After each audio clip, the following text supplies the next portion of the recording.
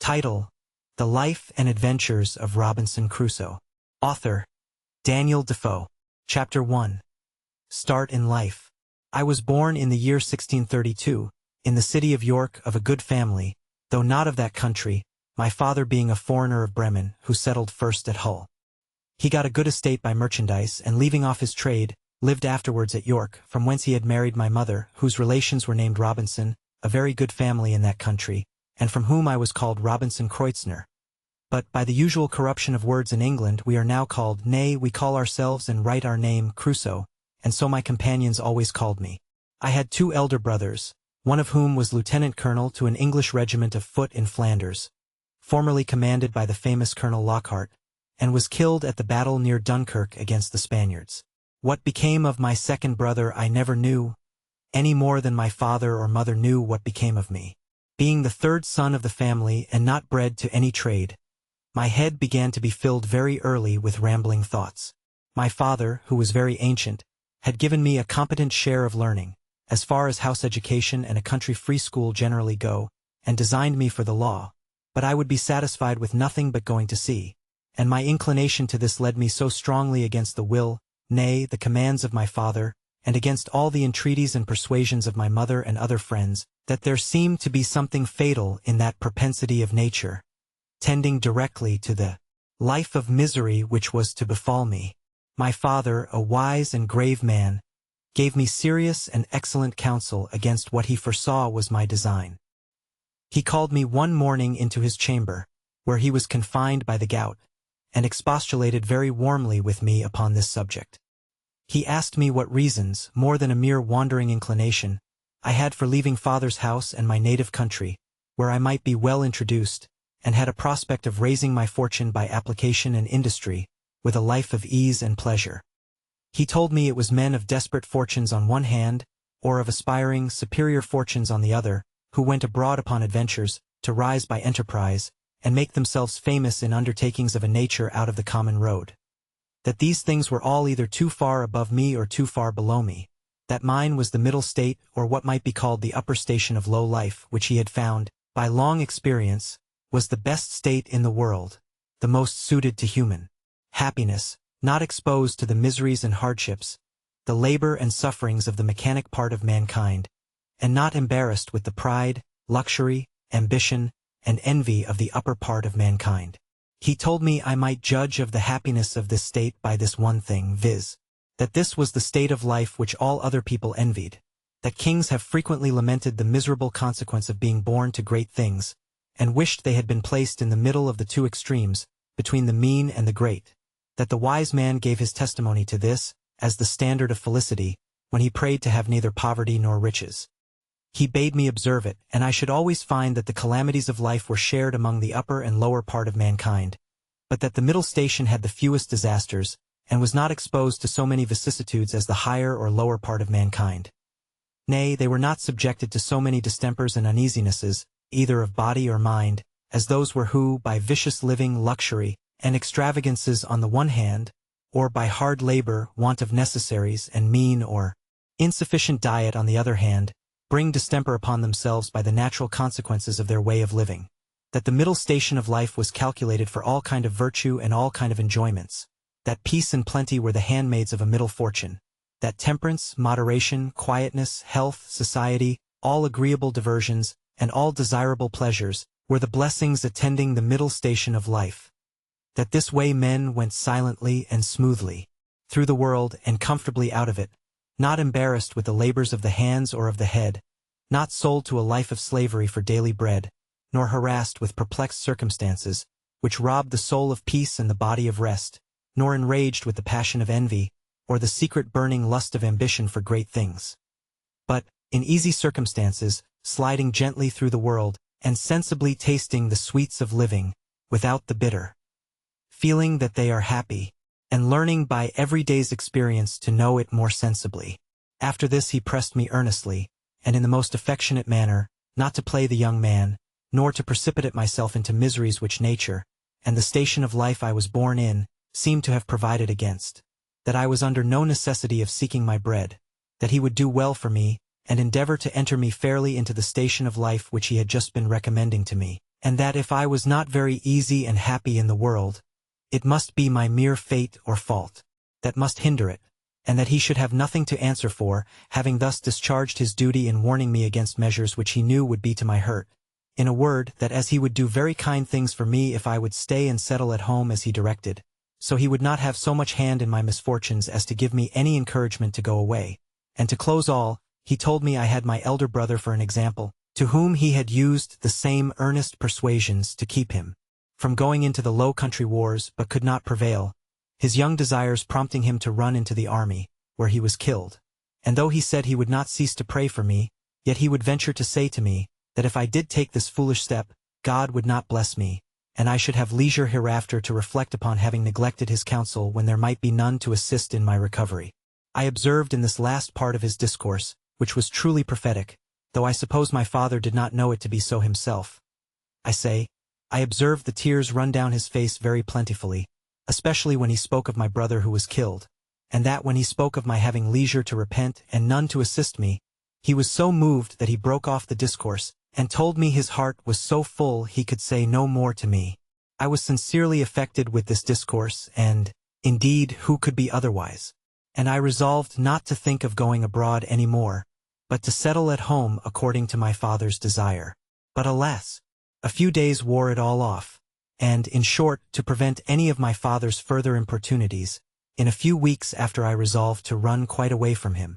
However, I did not act quite so hastily as the first heat of my resolution prompted, but I took my mother at a time when I thought her a little more pleasant than ordinary, and told her that my thoughts were so entirely bent upon seeing the world that I should never settle to anything with resolution enough to go through with it, and my father had better give me his consent than force me to go without it, that I was now 18 years old, which was too late to go apprentice to a trade or clerk, to an attorney, that I was sure if I did I should never serve out my time, but I should certainly run away from my master before my time was out and go to sea, and if she would speak to my father to let me go one voyage abroad, if I came home again and did not like it, I would go no more, and I would promise by a double diligence to recover the time that I had lost.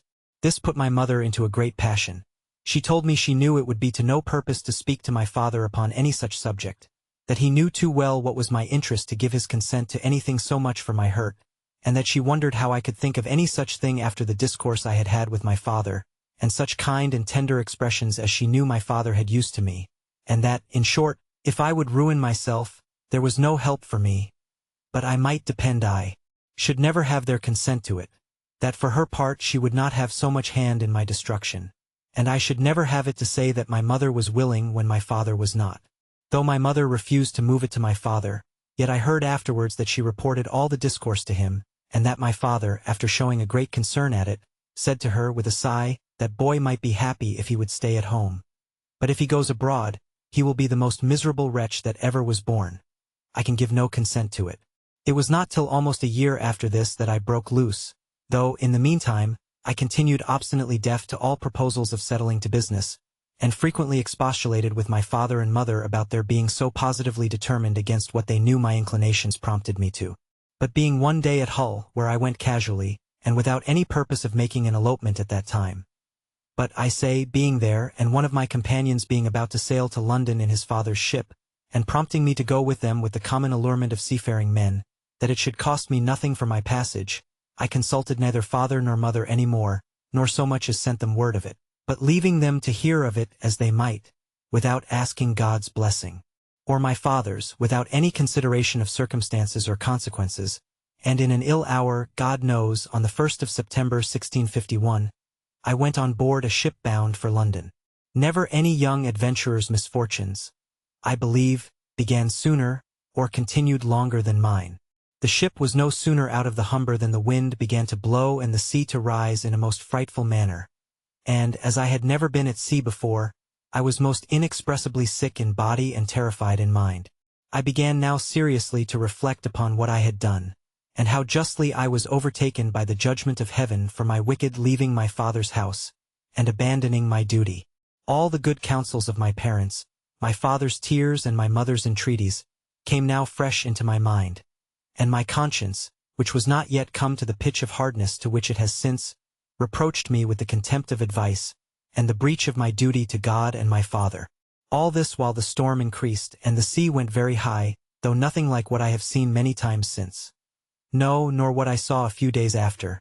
But it was enough to affect me then, who was but a young sailor, and had never known anything of the matter. I expected every wave would have swallowed us up, and that every time the ship fell down, as I thought it did, in the trough or hollow of the sea, we should never rise more. In this agony of mind, I made many vows and resolutions that if it would please God to spare my life in this one voyage, if ever I got once my foot upon dry land again, I would go directly home to my father, and never set it into a ship again while I lived, that I would take his advice, and never run myself into such miseries as these any more. Now I saw plainly the goodness of his observations about the middle station of life, how easy, how comfortably he had lived all his days, and never had been exposed to tempests at sea or troubles on shore. And I resolved that I would, like a true repenting prodigal, go home to my father. These wise and sober thoughts continued all the while the storm lasted, and indeed some time after. But the next day the wind was abated and the sea calmer, and I began to be a little inured to it. However, I was very grave for all that day, being also a little seasick still. But towards night the weather cleared up, the wind was quite over, and a charming fine evening followed. The sun went down perfectly clear, and rose so the next morning. And having little or no wind, and a smooth sea, the sun shining upon it, the sight was, as I thought, the most delightful that ever I saw. I had slept well in the night, and was now no more seasick, but very cheerful, looking with wonder upon the sea that was so rough and terrible the day before, and could be so calm and so pleasant in so little a time after. And now, lest my good resolutions should continue, my companion, who had enticed me away, comes to me. "Well, Bob," says he, clapping me upon the shoulder, "how do you do after it? I warrant you were fright, warrant you, last night, when it blew but a capful of wind." "A capful, d'you call it?" said I. "'Twas a terrible storm." "A storm, you fool you," replies he. "Do you call that a storm? Why, it was nothing at all. Give us but a good ship and sea-room, and we think nothing of such a squall of wind as that. But you're but a fresh-water sailor, Bob.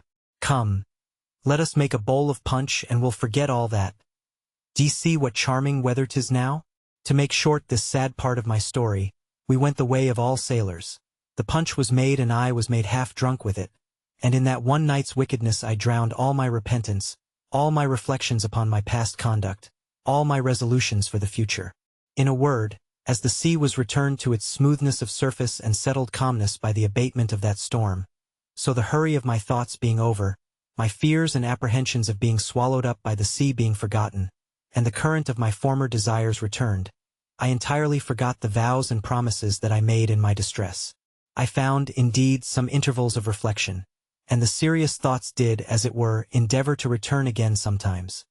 But I shook them off and roused myself from them as it were from a distemper, and applying myself to drinking and company, soon mastered the return of those fits, for so I called them, and I had in 5 or 6 days got as complete a victory over conscience as any young fellow that resolved not to be troubled with it could desire. But I was to have another trial for it still, and Providence, as in such cases generally it does, resolved to leave me entirely without excuse. For if I would not take this for a deliverance, the next was to be such a one as the worst and most hardened wretch among us would confess both the danger and the mercy of. The 6th day of our being at sea we came into Yarmouth Roads. The wind having been contrary and the weather calm, we had made but little way since the storm. Here we were obliged to come to an anchor, and here we lay, the wind continuing contrary, viz. at southwest, for 7 or 8 days, during which time a great many ships from Newcastle came into the same roads, as the common harbor where the ships might wait for a wind for the river. We had not, however, rid here so long but we should have tided it up the river, but that the wind blew too fresh, and after we had lain 4 or 5 days, blew very hard. However, the roads being reckoned as good as a harbor, the anchorage good, and our ground tackle very strong, our men were unconcerned, and not in the least apprehensive of danger, but spent the time in rest and mirth after the manner of the sea. But the 8th day, in the morning, the wind increased, and we had all hands at work to strike our topmasts, and make everything snug and close, that the ship might ride as easy as possible. By noon the sea went very high indeed, and our ship rode forecastle in, shipped several seas, and we thought once or twice our anchor had come home, upon which our master ordered out the sheet anchor, so that we rode with 2 anchors ahead, and the cables veered out to the bitter end. By this time it blew a terrible storm indeed. And now I began to see terror and amazement in the faces even of the seamen themselves. The master, though vigilant in the business of preserving the ship, yet as he went in and out of his cabin by me, I could hear him softly to himself say, several times, Lord, be merciful to us. We shall be all lost. We shall be all undone. And the like. During these first hurries I was stupid, lying still in my cabin, which was in the steerage, and cannot describe my temper. I could ill resume the first penitence which I had so apparently trampled upon and hardened myself against. I thought the bitterness of death had been past, and that this would be nothing like the first. But when the master himself came by me, as I said just now, and said we should be all lost, I was dreadfully frightened. I got up out of my cabin and looked out, but such a dismal sight I never saw. The sea ran mountains high, and broke upon us every 3 or 4 minutes. When I could look about, I could see nothing but distress round us. 2 ships that rode near us, we found, had cut their masts by the board, being deep laden. And our men cried out that a ship which rode about a mile ahead of us was foundered. 2 more ships, being driven from their anchors, were run out of the roads to sea, at all adventures, and that with not a mast standing. The light ships fared the best, as not so much laboring in the sea. But 2 or 3 of them drove and came close by us, running away with only their spritsail out before the wind. Towards evening the mate and boatswain begged the master of our ship to let them cut away the foremast, which he was very unwilling to do. But the boatswain protesting to him that if he did not the ship would founder, he consented. And when they had cut away the foremast, the mainmast stood so loose and shook the ship so much, they were obliged to cut that away also and make a clear deck. Any one may judge what a condition I must be in at all this, who was but a young sailor, and who had been in such a fright before at but a little. But if I can express at this distance the thoughts I had about me at that time, I was in tenfold more horror of mind upon account of my former convictions, and the having returned from them to the resolutions I had wickedly taken at first, than I was at death itself. And these, added to the terror of the storm, put me into such a condition that I can by no words describe it. But the worst was not come yet. The storm continued with such fury that the seamen themselves acknowledged they had never seen a worse. We had a good ship, but she was deep laden, and wallowed in the sea, so that the seamen every now and then cried out she would founder. It was my advantage in one respect, that I did not know what they meant by founder till I inquired. However, the storm was so violent that I saw, what is not often seen, the master, the boatswain, and some others more sensible than the rest, at their prayers, and expecting every moment when the ship would go to the bottom. In the middle of the night, and under all the rest of our distresses, one of the men that had been down to see cried out we had sprung a leak. Another said there was 4 feet water in the hold. Then all hands were called to the pump. At that word, my heart, as I thought, died within me, and I fell backwards upon the side of my bed where I sat, into the cabin. However, the men roused me, and told me that I, that was able to do nothing before, was as well able to pump as another, at which I stirred up and went to the pump and worked very heartily. While this was doing, the master, seeing some light colliers, who, not able to ride out the storm, were obliged to slip and run away to sea, and would come near us, ordered to fire a gun as a signal of distress. I, who knew nothing what they meant, thought the ship had broken, or some dreadful thing happened. In a word, I was so surprised that I fell down in a swoon. As this was a time when everybody had his own life to think of, nobody minded me or what was become of me. But another man stepped up to the pump, and thrusting me aside with his foot, let me lie, thinking I had been dead, and it was a great while before I came to myself. We worked on, but the water increasing in the hold, it was apparent that the ship would founder, and though the storm began to abate a little, yet it was not possible she could swim till we might run into any port. So the master continued firing guns for help, and a light ship, who had rid it out just ahead of us, ventured a boat out to help us. It was with the utmost hazard the boat came near us, but it was impossible for us to get on board, or for the boat to lie near the ship's side, till at last the men rowing very heartily, and venturing their lives to save ours, our men cast them a rope over the stern with a buoy to it, and then veered it out a great length, which they, after much labor and hazard, took hold of, and we hauled them close under our stern, and got all into their boat. It was to no purpose for them or us, after we were in the boat, to think of reaching their own ship. So all agreed to let her drive, and only to pull her in towards shore as much as we could, and our master promised them that if the boat was staved upon shore, he would make it good to their master. So partly rowing and partly driving, our boat went away to the northward, sloping towards the shore almost as far as Winterton Ness. We were not much more than a quarter of an hour out of our ship till we saw her sink, and then I understood for the first time what was meant by a ship foundering in the sea. I must acknowledge I had hardly eyes to look up when the seamen told me she was sinking. For from the moment that they rather put me into the boat than that I might be said to go in, my heart was, as it were, dead within me, partly with fright, partly with horror of mind, and the thoughts of what was yet before me.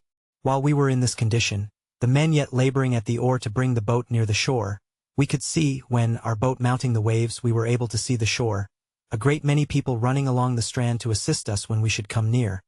But we made but slow way towards the shore, nor were we able to reach the shore till, being past the lighthouse at Winterton, the shore falls off to the westward towards Cromer, and so the land broke off a little the violence of the wind.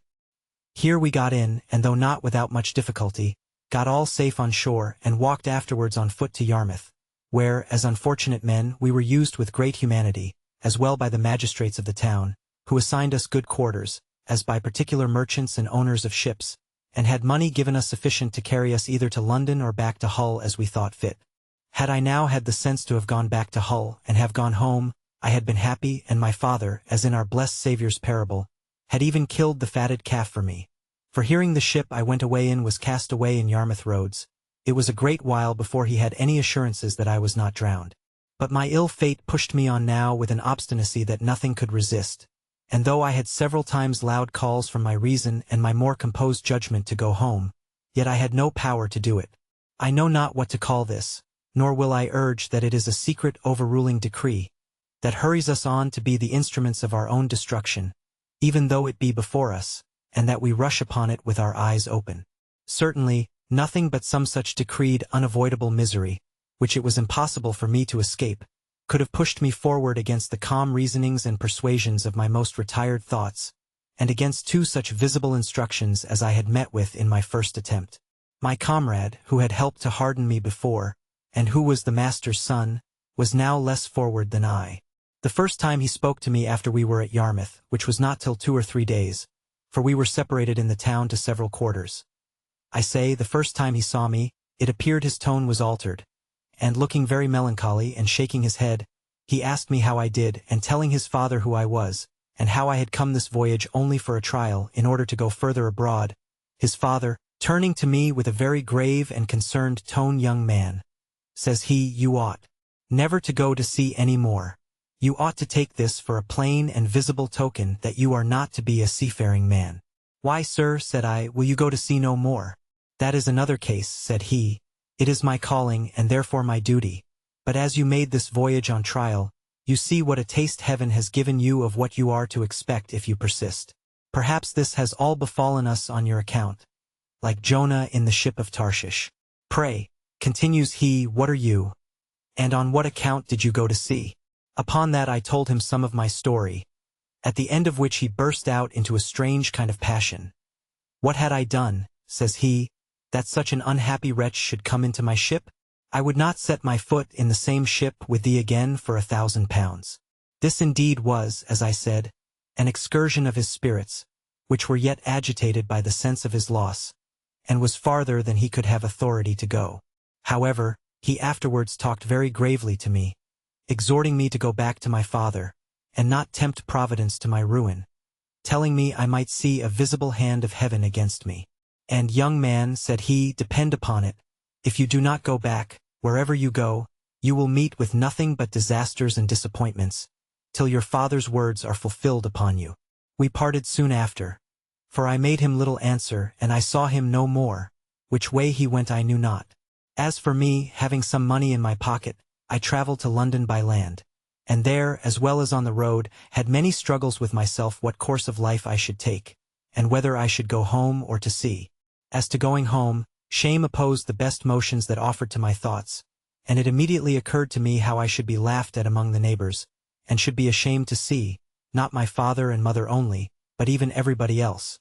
From whence I have since often observed, how incongruous and irrational the common temper of mankind is, especially of youth, to that reason which ought to guide them in such cases, viz., that they are not ashamed to sin, and yet are ashamed to repent.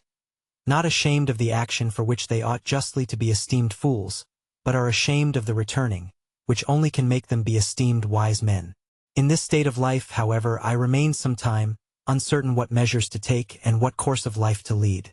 An irresistible reluctance continued to going home, and as I stayed away a while, the remembrance of the distress I had been in wore off, and as that abated, the little motion I had in my desires to return wore off with it, till at last I quite laid aside the thoughts of it, and looked out for a voyage. Chapter 2. Slavery and Escape. That evil influence which carried me first away from my father's house, which hurried me into the wild and indigested notion of raising my fortune, and that impressed those conceits so forcibly upon me as to make me deaf to all good advice, and to the entreaties and even the commands of my father. I say, the same influence, whatever it was, presented the most unfortunate of all enterprises to my view, and I went on board a vessel bound to the coast of Africa, or, as our sailors vulgarly called it, a voyage to Guinea. It was my great misfortune that in all these adventures I did not ship myself as a sailor, when, though I might indeed have worked a little harder than ordinary, yet at the same time I should have learnt the duty and office of a foremast man, and in time might have qualified myself for a mate or lieutenant, if not for a master. But as it was always my fate to choose for the worse, so I did here. For having money in my pocket and good clothes upon my back, I would always go on board in the habit of a gentleman, and so I neither had any business in the ship nor learned to do any. It was my lot first of all to fall into pretty good company in London, which does not always happen to such loose and misguided young fellows as I then was, the devil generally not omitting to lay some snare for them very early. But it was not so with me.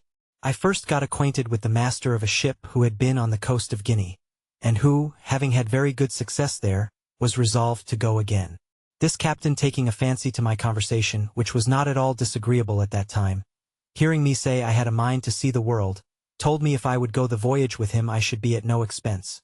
I should be his messmate and his companion, and if I could carry anything with me, I should have all the advantage of it that the trade would admit, and perhaps I might meet with some encouragement.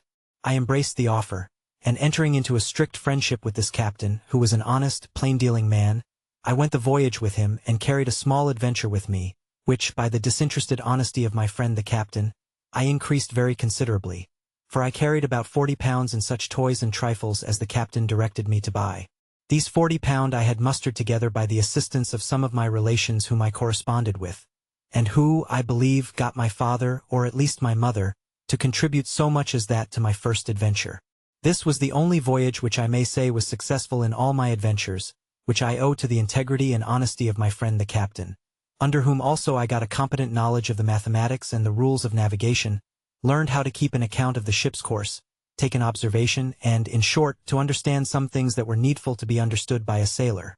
For, as he took delight to instruct me, I took delight to learn, and, in a word, this voyage made me both a sailor and a merchant, for I brought home £5 9 ounces of gold dust for my adventure, which yielded me in London, at my return, almost £300, and this filled me with those aspiring thoughts which have since so completed my ruin.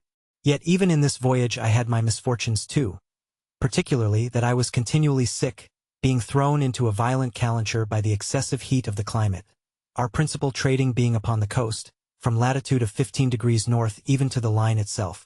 I was now set up for a Guinea trader, and my friend, to my great misfortune, dying soon after his arrival, I resolved to go the same voyage again, and I embarked in the same vessel with one who was his mate in the former voyage, and had now got the command of the ship.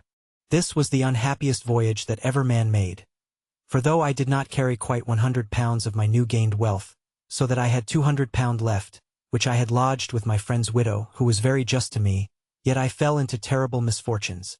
The first was this: our ship, making her course towards the Canary Islands, or rather between those islands and the African shore, was surprised in the grey of the morning by a Turkish rover of Sallee, who gave chase to us with all the sail she could make. We crowded also as much canvas as our yards would spread, or our masts carry, to get clear. But finding the pirate gained upon us and would certainly come up with us in a few hours, we prepared to fight, our ship having 12 guns and the rogue 18. About 3 in the afternoon he came up with us, and bringing to, by mistake, just athwart our quarter instead of athwart our stern as he intended, we brought 8 of our guns to bear on that side, and poured in a broadside upon him, which made him sheer off again, after returning our fire and pouring in also his small shot from near 200 men which he had on board. However, we had not a man touched, all our men keeping close. He prepared to attack us again and we to defend ourselves. But laying us on board the next time upon our other quarter, he entered 60 men upon our decks, who immediately fell to cutting and hacking the sails and rigging. We plied them with small shot, half-pikes, powder chests, and such like, and cleared our deck of them twice. However, to cut short this melancholy part of our story, our ship being disabled and 3 of our men killed and 8 wounded, we were obliged to yield and were carried all prisoners into Sallee, a port belonging to the Moors. The usage I had there was not so dreadful as at first I apprehended. Nor was I carried up the country to the emperor's court, as the rest of our men were, but was kept by the captain of the rover as his proper prize, and made his slave, being young and nimble and fit for his business. At this surprising change of my circumstances, from a merchant to a miserable slave, I was perfectly overwhelmed. And now I looked back upon my father's prophetic discourse to me, that I should be miserable and have none to relieve me, which I thought was now so effectually brought to pass that I could not be worse. For now the hand of heaven had overtaken me, and I was undone without redemption. But, alas! This was but a taste of the misery I was to go through, as will appear in the sequel of this story. As my new patron, or master, had taken me home to his house, so I was in hopes that he would take me with him when he went to sea again, believing that it would some time or other be his fate to be taken by a Spanish or Portugal man of war, and that then I should be set at liberty. But this hope of mine was soon taken away, for when he went to sea, he left me on shore to look after his little garden, and do the common drudgery of slaves about his house. And when he came home again from his cruise, he ordered me to lie in the cabin to look after the ship. Here I meditated nothing but my escape and what method I might take to effect it, but found no way that had the least probability in it. Nothing presented to make the supposition of it rational, for I had nobody to communicate it to that would embark with me, no fellow slave, no Englishman, Irishman, or Scotchman there but myself, so that for 2 years, though I often pleased myself with the imagination, yet I never had the least encouraging prospect of putting it in practice. After about 2 years, an odd circumstance presented itself, which put the old thought of making some attempt for my liberty again in my head. My patron lying at home longer than usual without fitting out his ship, which, as I heard, was for want of money, he used constantly, once or twice a week, sometimes oftener if the weather was fair, to take the ship's pinnace and go out into the road a fishing. And as he always took me and young Moresco with him to row the boat, we made him very merry, and I proved very dexterous in catching fish, insomuch that sometimes he would send me with a Moor, one of his kinsmen, and the youth, the Moresco, as they called him, to catch a dish of fish for him. It happened one time that going a-fishing in a calm morning, a fog rose so thick that, though we were not half a league from the shore, we lost sight of it, and rowing we knew not whither or which way, we labored all day and all the next night, and when the morning came we found we had pulled off to sea instead of pulling in for the shore, and that we were at least 2 leagues from the shore. However, we got well in again, though with a great deal of labor and some danger. For the wind began to blow pretty fresh in the morning, but we were all very hungry. But our patron, warned by this disaster, resolved to take more care of himself for the future, and having lying by him the longboat of our English ship that he had taken, he resolved he would not go a-fishing any more without a compass and some provision. So he ordered the carpenter of his ship, who also was an English slave, to build a little stateroom or cabin, in the middle of the longboat, like that of a barge, with a place to stand behind it to steer, and haul home the mainsheet.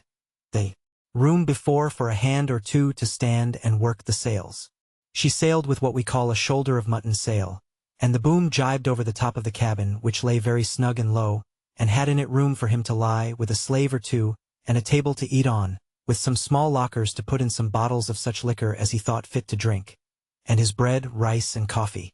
We went frequently out with this boat a-fishing, and as I was most dexterous to catch fish for him, he never went without me. It happened that he had appointed to go out in this boat, either for pleasure or for fish, with 2 or 3 Moors of some distinction in that place, and for whom he had provided extraordinarily, and had, therefore, sent on board the boat overnight a larger store of provisions than ordinary, and had ordered me to get ready 3 fusees with powder and shot, which were on board his ship, for that they designed some sport of fowling as well as fishing. I got all things ready as he had directed, and waited the next morning with the boat washed clean, her ancient and pendants out, and everything to accommodate his guests, when by and by my patron came on board alone, and told me his guests had put off going from some business that fell out, and ordered me, with the man and boy, as usual, to go out with the boat and catch them some fish, for that his friends were to sup at his house, and commanded that, as soon as I got some fish, I should bring it home to his house, all which I prepared to do. This moment my former notions of deliverance darted into my thoughts, for now I found I was likely to have a little ship at my command, and my master being gone, I prepared to furnish myself, not for fishing business but for a voyage, though I knew not, neither did I so much as consider whither I should steer. Anywhere to get out of that place was my desire. My first contrivance was to make a pretense to speak to this Moor, to get something for our subsistence on board, for I told him we must not presume to eat of our patron's bread. He said that was true.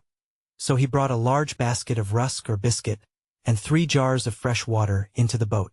I knew where my patron's case of bottles stood, which it was evident, by the make, were taken out of some English prize, and I conveyed them into the boat while the Moor was on shore, as if they had been there before for our master. I conveyed also a great lump of beeswax into the boat, which weighed about 1/2 weight, with a parcel of twine or thread, a hatchet, a saw, and a hammer, all of which were of great use to us afterwards, especially the wax, to make candles. Another trick I tried upon him, which he innocently came into also. His name was Ismael, which they call Muley or Moly. So I called to him, "Moly," said I, "our patron's guns are on board the boat. Can you not get a little powder and shot? It may be we may kill some alchemies, a fowl like our curlews, for ourselves, for I know he keeps the gunner's stores in the ship." "Yes," says he, "I'll bring some." And accordingly he brought a great leather pouch which held 1.5 pounds of powder, or rather more, and another with shot that had 5 or 6 pounds, with some bullets, and put all into the boat. At the same time I had found some powder of my master's in the great cabin, with which I filled one of the large bottles in the case, which was almost empty, pouring what was in it into another, and thus furnished with everything needful, we sailed out of the port to fish. The castle, which is at the entrance of the port, knew who we were and took no notice of us, and we were not above a mile out of the port before we hauled in our sail and set us down to fish. The wind blew from the Enemy, which was contrary to my desire, for had it blown southerly I had been sure to have made the coast of Spain, and at least reached to the Bay of Cadiz. But my resolutions were, blow which way it would, I would be gone from that horrid place where I was, and leave the rest to fate. After we had fished some time and caught nothing, for when I had fish on my hook I would not pull them up, that he might not see them, I said to the Moor, "This will not do. Our master will not be thus served. We must stand farther off." He, thinking no harm, agreed, and being in the head of the boat, set the sails. And as I had the helm, I ran the boat out near a league farther, and then brought her to as if I would fish, when, giving the boy the helm, I stepped forward to where the Moor was, and making as if I stooped for something behind him, I took him by surprise with my arm under his waist, and tossed him clear overboard into the sea. He rose immediately, for he swam like a cork, and called to me, begged to be taken in, told me he would go all over the world with me. He swam so strong after the boat that he would have reached me very quickly, there being but little wind, upon which I stepped into the cabin, and fetching one of the fowling pieces, I presented it at him, and told him I had done him no hurt, and if he would be quiet I would do him none. "But," said I, "you swim well enough to reach to the shore, and the sea is calm. Make the best of your way to shore, and I will do you no harm. But if you come near the boat I'll shoot you through the head, for I am resolved to have my liberty." So he turned himself about and swam for the shore, and I make no doubt but he reached it with ease, for he was an excellent swimmer. I could have been content to have taken this Moor with me, and have drowned the boy, but there was no venturing to trust him. When he was gone, I turned to the boy whom they called Xury, and said to him, "Xury, if you will be faithful to me, I'll make you a great man. But if you will not stroke your face to be true to me, that is, swear by Mahomet and his father's beard, I must throw you into the sea too." The boy smiled in my face, and spoke so innocently that I could not distrust him, and swore to be faithful to me, and go all over the world with me.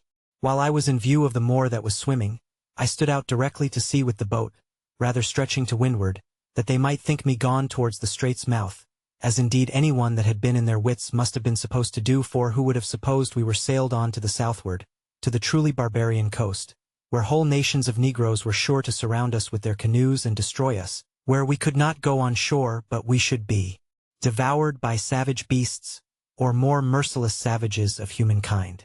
But as soon as it grew dusk in the evening, I changed my course and steered directly south and by east, bending my course a little towards the east, that I might keep in with the shore, and having a fair, fresh gale of wind and a smooth, quiet sea, I made such sail that I believe by the next day At 3 o'clock in the afternoon, when I first made the land, I could not be less than 150 miles south of Selly, quite beyond the Emperor of Morocco's dominions, or indeed of any other king thereabouts, for we saw no people. Yet such was the fright I had taken of the Moors, and the dreadful apprehensions I had of falling into their hands, that I would not stop or go on shore or come to an anchor, the wind continuing fair till I had sailed in that manner 5 days. And then the wind shifting to the southward, I concluded also that if any of our vessels were in chase of me, they also would now give over.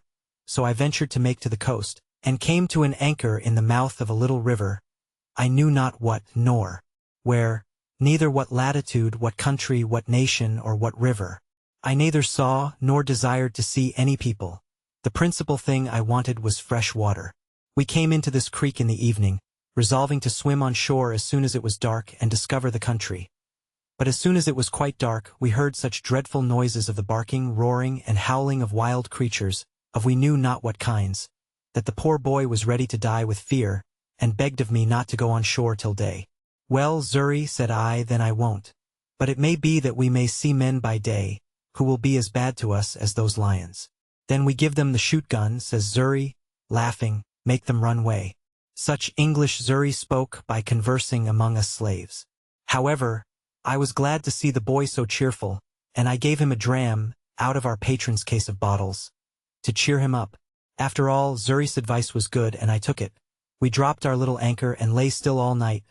I say still, for we slept none. For in 2 or 3 hours we saw vast great creatures, we knew not what to call them, of many sorts, come down to the seashore and run into the water, wallowing and washing themselves for the pleasure of cooling themselves. And they made such hideous howlings and yellings, that I never indeed heard the like. Xury was dreadfully fright, and indeed so was I too. But we were both more fright when we heard one of these mighty creatures come swimming towards our boat. We could not see him, but we might hear him by his blowing to be a monstrous, huge, and furious beast. Xury said it was a lion, and it might be so for aught I know. But poor Xury cried to me to weigh the anchor and row away. But it is impossible to describe the horrid noises, and hideous cries and howlings that were raised, as well upon the edge of the shore as higher within the country, upon the noise or report of the gun, a thing I have some reason to believe those creatures had never heard before. This convinced me that there was no going on shore for us in the night on that coast, and how to venture on shore in the day was another question too, for to have fallen into the hands of any of the savages had been as bad as to have fallen into the hands of the lions and tigers. At least we were equally apprehensive of the danger of it. Be that as it would, we were obliged to go on shore somewhere or other for water, for we had not a pint left in the boat. When and where to get to it was the point. Xury said, if I would let him go on shore with one of the jars, he would find if there was any water and bring some to me. I asked him why he would go, why I should not go and he stay in the boat. The boy answered with so much affection as made me love him ever after. Says he, if wild mans come, they eat me, you go way. Well, Xury, said I, we will both go, and if the wild mans come, we will kill them. They shall eat neither of us. So I gave Xury a piece of rusk bread to eat, and a dram out of our patron's case of bottles which I mentioned before, and we hauled the boat in as near the shore as we thought was proper, and so waited on shore, carrying nothing but our arms and 2 jars for water. I did not care to go out of sight of the boat, fearing the coming of canoes with savages down the river. But the boy, seeing a low place about a mile up the country, rambled to it, and by I saw him come running towards me. I thought he was pursued by some savage or fright with some wild beast, and I ran forward towards him to help him. But when I came nearer to him I saw something hanging over his shoulders, which was a creature that he had shot, like a hare, but different in color and longer legs. However, we were very glad of it, and it was very good meat. But the great joy that poor Xury came with, was to tell me he had found good water and seen no wild mans. But we found afterwards that we need not take such pains for water, for a little higher up the creek where we were we found the water fresh when the tide was out, which flowed but a little way up. So we filled our jars and feasted on the hare he had killed, and prepared to go on our way, having seen no footsteps of any human creature in that part of the country. As I had been one voyage to this coast before, I knew very well that the islands of the Canaries, and the Cape de Verde Islands also, lay not far off from the coast. But as I had no instruments to take an observation to know what latitude we were in, and not exactly knowing, or at least remembering, what latitude they were in, I knew not where to look for them or when to stand off to sea towards them. otherwise I might now easily have found some of these islands. But my hope was that if I stood along this coast till I came to that part where the English traded, I should find some of their vessels upon their usual design of trade, that would relieve and take us in. By the best of my calculation, that place where I now was must be that country which, lying between the Emperor of Morocco's dominions and the Negroes, lies waste and uninhabited, except by wild beasts, the Negroes having abandoned it and gone farther south for fear of the Moors, and the Moors not thinking it worth inhabiting by reason of its barrenness, and indeed, both forsaking it because of the prodigious number of tigers, lions, leopards, and other furious creatures which harbor there. So, that the Moors use it for their hunting only, where they go like an army, 2,000 or 3,000 men at a time, and indeed for near 100 miles together upon this coast we saw nothing but a waste, uninhabited country by day, and heard nothing but howlings and roaring of wild beasts by night. Once or twice in the daytime I thought I saw the Pico of Tenerife, being the high top of the mountain Tenerife in the Canaries, and had a great mind to venture out, in hopes of reaching thither. But having tried twice, I was forced in again by contrary winds, the sea also going too high for my little vessel.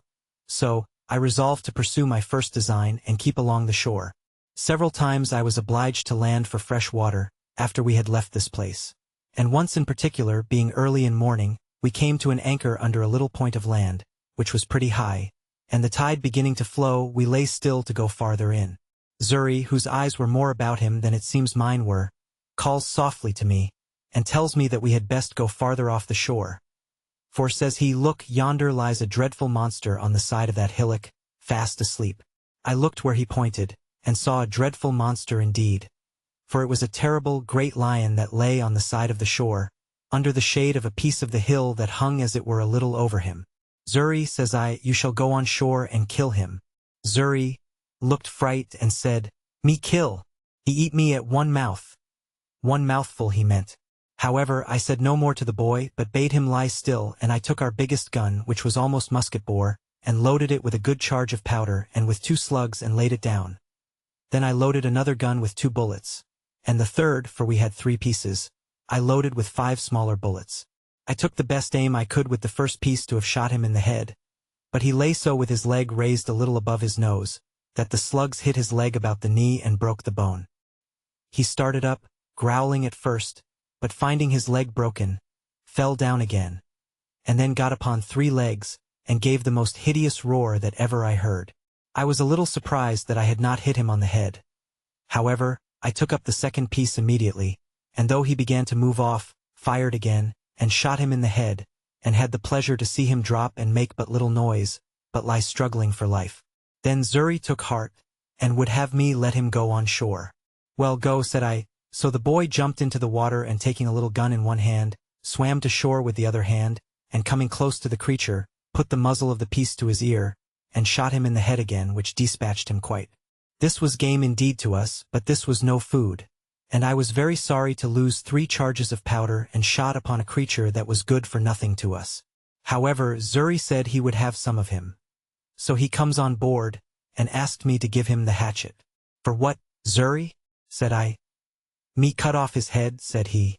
However, Xury could not cut off his head, but he cut off a foot, and brought it with him, and it was a monstrous great one. I bethought myself, however, that perhaps the skin of him might, one way or other, be of some value to us, and I resolved to take off his skin if I could. So Xury and I went to work with him. But Xury was much the better workman at it, for I knew very ill how to do it. Indeed, it took us both up the whole day, but at last we got off the hide of him, and spreading it on the top of our cabin, the sun effectually dried it in 2 days' time, and it afterwards served me to lie upon. Chapter 3. Wrecked on a desert island. After this stop, we made on to the southward continually for 10 or 12 days, living very sparingly on our provisions, which began to abate very much, and going no oftener to the shore than we were obliged to for fresh water. My design in this was to make the river Gambia or Senegal, that is to say anywhere about the Cape de Verde, where I was in hopes to meet with some European ship, and if I did not, I knew not what course I had to take, but to seek for the islands or perish there among the Negroes. I knew that all the ships from Europe which sailed either to the coast of Guinea or to Brazil, or to the East Indies, made this cape or those islands. And, in a word, I put the whole of my fortune upon this single point, either that I must meet with some ship or must perish. When I had pursued this resolution about 10 days longer, as I have said, I began to see that the land was inhabited, and in 2 or 3 places as we sailed by, we saw people stand upon the shore to look at us. We could also perceive they were quite black and naked. I was once inclined to have gone on shore to them, but Zuri was my better counselor and said to me, "No go, no go." However, I hauled in nearer the shore that I might talk to them, and I found they ran along the shore by me a good way. I observed they had no weapons in their hand except one who had a long slender stick which Zuri said was a lance, and that they could throw them a great way with good aim. So I kept at a distance but talked with them by signs as well as I could, and particularly made signs for something to eat. They beckoned to me to stop my boat and they would fetch me some meat. Upon this I lowered the top of my sail and lay by, and 2 of them ran up into the country, and in less than half an hour came back and brought with them 2 pieces of dried flesh and some corn, such as is the produce of their country. But we neither knew what the one or the other was. However, we were willing to accept it, but how to come at it was our next dispute, for I would not venture on shore to them, and they were as much afraid of us. But they took a safe way for us all, for they brought it to the shore and laid it down, and went and stood a great way off till we fetched it on board, and then came close to us again. We made signs of thanks to them, for we had nothing to make them amends. But an opportunity offered that very instant to oblige them wonderfully. For while we were lying by the shore came 2 mighty creatures, one pursuing the other, as we took it, with great fury from the mountains towards the sea. Whether it was the male pursuing the female, or whether they were in sport or in rage, we could not tell, any more than we could tell whether it was usual or strange. But I believe it was the latter, because, in the first place, those ravenous creatures seldom appear but in the night, and, in the second place, we found the people terribly frightened, especially the women. The man that had the lance or dart did not fly from them, but the rest did. However, as the 2 creatures ran directly into the water, they did not offer to fall upon any of the Negroes, but plunged themselves into the sea and swam about as if they had come for their diversion. At last one of them began to come nearer our boat than at first I expected. But I lay ready for him, for I had loaded my gun with all possible expedition, and bade Zuri load both the others. As soon as he came fairly within my reach, I fired, and shot him directly in the head. Immediately he sank down into the water, but rose instantly, and plunged up and down, as if he were struggling for life, and so indeed he was. He immediately made to the shore. But between the wound, which was his mortal hurt, and the strangling of the water, he died just before he reached the shore. It is impossible to express the astonishment of these poor creatures at the noise and fire of my gun. Some of them were even ready to die for fear, and fell down as dead with the very terror. But when they saw the creature dead, and sunk in the water, and that I made signs to them to come to the shore, they took heart and came and began to search for the creature. I found him by his blood staining the water, and by the help of a rope which I slung round him and gave the Negroes to haul, they dragged him on shore, and found that it was a most curious leopard, spotted and fine to an admirable degree, and the Negroes held up their hands with admiration, to think what it was I had killed him with.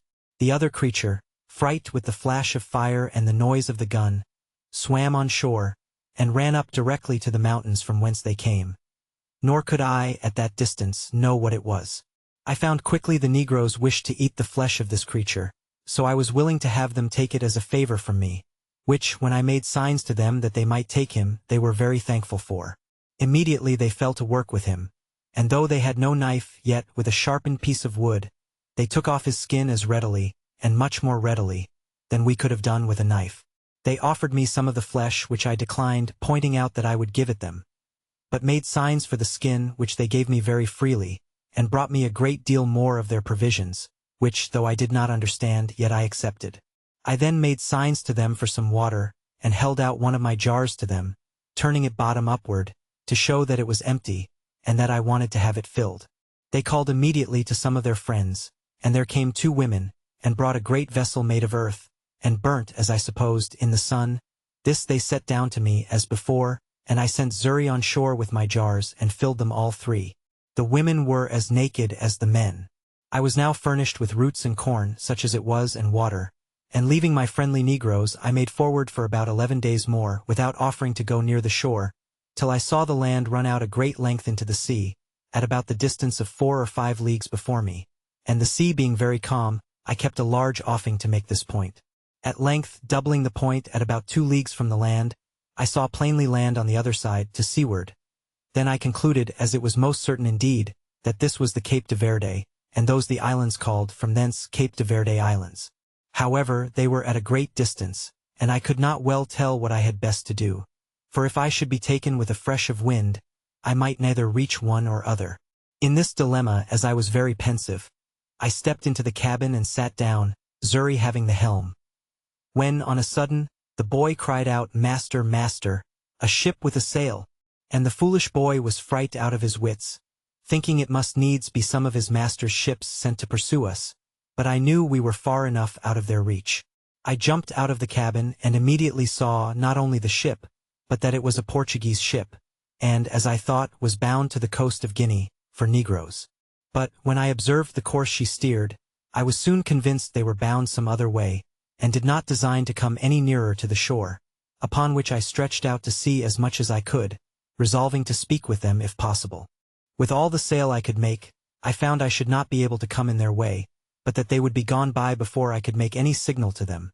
But after I had crowded to the utmost and began to despair, they, it seems, saw by the help of their glasses that it was some European boat, which they supposed must belong to some ship that was lost. So they shortened sail to let me come up. I was encouraged with this, and as I had my patron's ancient on board, I made a waft of it to them, for a signal of distress, and fired a gun, both which they saw. For they told me they saw the smoke, though they did not hear the gun. Upon these signals they very kindly brought to, and lay by for me, and in about 3 hours' time I came up with them. They asked me what I was, in Portuguese and in Spanish and in French, but I understood none of them. But at last a Scotch sailor, who was on board, called to me, and I answered him and told him I was an Englishman, that I had made my escape out of slavery from the Moors at Sallee. They then bade me come on board, and very kindly took me in and all my goods. It was an inexpressible joy to me, which anyone will believe, that I was thus delivered, as I esteemed it, from such a miserable and almost hopeless condition as I was in, and I immediately offered all I had to the captain of the ship as a return for my deliverance. But he generously told me he would take nothing from me, but that all I had should be delivered safe to me when I came to the Brazils. For, says he, I have saved your life on no other terms than I would be glad to be saved myself, and it may, one time or other, be my lot to be taken up in the same condition. Besides, said he, when I carry you to the Brazils, so great a way from your own country, if I should take from you what you have, you will be starved there, and then I only take away that life I have given. No, no, says he, Señor Inglese, Mr. Englishman, I will carry you thither in charity, and those things will help to buy your subsistence there, and your passage home again. As he was charitable in this proposal, so he was just in the performance to a tittle, for he ordered the seamen that none should touch anything that I had. Then he took everything into his own possession, and gave me back an exact inventory of them, that I might have them even to my 3 earthen jars. As to my boat, it was a very good one, and that he saw, and told me he would buy it of me for his ship's use, and asked me what I would have for it. I told him he had been so generous to me in everything that I could not offer to make any price of the boat, but left it entirely to him, upon which he told me he would give me a note of hand to pay me 80 pieces of 8 for it at Brazil, and when it came there, if anyone offered to give more, he would make it up. He offered me also 60 pieces of 8 more for my boy Xury, which I was loath to take. Not that I was unwilling to let the captain have him, but I was very loath to sell the poor boy's liberty, who had assisted me so faithfully in procuring my own. However, when I let him know my reason, he owned it to be just, and offered me this medium, that he would give the boy an obligation to set him free in 10 years, if he turned Christian. Upon this, and Xury saying he was willing to go to him, I let the captain have him. We had a very good voyage to the Brazils, and I arrived in the Bay de Todos los Santos, or All Saints Bay, in about 22 days after. And now I was once more delivered from the most miserable of all conditions of life, and what to do next with myself I was to consider. The generous treatment the captain gave me I can never enough remember. He would take nothing of me for my passage, gave me 20 ducats for the leopard's skin, and 40 for the lion's skin which I had in my boat, and caused everything I had in the ship to be punctually delivered to me, and what I was willing to sell he bought of me, such as the case of bottles, 2 of my guns, and a piece of the lump of beeswax, for I had made candles of the rest. In a word, I made about 220 pieces of 8 of all my cargo, and with this stock I went on shore in the Brazils. I had not been long here before I was recommended to the house of a good honest man like himself, who had an ingenio, as they call it, that is, a plantation and a sugar house. I lived with him some time and acquainted myself by that means with the manner of planting and making of sugar, and seeing how well the planters lived and how they got rich suddenly, I resolved, if I could get a license to settle there, I would turn planter among them. Resolving in the meantime to find out some way to get my money, which I had left in London, remitted to me. To this purpose, getting a kind of letter of naturalization, I purchased as much land that was uncured as my money would reach, and formed a plan for my plantation and settlement. Such a one as might be suitable to the stock which I proposed to myself to receive from England. I had a neighbor, a Portuguese, of Lisbon, but born of English parents, whose name was Wells, and in much such circumstances as I was. I call him my neighbor because his plantation lay next to mine, and we went on very sociably together. My stock was but low as well as his, and we rather planted for food than anything else, for about 2 years. However, we began to increase, and our land began to come into order. So that the 3rd year we planted some tobacco, and made each of us a large piece of ground ready for planting canes in the year to come. But we both wanted help, and now I found, more than before, I had done wrong in parting with my boy Zuri. But, alas! For me to do wrong that never did right was no great wonder. I had no remedy but to go on. I had got into an employment quite remote to my genius, and directly contrary to the life I delighted in, and for which I forsook my father's house, and broke through all his good advice. Nay, I was coming into the very middle station, or upper degree of low life, which my father advised me to before, and which, if I resolved to go on with, I might as well have stayed at home, and never have fatigued myself in the world as I had done. And I used often to say to myself, I could have done this as well in England among my friends as have gone 5,000 miles off to do it among strangers and savages, in a wilderness, and at such a distance as never to hear from any part of the world that had the least knowledge of me. In this manner I used to look upon my condition with the utmost regret. I had nobody to converse with, but now and then this neighbor. No work to be done, but by the labor of my hands. And I used to say, I lived just like a man cast away upon some desolate island, that had nobody there but himself. But how just has it been, and how should all men reflect, that when they compare their present conditions with others that are worse, heaven may oblige them to make the exchange, and be convinced of their former felicity by their experience. I say, how just has it been, that the truly solitary life I reflected on in an island of mere desolation should be my lot, who had so often unjustly compared it with the life which I then led, in which, had I continued, I had in all probability been exceeding prosperous and rich. I was in some degree settled in my measures for carrying on the plantation before my kind friend. The captain of the ship that took me up at sea went back, for the ship remained there, in providing his lading and preparing for his voyage nearly 3 months. When telling him what little stock I had left behind me in London, he gave me this friendly and sincere advice. Señor Inglese, says he, for so he always called me, if you will give me letters, and a procuration in form to me, with orders to the person who has your money in London to send your effects to Lisbon, to such persons as I shall direct, and in such goods as are proper for this country, I will bring you the produce of them, God willing, at my return. But since human affairs are all subject to changes and disasters, I would have you give orders but for £100 sterling, which, you say, is half your stock, and let the hazard be run for the first, so that, if it come safe, you may order the rest the same way, and, if it miscarry, you may have the other half to have recourse to for your supply. This was so wholesome advice, and looked so friendly, that I could not but be convinced it was the best course I could take. So I accordingly prepared letters to the gentlewoman with whom I had left my money, and a procuration to the Portuguese captain, as he desired. I wrote the English captain's widow a full account of all my adventures, my slavery, escape, and how I had met with the Portuguese captain at sea, the humanity of his behavior, and what condition I was now in, with all other necessary directions for my supply. And when this honest captain came to Lisbon, he found means, by some of the English merchants there, to send over, not the order only, but a full account of my story to a merchant in London, who represented it effectually to her. Whereupon she not only delivered the money, but out of her own pocket sent the Portugal captain a very handsome present for his humanity and charity to me. The merchant in London, vesting this £100 in English goods, such as the captain had written for, sent them directly to him at Lisbon, and he brought them all safe to me to the Brazils, among which, without my direction, for I was too young in my business to think of them, he had taken care to have all sorts of tools, ironwork, and utensils necessary for my plantation, and which were of great use to me. When this cargo arrived I thought my fortune made, for I was surprised with the joy of it.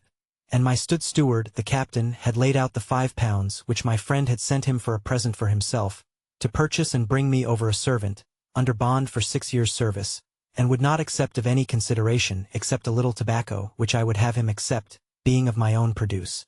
Neither was this all, for my goods being all English manufacture, such as cloths, stuffs, baize, and things particularly valuable and desirable in the country, I found means to sell them to a very great advantage, so that I might say I had more than 4 times the value of my first cargo, and was now infinitely beyond my poor neighbor.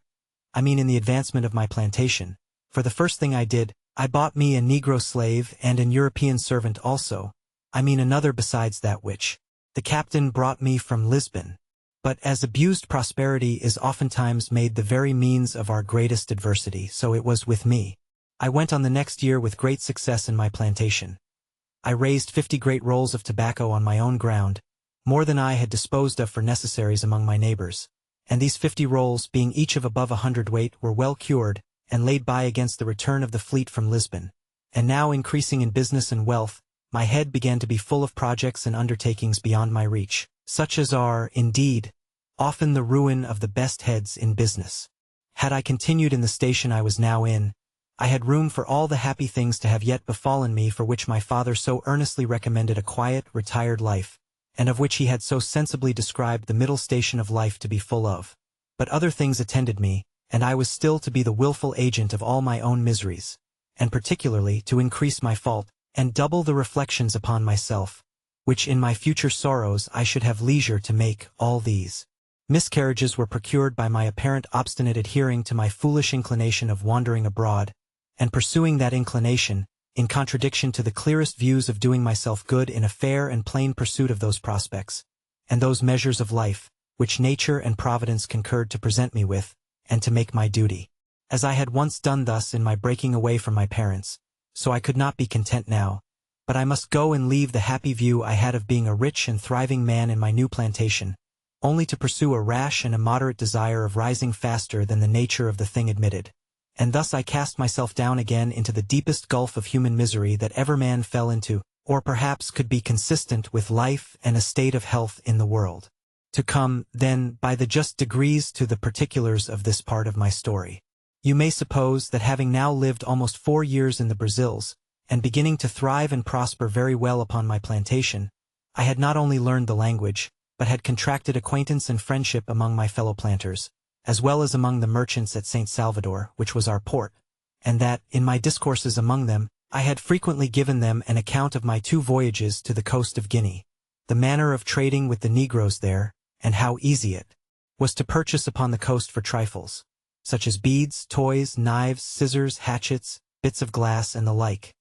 Not only gold dust, guinea grains, elephants' teeth, and sea, but Negroes, for the service of the Brazils, in great numbers. They listened always very attentively to my discourses on these heads, but especially to that part which related to the buying of Negroes, which was a trade at that time, not only not far entered into, but, as far as it was, had been carried on by asientos or permission of the kings of Spain and Portugal, and engrossed in the public stock, so that few Negroes were bought, and these excessively dear. It happened, being in company with some merchants and planters of my acquaintance, and talking of those things very earnestly, 3 of them came to me next morning, and told me they had been musing very much upon what I had discoursed with them of the last night, and they came to make a secret proposal to me, and, after enjoining me to secrecy, they told me that they had a mind to fit out a ship to go to Guinea, that they had all plantations as well as I, and were straitened for nothing so much as servants, that as it was a trade that could not be carried on, because they could not publicly sell the Negroes when they came home, so they desired to make but one voyage, to bring the Negroes on shore privately, and divide them among their own plantations. And, in a word, the question was whether I would go their supercargo in the ship, to manage the trading part upon the coast of Guinea, and they offered me that I should have my equal share of the Negroes, without providing any part of the stock. This was a fair proposal, it must be confessed, had it been made to anyone that had not had a settlement and a plantation of his own to look after, which was in a fair way of coming to be very considerable, and with a good stock upon it. But for me that was thus entered and established, and had nothing to do but to go on as I had begun, for 3 or 4 years more, and to have sent for the other £100 from England, and who in that time, and with that little addition, could scarce have failed of being worth 3 or 4,000 pounds sterling, and that increasing too. For me to think of such a voyage was the most preposterous thing that ever man in such circumstances could be guilty of. But I, that was born to be my own destroyer, could no more resist the offer than I could restrain my first rambling designs when my father's good counsel was lost upon me. In a word, I told them I would go with all my heart, if they would undertake to look after my plantation in my absence, and would dispose of it to such as I should direct, if I miscarried. This they all engaged to do, and entered into writings or covenants to do so, and I made a formal will, disposing of my plantation and effects in case of my death, making the captain of the ship that had saved my life, as before, my universal heir, but obliging him to dispose of my effects as I had directed in my will, one half of the produce being to himself and the other to be shipped to England. In short, I took all possible caution to preserve my effects and to keep up my plantation. Had I used half as much prudence to have looked into my own interest, and have made a judgment of what I ought to have done and not to have done, I had certainly never gone away from so prosperous an undertaking, leaving all the probable views of a thriving circumstance, and gone upon a voyage to sea, attended with all its common hazards, to say nothing of the reasons I had to expect particular misfortunes to myself. But I was hurried on, and obeyed blindly the dictates of my fancy rather than my reason, and accordingly, the ship being fitted out and the cargo furnished and all things done as by agreement by my partners in the voyage, I went on board in an evil hour, the September 1st, 1659, being the same day 8 years that I went from my father and mother at Hull, in order to act the rebel to their authority, and the fool to my own interests. Our ship was about 120 tons burden, carried 6 guns and 14 men, besides the master, his boy, and myself. We had on board no large cargo of goods, except of such toys as were fit for our trade with the negroes, such as beads, bits of glass, shells, and other trifles, especially little looking-glasses, knives, scissors, hatchets, and the like. The same day I went on board we set sail, standing away to the northward upon our own coast, with design to stretch over for the African coast when we came about 10 or 12 degrees of northern latitude, which, it seems, was the manner of course in those days. We had very good weather, only excessively hot, all the way upon our own coast, till we came to the height of Cape St. Augustino. From whence, keeping further off at sea, we lost sight of land, and steered as if we were bound for the Isle Fernando de Noronha, holding our course N by N, and leaving those isles on the east. In this course we passed the line in about 12 days' time, and were, by our last observation, in 7 degrees 22 minutes northern latitude, when a violent tornado or hurricane took us quite out of our knowledge. It began from the southeast, came about to the northwest, and then settled in the northeast, from whence it blew in such a terrible manner, that for 12 days together we could do nothing but drive, and scudding away before it, let it carry us whither fate and the fury of the winds directed. And during these 12 days, I need not say that I expected every day to be swallowed up, nor, indeed, did any in the ship expect to save their lives. In this distress we had, besides the terror of the storm, one of our men die of the calenture, and one man and the boy washed overboard. About the 12th day, the weather abating a little, the master made an observation as well as he could, and found that he was in about 11 degrees north latitude, but that he was 22 degrees of longitude difference west from Cape St. Augustino, so that he found he was upon the coast of Guiana, or the north part of Brazil, beyond the river Amazon, toward that of the river Orinoco, commonly called the Great River, and began to consult with me what course he should take, for the ship was leaky and very much disabled, and he was going directly back to the coast of Brazil. I was positively against that, and looking over the charts of the seacoast of America with him, we concluded there was no inhabited country for us to have recourse to till we came within the circle of the Caribbee Islands, and therefore resolved to stand away for Barbados, which, by keeping off at sea to avoid the indraft of the Bay or Gulf of Mexico, we might easily perform, as we hoped, in about 15 days' sail, whereas we could not possibly make our voyage to the coast of Africa without some assistance both to our ship and to ourselves. With this design we changed our course and steered away NW by W, in order to reach some of our English islands, where I hoped for relief. But our voyage was otherwise determined. For, being in the latitude of 12 degrees 18 minutes, a second storm came upon us, which carried us away with the same impetuosity westward, and drove us so out of the way of all human commerce, that, had all our lives been saved as to the sea, we were rather in danger of being devoured by savages than ever returning to our own country. In this distress, the wind still blowing very hard. One of our men early in the morning cried out, "Land," and we had no sooner run out of the cabin to look out, in hopes of seeing whereabouts in the world we were, than the ship struck upon a sand, and in a moment her motion being so stopped, the sea broke over her in such a manner that we expected we should all have perished immediately, and we were immediately driven into our close quarters, to shelter us from the very foam and spray of the sea. It is not easy for anyone who has not been in the like condition to describe or conceive the consternation of men in such circumstances. We knew nothing where we were, or upon what land it was we were driven, whether an island or the main, whether inhabited or not inhabited. As the rage of the wind was still great, though rather less than at first, we could not so much as hope to have the ship hold many minutes without breaking into pieces, unless the winds, by a kind of miracle, should turn immediately about. In a word, we sat looking upon one another, and expecting death every moment, and every man, accordingly, preparing for another world. For there was little or nothing more for us to do in this. That which was our present comfort, and all the comfort we had, was that, contrary to our expectation, the ship did not break yet, and that the master said the wind began to abate. Now, though we thought that the wind did a little abate, yet the ship having thus struck upon the sand, and sticking too fast for us to expect her getting off, we were in a dreadful condition indeed, and had nothing to do but to think of saving our lives as well as we could. We had a boat at our stern just before the storm, but she was first staved by dashing against the ship's rudder, and in the next place she broke away, and either sunk or was driven off to sea. So there was no hope from her. We had another boat on board, but how to get her off into the sea was a doubtful thing. However, there was no time to debate, for we fancied that the ship would break in pieces every minute, and some told us she was actually broken already. In this distress the mate of our vessel laid hold of the boat, and with the help of the rest of the men got her slung over the ship's side, and getting all into her, let go and committed ourselves, being 11 in number, to God's mercy and the wild sea. For though the storm was abated considerably, yet the sea ran dreadfully high upon the shore, and might be well called den wild zee, as the Dutch call the sea in a storm. And now our case was very dismal indeed. For we all saw plainly that the sea went so high that the boat could not live, and that we should be inevitably drowned. As to making sail, we had none, nor if we had could we have done anything with it. So we worked at the oar towards the land, though with heavy hearts, like men going to execution. For we all knew that when the boat came near the shore she would be dashed in 1,000 pieces by the breach of the sea.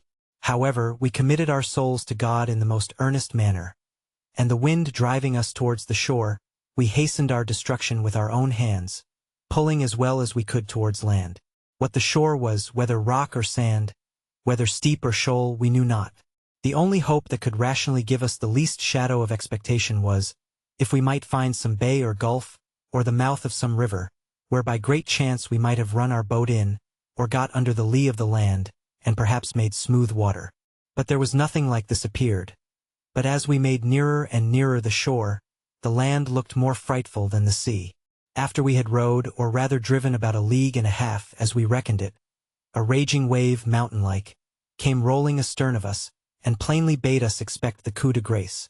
It took us with such a fury, that it overset the boat at once, and separating us as well from the boat as from one another, gave us no time to say, "O God!" for we were all swallowed up in a moment. Nothing can describe the confusion of thought which I felt when I sank into the water.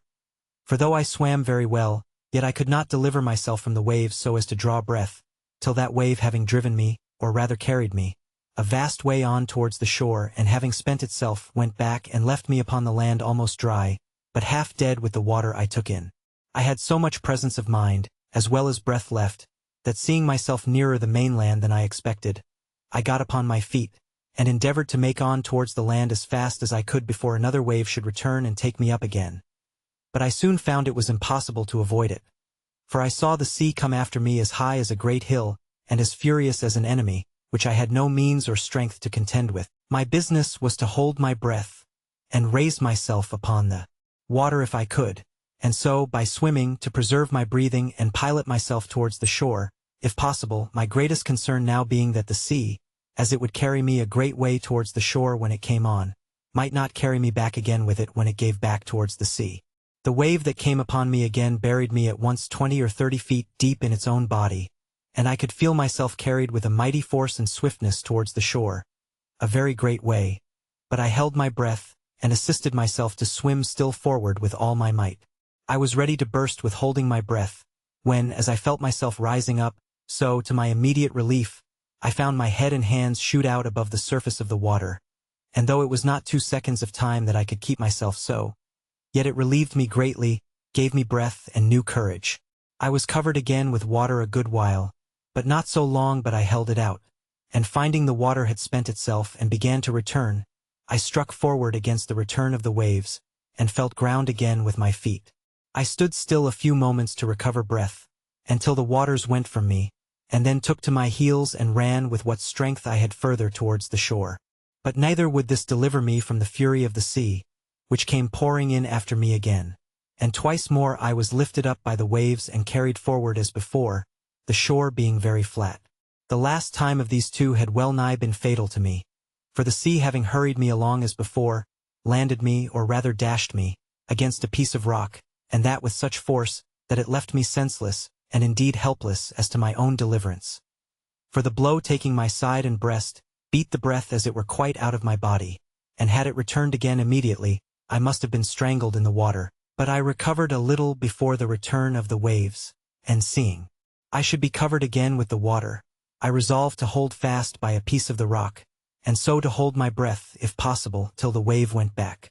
Now, as the waves were not so high as at first, being nearer land, I held my hold till the wave abated, and then fetched another run, which brought me so near the shore that the next wave, though it went over me, yet did not so swallow me up as to carry me away, and the next run I took I got to the mainland, where, to my great comfort, I clambered up the cliffs of the shore and sat me down upon the grass, free from danger and quite out of the reach of the water.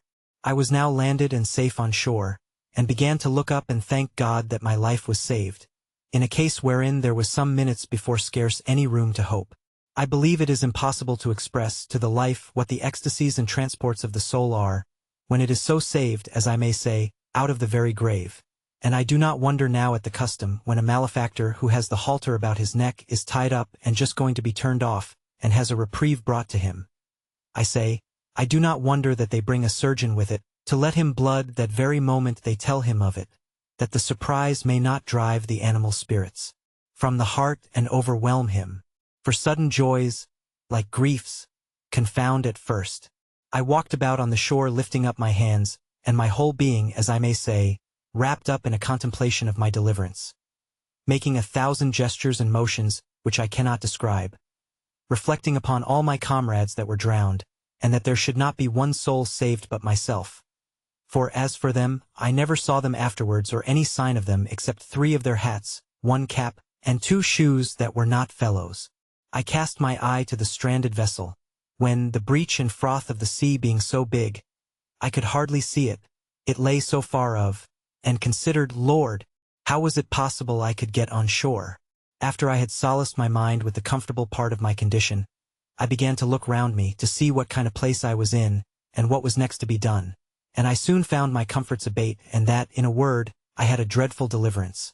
For I was wet, had no clothes to shift me, nor anything either to eat or drink to comfort me. Neither did I see any prospect before me but that of perishing with hunger or being devoured by wild beasts.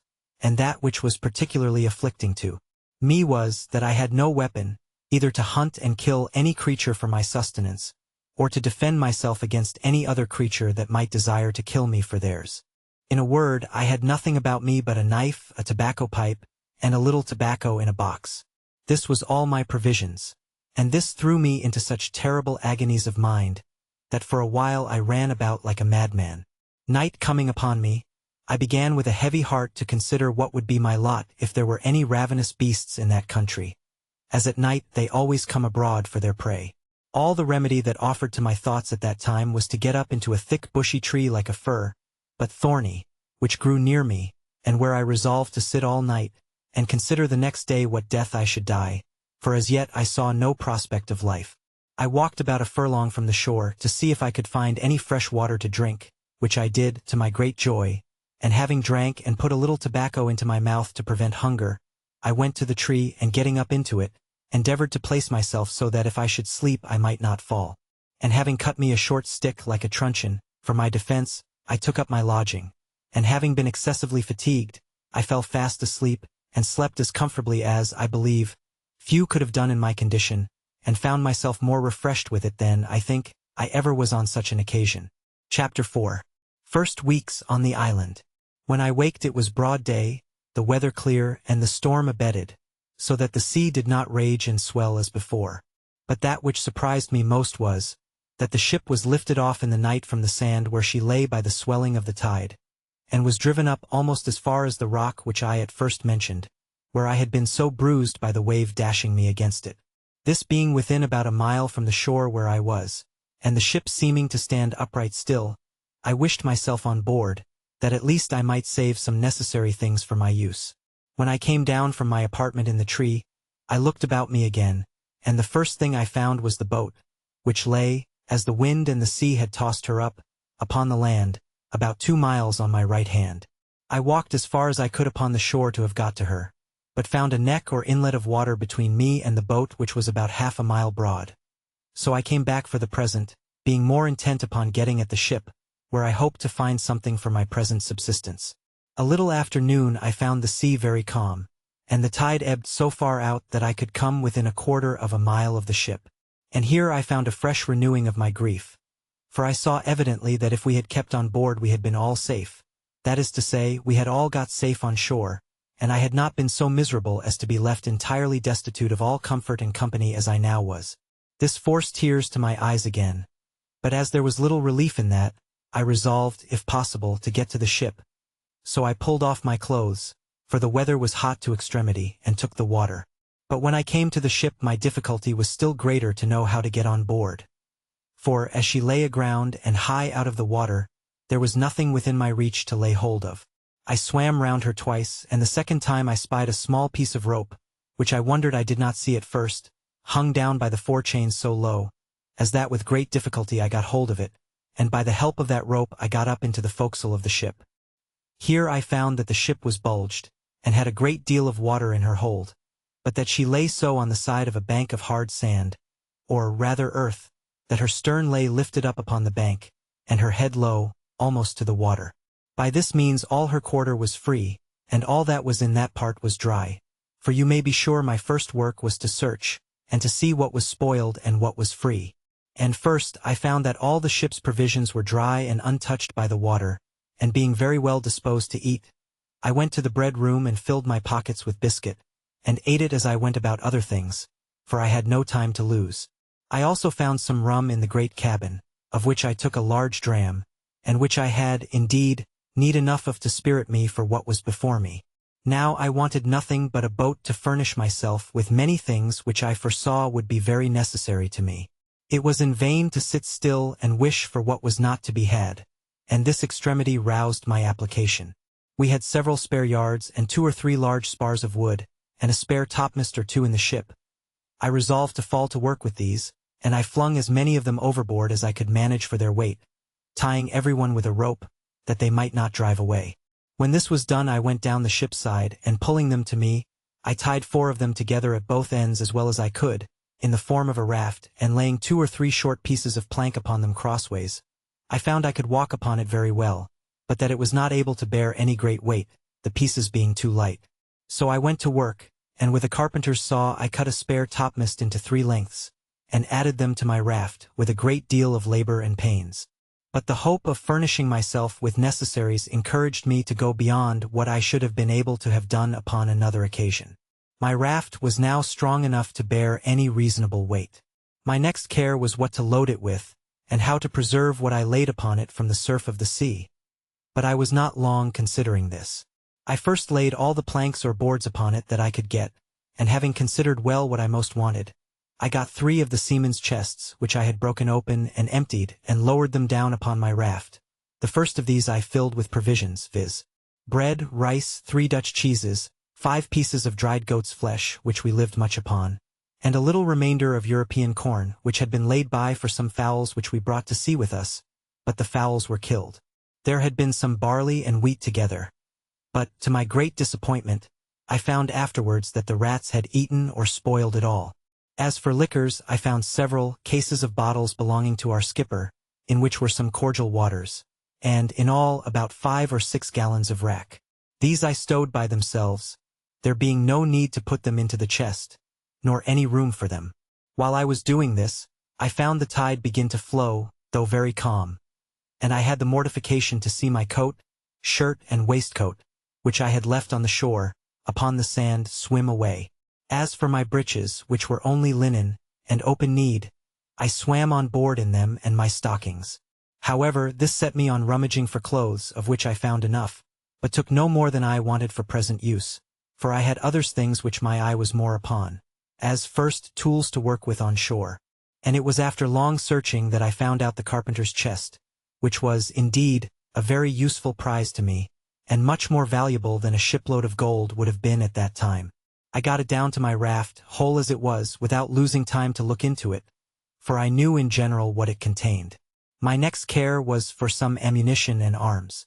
There were 2 very good fowling pieces in the great cabin and 2 pistols.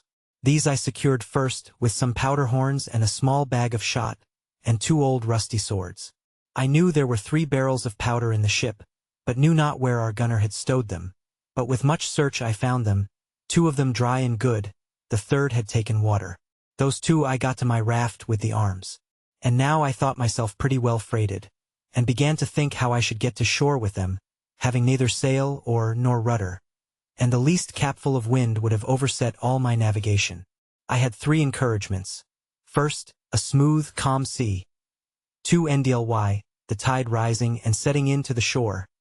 3 RDLY, what little wind there was blew me towards the land. And thus, having found 2 or 3 broken oars belonging to the boat, and, besides the tools which were in the chest, I found 2 saws, an axe, and a hammer. With this cargo I put to sea.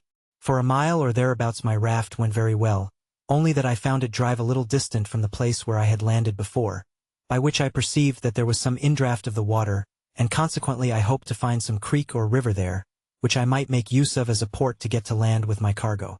As I imagined, so it was. There appeared before me a little opening of the land, and I found a strong current of the tide set into it. So I guided my raft as well as I could, to keep in the middle of the stream. But here I had like to have suffered a second shipwreck, which, if I had, I think verily would have broken my heart. For, knowing nothing of the coast, my raft ran aground at one end of it upon a shoal, and not being aground at the other end, it wanted but a little that all my cargo had slipped off towards the end that was afloat, and to fallen into the water. I did my utmost, by setting my back against the chests, to keep them in their places, but could not thrust off the raft with all my strength.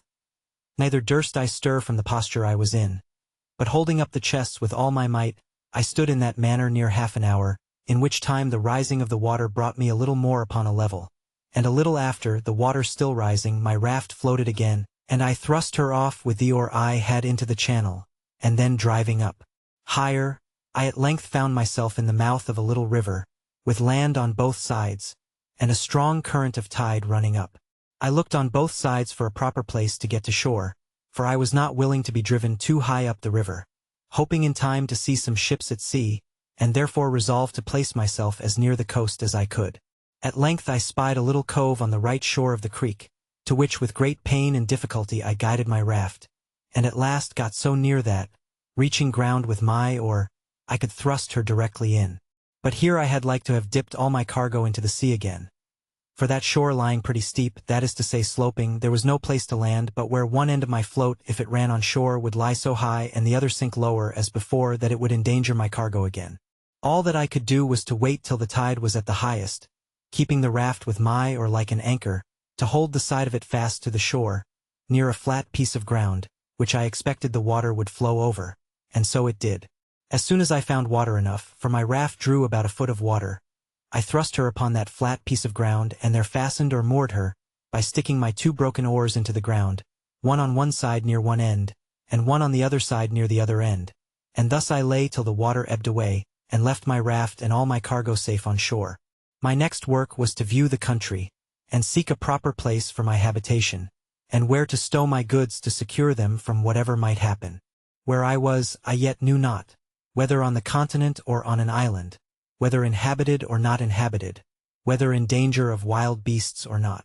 There was a hill not above a mile from me, which rose up very steep and high, and which seemed to overtop some other hills, which lay as in a ridge from it northward.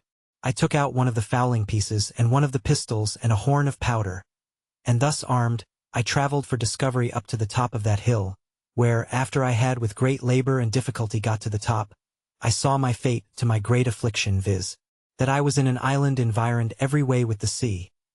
No land to be seen except some rocks, which lay a great way off, and 2 small islands, less than this, which lay about 3 leagues to the west. I found also that the island I was in was barren, and, as I saw good reason to believe, uninhabited except by wild beasts, of whom, however, I saw none. Yet I saw abundance of fowls, but knew not their kinds. Neither when I killed them could I tell what was fit for food, and what not. At my coming back, I shot at a great bird which I saw sitting upon a tree on the side of a great wood. I believe it was the first gun that had been fired there since the creation of the world. I had no sooner fired, than from all parts of the wood there arose an innumerable number of fowls of many sorts, making a confused screaming and crying, and every one according to his usual note, but not one of them of any kind that I knew. As for the creature I killed, I took it to be a kind of hawk, its color and beak resembling it, but it had no talons or claws more than common.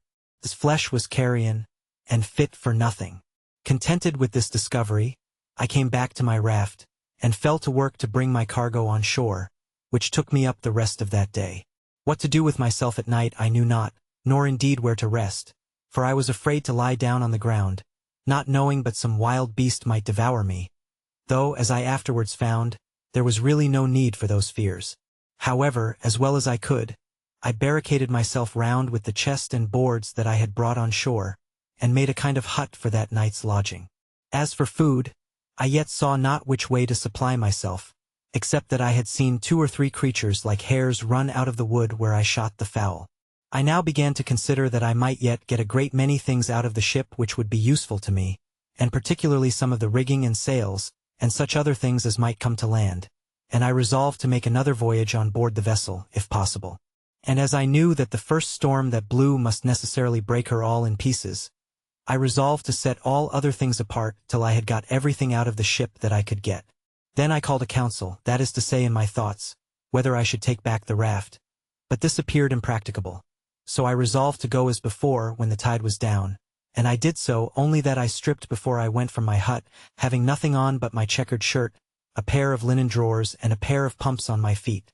I got on board the ship as before and prepared a second raft, and having had experience of the first, I neither made this so unwieldy, nor loaded it so hard, but yet I brought away several things very useful to me.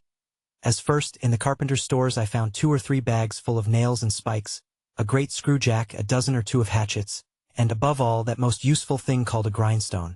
All these I secured, together with several things belonging to the gunner, particularly 2 or 3 iron crows, and 2 barrels of musket bullets, 7 muskets, another fowling piece, with some small quantity of powder more, a large bag full of small shot, and a great roll of sheet lead. But this last was so heavy, I could not hoist it up to get it over the ship side. Besides these things, I took all the men's clothes that I could find, and a spare foretopsail, a hammock, and some bedding, and with this I loaded my second raft and brought them all safe on shore, to my very great comfort. I was under some apprehension, during my absence from the land, that at least my provisions might be devoured on shore, but when I came back I found no sign of any visitor, only there sat a creature like a wild cat upon one of the chests, which, when I came towards it, ran away a little distance and then stood still. She sat very composed and unconcerned, and looked full in my face, as if she had a mind to be acquainted with me. I presented my gun at her, but, as she did not understand it, she was perfectly unconcerned at it, nor did she offer to stir away, upon which I tossed her a bit of biscuit, though, by the way, I was not very free of it, for my store was not great. However, I spared her a bit, I say, and she went to it, smelled at it, and ate it, and looked as if pleased for more. But I thanked her and could spare no more, so she marched off. Having got my second cargo on shore, though I was fain to open the barrels of powder and bring them by parcels, for they were too heavy, being large casks, I went to work to make me a little tent with the sail and some poles which I cut for that purpose. And into this tent I brought everything that I knew would spoil either with rain or sun, and I piled all the empty chests and casks up in a circle round the tent, to fortify it from any sudden attempt, either from man or beast. When I had done this, I blocked up the door of the tent with some boards within, and an empty chest set up on end without, and spreading one of the beds upon the ground, laying my 2 pistols just at my head, and my gun at length by me, I went to bed for the first time and slept very quietly all night, for I was very weary and heavy. For the night before I had slept little, and had labored very hard all day to fetch all those things from the ship, and to get them on shore. I had the biggest magazine of all kinds now that ever was laid up, I believe, for one man. But I was not satisfied still, for while the ship sat upright in that posture, I thought I ought to get everything out of her that I could. So every day at low water I went on board and brought away something or other. But particularly the 3rd time I brought away as much of the rigging as I could, as also all the small ropes and rope twine I could get, with a piece of spare canvas, which was to mend the sails upon occasion, and the barrel of wet gunpowder. In a word, I brought away all the sails, first and last, only that I was fain to cut them in pieces, and bring as much at a time as I could, for they were no more useful to be sails, but as mere canvas only. But that which comforted me more still was that last of all, after I had made 5 or 6 such voyages as these, and thought I had nothing more to expect from the ship that was worth my meddling with. I say, after all this, I found a great hogshead of bread, 3 large runlets of rum or spirits, a box of sugar, and a barrel of fine flour. This was surprising to me, because I had given over expecting any more provisions, except what was spoiled by the water. I soon emptied the hogshead of the bread, and wrapped it up, parcel by parcel, in pieces of the sails which I cut out.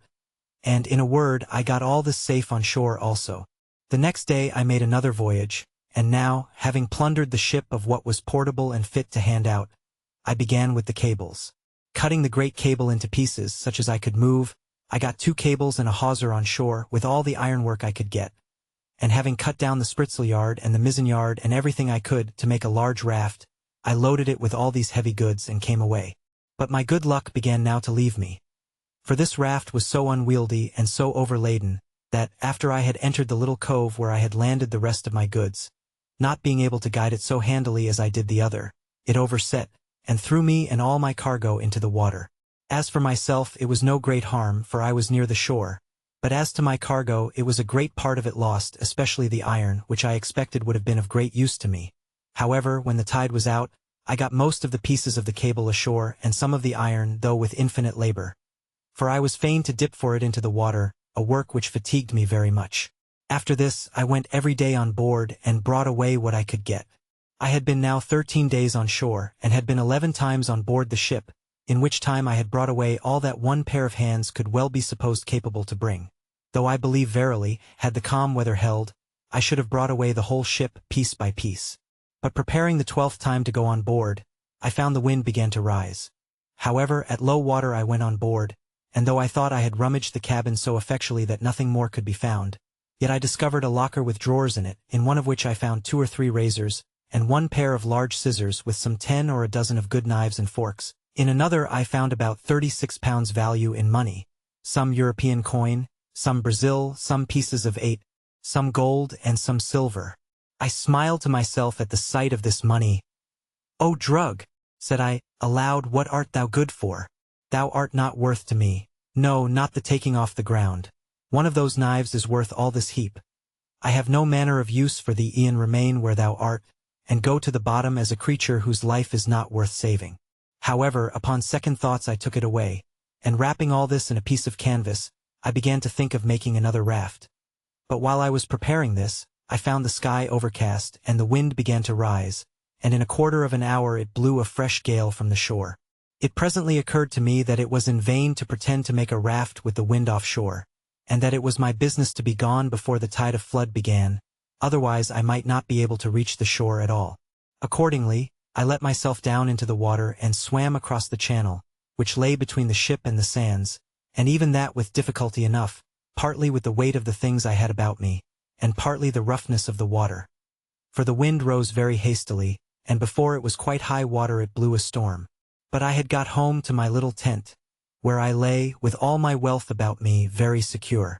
It blew very hard all night, and in the morning, when I looked out, behold, no more ship was to be seen. I was a little surprised, but recovered myself with the satisfactory reflection that I had lost no time, nor abetted any diligence, to get everything out of her that could be useful to me, and that, indeed, there was little left in her that I was able to bring away, if I had had more time. I now gave over any more thoughts of the ship, or of anything out of her except what might drive on shore from her wreck, as, indeed, divers pieces of her afterwards did. But those things were of small use to me. My thoughts were now wholly employed about securing myself against either savages, if any should appear, or wild beasts, if any were in the island.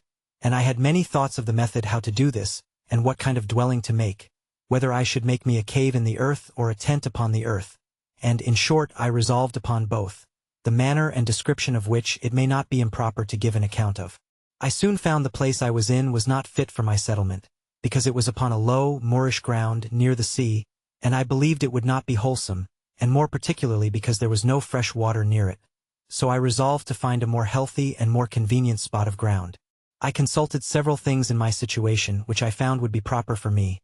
First, health and fresh water I just now mentioned. 2 ndly shelter from the heat of the sun. 3 rdly security from ravenous creatures, whether man or beast. 4 chly a view to the sea, that if God sent any ship in sight, I might not lose any advantage for my deliverance, of which I was not willing to banish all my expectation yet. In search of a place proper for this, I found a little plain on the side of a rising hill, whose front towards this little plain was steep as a house side, so that nothing could come down upon me from the top. On the one side of the rock there was a hollow place worn a little way in like the entrance or door of a cave, but there was not really any cave or way into the rock at all.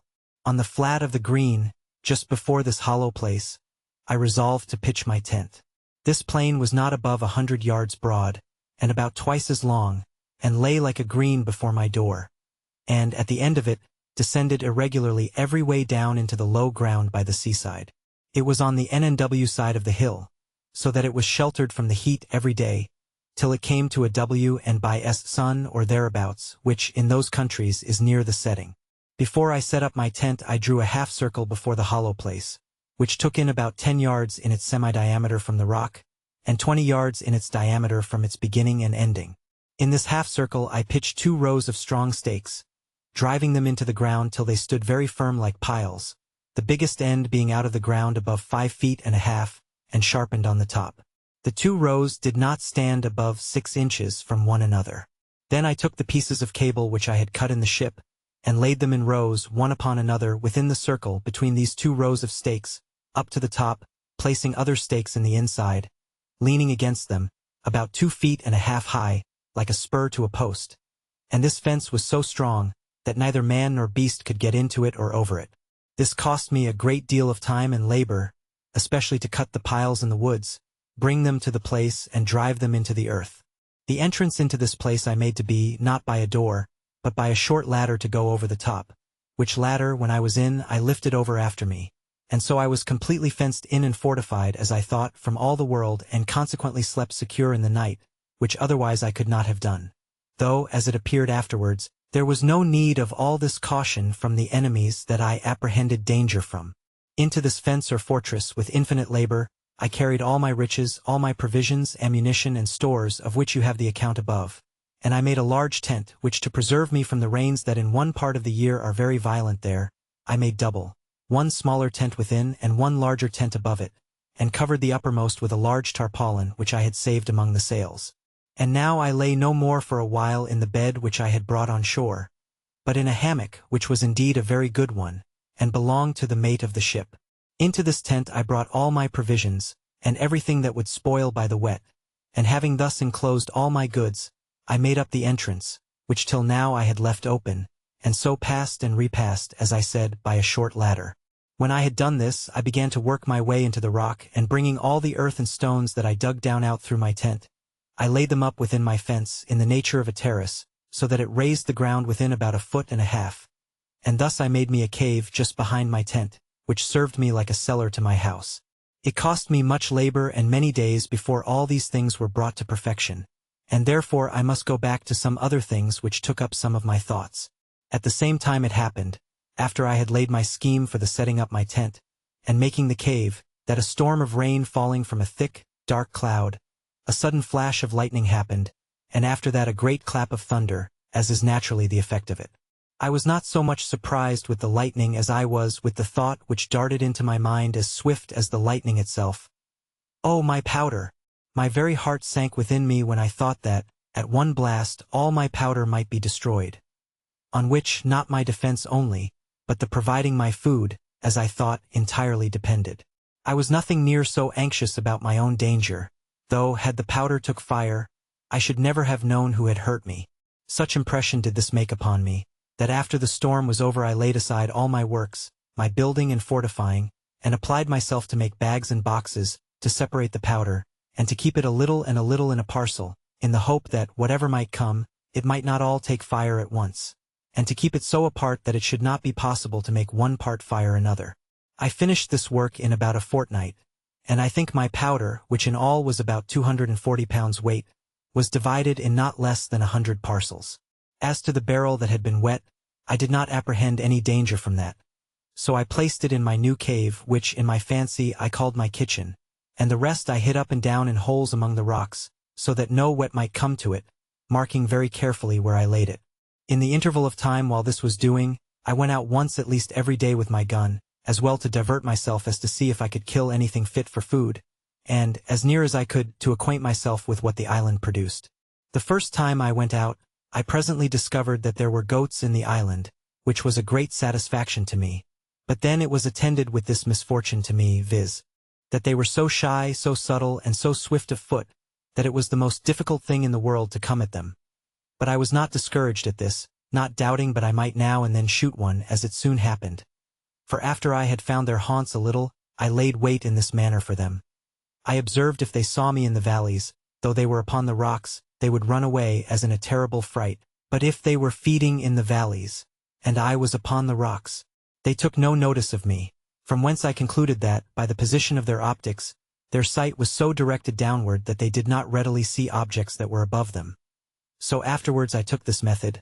I always climbed the rocks first, to get above them, and then had frequently a fair mark. The first shot I made among these creatures, I killed a she-goat which had a little kid by her which she gave suck to, which grieved me heartily. For when the old one fell, the kid stood stock still by her, till I came and took her up, and not only so, but when I carried the old one with me upon my shoulders, the kid followed me quite to my enclosure, upon which I laid down the dam and took the kid in my arms, and carried it over my pail in hopes to have bred it up tame. But it would not eat. So I was forced to kill it and eat it myself. These two supplied me with flesh a great while, for I ate sparingly, and saved my provisions, my bread especially, as much as possibly I could. Having now fixed my habitation, I found it absolutely necessary to provide a place to make a fire in and fuel to burn, and what I did for that, and also how I enlarged my cave and what conveniences I made, I shall give a full account of in its place. But I must now give some little account of myself and of my thoughts about living, which, it may well be supposed, were not a few. I had a dismal prospect of my condition, for as I was not cast away upon that island without being driven, as is said, by a violent storm, quite out of the course of our intended voyage, and a great way, viz., some hundreds of leagues, out of the ordinary course of the trade of mankind, I had great reason to consider it as a determination of heaven, that in this desolate place, and in this desolate manner, I should end my life. The tears would run plentifully down my face when I made these reflections, and sometimes I would expostulate with myself why Providence should thus completely ruin his creatures, and render them so absolutely miserable, so without help, abandoned, so entirely depressed, that it could hardly be rational to be thankful for such a life. But something always returned swift upon me to check these thoughts and to reprove me, and particularly one day, walking with my gun in my hand by the seaside, I was very pensive upon the subject of my present condition, when reason, as it were, expostulated with me the other way, thus: "Well, you are in a desolate condition, it is true, but pray remember, where are the rest of you? Did not you come, 11 of you in the boat? Where are the 10? Why were they not saved and you lost? Why were you singled out? Is it better to be here or there?" And then I pointed to the sea. All evils are to be considered with the good that is in them, and with what worse attends them. Then it occurred to me again, how well I was furnished for my subsistence, and what would have been my case if it had not happened, which was 100,000 to 1, that the ship floated from the place where she first struck, and was driven so near to the shore that I had time to get all these things out of her. What would have been my case if I had been forced to have lived in the condition in which I at first came on shore, without necessaries of life, or necessaries to supply and procure them?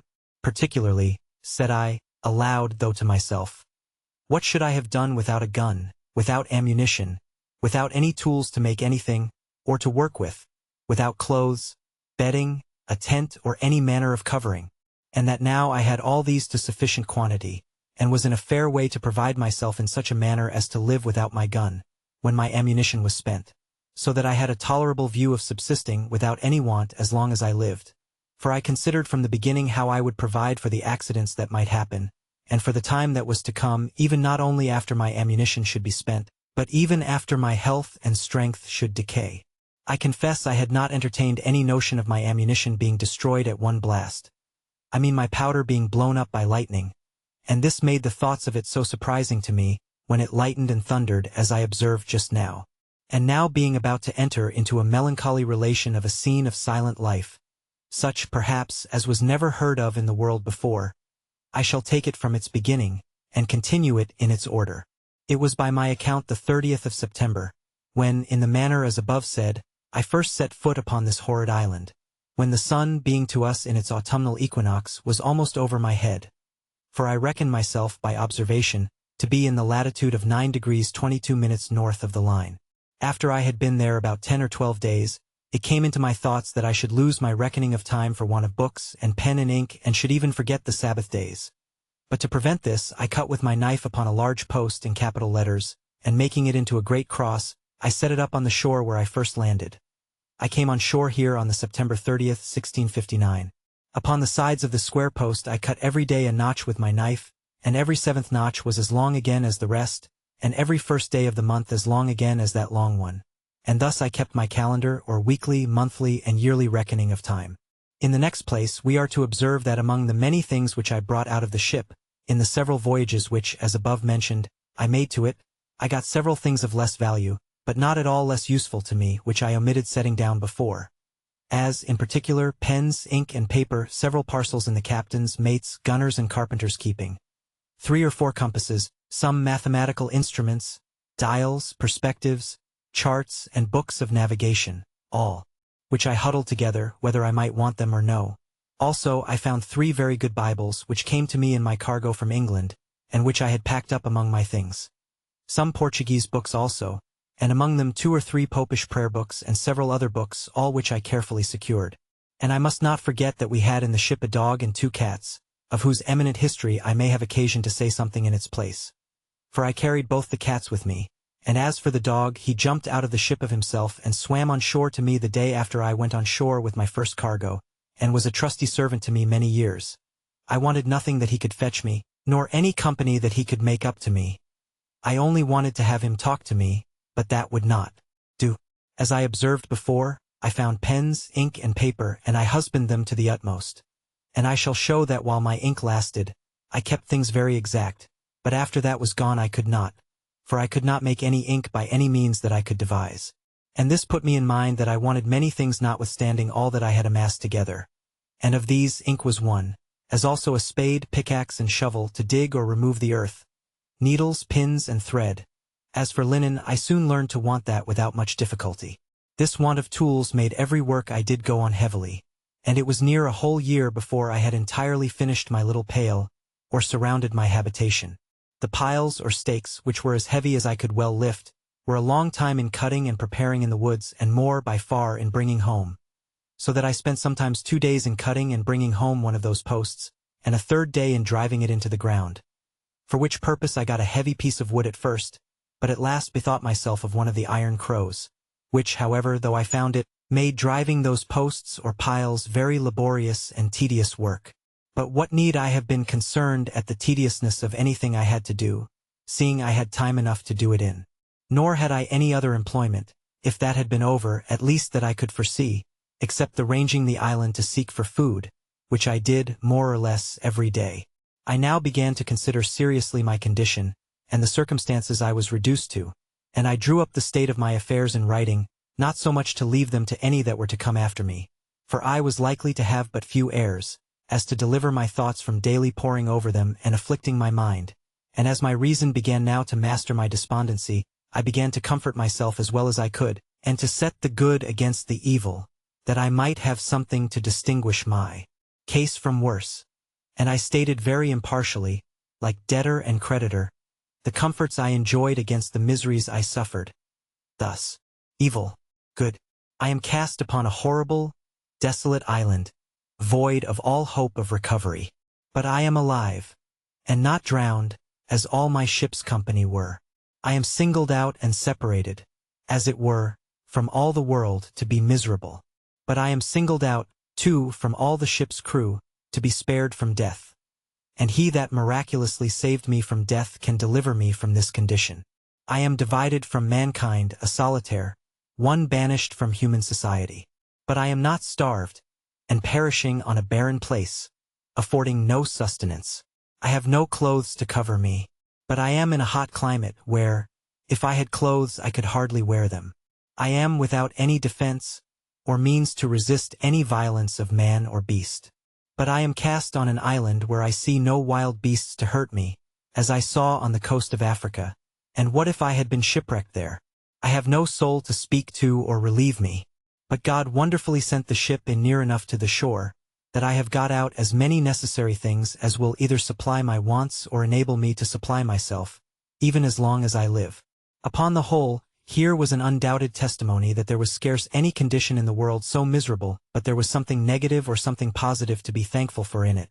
And let this stand as a direction from the experience of the most miserable of all conditions in this world, that we may always find in it something to comfort ourselves from, and to set, in the description of good and evil, on the credit side of the account.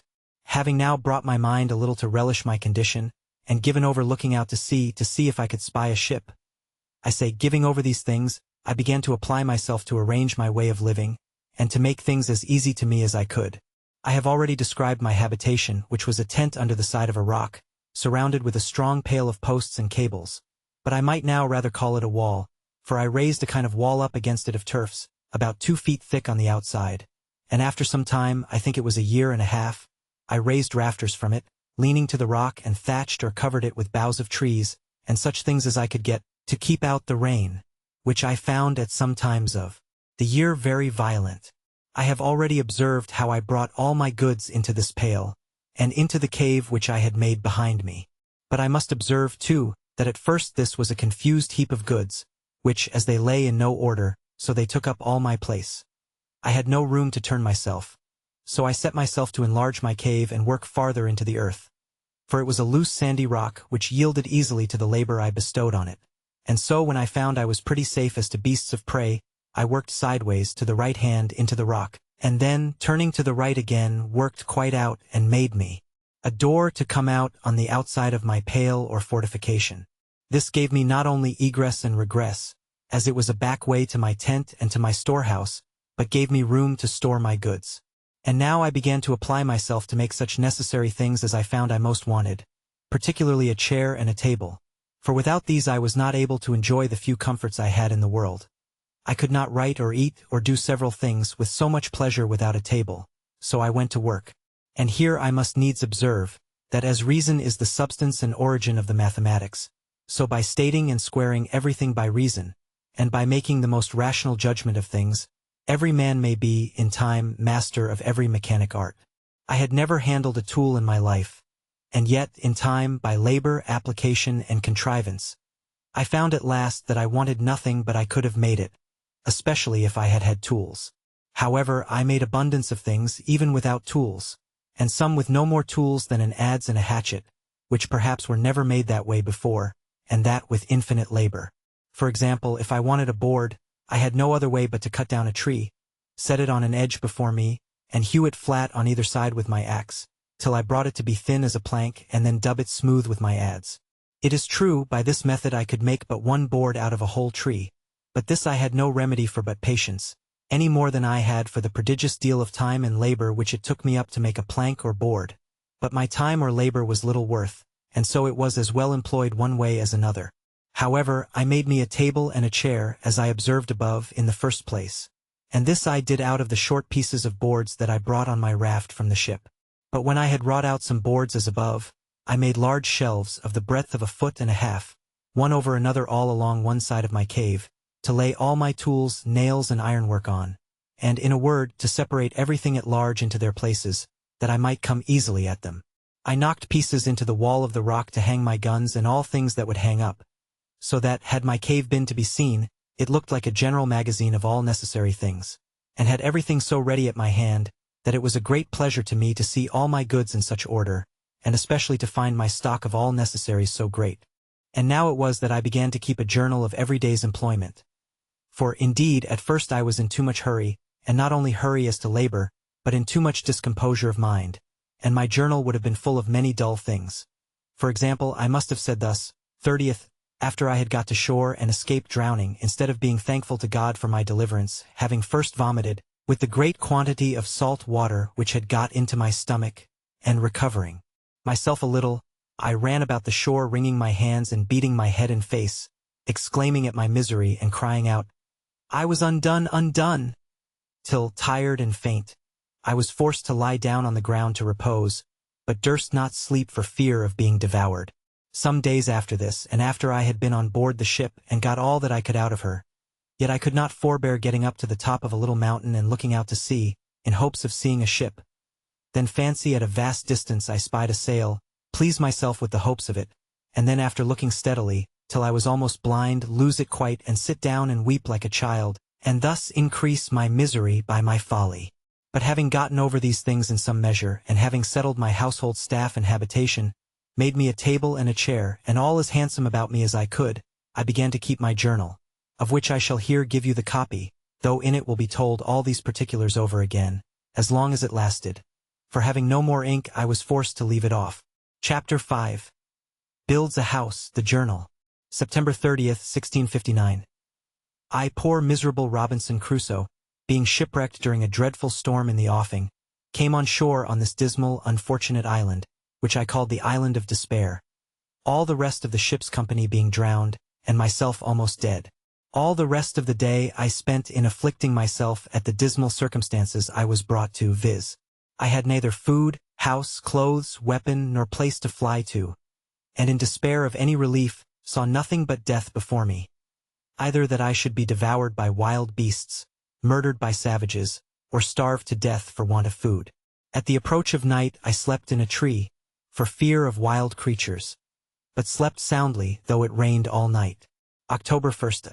In the morning I saw, to my great surprise, the ship had floated with the high tide, and was driven on shore again much nearer the island, which, as it was some comfort on one hand, for seeing her set upright and not broken to pieces, I hoped, if the wind abated, I might get on board and get some food and necessaries out of her for my relief.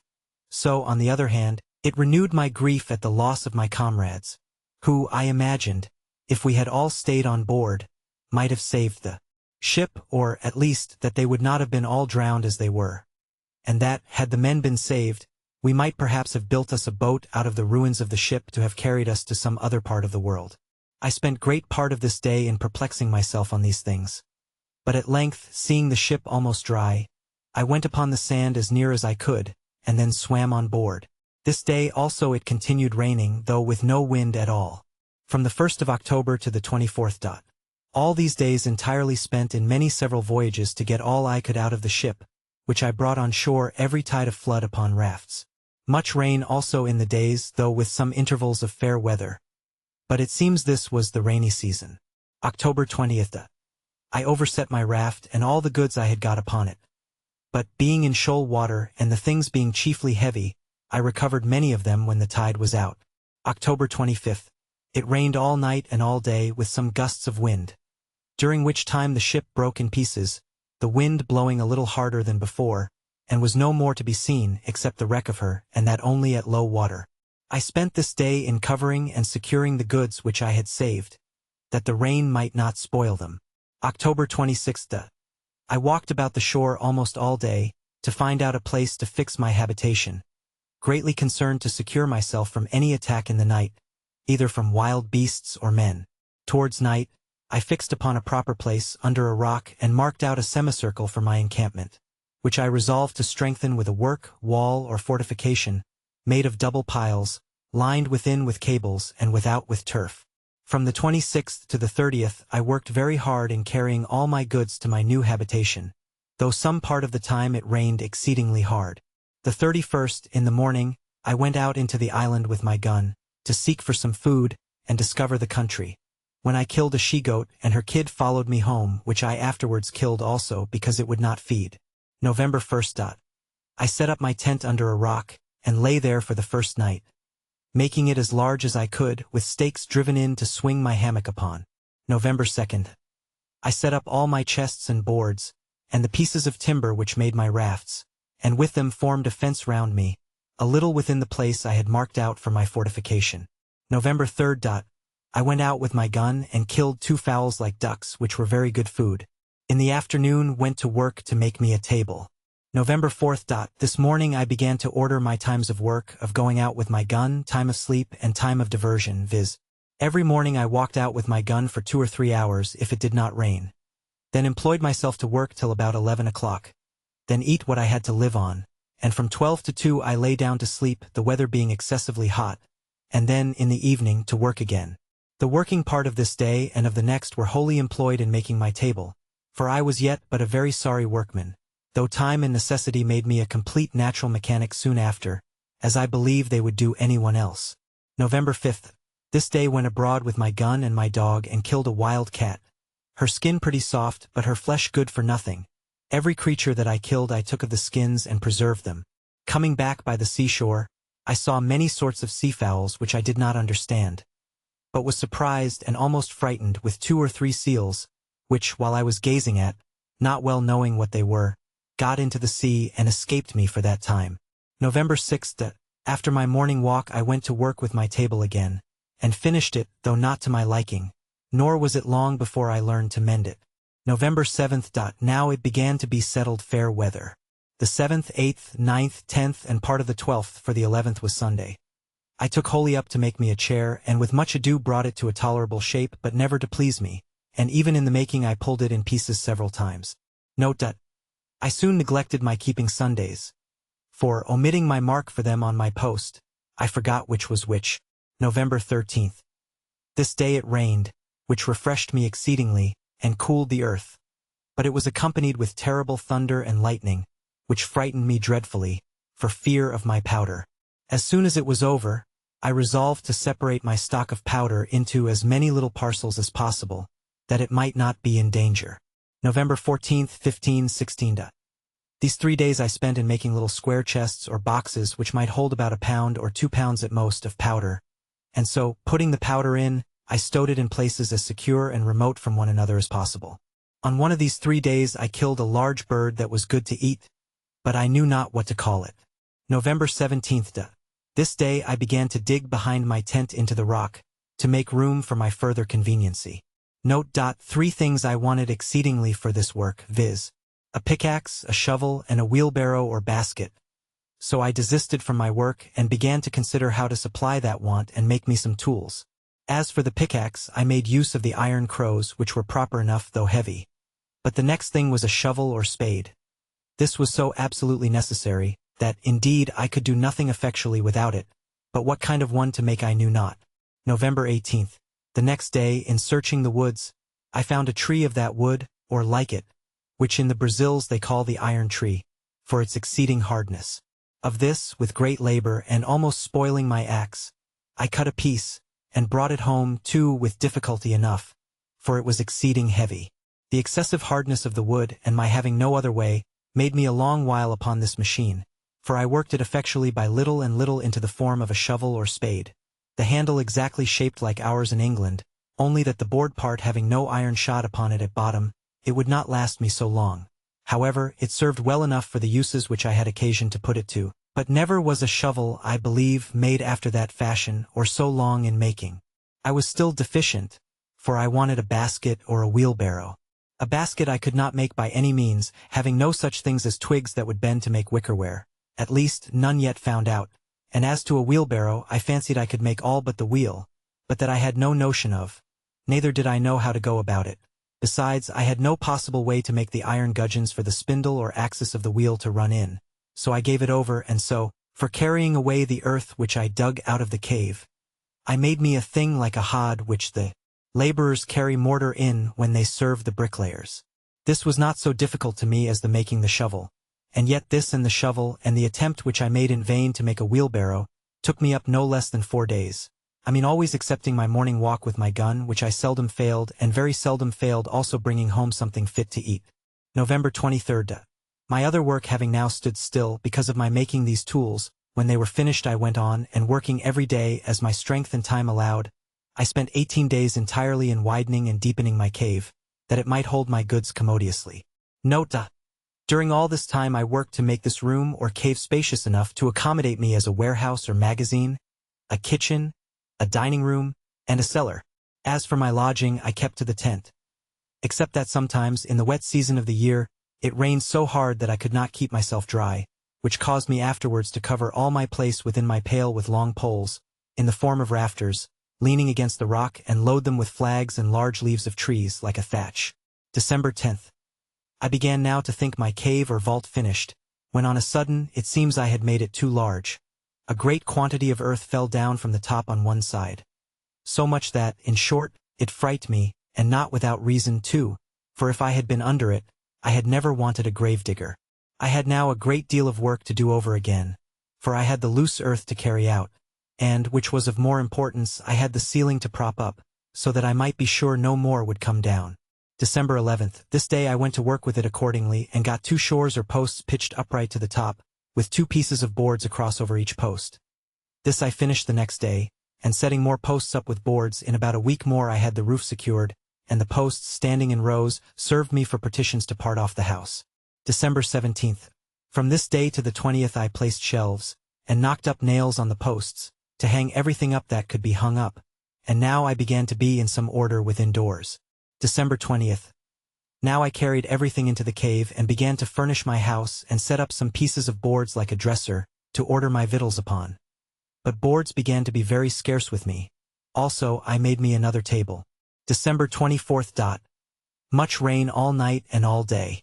No stirring out. December 25th. Rain all day. December 26th. No rain, and the earth much cooler than before and pleasanter. December 27th. Killed a young goat and lammed another, so that I caught it and led it home in a string. When I had it at home, I bound and splintered up its leg, which was broke. N.B. I took such care of it that it lived, and the leg grew well and as strong as ever. But, by my nursing it so long, it grew tame and fed upon the little green at my door, and would not go away.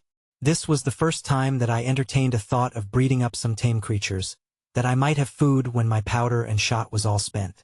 December 28th, 29, 30. Great heats and no breeze, so that there was no stirring abroad except in the evening for food.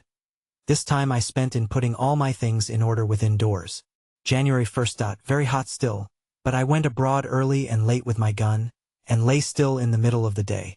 This evening, going farther into the valleys which lay towards the center of the island, I found there were plenty of goats, though exceedingly shy and hard to come at. However, I resolved to try if I could not bring my dog to hunt them down. January 2nd. Accordingly, the next day I went out with my dog and set him upon the goats, but I was mistaken, for they all faced about upon the dog, and he knew his danger too well, for he would not come near them. January 3rd. I began my fence or wall, which, being still jealous of my being attacked by somebody, I resolved to make very thick and strong. N.B. This wall being described before, I purposely omit what was said in the journal. It is sufficient to observe that I was no less time than from the 2nd of January to the 14th of April working, finishing, and perfecting this wall, though it was no more than about 24 yards in length, being a half-circle from one place in the rock to another place, about 8 yards from it, the door of the cave being in the center behind it.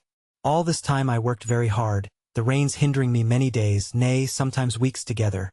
But I thought I should never be perfectly secure till this wall was finished. And it is scarce credible what inexpressible labor everything was done with, especially the bringing piles out of the woods and driving them into the ground.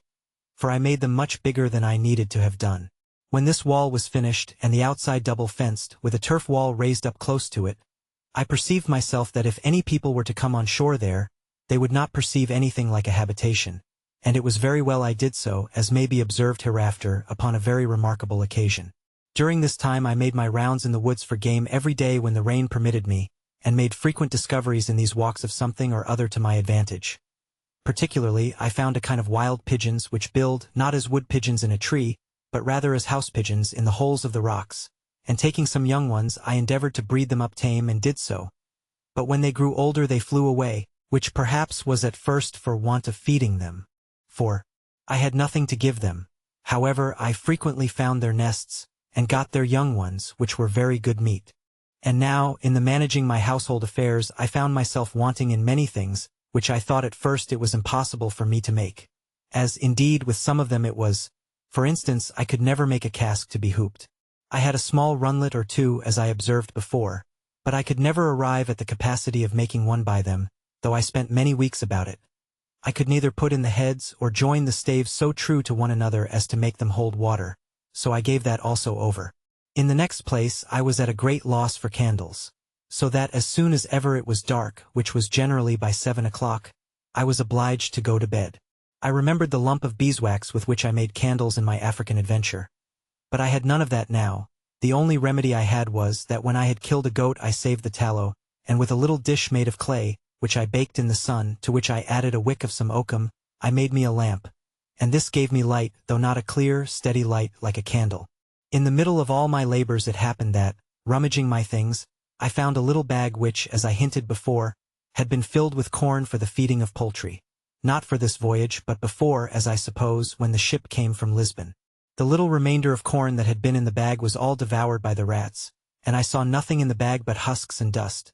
And being willing to have the bag for some other use, I think it was to put powder in, when I divided it for fear of the lightning or some such use, I shook the husks of corn out of it on one side of my fortification, under the rock. It was a little before the great rains just now mentioned that I threw this stuff away, taking no notice, and not so much as remembering that I had thrown anything there, when, about a month after or thereabouts, I saw some few stalks of something green shooting out of the ground, which I fancied might be some plant I had not seen. But I was surprised and perfectly astonished when, after a little longer time, I saw about 10 or 12 ears come out, which were perfect green barley of the same kind as our European, nay, as our English barley. It is impossible to express the astonishment and confusion of my thoughts on this occasion. I had hitherto acted upon no religious foundation at all. Indeed, I had very few notions of religion in my head, nor had entertained any sense of anything that had befallen me otherwise than as chance, or, as we lightly say, what pleases God, without so much as inquiring into the end of providence in these things, or his order in governing events for the world. But after I saw barley grow there, in a climate which I knew was not proper for corn, and especially that I knew not how it came there, it startled me strangely, and I began to suggest that God had miraculously caused his grain to grow without any help of seed sown, and that it was so directed purely for my sustenance on that wild, miserable place. This touched my heart a little and brought tears out of my eyes, and I began to bless myself that such a prodigy of nature should happen upon my account. And this was the more strange to me because I saw near it still, all along by the side of the rock, some other straggling stalks, which proved to be stalks of rice, and which I knew, because I had seen it grow in Africa when I was ashore there. I not only thought these the pure productions of Providence for my support, but not doubting that there was more in the place, I went all over that part of the island, where I had been before, peering in every corner and under every rock to see for more of it, but I could not find any. At last it occurred to my thoughts that I shook a bag of chickens' meat out in that place, and then the wonder began to cease, and I must confess my religious thankfulness to God's providence began to abate, too, upon the discovering that all this was nothing but what was common, though I ought to have been as thankful for so strange and unforeseen a providence as if it had been miraculous. For it was really the work of Providence to me, that should order or appoint that 10 or 12 grains of corn should remain unspoiled when the rats had destroyed all the rest as if it had been dropped from heaven. As also that I should throw it out in that particular place where, it being in the shade of a high rock, it sprang up immediately. Whereas, if I had thrown it anywhere else at that time, it had been burnt up and destroyed. I carefully saved the ears of this corn, you may be sure, in their season, which was about the end of June. And, laying up every corn, I resolved to sow them all again, hoping in time to have some quantity sufficient to supply me with bread. But it was not till the 4th year that I could allow myself the least grain of this corn to eat, and even then but sparingly, as I shall say afterwards in its order. For I lost all that I sowed the first season by not observing the proper time. For I sowed it just before the dry season, so that it never came up at all, at least not as it would have done, of which in its place. Besides this barley, there were, as above, 20 or 30 stalks of rice, which I preserved with the same care and for the same use or to the same purpose, to make me bread or rather food. For I found ways to cook it without baking, though I did that also after some time. But to return to my journal. I worked excessive hard these 3 or 4 months to get my wall done, and the 14th of April I closed it up, contriving to go into it, not by a door but over the wall, by a ladder, that there might be no sign on the outside of my habitation. April 16th. I finished the ladder, so I went up the ladder to the top and then pulled it up after me and let it down in the inside. This was a complete enclosure to me. For within I had room enough, and nothing could come at me from without, unless it could first mount my wall. The very next day after this wall was finished I had almost had all my labor overthrown at once, and myself killed. The case was thus. As I was busy in the inside, behind my tent, just at the entrance into my cave, I was terribly frightened with a most dreadful, surprising thing indeed. For all on a sudden I found the earth come crumbling down from the roof of my cave, and from the edge of the hill over my head, and 2 of the posts I had set up in the cave cracked in a frightful manner. I was heartily scared, but thought nothing of what was really the cause, only thinking that the top of my cave was fallen in, as some of it had done before, and for fear I should be buried in it I ran forward to my ladder, and not thinking myself safe there neither, I got over my wall for fear of the pieces of the hill, which I expected might roll down upon me. I had no sooner stepped down upon the firm ground, than I plainly saw it was a terrible earthquake, for the ground I stood on shook 3 times at about 8 minutes' distance, with 3 such shocks as would have overturned the strongest building that could be supposed to have stood on the earth. And a great piece of the top of a rock which stood about half a mile from me next the sea fell down with such a terrible noise as I never heard in all my life. I perceived also the very sea was put into violent motion by it, and I believe the shocks were stronger under the water than on the island. I was so much amazed with the thing itself, having never felt the like, nor discoursed with anyone that had, that I was like one dead or stupefied, and the motion of the earth made my stomach sick, like one that was tossed at sea. But the noise of the falling of the rock awakened me, as it were, and rousing me from the stupefied condition I was in, filled me with horror, and I thought of nothing then but the hill falling upon my tent and all my household goods, and burying all at once. And this sunk my very soul within me a second time. After the 3rd shock was over, and I felt no more for some time, I began to take courage. And yet I had not heart enough to go over my wall again, for fear of being buried alive, but sat still upon the ground greatly cast down and disconsolate, not knowing what to do. All this while I had not the least serious religious thought. Nothing but the common Lord have mercy upon me, and when it was over that went away too. While I sat thus, I found the air overcast and grow cloudy, as if it would rain. Soon after that the wind arose by little and little, so that in less than half an hour it blew a most dreadful hurricane. The sea was all on a sudden covered over with foam and froth. The shore was covered with the breach of the water, the trees were torn up by the roots, and a terrible storm it was. This held about 3 hours and then began to abate, and in 2 hours more it was quite calm and began to rain very hard. All this while I sat upon the ground very much terrified and dejected, when on a sudden it came into my thoughts, that these winds and rain being the consequences of the earthquake itself was spent and over, and I might venture into my cave again. With this thought my spirits began to revive, and the rain also helping to persuade me, I went in and sat down in my tent. But the rain was so violent that my tent was ready to be beaten down with it, and I was forced to go into my cave, though very much afraid and uneasy, for fear it should fall on my head. This violent rain forced me to a new work, viz., to cut a hole through my new fortification, like a sink, to let the water go out, which would else have flooded my cave. After I had been in my cave for some time, and found still no more shocks of the earthquake follow, I began to be more composed. And now, to support my spirits, which indeed wanted it very much, I went to my little store and took a small sup of rum, which, however, I did then and always very sparingly, knowing I could have no more when that was gone. It continued raining all that night and great part of the next day, so that I could not stir abroad. But my mind being more composed, I began to think of what I had best do. Concluding that if the island was subject to these earthquakes, there would be no living for me in a cave, but I must consider of building a little hut in an open place which I might surround with a wall, as I had done here, and so make myself secure from wild beasts or men. For I concluded, if I stayed where I was, I should certainly one time or other be buried alive. With these thoughts, I resolved to remove my tent from the place where it stood, which was just under the hanging precipice of the hill, and which, if it should be shaken again, would certainly fall upon my tent.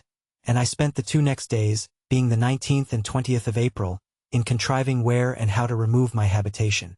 The fear of being swallowed up alive made me that I never slept in quiet, and yet the apprehension of lying abroad without any fence was almost equal to it. But still, when I looked about and saw how everything was put in order, how pleasantly concealed I was, and how safe from danger, it made me very loath to remove. In the meantime, it occurred to me that it would require a vast deal of time for me to do this, and that I must be contented to venture where I was, till I had formed a camp for myself, and had secured it so as to remove to it. So with this resolution I composed myself for a time, and resolved that I would go to work with all speed to build me a wall with piles and cables and see in a circle as before, and set my tent up in it when it was finished, but that I would venture to stay where I was till it was finished and fit to remove.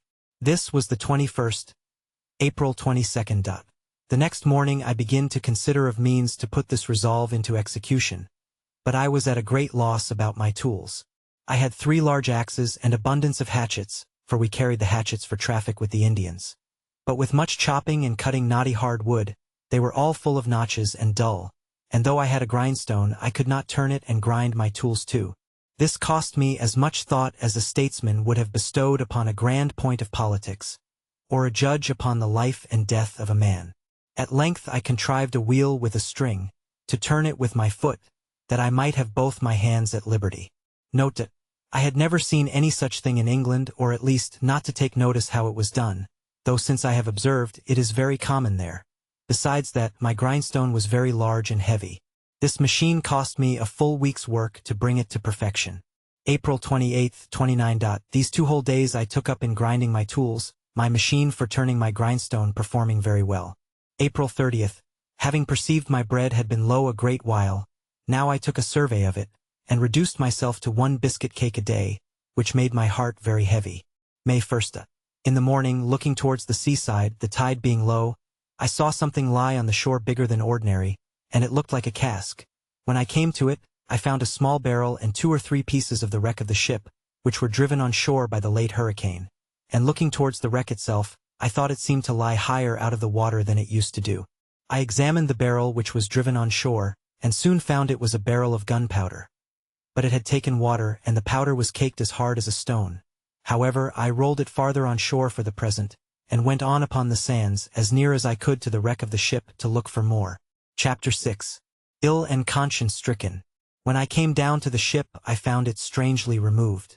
The forecastle, which lay before buried in sand, was heaved up at least 6 feet, and the stern, which was broke in pieces and parted from the rest by the force of the sea, soon after I had left rummaging her, was tossed as it were up and cast on one side, and the sand was thrown so high on that side next her stern, that whereas there was a great place of water before, so that I could not come within a quarter of a mile of the wreck without swimming, I could now walk quite up to her when the tide was out. I was surprised with this at first, but soon concluded it must be done by the earthquake. And as by this violence the ship was more broke open than formerly, so many things came daily on shore, which the sea had loosened, and which the winds and water rolled by degrees to the land. This wholly diverted my thoughts from the design of removing my habitation, and I busied myself mightily, that day especially, in searching whether I could make any way into the ship. But I found nothing was to be expected of that kind, for all the inside of the ship was choked up with sand. However, as I had learned not to despair of anything, I resolved to pull everything to pieces that I could of the ship, concluding that everything I could get from her would be of some use or other to me. May 3rd. I began with my saw and cut a piece of a beam through, which I thought held some of the upper part or quarter-deck together, and when I had cut it through, I cleared away the sand as well as I could from the side which lay highest. But the tide coming in, I was obliged to give over for that time. May 4th. I went a-fishing, but caught not one fish that I durst eat of, till I was weary of my sport, when, just going to leave off, I caught a young dolphin. I had made me a long line of some rope yarn, but I had no hooks, yet I frequently caught fish enough, as much as I cared to eat, all which I dried in the sun and ate them dry. May 5th. Worked on the wreck, cut another beam asunder, and brought 3 great fir planks off from the decks, which I tied together, and made to float on shore when the tide of flood came on. May 6th. Worked on the wreck, got several iron bolts out of her and other pieces of ironwork, worked very hard, and came home very much tired, and had thoughts of giving it over. May 7th. Went to the wreck again, not with an intent to work, but found the weight of the wreck had broke itself down, the beams being cut. that several pieces of the ship seemed to lie loose, and the inside of the hold lay so open that I could see into it. But it was almost full of water and sand. May 8th. Went to the wreck and carried an iron crow to wrench up the deck, which lay now quite clear of the water or sand. I wrenched open 2 planks, and brought them on shore also with the tide. I left the iron crow in the wreck for next day. May 9th. Went to the wreck, and with the crow made way into the body of the wreck, and felt several casks, and loosened them with the crow, but could not break them up. I felt also a roll of English lead, and could stir it, but it was too heavy to remove. May 10th to 14th. Went every day to the wreck, and got a great many pieces of timber and boards or plank and 200 or 300 weight of iron. May 15th. I carried 2 hatchets to try if I could not cut a piece off the roll of lead by placing the edge of one hatchet and driving it with the other. But as it lay about 1.5 feet in the water, I could not make any blow to drive the hatchet. May 16th. It had blown hard in the night, and the wreck appeared more broken by the force of the water. But I stayed so long in the woods to get pigeons for food, that the tide prevented my going to the wreck that day. May 17th. I saw some pieces of the wreck blown on shore at a great distance near 2 miles off me, but resolved to see what they were, and found it was a piece of the head, but too heavy for me to bring away. May 24th. Every day to this day, I worked on the wreck, and with hard labor I loosened some things so much with the crow, that the first flowing tide several casks floated out, and 2 of the seamen's chests. But the wind blowing from the shore, nothing came to land that day but pieces of timber, and a hogshead, which had some Brazil pork in it. But the salt water and the sand had spoiled it. I continued this work every day to the 15th of June, except the time necessary to get food, which I always appointed, during this part of my employment, to be when the tide was up, that I might be ready when it was ebbed out. And by this time I had got timber and plank and ironwork enough to have built a good boat, if I had known how, and also I got, at several times and in several pieces, near 100 weight of the sheet lead. June 16th. Going down to the seaside, I found a large tortoise or turtle. This was the first I had seen, which, it seems, was only my misfortune, not any defect of the place or scarcity. For had I happened to be on the other side of the island, I might have had hundreds of them every day as I found afterwards, but perhaps had paid dear enough for them. June 17th. I spent in cooking the turtle. I found in her 80 eggs, and her flesh was to me, at that time, the most savory and pleasant that ever I tasted in my life, having had no flesh, but of goats and fowls, since I landed in this horrid place. June 18th. Rained all day and I stayed within. I thought at this time the rain felt cold, and I was something chilly, which I knew was not usual in that latitude. June 19th. Very ill and shivering as if the weather had been cold. June 20th. No rest all night. Violent pains in my head, and feverish. June 21st. Very ill. Fright almost to death with the apprehensions of my sad condition. To be sick, and no help. Prayed to God, for the first time since the storm off Hull. But scarce knew what I said, or why, my thoughts being all confused. June 22nd. A little better, but under dreadful apprehensions of sickness. June 23rd. Very bad again, cold and shivering and then a violent headache. June 24th. Much better. June 25th. An ague very violent. The fit held me 7 hours, cold fit and hot, with faint sweats after it. June 26th. Better, and having no victuals to eat, took my gun, but found myself very weak. However, I killed a she-goat, and with much difficulty got it home and broiled some of it and ate. I would fain have stewed it and made some broth, but had no pot. June 27th. The ague again so violent that I lay abed all day, and neither ate nor drank. I was ready to perish for thirst, but so weak, I had not strength to stand up, or to get myself any water to drink. Prayed to God again, but was light-headed, and when I was not, I was so ignorant that I knew not what to say. Only I lay and cried, Lord, look upon me. Lord, pity me. Lord, have mercy upon me. I suppose I did nothing else for 2 or 3 hours. Till, the fit wearing off, I fell asleep, and did not wake till far in the night. When I awoke, I found myself much refreshed, but weak, and exceeding thirsty. However, as I had no water in my habitation, I was forced to lie till morning, and went to sleep again. In this second sleep I had this terrible dream. I thought that I was sitting on the ground on the outside of my wall, where I sat when the storm blew after the earthquake, and that I saw a man descend from a great black cloud, in a bright flame of fire, and light upon the ground. He was all over as bright as a flame, so that I could but just bear to look towards him. His countenance was most inexpressibly dreadful, impossible for words to describe. When he stepped upon the ground with his feet, I thought the earth trembled, just as it had done before in the earthquake, and all the air looked, to my apprehension, as if it had been filled with flashes of fire. He was no sooner landed upon the earth, but he moved forward towards me, with a long spear or weapon in his hand, to kill me, and when he came to a rising ground at some distance, he spoke to me, or I heard a voice so terrible that it is impossible to express the terror of it. All that I can say I understood was this: seeing all these things have not brought thee to repentance, now thou shalt die. At which words, I thought he lifted up the spear that was in his hand to kill me. No one that shall ever read this account will expect that I should be able to describe the horrors of my soul at this terrible vision. I mean that even while it was a dream, I even dreamed of those horrors. Nor is it any more possible to describe the impression that remained upon my mind when I awaked, and found it was but a dream. I had, alas, no divine knowledge.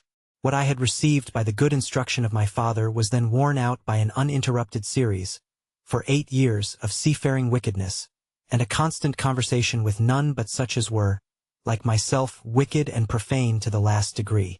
I do not remember that I had, in all that time, one thought that so much as tended either to looking upwards towards God, or inwards towards a reflection upon my own ways. But a certain stupidity of soul, without desire of good or conscience of evil, had entirely overwhelmed me, and I was all that the most hardened, unthinking, wicked creature among our common sailors can be supposed to be, not having the least sense, either of the fear of God in danger, or of thankfulness to God in deliverance.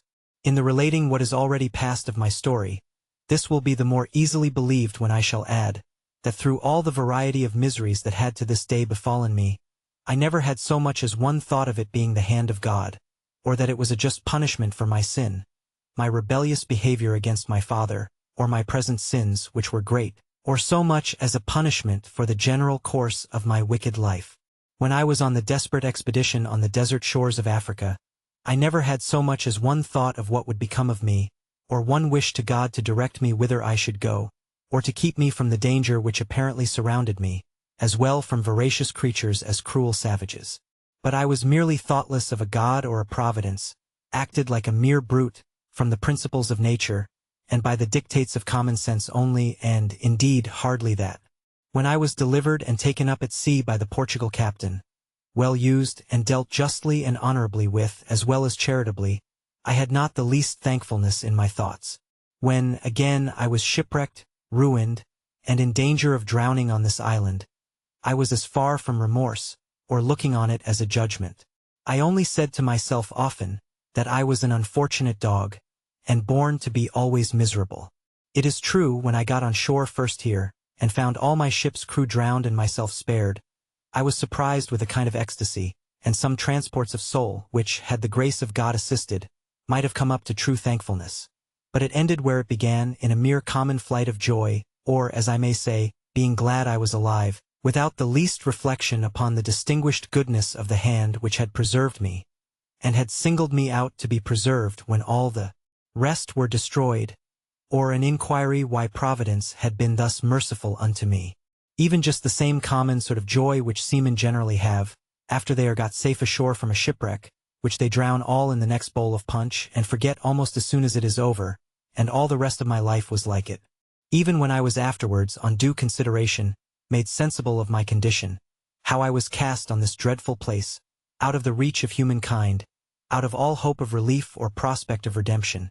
As soon as I saw but a prospect of living, and that I should not starve and perish for hunger, all the sense of my affliction wore off, and I began to be very easy, applied myself to the works proper for my preservation and supply, and was far enough from being afflicted at my condition as a judgment from heaven, or as the hand of God against me.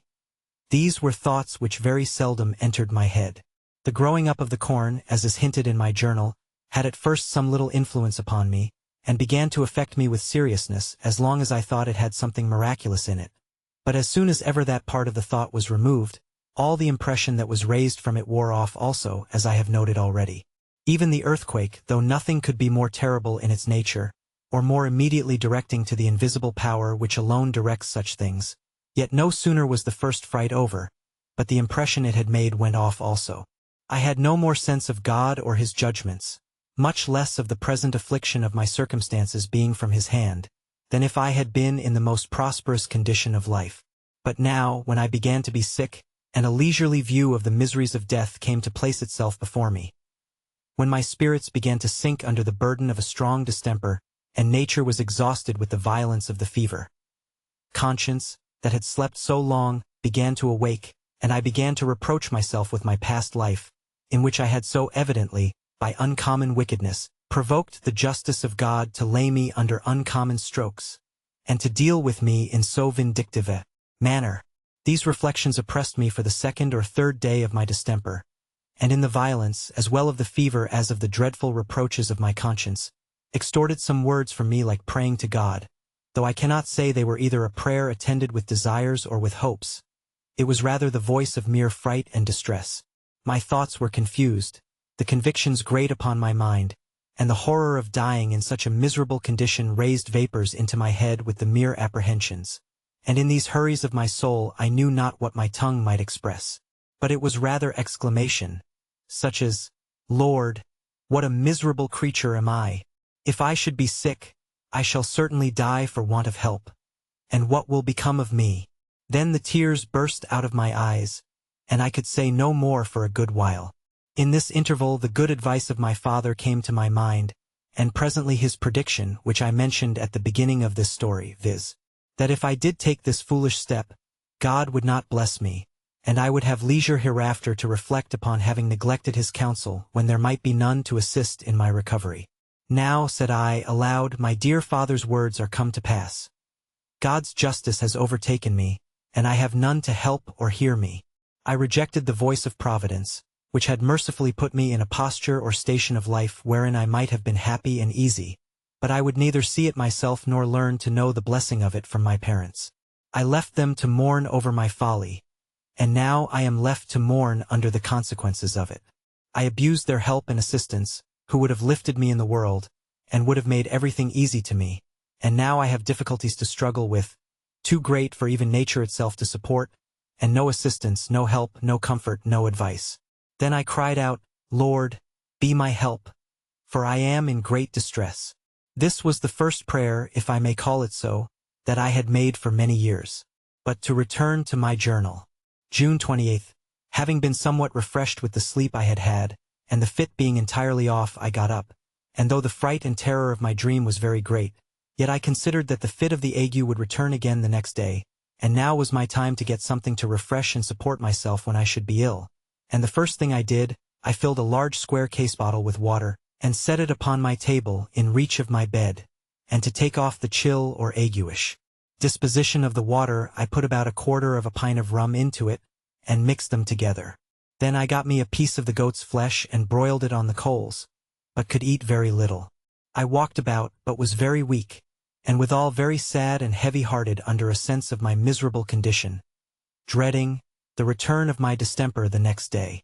At night I made my supper of 3 of the turtle's eggs, which I roasted in the ashes and ate, as we call it, in the shell, and this was the first bit of meat I had ever asked God's blessing to, that I could remember in my whole life. After I had eaten I tried to walk, but found myself so weak that I could hardly carry a gun, for I never went out without that. So I went but a little way and sat down upon the ground, looking out upon the sea, which was just before me and very calm and smooth. As I sat here some such thoughts as these occurred to me. What is this earth and sea, of which I have seen so much? Whence is it produced? And what am I, and all the other creatures wild and tame, human and brutal? Whence are we? Sure we are all made by some secret power, who formed the earth and sea, the air and sky. And who is that? Then it followed most naturally, it is God that has made all. Well, but then it came on strangely, if God has made all these things, he guides and governs them all, and all things that concern them, for the power that could make all things must certainly have power to guide and direct them. If so, nothing can happen in the great circuit of his works, either without his knowledge or appointment.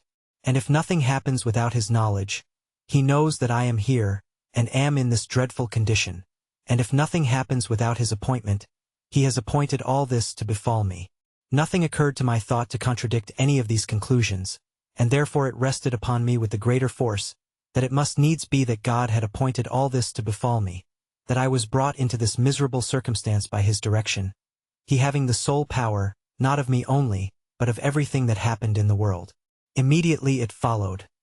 Why has God done this to me? What have I done to be thus used?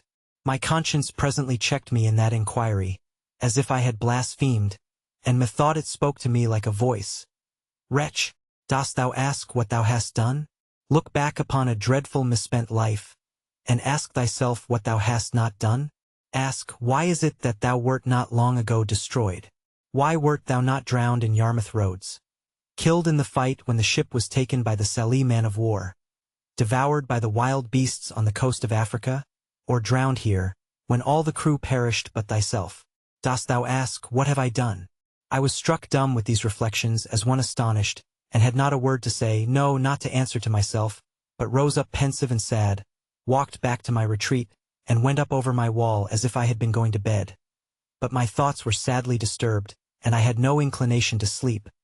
So I sat down in my chair and lighted my lamp, for it began to be dark.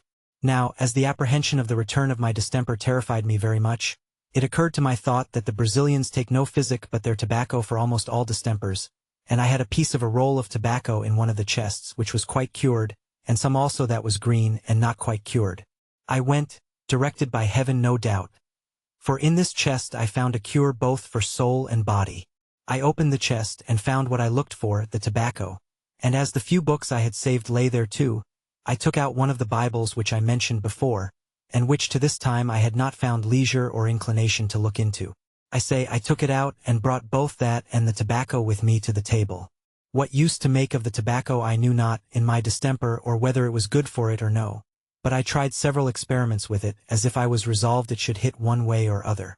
I first took a piece of leaf and chewed it in my mouth, which, indeed, at first almost stupefied my brain, the tobacco being green and strong, and that I had not been much used to. Then I took some and steeped it an hour or two in some rum, and resolved to take a dose of it when I lay down. And lastly, I burnt some upon a pan of coals, and held my nose close over the smoke of it as long as I could bear it, as well for the heat as almost for suffocation. In the interval of this operation I took up the Bible and began to read. But my head was too much disturbed with the tobacco to bear reading, at least at that time. Only, having opened the book casually, the first words that occurred to me were these: Call on me in the day of trouble, and I will deliver thee, and thou shalt glorify me. These words were very apt to my case, and made some impression upon my thoughts at the time of reading them, though not so much as they did afterwards. For, as for being delivered, the word had no sound, as I may say, to me. The thing was so remote, so impossible in my apprehension of things, that I began to say, as the children of Israel did when they were promised flesh to eat, Can God spread a table in the wilderness? So I began to say, Can God himself deliver me from this place? And as it was not for many years that any hopes appeared, this prevailed very often upon my thoughts.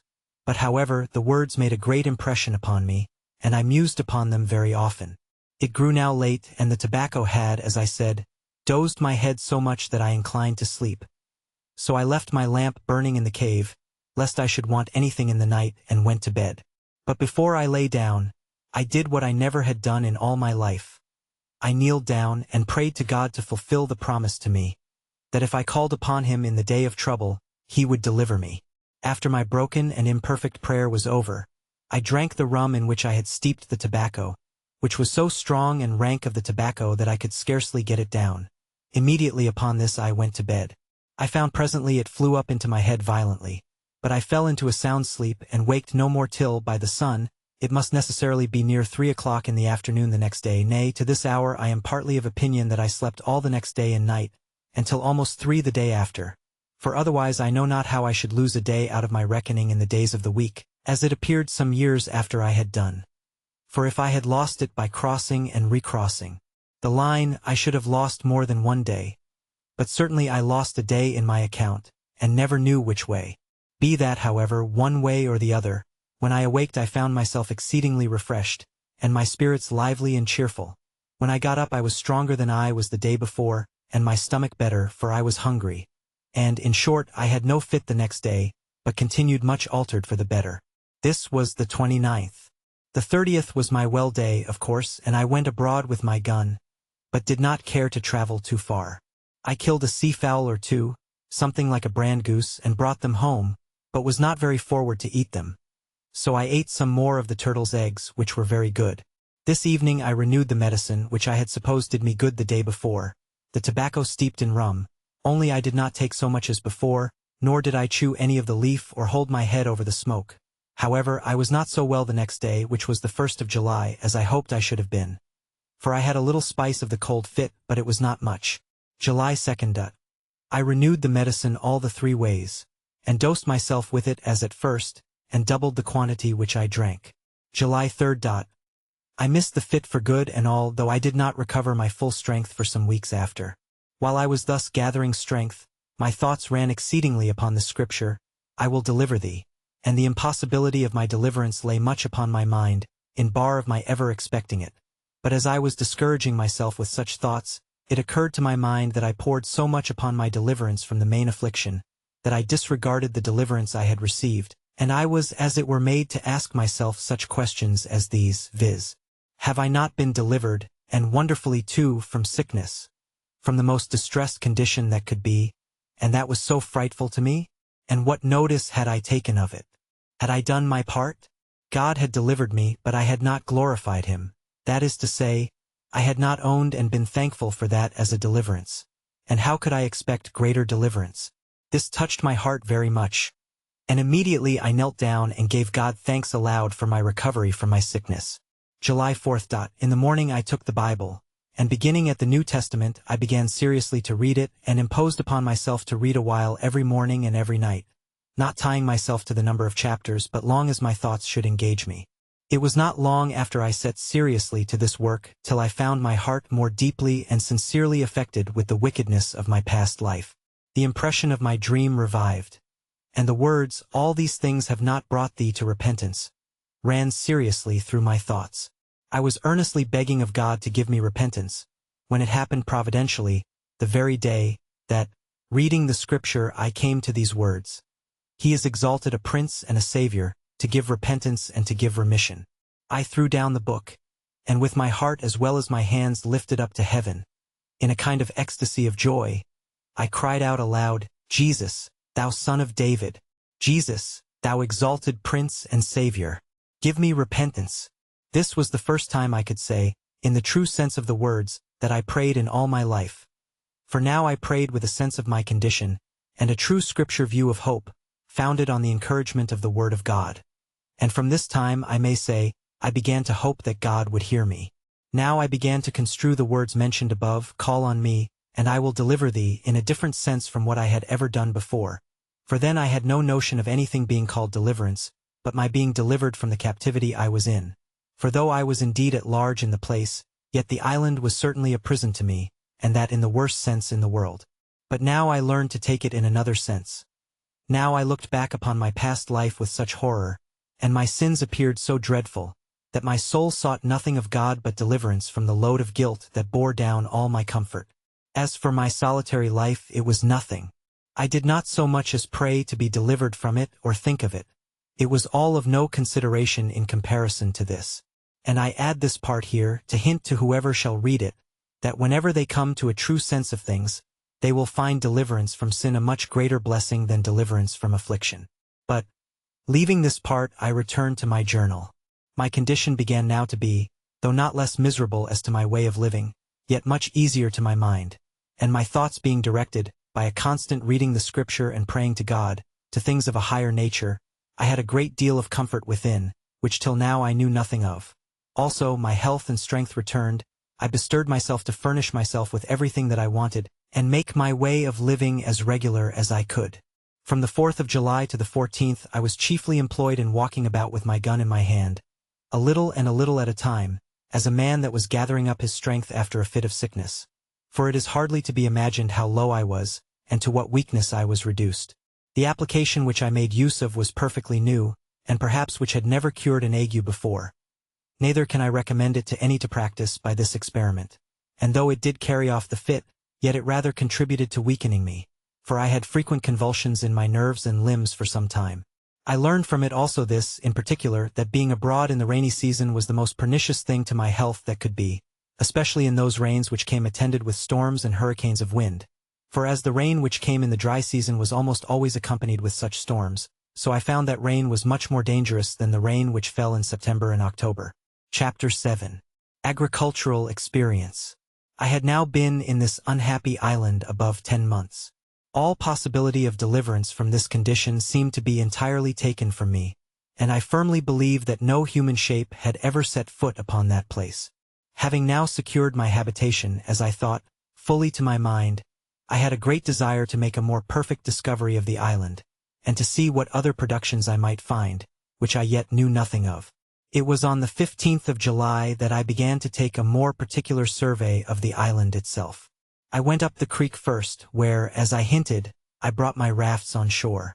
I found after I came about 2 miles up, that the tide did not flow any higher, and that it was no more than a little brook of running water very fresh and good. But this being the dry season, there was hardly any water in some parts of it, at least not enough to run in any stream so as it could be perceived. On the banks of this brook I found many pleasant savannas or meadows, plain, smooth, and covered with grass.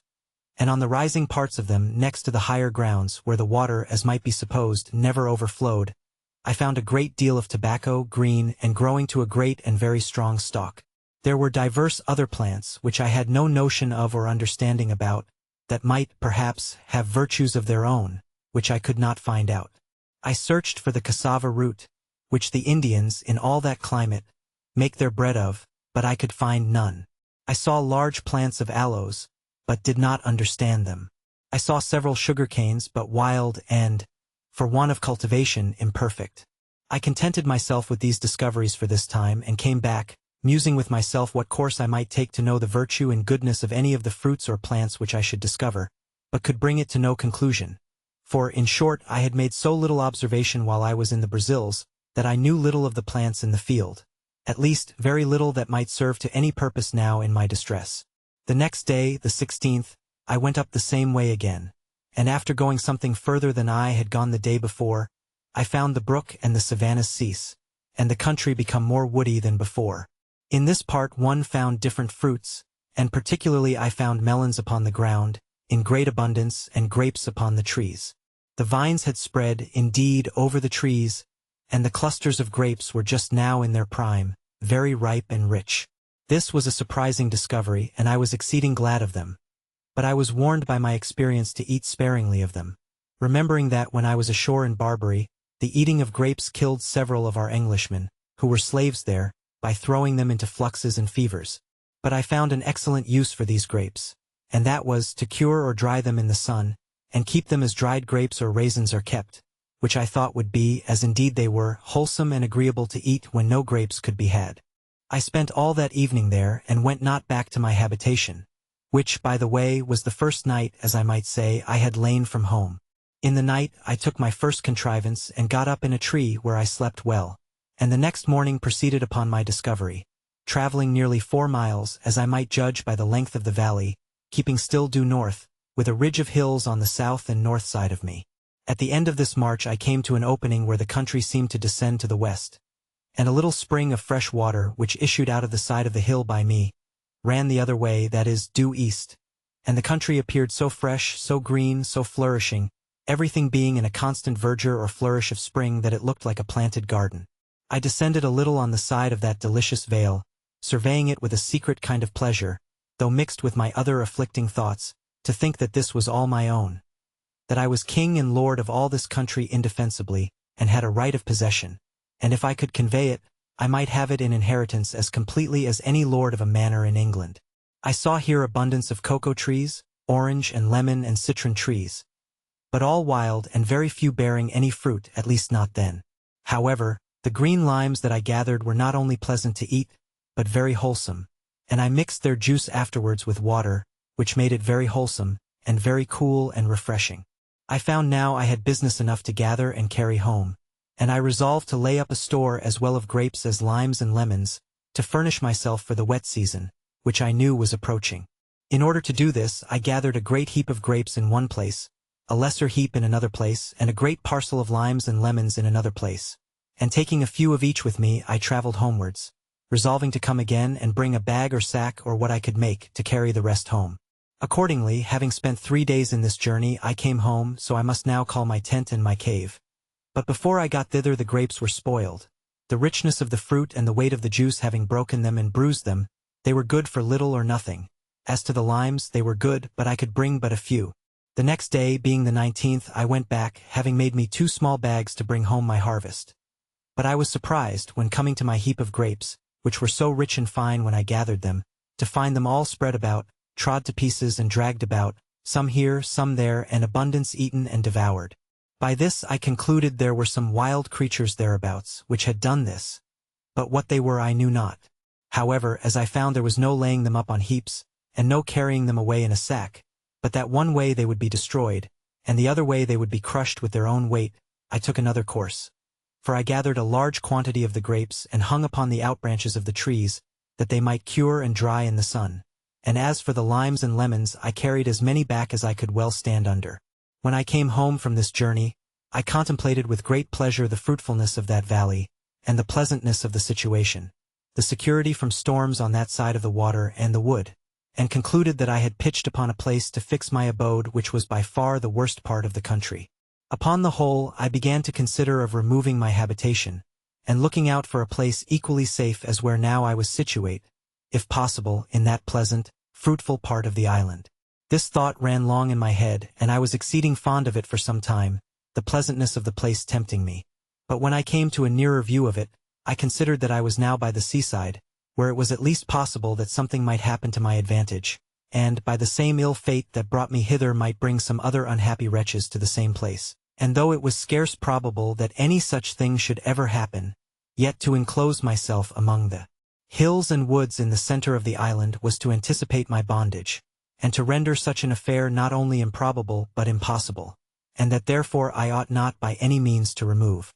However, I was so enamored of this place, that I spent much of my time there for the whole of the remaining part of the month of July, and though upon second thoughts I resolved not to remove, yet I built me a little kind of a bower and surrounded it at a distance with a strong fence, being a double hedge as high as I could reach, well staked and filled between with brushwood, and here I lay very secure, sometimes 2 or 3 nights together, always going over it with a ladder, so that I fancied now I had my country house and my seacoast house.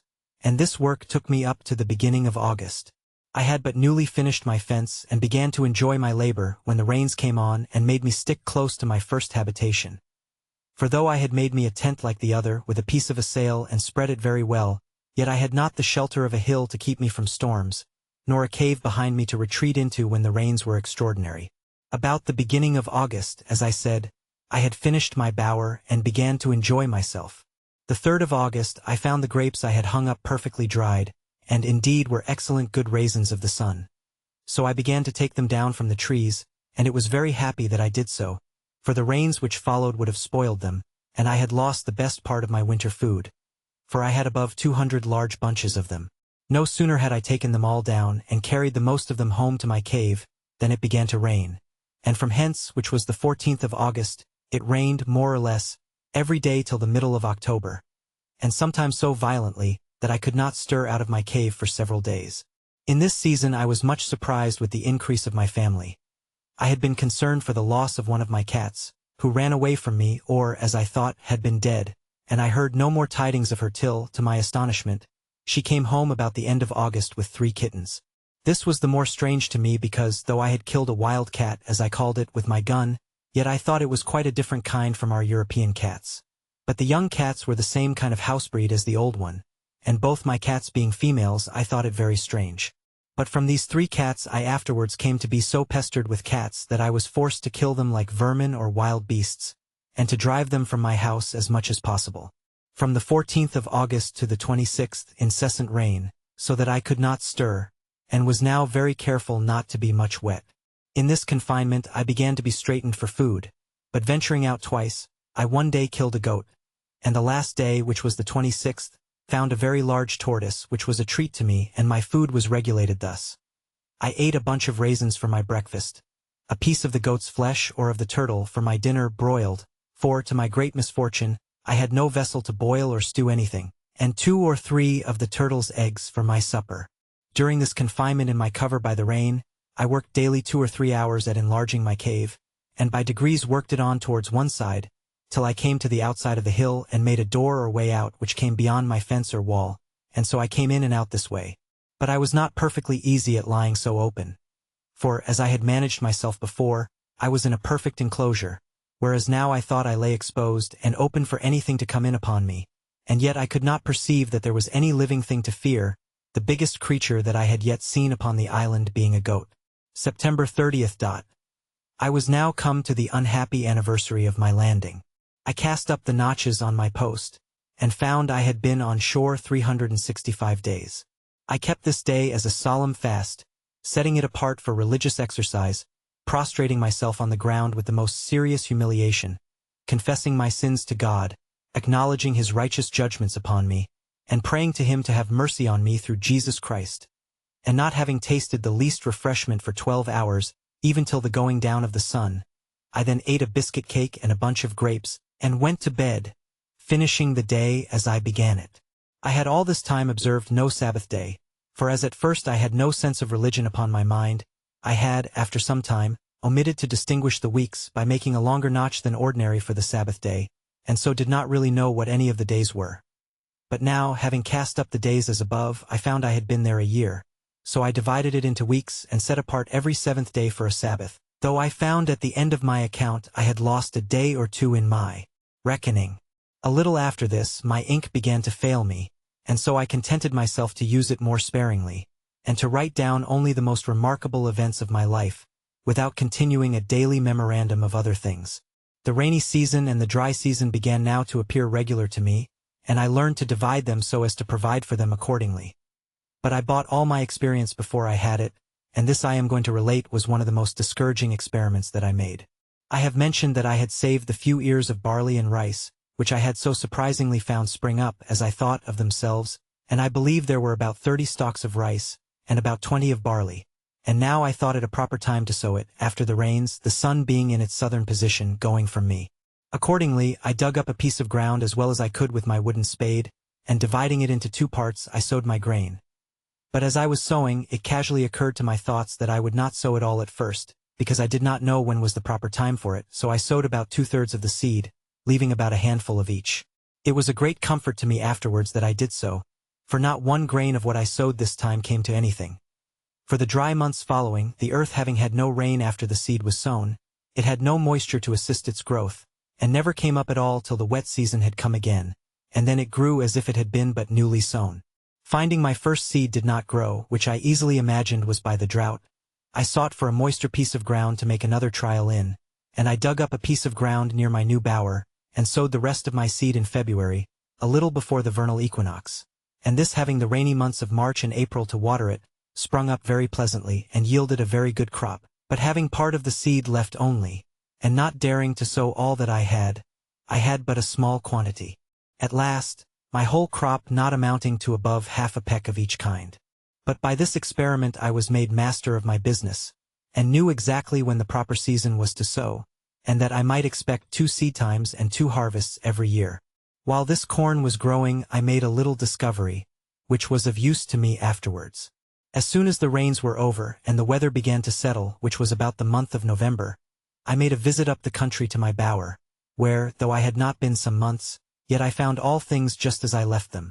The circle or double hedge that I had made was not only firm and entire, but the stakes which I had cut out of some trees that grew thereabouts were all shot out and grown with long branches, as much as a willow tree usually shoots the first year after lopping its head. I could not tell what tree to call it that these stakes were cut from. I was surprised and yet very well pleased to see the young trees grow, and I pruned them and led them up to grow as much alike as I could, and it is scarce credible how beautiful a figure they grew into in 3 years, so that though the hedge made a circle of about 25 yards in diameter, yet the trees, for such I might now call them, soon covered it, and it was a complete shade, sufficient to lodge under all the dry season. This made me resolve to cut some more stakes and make me a hedge like this in a semicircle round my wall, I mean that of my first dwelling, which I did, and placing the trees or stakes in a double row, at about 8 yards distance from my first fence, they grew presently, and were at first a fine cover to my habitation, and afterwards served for a defense also, as I shall observe in its order. I found now that the seasons of the year might generally be divided not into summer and winter, as in Europe, but into the rainy seasons and the dry seasons, which were generally thus: the half of February, the whole of March, and the half of April rainy, the sun being then on or near the equinox; the half of April, the whole of May, June, and July, and the half of August dry, the sun being then to the north of the line; the half of August, the whole of September, and the half of October rainy, the sun being then come back; the half of October, the whole of November, December, and January, and the half of February dry, the sun being then to the south of the line. The rainy seasons sometimes held longer or shorter as the winds happened to blow, but this was the general observation I made. After I had found by experience the ill consequences of being abroad in the rain, I took care to furnish myself with provisions beforehand, that I might not be obliged to go out, and I sat within doors as much as possible during the wet months. This time I found much employment, and very suitable also to the time, for I found great occasion for many things which I had no way to furnish myself with but by hard labor and constant application. Particularly I tried many ways to make myself a basket, but all the twigs I could get for the purpose proved so brittle that they would do nothing. It proved of excellent advantage to me now that when I was a boy, I used to take great delight in standing at a basket-maker's, in the town where my father lived, to see them make their wickerware, and being, as boys usually are, very officious to help, and a great observer of the manner in which they worked those things, and sometimes lending a hand, I had by these means full knowledge of the methods of it, and I wanted nothing but the materials, when it came into my mind that the twigs of that tree from whence I cut my stakes that grew might possibly be as tough as the sallows, willows, and osiers in England, and I resolved to try. Accordingly, the next day I went to my country house, as I called it, and cutting some of the smaller twigs, I found them to my purpose as much as I could desire, whereupon I came the next time prepared with a hatchet to cut down a quantity, which I soon found, for there was great plenty of them. These I set up to dry within my circle or hedge, and when they were fit for use I carried them to my cave. And here, during the next season, I employed myself in making, as well as I could, a great many baskets, both to carry earth or to carry or lay up anything, as I had occasion. And though I did not finish them very handsomely, yet I made them sufficiently serviceable for my purpose. Thus, afterwards, I took care never to be without them, and as my wickerware decayed, I made more, especially strong, deep baskets to place my corn in, instead of sacks, when I should come to have any quantity of it. Having mastered this difficulty, and employed a world of time about it, I bestirred myself to see, if possible, how to supply two wants. I had no vessels to hold anything that was liquid except two runlets, which were almost full of rum, and some glass bottles, some of the common size, and others which were case bottles, square, for the holding of water, spirits, and sea. I had not so much as a pot to boil anything except a great kettle, which I saved out of the ship, and which was too big for such as I desired it, viz., to make broth and stew a bit of meat by itself. The second thing I fain would have had was a tobacco pipe, but it was impossible to me to make one. However, I found a contrivance for that, too, at last. I employed myself in planting my second rows of stakes or piles, and in this wickerworking all the summer or dry season, when another business took me up more time than it could be imagined I could spare. Chapter 8. Surveys his position. I mentioned before that I had a great mind to see the whole island, and that I had traveled up the brook, and so on to where I built my bower, and where I had an opening quite to the sea, on the other side of the island. I now resolved to travel quite across to the seashore on that side. So, taking my gun, a hatchet, and my dog, and a larger quantity of powder and shot than usual, with 2 biscuit cakes and a great bunch of raisins in my pouch for my store, I began my journey. When I had passed the vale where my bower stood, as above, I came within view of the sea to the west, and it being a very clear day, I fairly descried land, whether an island or a continent I could not tell. But it lay very high, extending from the W to the WSW at a very great distance. By my guess it could not be less than 15 or 20 leagues off.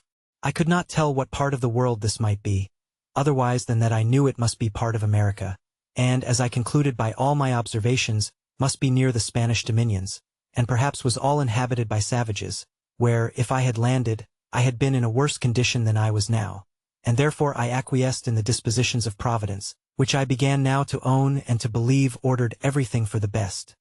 I say I quieted my mind with this, and left off afflicting myself with fruitless wishes of being there. Besides, after some thought upon this affair, I considered that if this land was the Spanish coast, I should certainly, one time or other, see some vessel pass or repass one way or other. But if not, then it was the savage coast between the Spanish country and Brazil's, where are found the worst of savages. For they are cannibals or men-eaters and fail not to murder and devour all the human bodies that fall into their hands. With these considerations, I walked very leisurely forward.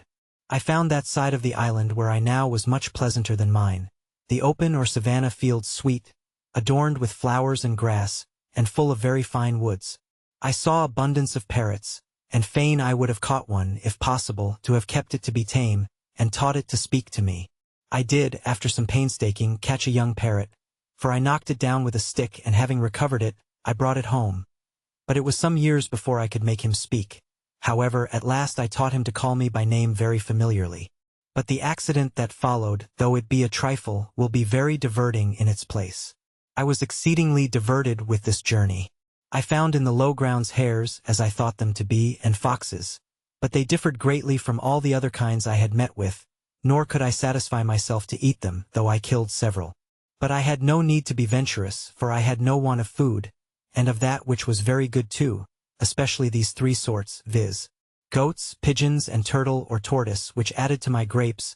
Leadenhall Market could not have furnished a table better than I, in proportion to the company, and though my case was deplorable enough, yet I had great cause for thankfulness that I was not driven to any extremities for food, but had rather plenty, even to dainties. I never traveled in this journey above 2 miles outright in a day or thereabouts, but I took so many turns and returns to see what discoveries I could make, that I came weary enough to the place where I resolved to sit down all night, and then I either reposed myself in a tree, or surrounded myself with a row of stakes set upright in the ground, either from one tree to another, or so as no wild creature could come at me without waking me. As soon as I came to the seashore, I was surprised to see that I had taken up my lot on the worst side of the island. For here, indeed, the shore was covered with innumerable turtles, whereas on the other side I had found but 3 in a year and a half. Here was also an infinite number of fowls of many kinds, some which I had seen, and some which I had not seen before, and many of them very good meat, but such as I knew not the names of, except those called penguins. I could have shot as many as I pleased, but was very sparing of my powder and shot, and therefore had more mind to kill a she-goat if I could, which I could better feed on. And though there were many goats here, more than on my side the island, yet it was with much more difficulty that I could come near them, the country being flat and even, and they saw me much sooner than when I was on the hills. I confess this side of the country was much pleasanter than mine, but yet I had not the least inclination to remove, for as I was fixed in my habitation it became natural to me, and I seemed all the while I was here to be as it were upon a journey, and from home. However, I traveled along the shore of the sea towards the east, I suppose about 12 miles, and then setting up a great pole upon the shore for a mark, I concluded I would go home again, and that the next journey I took should be on the other side of the island east from my dwelling, and so round till I came to my post again. I took another way to come back than that I went, thinking I could easily keep all the island so much in my view that I could not miss finding my first dwelling by viewing the country. But I found myself mistaken, for being come about 2 or 3 miles, I found myself descended into a very large valley, but so surrounded with hills, and those hills covered with wood, that I could not see which was my way by any direction but that of the sun, nor even then, unless I knew very well the position of the sun at that time of the day. It happened, to my further misfortune, that the weather proved hazy for 3 or 4 days while I was in the valley, and not being able to see the sun, I wandered about very uncomfortably, and at last was obliged to find the seaside, look for my post, and come back the same way I went. And then, by easy journeys, I turned homeward, the weather being exceeding hot, and my gun, ammunition, hatchet, and other things very heavy. In this journey my dog surprised a young kid, and seized upon it, and I, running in to take hold of it, caught it and saved it alive from the dog. I had a great mind to bring it home if I could, for I had often been musing whether it might not be possible to get a kid or 2, and so raise a breed of tame goats, which might supply me when my powder and shot should be all spent. I made a collar for this little creature, and with a string, which I made of some rope yarn, which I always carried about me, I led him along, though with some difficulty, till I came to my bower, and there I enclosed him and left him, for I was very impatient to be at home, from whence I had been absent above a month. I cannot express what a satisfaction it was to me to come into my old hutch, and lie down in my hammock bed. This little wandering journey, without settled place of abode, had been so unpleasant to me, that my own house, as I called it to myself, was a perfect settlement to me compared to that, and it rendered everything about me so comfortable that I resolved I would never go a great way from it again while it should be my lot to stay on the island. I reposed myself here a week, to rest and regale myself after my long journey, during which most of the time was taken up in the weighty affair of making a cage for my Pole, who began now to be a mere domestic, and to be well acquainted with me. Then I began to think of the poor kid which I had penned in within my little circle, and resolved to go and fetch it home or give it some food. Accordingly I went and found it where I left it, for indeed it could not get out, but was almost starved for want of food. I went and cut boughs of trees, and branches of such shrubs as I could find, and threw it over, and having fed it, I tied it as I did before to lead it away. But it was so tame with being hungry, that I had no need to have tied it, for it followed me like a dog. And as I continually fed it, the creature became so loving, so gentle, and so fond, that it became from that time one of my domestics also, and would never leave me afterwards. The rainy season of the autumnal equinox was now come, and I kept the 30th of September in the same solemn manner as before, being the anniversary of my landing on the island, having now been there 2 years, and no more prospect of being delivered than the first day I came there. I spent the whole day in humble and thankful acknowledgments of the many wonderful mercies which my solitary condition was attended with, and without which it might have been infinitely more miserable. I gave humble and hearty thanks that God had been pleased to discover to me that it was possible I might be more happy in this solitary condition than I should have been in the liberty of society, and in all the pleasures of the world, that he could fully make up to me the deficiencies of my solitary state, and the want of human society, by his presence and the communications of his grace to my soul, supporting, comforting, and encouraging me to depend upon his providence here, and hope for his eternal presence hereafter. It was now that I began sensibly to feel how much more happy this life I now led was, with all its miserable circumstances, than the wicked, cursed, abominable life I led all the past part of my days. And now I changed both my sorrows and my joys. My very desires altered, my affections changed their gusts, and my delights were perfectly new from what they were at my first coming, or, indeed, for the 2 years past.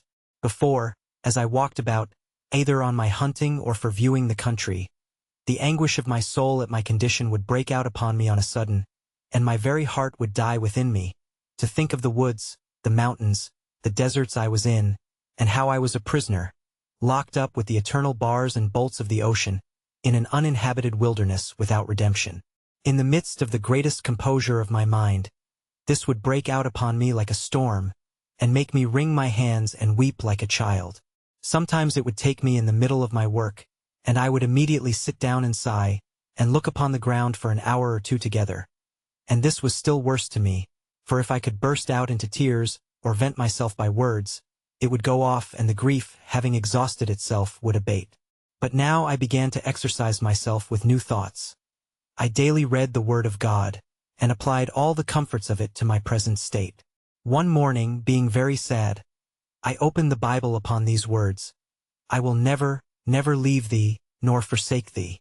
Immediately it occurred that these words were to me. Why else should they be directed in such a manner, just at the moment when I was mourning over my condition, as one forsaken of God and man?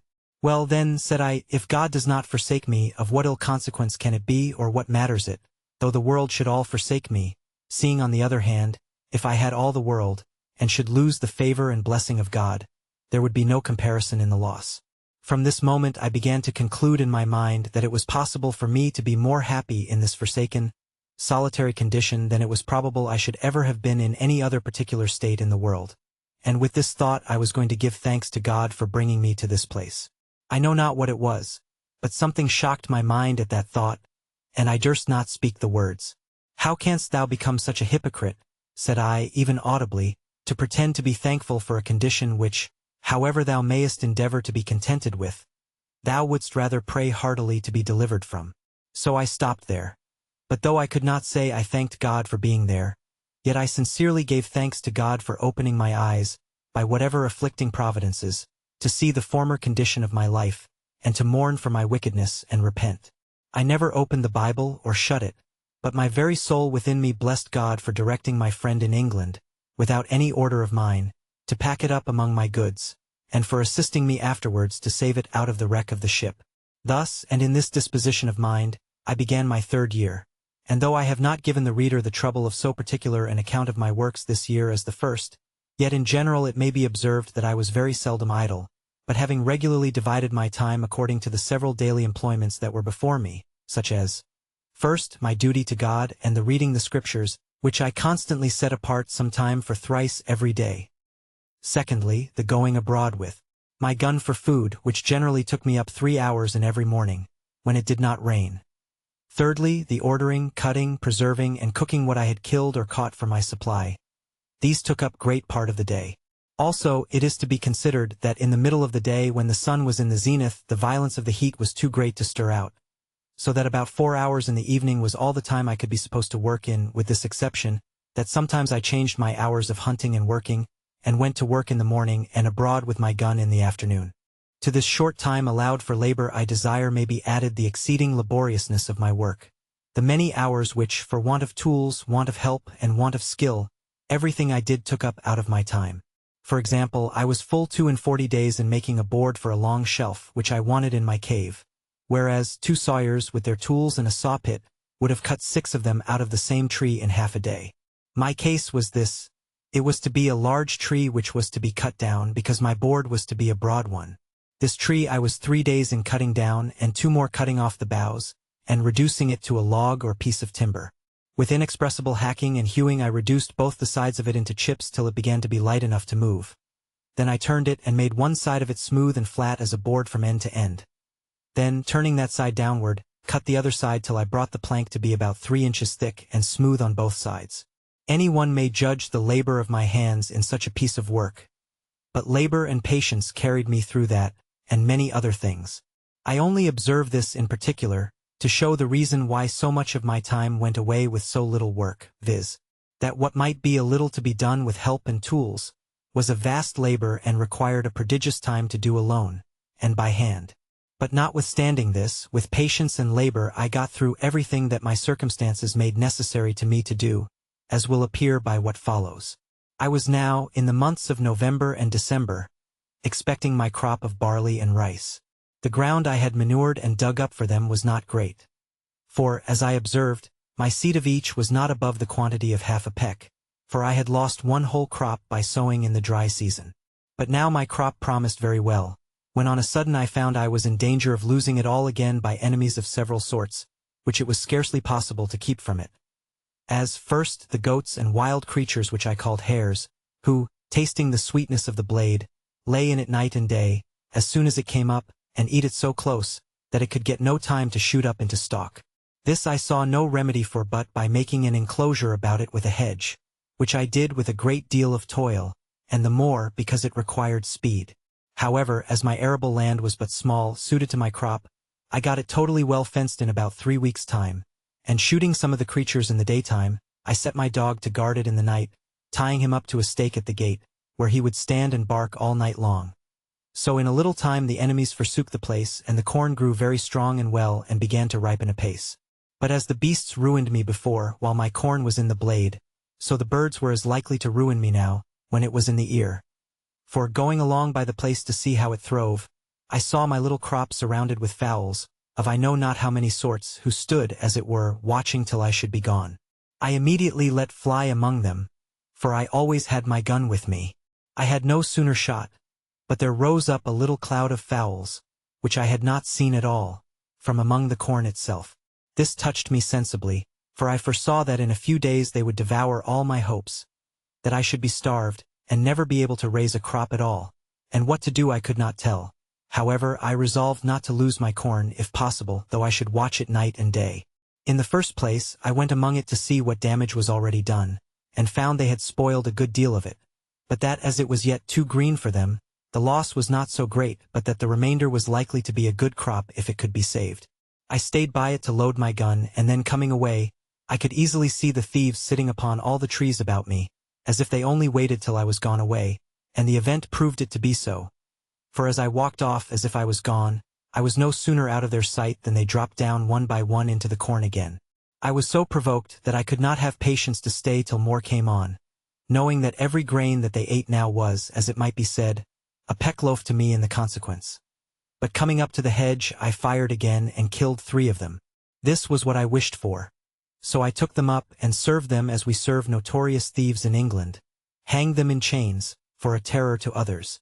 It is impossible to imagine that this should have such an effect as it had. For the fowls would not only not come at the corn, but, in short, they forsook all that part of the island, and I could never see a bird near the place as long as my scarecrows hung there. This I was very glad of, you may be sure, and about the latter end of December, which was our second harvest of the year, I reaped my corn. I was sadly put to it for a scythe or sickle to cut it down, and all I could do was to make one, as well as I could, out of one of the broadswords or cutlasses, which I saved among the arms out of the ship. However, as my first crop was but small, I had no great difficulty to cut it down. In short, I reaped it in my way, for I cut nothing off but the ears and carried it away in a great basket which I had made, and so rubbed it out with my hands. And at the end of all my harvesting, I found that out of my half-peck of seed I had near 2 bushels of rice, and about 2 bushels and a half of barley, that is to say, by my guess, for I had no measure at that time. However, this was a great encouragement to me, and I foresaw that, in time, it would please God to supply me with bread. And yet here I was perplexed again, for I neither knew how to grind or make meal of my corn, or indeed how to clean it and part it, nor, if made into meal, how to make bread of it, and if how to make it, yet I knew not how to bake it. These things being added to my desire of having a good quantity for store, and to secure a constant supply, I resolved not to taste any of this crop but to preserve it all for seed against the next season, and in the meantime to employ all my study and hours of working to accomplish this great work of providing myself with corn and bread. It might be truly said that now I worked for my bread. I believe few people have thought much upon the strange multitude of little things necessary in the providing, producing, curing, dressing, making, and finishing this one article of bread. I, that was reduced to a mere state of nature, found this to my daily discouragement, and was made more sensible of it every hour, even after I had got the first handful of seed corn, which, as I have said, came up unexpectedly and indeed to a surprise. First, I had no plough to turn up the earth, no spade or shovel to dig it. Well, this I conquered by making me a wooden spade, as I observed before. But this did my work but in a wooden manner, and though it cost me a great many days to make it, yet, for want of iron, it not only wore out soon, but made my work the harder, and made it be performed much worse. However, this I bore with, and was content to work it out with patience, and bear with the badness of the performance. When the corn was sown, I had no harrow, but was forced to go over it myself, and drag a great heavy bough of a tree over it, to scratch it, as it may be called, rather than rake or harrow it. When it was growing and grown, I have observed already how many things I wanted to fence it, secure it, mow or reap it, cure and carry it home, thrash, part it from the chaff and save it. Then I wanted a mill to grind it, sieves to dress it, yeast and salt to make it into bread, and an oven to bake it. But all these things I did without, as shall be observed. And yet the corn was an inestimable comfort and advantage to me too. All this, as I said, made everything laborious and tedious to me, but that there was no help for. Neither was my time so much lost to me, because, as I had divided it, a certain part of it was every day appointed to these works. And as I had resolved to use none of the corn for bread till I had a greater quantity by me, I had the next 6 months to apply myself wholly, by labor and invention, to furnish myself with utensils proper for the performing all the operations necessary for making the corn, when I had it fit for my use. Chapter 9. A boat. But first I was to prepare more land, for I had now seed enough to sow above an acre of ground. Before I did this, I had a week's work at least to make me a spade, which, when it was done, was but a sorry one indeed and very heavy, and required double labor to work with it.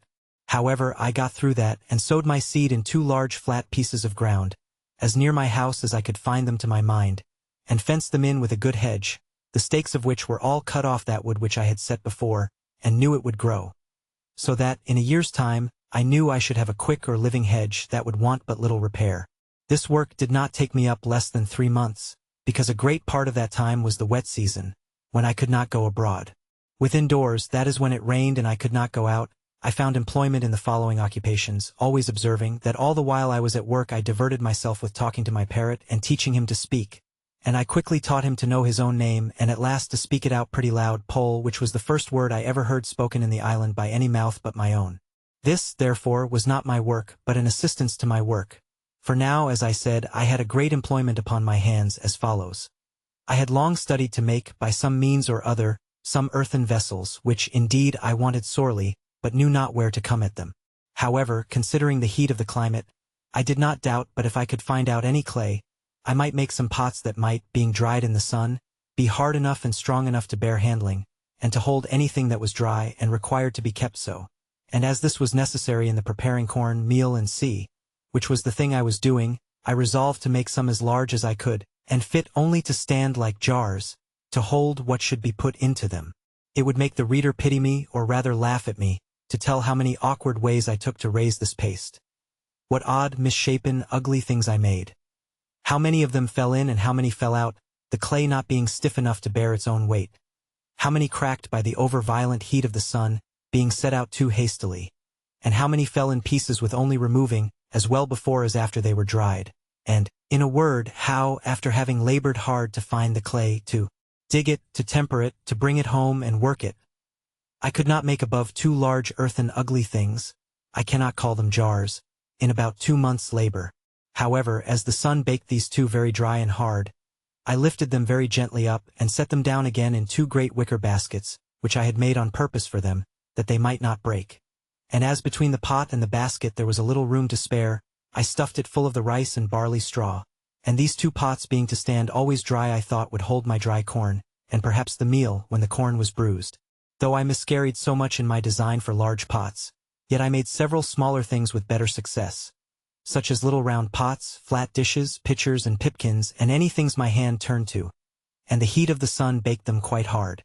But all this would not answer my end, which was to get an earthen pot to hold what was liquid, and bear the fire, which none of these could do.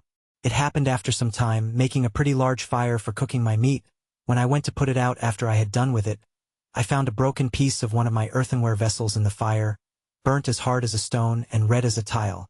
I was agreeably surprised to see it, and said to myself that certainly they might be made to burn whole, if they would burn broken. This set me to study how to order my fire so as to make it burn some pots. I had no notion of a kiln, such as the potters burn in, or of glazing them with lead, though I had some lead to do it with. But I placed 3 large pipkins and 2 or 3 pots in a pile, one upon another, and placed my firewood all round it, with a great heap of embers under them. I plied the fire with fresh fuel round the outside and upon the top, till I saw the pots in the inside red-hot quite through, and observed that they did not crack at all. When I saw them clear red, I let them stand in that heat about 5 or 6 hours, till I found one of them, though it did not crack, did melt or run. For the sand which was mixed with the clay melted by the violence of the heat, and would have run into glass if I had gone on. So I slacked my fire gradually till the pots began to abate of the red color, and watching them all night that I might not let the fire abate too fast, in the morning I had 3 very good, I will not say handsome, pipkins and 2 other earthen pots, as hard burnt as could be desired, and one of them perfectly glazed with the running of the sand. After this experiment, I need not say that I wanted no sort of earthenware for my use, but I must needs say as to the shapes of them, they were very indifferent, as anyone may suppose, when I had no way of making them but as the children make dirt pies, or as a woman would make pies that never learned to raise paste. No joy at a thing of so mean a nature was ever equal to mine, when I found I had made an earthen pot that would bear the fire, and I had hardly patience to stay till they were cold before I set one on the fire again with some water in it to boil me some meat, which it did admirably well, and with a piece of a kid I made some very good broth, though I wanted oatmeal, and several other ingredients requisite to make it as good as I would have had it been. My next concern was to get me a stone mortar to stamp or beat some corn in. For as to the mill, there was no thought of arriving at that perfection of art with one pair of hands. To supply this want, I was at a great loss. For, of all the trades in the world, I was as perfectly unqualified for a stone cutter as for any whatever. Neither had I any tools to go about it with. I spent many a day to find out a great stone big enough to cut hollow, and make fit for a mortar, and could find none at all except what was in the solid rock, and which I had no way to dig or cut out. Nor indeed were the rocks in the island of hardness sufficient, but were all of a sandy, crumbling stone, which neither would bear the weight of a heavy pestle, nor would break the corn without filling it with sand. So, after a great deal of time lost in searching for a stone, I gave it over and resolved to look out for a great block of hard wood, which I found, indeed, much easier. And getting one as big as I had strength to stir, I rounded it and formed it on the outside with my axe and hatchet, and then with the help of fire and infinite labor, made a hollow place in it, as the Indians in Brazil make their canoes. After this, I made a great heavy pestle or beater of the wood called the ironwood. And this I prepared and laid by against I had my next crop of corn, which I proposed to myself to grind, or rather pound into meal to make bread. My next difficulty was to make a sieve or circe, to dress my meal, and to part it from the bran and the husk, without which I did not see it possible I could have any bread. This was a most difficult thing even to think on, for to be sure I had nothing like the necessary thing to make it, fine thin canvas or stuff to circe the meal through, and here I was at a full stop for many months. Nor did I really know what to do. Linen I had none left but what was mere rags. I had goat's hair, but neither knew how to weave it or spin it, and had I known how, here were no tools to work it with. All the remedy that I found for this was, that at last I did remember I had, among the seamen's clothes which were saved out of the ship, some neckcloths of calico or muslin, and with some pieces of these I made 3 small sieves proper enough for the work, and thus I made shift for some years. How I did afterwards, I shall show in its place. The baking part was the next thing to be considered, and how I should make bread when I came to have corn. For first, I had no yeast. As to that part, there was no supplying the want, so I did not concern myself much about it. But for an oven I was indeed in great pain. At length I found out an experiment for that also, which was this. I made some earthen vessels very broad but not deep, that is to say, about 2 feet diameter and not above 9 inches deep. These I burned in the fire, as I had done the other, and laid them by, and when I wanted to bake, I made a great fire upon my hearth, which I had paved with some square tiles of my own baking and burning also, but I should not call them square. When the firewood was burned pretty much into embers or live coals, I drew them forward upon this hearth, so as to cover it all over, and there I let them lie till the hearth was very hot.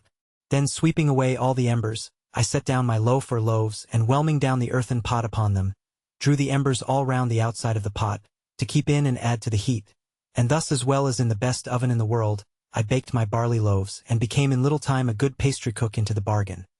For I made myself several cakes and puddings of the rice, but I made no pies, neither had I anything to put into them supposing I had, except the flesh either of fowls or goats. It need not be wondered at if all these things took me up most part of the 3rd year of my abode here. For it is to be observed that in the intervals of these things I had my new harvest and husbandry to manage. For I reaped my corn in its season, and carried it home as well as I could, and laid it up in the ear in my large baskets, till I had time to rub it out, for I had no floor to thrash it on, or instrument to thrash it with. And now, indeed, my stock of corn increasing, I really wanted to build my barns bigger. I wanted a place to lay it up in, for the increase of the corn now yielded me so much, that I had of the barley about 20 bushels, and of the rice as much or more, insomuch that now I resolved to begin to use it freely, for my bread had been quite gone a great while. Also I resolved to see what quantity would be sufficient for me a whole year, and to sow but once a year. Upon the whole, I found that the 40 bushels of barley and rice were much more than I could consume in a year. So I resolved to sow just the same quantity every year that I sowed the last, in hopes that such a quantity would fully provide me with bread and sea. All the while these things were doing, you may be sure my thoughts ran many times upon the prospect of land which I had seen from the other side of the island, and I was not without secret wishes that I were on shore there, fancying that, seeing the mainland and an inhabited country, I might find some way or other to convey myself further, and perhaps at last find some means of escape. But all this while I made no allowance for the dangers of such an undertaking, and how I might fall into the hands of savages, and perhaps such as I might have reason to think far worse than the lions and tigers of Africa. That if I once came in their power, I should run a hazard of more than 1,000 to 1 of being killed, and perhaps of being eaten. For I had heard that the people of the Caribbean coast were cannibals or man-eaters, and I knew by the latitude that I could not be far from that shore. Then, supposing they were not cannibals, yet they might kill me, as many Europeans who had fallen into their hands had been served, even when they had been 10 or 20 together, much more I, that was but one, and could make little or no defense. All these things, I say, which I ought to have considered well, and did come into my thoughts afterwards, yet gave me no apprehensions at first, and my head ran mightily upon the thought of getting over to the shore. Now I wished for my boy Xury, and the long boat with shoulder of mutton sail, with which I sailed above 1,000 miles on the coast of Africa. But this was in vain. Then I thought I would go and look at our ship's boat, which, as I have said, was blown up upon the shore a great way in the storm when we were first cast away. She lay almost where she did at first, but not quite. and was turned, by the force of the waves and the winds, almost bottom upward, against a high ridge of beachy, rough sand, but no water about her. If I had had hands to have refitted her, and to have launched her into the water, the boat would have done well enough, and I might have gone back into the Brazils with her easily enough. But I might have foreseen that I could no more turn her and set her upright upon her bottom than I could remove the island. However, I went to the woods and cut levers and rollers and brought them to the boat, resolving to try what I could do, suggesting to myself that if I could but turn her down, I might repair the damage she had received, and she would be a very good boat, and I might go to sea in her very easily. I spared no pains, indeed, in this piece of fruitless toil, and spent, I think, 3 or 4 weeks about it. At last, finding it impossible to heave it up with my little strength, I fell to digging away the sand, to undermine it, and so to make it fall down, setting pieces of wood to thrust and guide it right in the fall. But when I had done this, I was unable to stir it up again, or to get under it, much less to move it forward towards the water. So I was forced to give it over. And yet, though I gave over the hopes of the boat, my desire to venture over for the main increased, rather than decreased, as the means for it seemed impossible. This at length put me upon thinking whether it was not possible to make myself a canoe or periagua, such as the natives of those climates make, even without tools, or, as I might say, without hands, of the trunk of a great tree. This I not only thought possible, but easy, and pleased myself extremely with the thoughts of making it, and with my having much more convenience for it than any of the Negroes or Indians. But not at all considering the particular inconveniences which I lay under more than the Indians did, viz., want of hands to move it when it was made into the water, a difficulty much harder for me to surmount than all the consequences of want of tools could be to them. For what was it to me, if when I had chosen a vast tree in the woods, and with much trouble cut it down, if I had been able with my tools to hew and dub the outside into the proper shape of a boat, and burn or cut out the inside to make it hollow, so as to make a boat of it, if, after all this, I must leave it just there where I found it, and not be able to launch it into the water? One would have thought I could not have had the least reflection upon my mind of my circumstances while I was making this boat, but I should have immediately thought how I should get it into the sea. But my thoughts were so intent upon my voyage over the sea in it, that I never once considered how I should get it off the land, and it was really, in its own nature, more easy for me to guide it over 45 miles of sea than about 45 fathoms of land, where it lay, to set it afloat in the water. I went to work upon this boat, the most like a fool that ever man did who had any of his senses awake. I pleased myself with the design, without determining whether I was ever able to undertake it. Not but that the difficulty of launching my boat came often into my head, but I put a stop to my inquiries into it by this foolish answer which I gave myself: let me first make it. I warrant I will find some way or other to get it along when it is done. This was a most preposterous method, but the eagerness of my fancy prevailed, and to work I went. I felled a cedar tree, and I questioned much whether Solomon ever had such a one for the building of the Temple of Jerusalem. It was 5 feet 10 inches diameter at the lower part next the stump, and 4 feet 11 inches diameter at the end of 22 feet, after which it lessened for a while and then parted into branches. It was not without infinite labor that I felled this tree. I was 20 days hacking and hewing at it at the bottom. I was 14 more getting the branches and limbs and the vast spreading head cut off, which I hacked and hewed through with axe and hatchet and inexpressible labor. After this, it cost me a month to shape it and dub it to a proportion, and to something like the bottom of a boat, that it might swim upright as it ought to do. It cost me near 3 months more to clear the inside, and work it out so as to make an exact boat of it. This I did, indeed, without fire, by mere mallet and chisel, and by the dint of hard labor, till I had brought it to be a very handsome periagua, and big enough to have carried 26 men, and consequently big enough to have carried me and all my cargo. When I had gone through this work, I was extremely delighted with it. The boat was really much bigger than ever I saw a canoe or periagua, that was made of one tree, in my life. Many a weary stroke it had cost, you may be sure, and had I gotten it into the water, I make no question, but I should have begun the maddest voyage, and the most unlikely to be performed, that ever was undertaken. But all my devices to get it into the water failed me, though they cost me infinite labor too. It lay about 100 yards from the water and not more. But the first inconvenience was, it was uphill towards the creek. Well, to take away this discouragement, I resolved to dig into the surface of the earth, and so make a declivity. This I began, and it cost me a prodigious deal of pains, but who grudge pains who have their deliverance in view? But when this was worked through and this difficulty managed, it was still much the same, for I could no more stir the canoe than I could the other boat. Then I measured the distance of ground and resolved to cut a dock or canal, to bring the water up to the canoe, seeing I could not bring the canoe down to the water. Well, I began this work, and when I began to enter upon it and calculate how deep it was to be dug, how broad, how the stuff was to be thrown out, I found that, by the number of hands I had, being none but my own, it must have been 10 or 12 years before I could have gone through with it.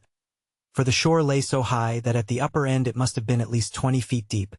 So at length, though with great reluctancy, I gave this attempt over also. This grieved me heartily. And now I saw, though too late, the folly of beginning a work before we count the cost, and before we judge rightly of our own strength to go through with it. In the middle of this work I finished my 4th year in this place, and kept my anniversary with the same devotion, and with as much comfort as ever before. For, by a constant study and serious application to the Word of God, and by the assistance of His grace, I gained a different knowledge from what I had before. I entertained different notions of things. I looked now upon the world as a thing remote, which I had nothing to do with, no expectations from, and indeed no desires about. In a word, I had nothing indeed to do with it, nor was ever likely to have, so I thought it looked, as we may perhaps look upon it hereafter, viz. As a place I had lived in, but was come out of it. And well might I say, as Father Abraham to Dives, between me and thee is a great gulf fixed. In the first place, I was removed from all the wickedness of the world here. I had neither the lusts of the flesh, the lusts of the eye, nor the pride of life. I had nothing to covet, for I had all that I was now capable of enjoying. I was lord of the whole manor, or, if I pleased, I might call myself king or emperor over the whole country which I had possession of. There were no rivals. I had no competitor, none to dispute sovereignty or command with me. I might have raised shiploadings of corn, but I had no use for it, so I let as little grow as I thought enough for my occasion. I had tortoise or turtle enough, but now and then one was as much as I could put to any use.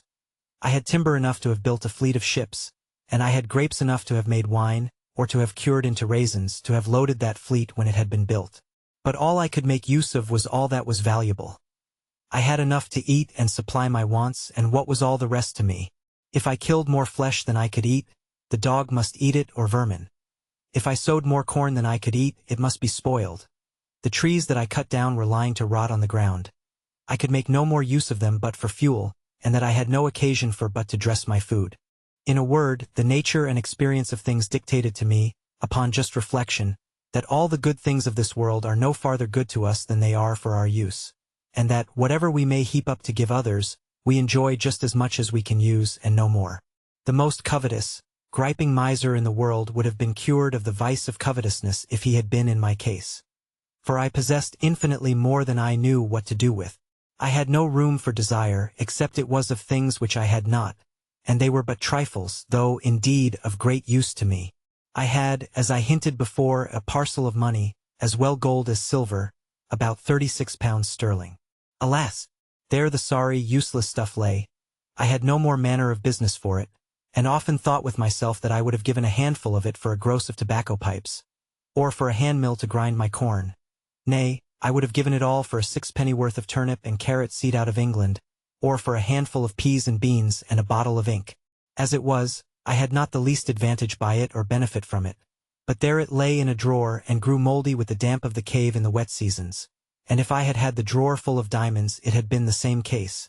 They had been of no manner of value to me because of no use. I had now brought my state of life to be much easier in itself than it was at first, and much easier to my mind as well as to my body. I frequently sat down to meat with thankfulness, and admired the hand of God's providence, which had thus spread my table in the wilderness. I learned to look more upon the bright side of my condition, and less upon the dark side, and to consider what I enjoyed rather than what I wanted. And this gave me sometimes such secret comforts that I cannot express them, and which I take notice of here to put those discontented people in mind of it, who cannot enjoy comfortably what God has given them, because they see and covet something that He has not given them. All our discontents about what we want appeared to me to spring from the want of thankfulness for what we have. Another reflection was of great use to me, and doubtless would be so to anyone that should fall into such distress as mine was. And this was, to compare my present condition with what I at first expected it would be. Nay, with what it would certainly have been, if the good providence of God had not wonderfully ordered the ship to be cast up nearer to the shore, where I not only could come at her, but could bring what I got out of her to the shore, for my relief and comfort, without which I had wanted for tools to work, weapons for defense, and gunpowder and shot for getting my food. I spent whole hours, I may say whole days, in representing to myself, in the most lively colors, how I must have acted if I had got nothing out of the ship, how I could not have so much as got any food except fish and turtles, and that, as it was long before I found any of them, I must have perished first, that I should have lived, if I had not perished like a mere savage, that if I had killed a goat or a fowl by any contrivance, I had no way to flay or open it, or part the flesh from the skin and the bowels, or to cut it up, but must gnaw it with my teeth, and pull it with my claws, like a beast. These reflections made me very sensible of the goodness of Providence to me, and very thankful for my present condition, with all its hardships and misfortunes. And this part also I cannot but recommend to the reflection of those who are apt, in their misery, to say, "Is any affliction like mine?" Let them consider how much worse the cases of some people are, and their case might have been, if Providence had thought fit. I had another reflection, which assisted me also to comfort my mind with hopes, and this was comparing my present situation with what I had deserved, and had therefore reason to expect from the hand of Providence. I had lived a dreadful life, perfectly destitute of the knowledge and fear of God. I had been well instructed by father and mother. Neither had they been wanting to me in their early endeavors to infuse a religious awe of God into my mind, a sense of my duty, and what the nature and end of my being required of me. But, alas! Falling early into the seafaring life, which of all lives is the most destitute of the fear of God, though his terrors are always before them. I say, falling early into the seafaring life, and into seafaring company, all that little sense of religion which I had entertained was laughed out of me by my messmates, by a hardened despising of dangers, and the views of death, which grew habitual to me by my long absence from all manner of opportunities to converse with anything but what was like myself, or to hear anything that was good or tended towards it. So void was I of everything that was good, or the least sense of what I was or was to be, that, in the greatest deliverances I enjoyed, such as my escape from Salé, my being taken up by the Portuguese master of the ship, my being planted so well in the Brazils, my receiving the cargo from England, and the like, I never had once the words "thank God," so much as on my mind or in my mouth. Nor in the greatest distress had I so much as a thought to pray to him, or so much as to say, "Lord, have mercy upon me." No, nor to mention the name of God, unless it was to swear by and blaspheme it. I had terrible reflections upon my mind for many months, as I have already observed, on account of my wicked and hardened life past. And when I looked about me, and considered what particular providences had attended me since my coming into this place, and how God had dealt bountifully with me, had not only punished me less than my iniquity had deserved, but had so plentifully provided for me, this gave me great hopes that my repentance was accepted, and that God had yet mercy in store for me. With these reflections I worked my mind up, not only to a resignation to the will of God in the present disposition of my circumstances, but even to a sincere thankfulness for my condition, and that I, who was yet a living man, ought not to complain, seeing I had not the due punishment of my sins, that I enjoyed so many mercies which I had no reason to have expected in that place, that I ought never more to repine at my condition, but to rejoice, and to give daily thanks for that daily bread, which nothing but a crowd of wonders could have brought, that I ought to consider I had been fed even by a miracle, even as great as that of feeding Elijah by ravens, nay, by a long series of miracles, and that I could hardly have named a place in the uninhabitable part of the world where I could have been cast more to my advantage. A place where, as I had no society, which was my affliction on one hand, so I found no ravenous beasts, no furious wolves or tigers, to threaten my life, no venomous creatures or poisons, which I might feed on to my hurt, no savages to murder and devour me. In a word, as my life was a life of sorrow one way, so it was a life of mercy another, and I wanted nothing to make it a life of comfort but to be able to make my sense of God's goodness to me, and care over me in this condition, be my daily consolation. And after I did make a just improvement on these things, I went away and was no more sad. I had now been here so long that many things which I had brought on shore for my help were either quite gone, or very much wasted and near spent. My ink, as I observed, had been gone some time, all but a very little, which I eked out with water, a little and a little, till it was so pale, it scarce left any appearance of black upon the paper. As long as it lasted, I made use of it to minute down the days of the month on which any remarkable thing happened to me. And first, by casting up times past, I remembered that there was a strange concurrence of days in the various providences which befell me, and which, if I had been superstitiously inclined to observe days as fatal or fortunate, I might have had reason to have looked upon with a great deal of curiosity. First, I had observed that the same day that I broke away from my father and friends and ran away to Hull, in order to go to sea, the same day afterwards I was taken by the Sallee man-of-war and made a slave.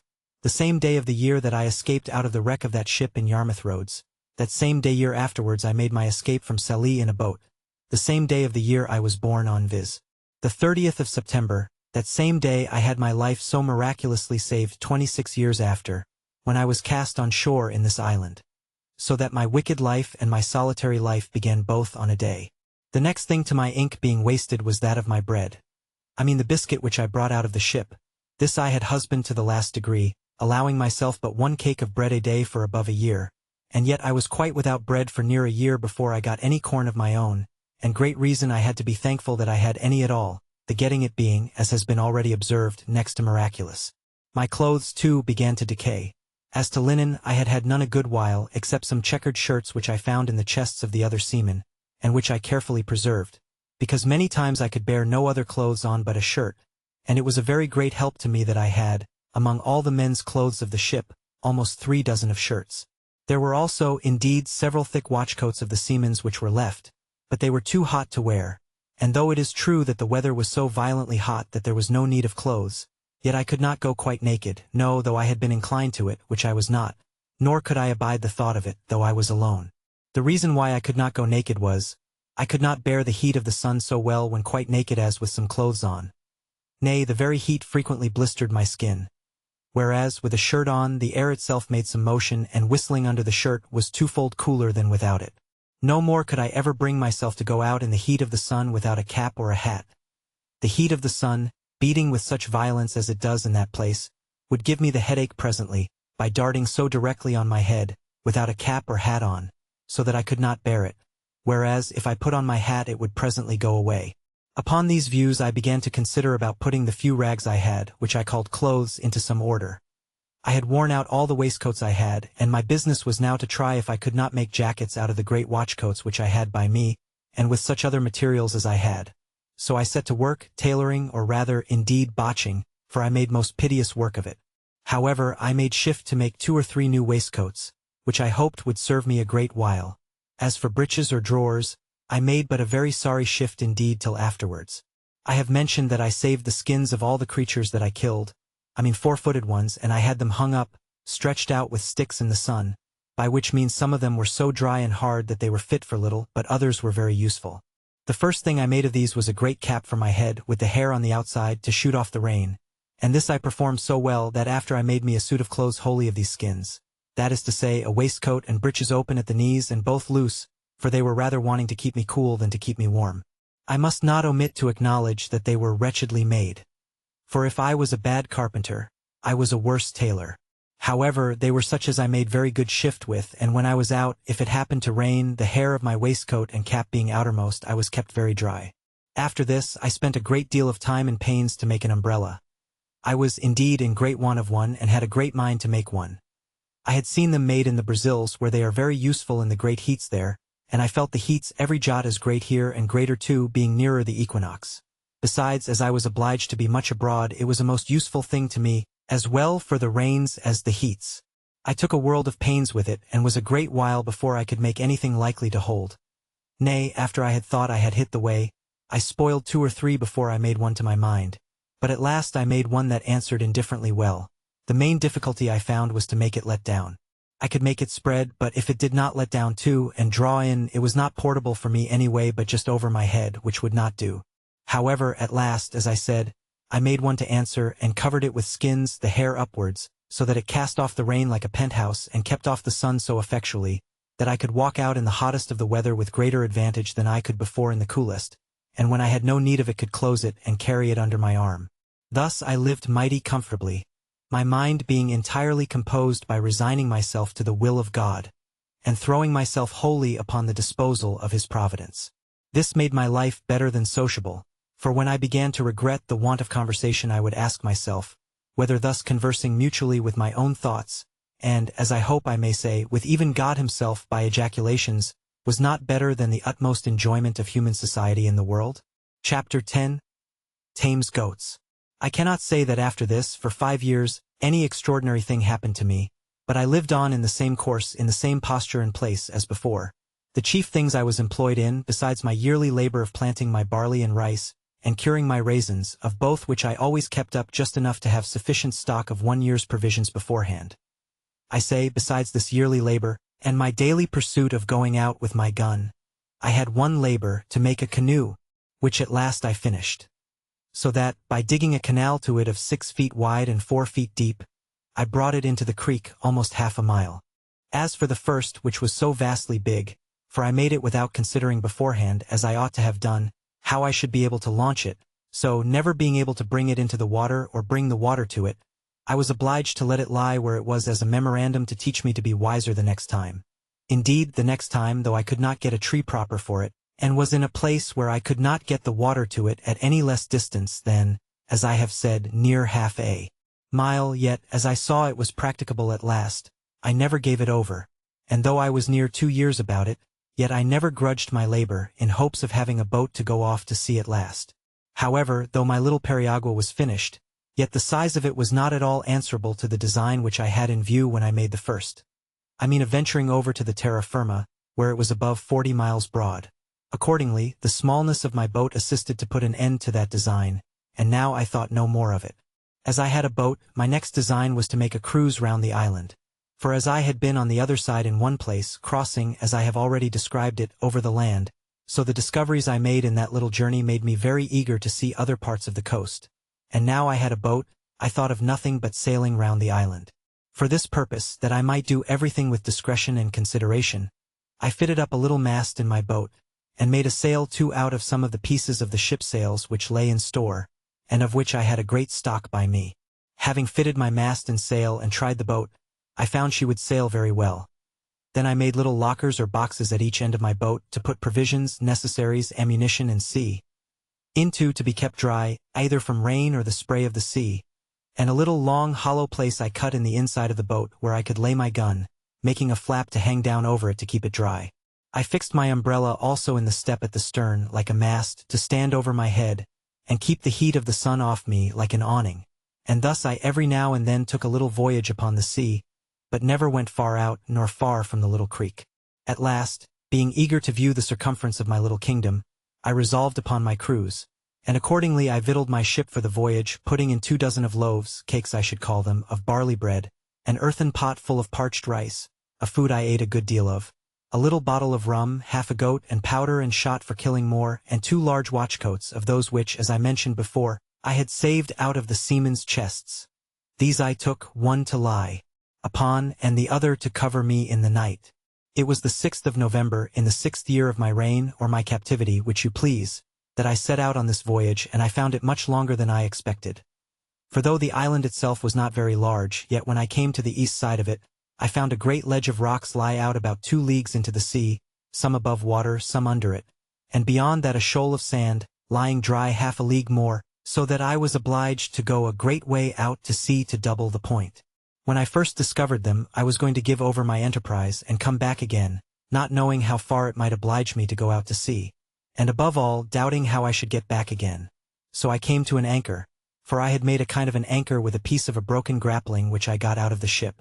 Having secured my boat, I took my gun and went on shore, climbing up a hill, which seemed to overlook that point where I saw the full extent of it, and resolved to venture. In my viewing the sea from that hill where I stood, I perceived a strong, and indeed a most furious current, which ran to the east and even came close to the point, and I took the more notice of it because I saw there might be some danger that when I came into it I might be carried out to sea by the strength of it, and not be able to make the island again. And indeed, had I not got first upon this hill, I believe it would have been so, for there was the same current on the other side the island, only that it set off at a further distance, and I saw there was a strong eddy under the shore. So I had nothing to do but to get out of the first current, and I should presently be in an eddy. I lay here, however, 2 days, because the wind blowing pretty fresh at ESE, and that being just contrary to the current, made a great breach of the sea upon the point. so that it was not safe for me to keep too close to the shore for the breach, nor to go too far off because of the stream. The third day, in the morning, the wind having abated overnight, the sea was calm and I ventured. But I am a warning to all rash and ignorant pilots. For no sooner was I come to the point, when I was not even my boat's length from the shore, but I found myself in a great depth of water, and a current like the sluice of a mill. It carried my boat along with it with such violence that all I could do could not keep her so much as on the edge of it. But I found it hurried me farther and farther, out from the eddy which was on my left hand. There was no wind stirring to help me, and all I could do with my paddles signified nothing. And now I began to give myself over for lost. For as the current was on both sides of the island, I knew in a few leagues' distance they must join again, and then I was irrecoverably gone. Nor did I see any possibility of avoiding it, so that I had no prospect before me but of perishing, not by the sea, for that was calm enough, but of starving from hunger. I had, indeed, found a tortoise on the shore as big almost as I could lift and had tossed it into the boat. And I had a great jar of fresh water, that is to say, one of my earthen pots. But what was all this to being driven into the vast ocean, where, to be sure, there was no shore, no mainland or island, for 1,000 leagues at least? And now I saw how easy it was for the providence of God to make even the most miserable condition of mankind worse. Now I looked back upon my desolate, solitary island as the most pleasant place in the world, and all the happiness my heart could wish for was to be but there again. I stretched out my hands to it with eager wishes. "O happy desert," said I shall never see thee more. O miserable creature, whither am going? Then I reproached myself with my unthankful temper, and that I had repined at my solitary condition, and now what would I give to be on shore there again? Thus, we never see the true state of our condition till it is illustrated to us by its contraries, nor know how to value what we enjoy, but by the want of it. It is scarcely possible to imagine the consternation I was now in, being driven from my beloved island, for so it appeared to me now to be, into the wide ocean, almost 2 leagues, and in the utmost despair of ever recovering it again. However, I worked hard till, indeed, my strength was almost exhausted, and kept my boat as much to the northward, that is, towards the side of the current which the eddy lay on, as possibly I could. When about noon, as the sun passed the meridian, I thought I felt a little breeze of wind in my face, springing up from Mississippi. This cheered my heart a little, and especially when, in about half an hour more, it blew a pretty gentle gale. By this time I had got at a frightful distance from the island, and had the least cloudy or hazy weather intervened, I had been undone another way too. For I had no compass on board, and should never have known how to have steered towards the island, if I had but once lost sight of it. But the weather continuing clear, I applied myself to get up my mast again, and spread my sail, standing away to the north as much as possible, to get out of the current. Just as I had set my mast and sail, and the boat began to stretch away, I saw even by the clearness of the water some alteration of the current was near, for where the current was so strong the water was foul. But perceiving the water clear, I found the current abate, and presently I found to the east, at about half a mile, a breach of the sea upon some rocks. These rocks I found caused the current to part again, and as the main stress of it ran away more southerly, leaving the rocks to the northeast, so the other returned by the repulse of the rocks, and made a strong eddy, which ran back again to the northwest, with a very sharp stream. They who know what it is to have a reprieve brought to them upon the ladder, or to be rescued from thieves just going to murder them, or who have been in such extremities, may guess what my present surprise of joy was, and how gladly I put my boat into the stream of this eddy. And the wind also freshening, how gladly I spread my sail to it, running cheerfully before the wind, and with a strong tide or eddy underfoot. This eddy carried me about a league on my way back again, directly towards the island, but about 2 leagues more to the northward than the current which carried me away at first. So that when I came near the island, I found myself open to the northern shore of it, that is to say, the other end of the island opposite to that which I went out from. When I had made something more than a league of way by the help of this current or eddy, I found it was spent, and served me no further. However, I found that being between 2 great currents, viz., that on the south side which had hurried me away, and that on the north which lay about a league on the other side. I say, between these two, in the wake of the island, I found the water at least still and running no way, and having still a breeze of wind fair for me, I kept on steering directly for the island, though not making such fresh way as I did before. About 4 o'clock in the evening, being then within a league of the island, I found the point of the rocks which occasioned this disaster stretching out, as is described before, to the southward, and casting off the current more southerly, had, of course, made another eddy to the north. And this I found very strong, but not directly setting the way my course lay, which was due west but almost full north. However, having a fresh gale, I stretched across this eddy, slanting northwest, and in about an hour came within about a mile of the shore, where, it being smooth water, I soon got to land. When I was on shore, I fell on my knees and gave God thanks for my deliverance, resolving to lay aside all thoughts of my deliverance by my boat, and refreshing myself with such things as I had, I brought my boat close to the shore, in a little cove that I had spied under some trees, and laid me down to sleep, being quite spent with the labor and fatigue of the voyage. I was now at a great loss which way to get home with my boat. I had run so much hazard and knew too much of the case to think of attempting it by the way I went out, and what might be at the other side, I mean the west side, I knew not, nor had I any mind to run any more ventures. So I resolved on the next morning to make my way westward along the shore, and to see if there was no creek where I might lay up my frigate in safety, so as to have her again if I wanted her. In about 3 miles or thereabouts, coasting the shore, I came to a very good inlet or bay, about a mile over, which narrowed till it came to a very little rivulet or brook, where I found a very convenient harbor for my boat, and where she lay as if she had been in a little dock made on purpose for her. Here I put in, and having stowed my boat very safe, I went on shore to look about me and see where I was. I soon found I had but a little passed by the place where I had been before, when I traveled on foot to that shore. So taking nothing out of my boat but my gun and umbrella, for it was exceedingly hot, I began my march. The way was comfortable enough after such a voyage as I had been upon, and I reached my old bower in the evening, where I found everything standing as I left it, for I always kept it in good order, being, as I said before, my country house. I got over the fence and laid me down in the shade to rest my limbs, for I was very weary and fell asleep. But judge you, if you can, that read my story, what a surprise I must be in when I was awaked out of my sleep by a voice calling me by my name several times. Robin, Robin, Robin Crusoe. Poor Robin Crusoe. Where are you, Robin Crusoe? Where are you? Where have you been? I was so dead asleep at first, being fatigued with rowing or part of the day, and with walking the latter part, that I did not wake thoroughly. But dozing thought I dreamed that somebody spoke to me. But as the voice continued to repeat, Robin Crusoe, at last I began to wake more perfectly, and was at first dreadfully frightened, and started up in the utmost consternation. But no sooner were my eyes open, but I saw my pole sitting on the top of the hedge, and immediately knew that it was he that spoke to me.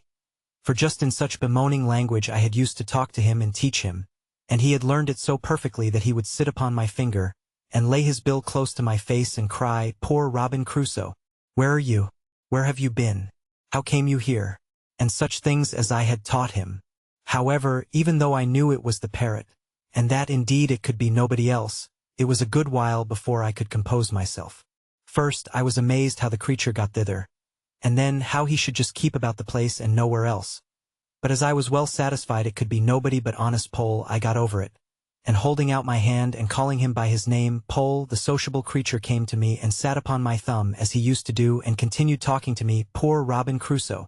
And how did I come here? And where had I been? Just as if he had been overjoyed to see me again, and so I carried him home along with me. I had now had enough of rambling to sea for some time, and had enough to do for many days to sit still and reflect upon the danger I had been in. I would have been very glad to have had my boat again on my side of the island, but I knew not how it was practicable to get it about. As to the east side of the island, which I had gone round, I knew well enough there was no venturing that way. My very heart would shrink and my very blood run chill, but to think of it. And as to the other side of the island, I did not know how it might be there. But supposing the current ran with the same force against the shore at the east as it passed by it on the other, I might run the same risk of being driven down the stream, and carried by the island, as I had been before of being carried away from it. So with these thoughts, I contented myself to be without any boat, though it had been the product of so many months' labor to make it, and of so many more to get it into the sea. In this government of my temper I remained near a year, and lived a very sedate, retired life, as you may well suppose, and my thoughts being very much composed as to my condition, and fully comforted in resigning myself to the dispositions of Providence, I thought I lived really very happily in all things except that of society. I improved myself in this time in all the mechanic exercises which my necessities put me upon applying myself to, and I believe I should, upon occasion, have made a very good carpenter, especially considering how few tools I had. Besides this, I arrived at an unexpected perfection in my earthenware, and contrived well enough to make them with a wheel, which I found infinitely easier and better, because I made things round and shaped, which before were filthy things indeed to look on. But I think I was never more vain of my own performance, or more joyful for anything I found out, than for my being able to make a tobacco pipe. And though it was a very ugly, clumsy thing when it was done, and only burned red like other earthenware, yet as it was hard and firm and would draw the smoke, I was exceedingly comforted with it, for I had been always used to smoke, and there were pipes in the ship, but I forgot them at first, not thinking there was tobacco in the island. And, afterwards, when I searched the ship again, I could not come at any pipes. In my wickerware also I improved much and made abundance of necessary baskets, as well as my invention showed me. Though not very handsome, yet they were such as were very handy and convenient for laying things up in or fetching things home. For example, if I killed a goat abroad, I could hang it up in a tree, flay it, dress it, and cut it in pieces and bring it home in a basket, and the like by a turtle. I could cut it up, take out the eggs and a piece or two of the flesh, which was enough for me, and bring them home in a basket and leave the rest behind me. Also, large deep baskets were the receivers of my corn, which I always rubbed out as soon as it was dry and cured, and kept it in great baskets. I began now to perceive my powder abated considerably. This was a want which it was impossible for me to supply, and I began seriously to consider what I must do when I should have no more powder, that is to say, how I should kill any goats. I had, as is observed in the 3rd year of my being here, kept a young kid and bred her up tame, and I was in hopes of getting a he-goat, but I could not by any means bring it to pass, till my kid grew an old goat, and as I could never find in my heart to kill her, she died at last of mere age. But being now in the 11th year of my residence, and, as I have said, my ammunition growing low, I set myself to study some art to trap and snare the goats, to see whether I could not catch some of them alive, and particularly I wanted a she-goat great with young. For this purpose I made snares to hamper them, and I do believe they were more than once taken in them. But my tackle was not good, for I had no wire, and I always found them broken and my bait devoured. At length I resolved to try a pitfall. So I dug several large pits in the earth, in places where I had observed the goats used to feed, and over those pits I placed hurdles of my own making too, with a great weight upon them, and several times I put ears of barley and dry rice without setting the trap, and I could easily perceive that the goats had gone in and eaten up the corn, for I could see the marks of their feet.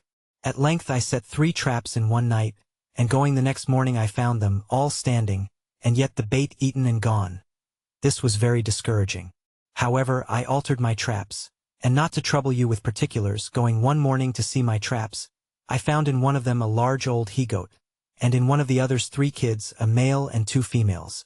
As to the old one, I knew not what to do with him. He was so fierce I durst not go into the pit to him, that is to say, to bring him away alive, which was what I wanted.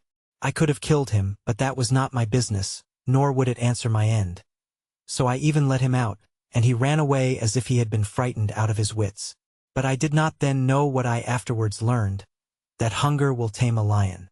If I had let him stay 3 or 4 days without food, and then have carried him some water to drink and then a little corn, he would have been as tame as one of the kids. For they are mighty sagacious, tractable creatures where they are well used. However, for the present I let him go, knowing no better at that time. Then I went to the 3 kids, and taking them one by one, I tied them with strings together, and with some difficulty brought them all home. It was a good while before they would feed. But throwing them some sweet corn, it tempted them, and they began to be tame.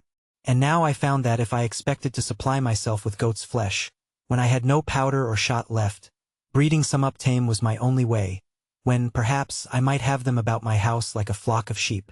But then it occurred to me that I must keep the tame from the wild, or else they would always run wild when they grew up, and the only way for this was to have some enclosed piece of ground, well fenced either with hedge or pale, to keep them in so effectually, that those within might not break out, or those without break in. This was a great undertaking for one pair of hands.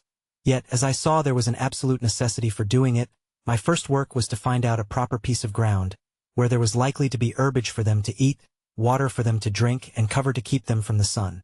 Those who understand such enclosures will think I had very little contrivance when I pitched upon a place very proper for all these, being a plain, open piece of meadowland or savanna, as our people call it in the western colonies, which had 2 or 3 little drills of fresh water in it, and at one end was very woody.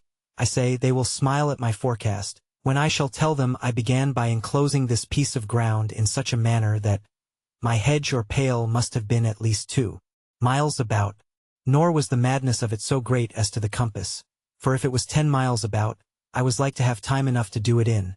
But I did not consider that my goats would be as wild in so much compass as if they had had the whole island, and I should have so much room to chase them in that I should never catch them.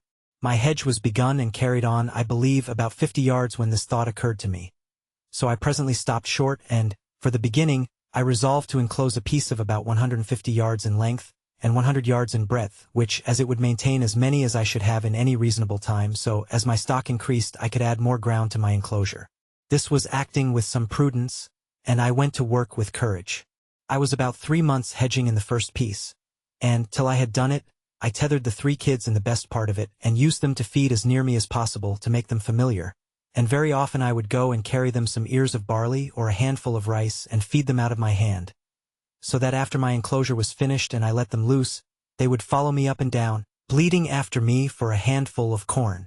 This answered my end, and in about a year and a half I had a flock of about 12 goats, kids and all, and in 2 years more I had 43, besides several that I took and killed for my food. After that, I enclosed 5 several pieces of ground to feed them in, with little pens to drive them to take them as I wanted, and gates out of one piece of ground into another. But this was not all, for now I not only had goat's flesh to feed on when I pleased, but milk too. A thing which, indeed, in the beginning I did not so much as think of, and which, when it came into my thoughts, was really an agreeable surprise, for now I set up my dairy, and had sometimes a gallon or 2 of milk in a day. And as nature, who gives supplies of food to every creature, dictates even naturally how to make use of it, so I, that had never milked a cow, much less a goat, or seen butter or cheese made only when I was a boy, after a great many essays and miscarriages, made both butter and cheese at last, also salt, though I found it partly made to my hand by the heat of the sun upon some of the rocks of the sea, and never wanted it afterwards. How mercifully can our Creator treat His creatures, even in those conditions in which they seem to be overwhelmed in destruction. How can He sweeten the bitterest providences, and give us cause to praise Him for dungeons and prisons. What a table was here spread for me in the wilderness, where I saw nothing at first but to perish for hunger. Chapter 11 finds print of man's foot on the sand. It would have made a stoic smile to have seen me and my little family sit down to dinner. There was my Majesty the Prince and Lord of the whole island. I had the lives of all my subjects at my absolute command. I could hang, draw, give liberty, and take it away, and no rebels among all my subjects. Then, to see how like a king I dined, too, all alone, attended by my servants. Pole, as if he had been my favorite, was the only person permitted to talk to me. My dog, who was now grown old and crazy, and had found no species to multiply his kind upon, sat always at my right hand. And 2 cats, one on one side of the table and one on the other, expecting now and then a bit from my hand, as a mark of a special favor. But these were not the 2 cats which I brought on shore at first, for they were both of them dead, and had been interred near my habitation by my own hand. But one of them having multiplied by I know not what kind of creature, these were 2 which I had preserved tame, whereas the rest ran wild in the woods and became indeed troublesome to me at last, for they would often come into my house and plunder me too, till at last I was obliged to shoot them, and did kill a great many. At length, they left me. With this attendance and in this plentiful manner I lived. Neither could I be said to want anything but society, and of that, some time after this, I was likely to have too much. I was something impatient, as I have observed, to have the use of my boat, though very loath to run any more hazards, and therefore sometimes I sat contriving ways to get her about the island, and at other times I sat myself down contented enough without her. But I had a strange uneasiness in my mind to go down to the point of the island where, as I have said in my last ramble, I went up the hill to see how the shore lay, and how the current set, that I might see what I had to do. This inclination increased upon me every day, and at length I resolved to travel thither by land, following the edge of the shore.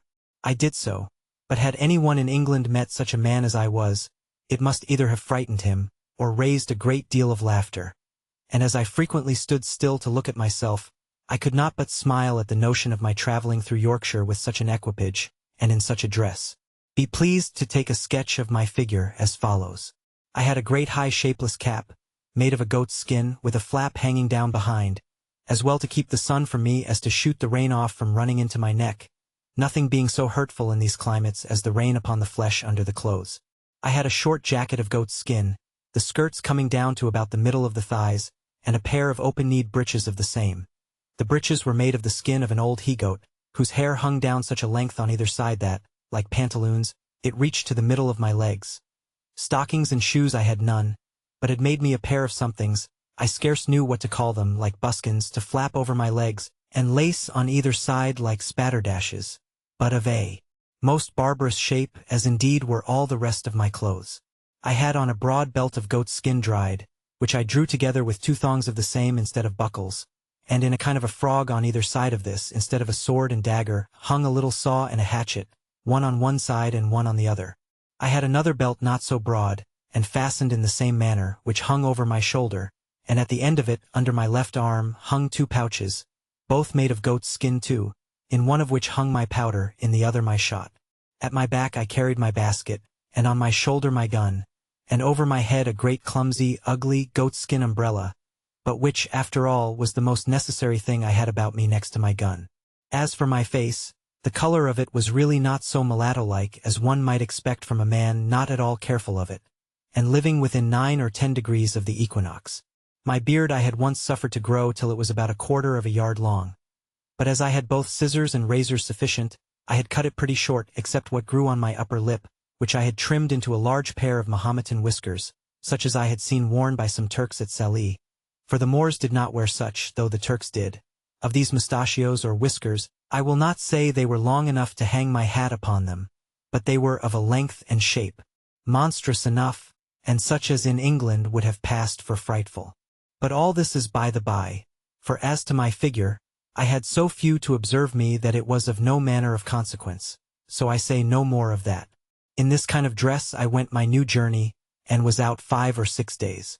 I traveled first along the seashore, directly to the place where I first brought my boat to an anchor to get upon the rocks, and having no boat now to take care of, I went over the land a nearer way to the same height that I was upon before, when, looking forward to the points of the rocks which lay out, and which I was obliged to double with my boat, as is said above, I was surprised to see the sea all smooth and quiet, no rippling, no motion, no current, any more there than in other places.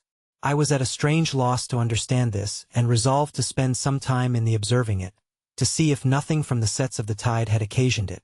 But I was presently convinced how it was, viz., that the tide of ebb setting from the west, and joining with the current of waters from some great river on the shore, must be the occasion of this current, and that, according as the wind blew more forcibly from the west or from the north, this current came nearer or went farther from the shore. For, waiting thereabouts till evening, I went up to the rock again, and then the tide of ebb being made, I plainly saw the current again as before, only that it ran farther off, being near half a league from the shore, whereas in my case it set close upon the shore, and hurried me and my canoe along with it, which at another time it would not have done. This observation convinced me that I had nothing to do but to observe the ebbing and the flowing of the tide, and I might very easily bring my boat about the island again. But when I began to think of putting it in practice, I had such terror upon my spirits at the remembrance of the danger I had been in, that I could not think of it again with any patience. But, on the contrary, I took up another resolution, which was more safe though more laborious, and this was that I would build, or rather, make me another periagua or canoe, and so have one for one side of the island, and one for the other.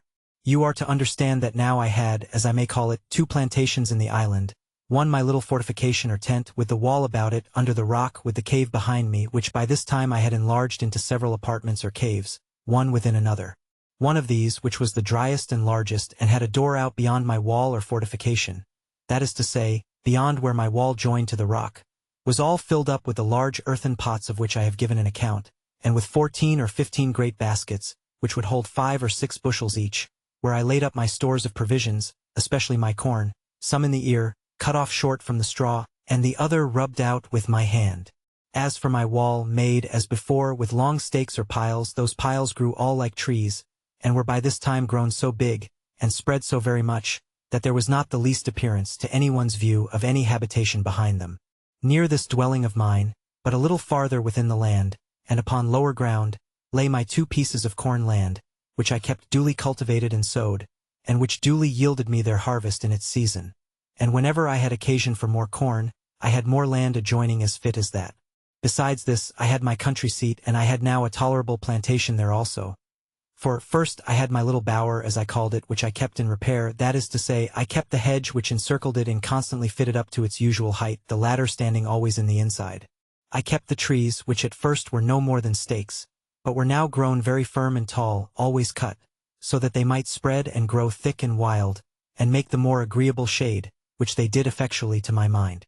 In the middle of this I had my tent always standing, being a piece of a sail spread over poles, set up for that purpose, and which never wanted any repair or renewing, and under this I had made me a squab or couch with the skins of the creatures I had killed, and with other soft things, and a blanket laid on them such as belonged to our sea-bedding which I had saved, and a great watchcoat to cover me.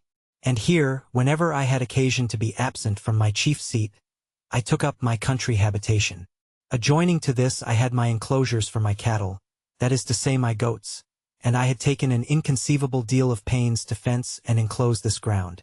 I was so anxious to see it kept entire, lest the goats should break through, that I never left off till, with infinite labor, I had stuck the outside of the hedge so full of small stakes, and so near to one another, that it was rather a pale than a hedge, and there was scarce room to put a hand through between them, which afterwards, when those stakes grew, as they all did in the next rainy season, made the enclosure strong like a wall, indeed stronger than any wall.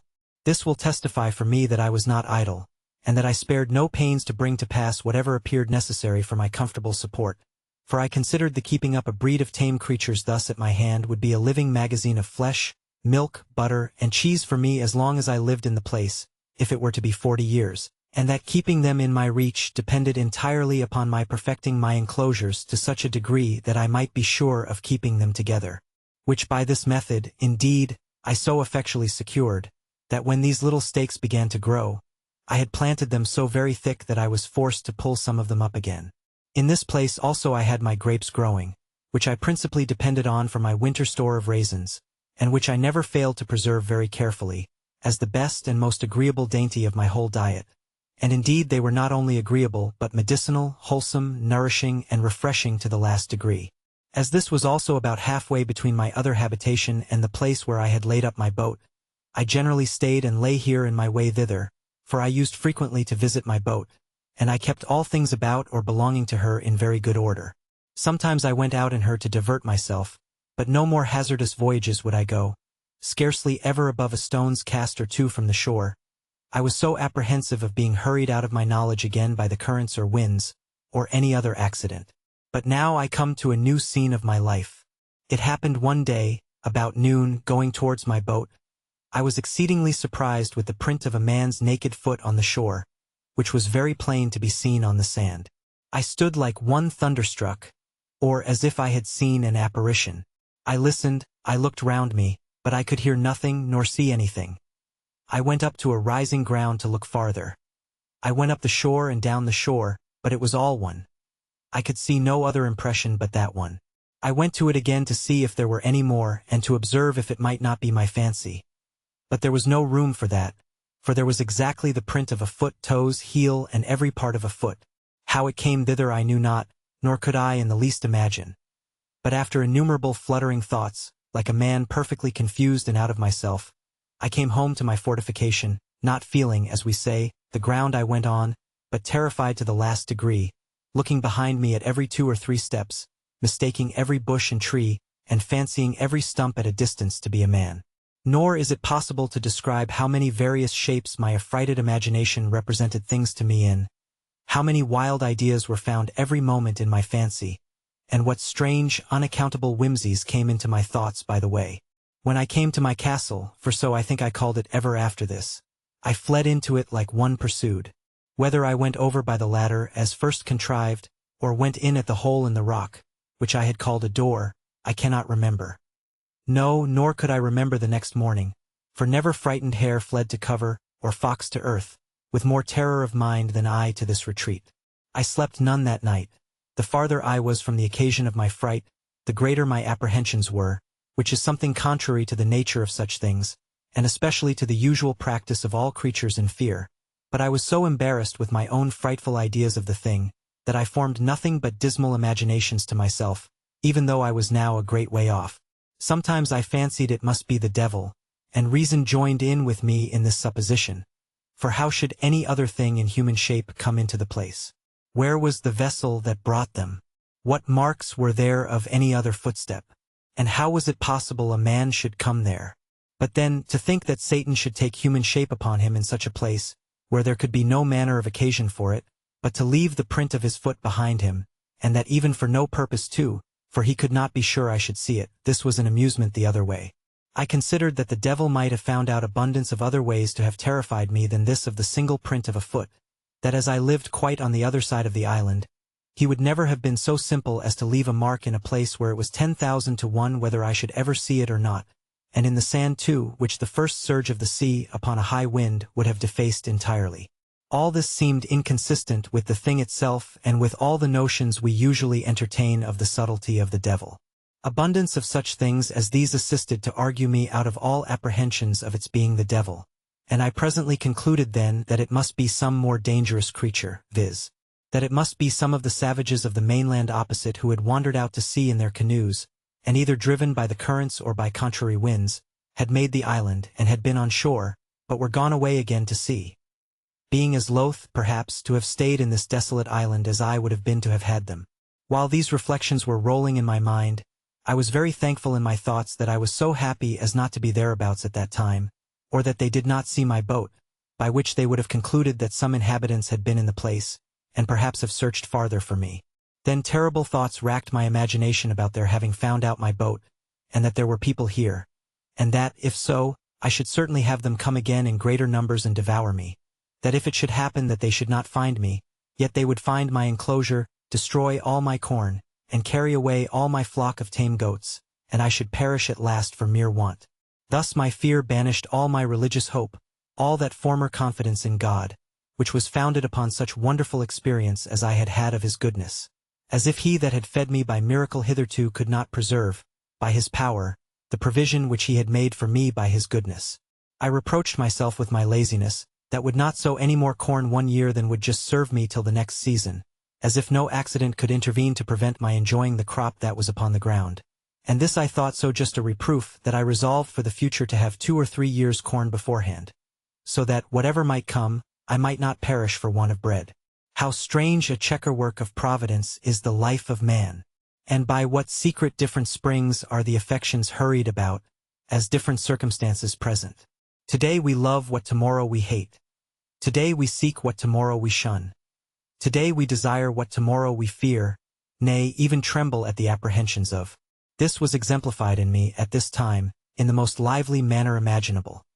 For I, whose only affliction was that I seemed banished from human society, that I was alone, circumscribed by the boundless ocean, cut off from mankind, and condemned to what I call silent life, that I was as one whom heaven thought not worthy to be numbered among the living, or to appear among the rest of his creatures, that to have seen one of my own species would have seemed to me a raising me from death to life, and the greatest blessing that heaven itself, next to the supreme blessing of salvation, could bestow. I say, that I should now tremble at the very apprehensions of seeing a man, and was ready to sink into the ground at but the shadow or silent appearance of a man having set his foot in the island. Such is the uneven state of human life, and it afforded me a great many curious speculations afterwards, when I had a little recovered my first surprise. I considered that this was the station of life the infinitely wise and good providence of God had determined for me, that as I could not foresee what the ends of divine wisdom might be in all this, so I was not to dispute his sovereignty, who, as I was his creature, had an undoubted right, by creation, to govern and dispose of me absolutely as he thought fit, and who, as I was a creature that had offended him, had likewise a judicial right to condemn me to what punishment he thought fit, and that it was my part to submit to bear his indignation, because I had sinned against him. I then reflected that as God, who was not only righteous but omnipotent, had thought fit thus to punish and afflict me, so he was able to deliver me, that if he did not think fit to do so, it was my unquestioned duty to resign myself absolutely and entirely to his will, and on the other hand it was my duty also to hope in him, pray to him, and quietly to attend to the dictates and directions of his daily providence. These thoughts took me up many hours, days, nay, I may say weeks and months, and one particular effect of my cogitations on this occasion I cannot omit. One morning early, lying in my bed, and filled with thoughts about my danger from the appearances of savages. I found it discomposed me very much, upon which these words of the Scripture came into my thoughts. Call upon me in the day of trouble, and I will deliver thee, and thou shalt glorify me. Upon this, rising cheerfully out of my bed, my heart was not only comforted, but I was guided and encouraged to pray earnestly to God for deliverance. When I had done praying, I took up my Bible, and opening it to read, the first words that presented to me were, Wait on the Lord, and be of good cheer, and he shall strengthen thy heart. Wait, I say, on the Lord. It is impossible to express the comfort this gave me. In answer, I thankfully laid down the book and was no more sad, at least on that occasion. In the middle of these cogitations, apprehensions, and reflections, it came into my thoughts one day that all this might be a mere chimera of my own, and that this foot might be the print of my own foot when I came on shore from my boat. This cheered me up a little too, and I began to persuade myself it was all a delusion, that it was nothing else but my own foot, and why might I not come that way from the boat, as well as I was going that way to the boat? Again, I considered also that I could by no means tell for certain where I had trod, and where I had not, and that if, at last, this was only the print of my own foot, I had played the part of those fools who try to make stories of specters and apparitions, and then are frightened at them more than anybody. Now I began to take courage and to peep abroad again, for I had not stirred out of my castle for 3 days and nights, so that I began to starve for provisions. For I had little or nothing within doors but some barley cakes and water. Then I knew that my goats wanted to be milked too, which usually was my evening diversion, and the poor creatures were in great pain and inconvenience for want of it, and, indeed, it almost spoiled some of them, and almost dried up their milk. Encouraging myself, therefore, with the belief that this was nothing but the print of one of my own feet, and that I might be truly said to start at my own shadow, I began to go abroad again, and went to my country house to milk my flock. But to see with what fear I went forward, how often I looked behind me, how I was ready every now and then to lay down my basket and run for my life, it would have made anyone have thought I was haunted with an evil conscience, or that I had been lately most terribly frightened. And so, indeed, I had. However, I went down thus 2 or 3 days, and having seen nothing, I began to be a little bolder, and to think there was really nothing in it but my own imagination. But I could not persuade myself fully of this till I should go down to the shore again, and see this print of a foot and measure it by my own, and see if there was any similitude or fitness, that I might be assured it was my own foot. But when I came to the place, first, it appeared evidently to me, that when I laid up my boat, I could not possibly be on shore anywhere thereabouts. Secondly, when I came to measure the mark with my own foot, I found my foot not so large by a great deal. Both these things filled my head with new imaginations, and gave me the vapors again to the highest degree, so that I shook with cold like one in an ague, and I went home again, filled with the belief that some man or men had been on shore there, or, in short, that the island was inhabited, and I might be surprised before I was aware, and what course to take for my security I knew not. Oh, what ridiculous resolutions men take when possessed with fear! It deprives them of the use of those means which reason offers for their relief. The first thing I proposed to myself was, to throw down my enclosures, and turn all my tame cattle wild into the woods, lest the enemy should find them, and then frequent the island in prospect of the same or the like booty. Then the simple thing of digging up my 2 cornfields, lest they should find such a grain there, and still be prompted to frequent the island. Then to demolish my bower and tent, that they might not see any vestiges of habitation, and be prompted to look farther, in order to find out the persons inhabiting. These were the subject of the first night's cogitations after I was come home again, while the apprehensions which had so overrun my mind were fresh upon me, and my head was full of vapors. Thus, fear of danger is 10,000 times more terrifying than danger itself, when apparent to the eyes, and we find the burden of anxiety greater, by much, than the evil which we are anxious about. And what was worse than all this, I had not that relief in this trouble that from the resignation I used to practice I hoped to have. I looked, I thought, like Saul, who complained not only that the Philistines were upon him, but that God had forsaken him. For I did not now take due ways to compose my mind, by crying to God in my distress, and resting upon his providence, as I had done before, for my defense and deliverance. Which, if I had done, I had at least been more cheerfully supported under this new surprise, and perhaps carried through it with more resolution. This confusion of my thoughts kept me awake all night.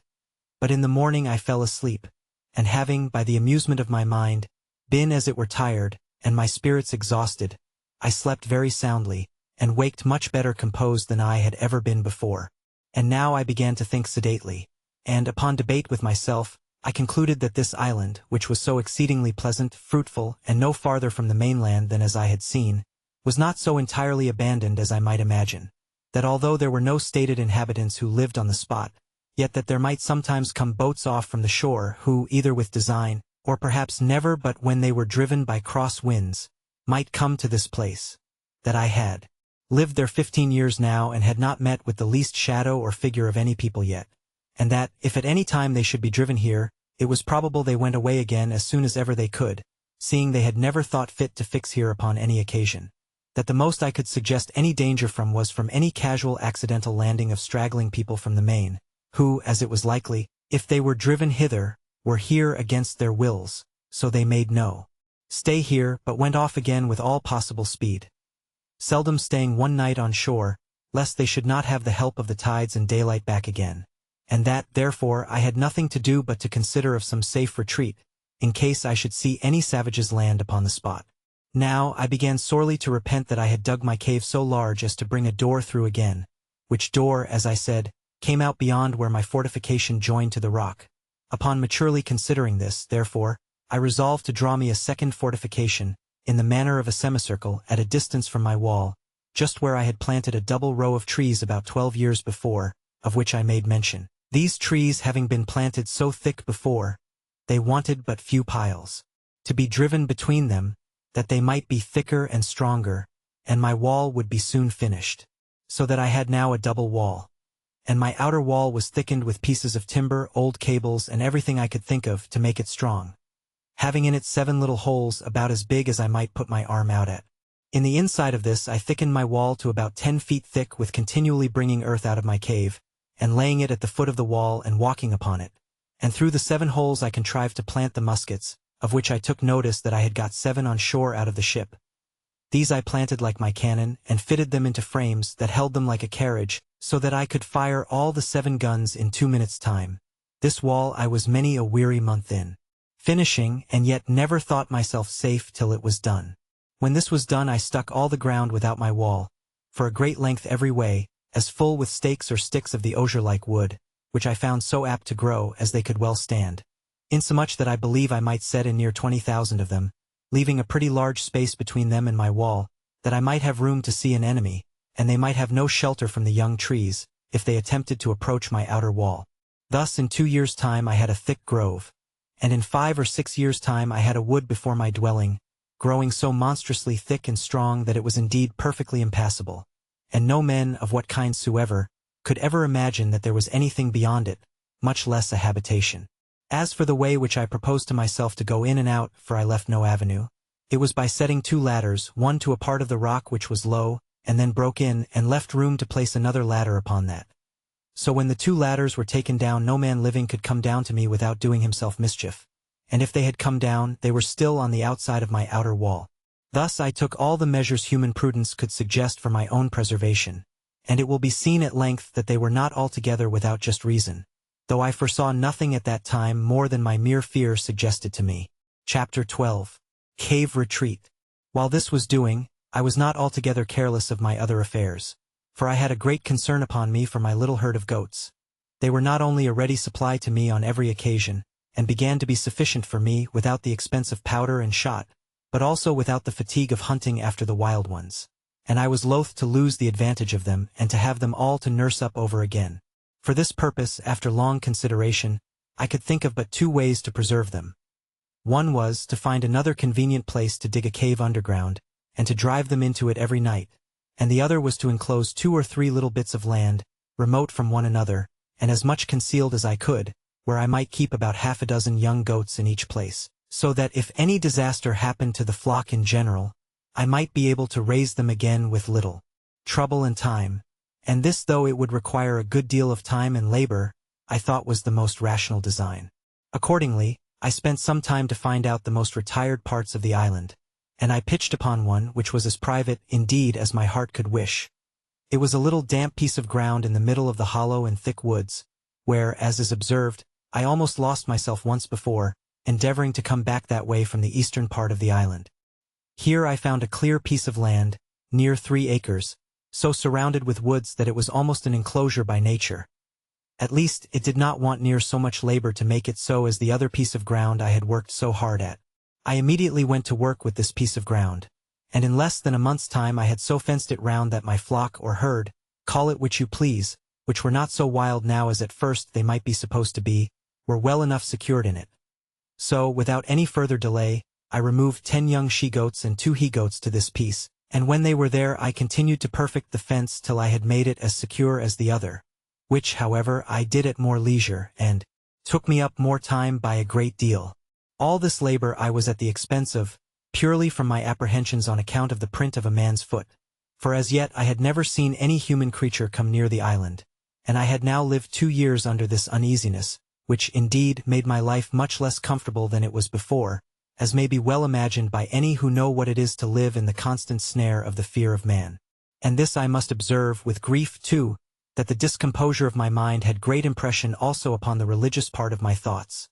For the dread and terror of falling into the hands of savages and cannibals lay so upon my spirits, that I seldom found myself in a due temper for application to my Maker.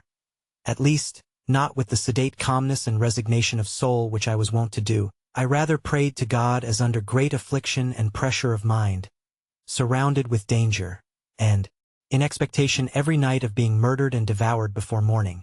And I must testify, from my experience, that a temper of peace, thankfulness, love, and affection is much the more proper frame for prayer than that of terror and discomposure, and that under the dread of mischief impending, a man is no more fit for a comforting performance of the duty of praying to God than he is for a repentance on a sickbed. For these discomposures affect the mind, as the others do the body, and the discomposure of the mind must necessarily be as great a disability as that of the body, and much greater, praying to God being properly an act of the mind, not of the body.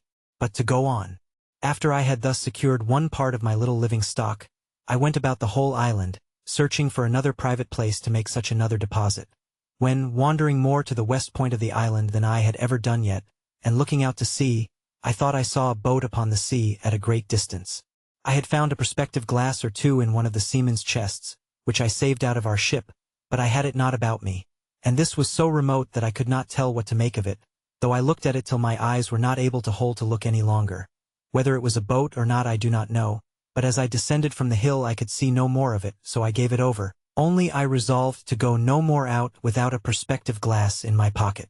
When I was come down the hill to the end of the island, where, indeed, I had never been before, I was presently convinced that the seeing the print of a man's foot was not such a strange thing in the island as I imagined, and but that it was a special providence that I was cast upon the side of the island where the savages never came. I should easily have known that nothing was more frequent than for the canoes from the main, when they happened to be a little too far out at sea, to shoot over to that side of the island for harbor. Likewise, as they often met and fought in their canoes, the victors, having taken any prisoners, would bring them over to this shore, where, according to their dreadful customs, being all cannibals, they would kill and eat them, of which hereafter. When I was come down the hill to the shore, as I said above, being the SW point of the island, I was perfectly confounded and amazed. Nor is it possible for me to express the horror of my mind at seeing the shore spread with skulls, hands, feet, and other bones of human bodies. And particularly I observed a place where there had been a fire made, and a circle dug in the earth like a cockpit, where I supposed the savage wretches had sat down to their human feastings upon the bodies of their fellow creatures. I was so astonished with the sight of these things, that I entertained no notions of any danger to myself from it for a long while. All my apprehensions were buried in the thoughts of such a pitch of inhuman, hellish brutality, and the horror of the degeneracy of human nature, which, though I had heard of it often, yet I never had so near a view of before. In short, I turned away my face from the horrid spectacle, my stomach grew sick, and I was just at the point of fainting, when nature discharged the disorder from my stomach, and having vomited with uncommon violence, I was a little relieved, but could not bear to stay in the place a moment.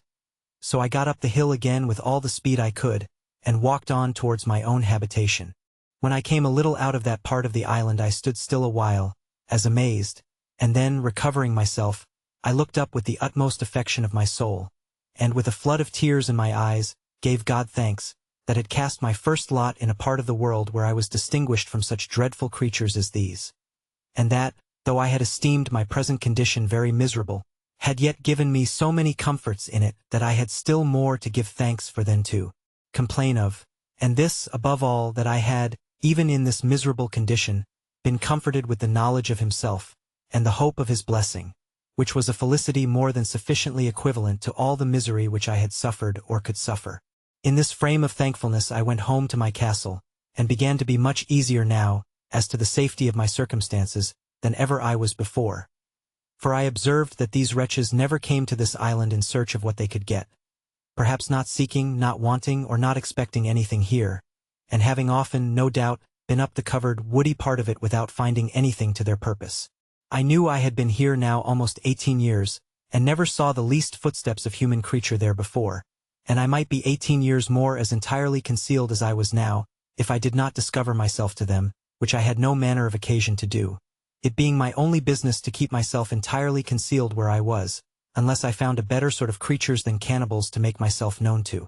Yet I entertained such an abhorrence of the savage wretches that I have been speaking of, and of the wretched, inhuman custom of their devouring and eating one another up, that I continued pensive and sad, and kept close within my own circle for almost 2 years after this. When I say my own circle, I mean by it my 3 plantations, viz., my castle, my country seat, which I called my bower, and my enclosure in the woods. Nor did I look after this for any other use than an enclosure for my goats. For the aversion which nature gave me to these hellish wretches was such, that I was as fearful of seeing them as of seeing the devil himself. I did not so much as go to look after my boat all this time, but began rather to think of making another, for I could not think of ever making any more attempts to bring the other boat round the island to me, lest I should meet with some of these creatures at sea, in which case, if I had happened to have fallen into their hands, I knew what would have been my lot. Time, however, and the satisfaction I had that I was in no danger of being discovered by these people, began to wear off my uneasiness about them, and I began to live just in the same composed manner as before, only with this difference that I used more caution, and kept my eyes more about me than I did before, lest I should happen to be seen by any of them, and particularly I was more cautious of firing my gun, lest any of them, being on the island, should happen to hear it. It was, therefore, a very good providence to me that I had furnished myself with a tame breed of goats, and that I had no need to hunt any more about the woods or shoot at them, and if I did catch any of them after this it was by traps and snares as I had done before. So that for 2 years after this I believe I never fired my gun once off, though I never went out without it, and what was more, as I had saved 3 pistols out of the ship, I always carried them out with me, or at least 2 of them, sticking them in my goatskin belt. I also furbished up one of the great cutlasses that I had out of the ship, and made me a belt to hang it on also, so that I was now a most formidable fellow to look at when I went abroad, if you add to the former description of myself the particular of 2 pistols, and a broadsword hanging at my side in a belt, but without a scabbard. Things going on thus, as I have said, for some time, I seemed, excepting these cautions, to be reduced to my former calm, sedate way of living. All these things tended to show me more and more how far my condition was from being miserable, compared to some others. Nay, to many other particulars of life which it might have pleased God to have made my lot. It put me upon reflecting how little repining there would be among mankind at any condition of life if people would rather compare their condition with those that were worse, in order to be thankful, than be always comparing them with those which are better, to assist their murmurings and complainings. As in my present condition there were not really many things which I wanted, so indeed I thought that the frights I had been in about these savage wretches, and the concern I had been in for my own preservation, had taken off the edge of my invention, for my own conveniences, and I had dropped a good design which I had once bent my thoughts upon, and that was to try if I could not make some of my barley into malt, and then try to brew myself some beer. This was really a whimsical thought, and I reproved myself often for the simplicity of it. For I presently saw there would be the want of several things necessary to the making my beer that it would be impossible for me to supply, as first casks to preserve it in, which was a thing that, as I have observed already, I could never compass. No, though I spent not only many days but weeks, nay months, in attempting it, but to no purpose. In the next place, I had no hops to make it keep, no yeast to make it work, no copper or kettle to make it boil. And yet with all these things wanting, I verily believe, had not the frights and terrors I was in about the savages intervened, I had undertaken it, and perhaps brought it to pass too. For I seldom gave anything over without accomplishing it, when once I had it in my head to begin it. But my invention now ran quite another way. For night and day I could think of nothing but how I might destroy some of the monsters in their cruel, bloody entertainment, and if possible save the victim they should bring hither to destroy. It would take up a larger volume than this whole work is intended to be to set down all the contrivances I hatched, or rather brooded upon in my thoughts, for the destroying these creatures, or at least frightening them so as to prevent their coming hither any more. But all this was abortive. Nothing could be possible to take effect unless I was to be there to do it myself. And what could one man do among them, when perhaps there might be 20 or 30 of them together with their darts, or their bows and arrows with which they could shoot as true to a mark as I could with my gun? Sometimes I thought of digging a hole under the place where they made their fire, and putting in 5 or 6 pounds of gunpowder, which, when they kindled their fire, would consequently take fire and blow up all that was near it. But as, in the first place, I should be unwilling to waste so much powder upon them, my store being now within the quantity of 1 barrel, so neither could I be sure of its going off at any certain time, when it might surprise them, and, at best, that it would do little more than just blow the fire about their ears and fright them, but not sufficient to make them forsake the place. So I laid it aside, and then proposed that I would place myself in ambush in some convenient place, with my 3 guns all double-loaded, and in the middle of their bloody ceremony let fly at them, when I should be sure to kill or wound perhaps 2 or 3 at every shot, and then falling in upon them with my 3 pistols and my sword, I made no doubt but that, if there were 20, I should kill them all. This fancy pleased my thoughts for some weeks, and I was so full of it that I often dreamed of it, and sometimes that I was just going to let fly at them in my sleep. I went so far with it in my imagination that I employed myself several days to find out proper places to put myself in ambuscade, as I said, to watch for them, and I went frequently to the place itself, which was now grown more familiar to me. But while my mind was thus filled with thoughts of revenge and a bloody putting 20 or 30 of them to the sword, as I may call it, the horror I had at the place, and at the signals of the barbarous wretches devouring one another, abetted my malice. Well, at length I found a place in the side of the hill where I was satisfied I might securely wait till I saw any of their boats coming, and might then, even before they would be ready to come on shore, convey myself unseen into some thickets of trees, in one of which there was a hollow large enough to conceal me entirely, and there I might sit and observe all their bloody doings, and take my full aim at their heads, when they were so close together as that it would be next to impossible that I should miss my shot, or that I could fail wounding 3 or 4 of them at the first shot. In this place, then, I resolved to fulfill my design, and accordingly I prepared 2 muskets and my ordinary fowling piece. The 2 muskets I loaded with a brace of slugs each and 4 or 5 smaller bullets, about the size of pistol bullets, and the fowling piece I loaded with near a handful of swan shot of the largest size. I also loaded my pistols with about 4 bullets each, and in this posture, well provided with ammunition for a second and third charge, I prepared myself for my expedition. After I had thus laid the scheme of my design, and in my imagination put it in practice, I continually made my tour every morning to the top of the hill, which was from my castle, as I called it, about 3 miles or more, to see if I could observe any boats upon the sea, coming near the island or standing over towards it. But I began to tire of this hard duty, after I had for 2 or 3 months constantly kept my watch, but came always back without any discovery, there having not, in all that time, been the least appearance, not only on or near the shore, but on the whole ocean, so far as my eye or glass could reach every way.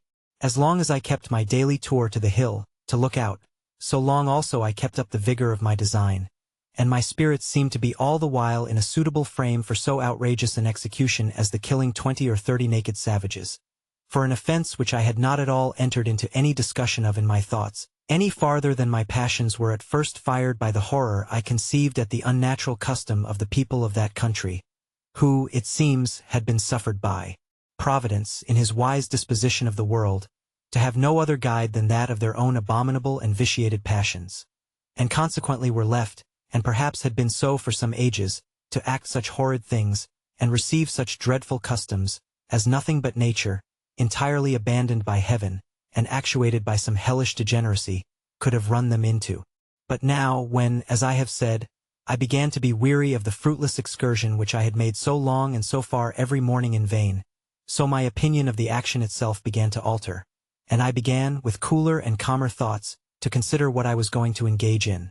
What authority or call I had to pretend to be judge and executioner upon these men as criminals, whom heaven had thought fit for so many ages to suffer unpunished to go on, and to be as it were the executioners of his judgments one upon another. How far these people were offenders against me, and what right I had to engage in the quarrel of that blood which they shed promiscuously upon one another. I debated this very often with myself thus. How do I know what God himself judges in this particular case? It is certain these people do not commit this as a crime. It is not against their own consciences reproving, or their light reproaching them. They do not know it to be an offense, and then commit it in defiance of divine justice, as we do in almost all the sins we commit. They think it no more a crime to kill a captive taken in war than we do to kill an ox, or to eat human flesh than we do to eat mutton. When I considered this a little, it followed necessarily that I was certainly in the wrong. That these people were not murderers in the sense that I had before condemned them in my thoughts, any more than those Christians were murderers who often put to death the prisoners taken in battle, or more frequently, upon many occasions, put whole troops of men to the sword without giving quarter, though they threw down their arms and submitted. In the next place, it occurred to me that although the usage they gave one another was thus brutish and inhuman, yet it was really nothing to me. These people had done me no injury, that if they attempted, or I saw it necessary, for my immediate preservation, to fall upon them, something might be said for it, but that I was yet out of their power, and they really had no knowledge of me, and consequently no design upon me, and therefore it could not be just for me to fall upon them. That this would justify the conduct of the Spaniards in all their barbarities practiced in America, where they destroyed millions of these people, who, however they were idolaters and barbarians, and had several bloody and barbarous rites in their customs, such as sacrificing human bodies to their idols, were yet, as to the Spaniards, very innocent people, and that the rooting them out of the country is spoken of with the utmost abhorrence and detestation by even the Spaniards themselves at this time, and by all other Christian nations of Europe as a mere butchery, a bloody and unnatural piece of cruelty, unjustifiable either to God or man, and for which the very name of a Spaniard is reckoned to be frightful and terrible to all people of humanity or of Christian compassion.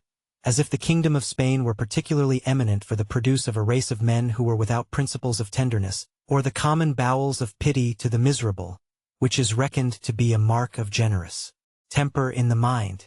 These considerations really put me to a pause and to a kind of a full stop, and I began by little and little to be off my design, and to conclude I had taken wrong measures in my resolution to attack the savages, and that it was not my business to meddle with them unless they first attacked me, and this it was my business, if possible, to prevent, but that, if I were discovered and attacked by them, I knew my duty.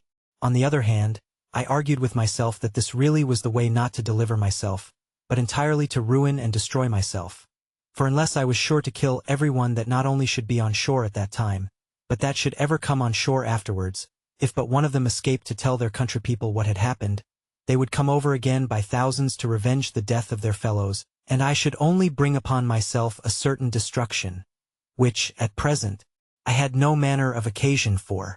Upon the whole, I concluded that I ought, neither in principle nor in policy, one way or other, to concern myself in this affair, that my business was, by all possible means, to conceal myself from them, and not to leave the least sign for them to guess by that there were any living creatures upon the island, I mean of human shape.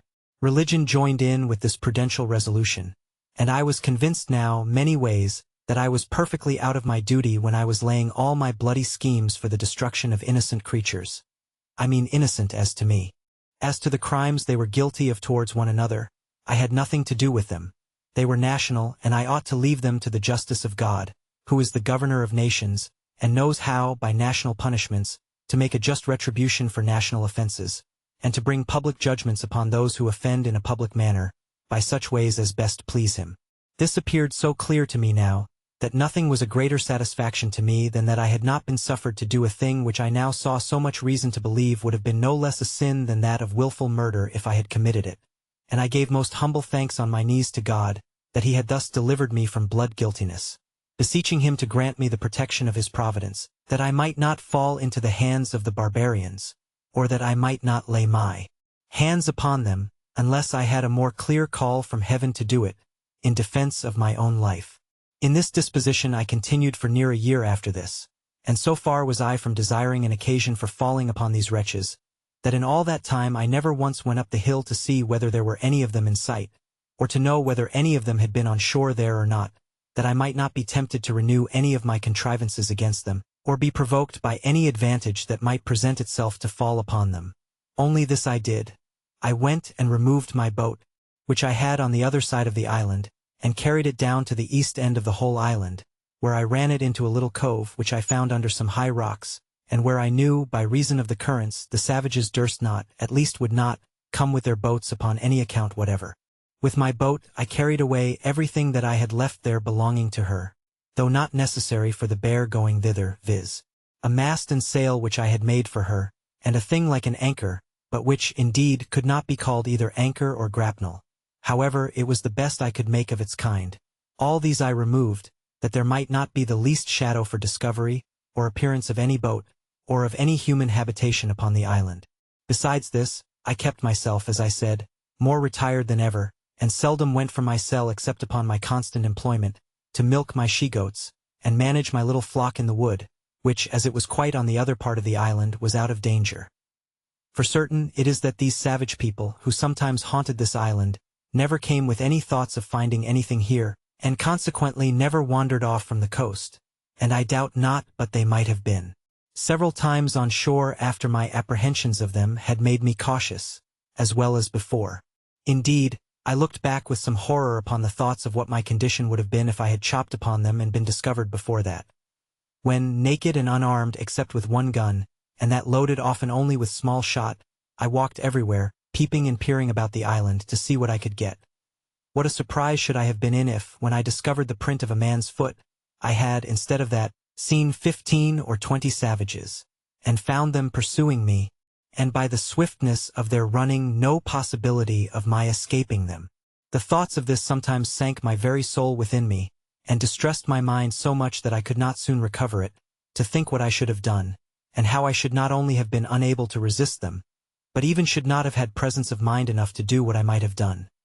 Much less what now, after so much consideration and preparation, I might be able to do. Indeed, after serious thinking of these things, I would be melancholy, and sometimes it would last a great while. But I resolved it all at last into thankfulness to that Providence which had delivered me from so many unseen dangers, and had kept me from those mischiefs which I could have no way been the agent in delivering myself from, because I had not the least notion of any such thing depending, or the least supposition of its being possible. This renewed a contemplation which often had come into my thoughts in former times, when first I began to see the merciful dispositions of heaven, in the dangers we run through in this life. How wonderfully we are delivered when we know nothing of it. How, when we are in a quandary as we call it, a doubt or hesitation whether to go this way or that way, a secret hint shall direct us this way, when we intended to go that way, nay, when sense, our own inclination, and perhaps business has called us to go the other way, yet a strange impression upon the mind, from we know not what springs, and by we know not what power, shall overrule us to go this way, and it shall afterwards appear that had we gone that way, which we should have gone, and even to our imagination ought to have gone, we should have been ruined and lost.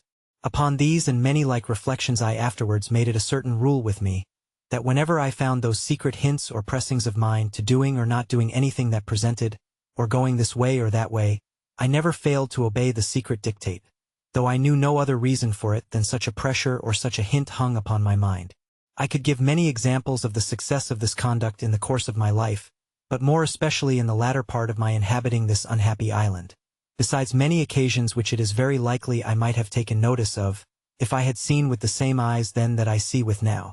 But it is never too late to be wise, and I cannot but advise all considering men, whose lives are attended with such extraordinary incidents as mine, or even though not so extraordinary, not to slight such secret intimations of Providence, let them come from what invisible intelligence they will, that I shall not discuss and perhaps cannot account for, but certainly they are a proof of the converse of spirits, and a secret communication between those embodied and those unembodied, and such a proof as can never be withstood, of which I shall have occasion to give some remarkable instances in the remainder of my solitary residence in this dismal place. I believe the reader of this will not think it strange if I confess that these anxieties, these constant dangers I lived in, and the concern that was now upon me, put an end to all invention, and to all the contrivances that I had laid for my future accommodations and conveniences. I had the care of my safety more now upon my hands than that of my food. I cared not to drive a nail or chop a stick of wood now, for fear the noise I might make should be heard. Much less would I fire a gun for the same reason. And above all, I was intolerably uneasy at making any fire, lest the smoke, which is visible at a great distance in the day, should betray me. For this reason, I removed that part of my business which required fire, such as burning of pots and pipes and into my new apartment in the woods, where, after I had been some time, I found, to my unspeakable consolation, a mere natural cave in the earth, which went in a vast way, and where, I dare say, no savage, had he been at the mouth of it, would be so hardy as to venture in. Nor, indeed, would any man else, but one who, like me, wanted nothing so much as a safe retreat. The mouth of this hollow was at the bottom of a great rock, where, by mere accident, I would say, if I did not see abundant reason to ascribe all such things now to Providence, I was cutting down some thick branches of trees to make charcoal. And before I go on, I must observe the reason of my making this charcoal, which was this: I was afraid of making a smoke about my habitation, as I said before, and yet I could not live there without baking my bread, cooking my meat, and so I contrived to burn some wood here, as I had seen done in England, under turf, till it became chark or dry coal, and then putting the fire out, I preserved the coal to carry home, and perform the other services for which fire was wanting, without danger of smoke. But this is by the by. While I was cutting down some wood here, I perceived that, behind a very thick branch of low brushwood or underwood, there was a kind of hollow place. I was curious to look in it, and getting with difficulty into the mouth of it, I found it was pretty large, that is to say, sufficient for me to stand upright in it, and perhaps another with me. But I must confess to you that I made more haste out than I did in. When looking farther into the place, and which was perfectly dark, I saw two broad, shining eyes of some creature, whether devil or man I knew not, which twinkled like two stars, the dim light from the cave's mouth shining directly in, and making the reflection.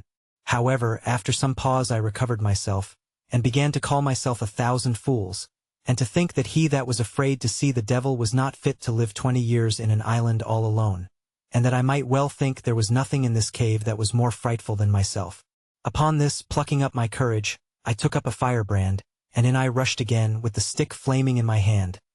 I had not gone 3 steps in before I was almost as frightened as before, for I heard a very loud sigh, like that of a man in some pain, and it was followed by a broken noise, as of words half expressed, and then a deep sigh again.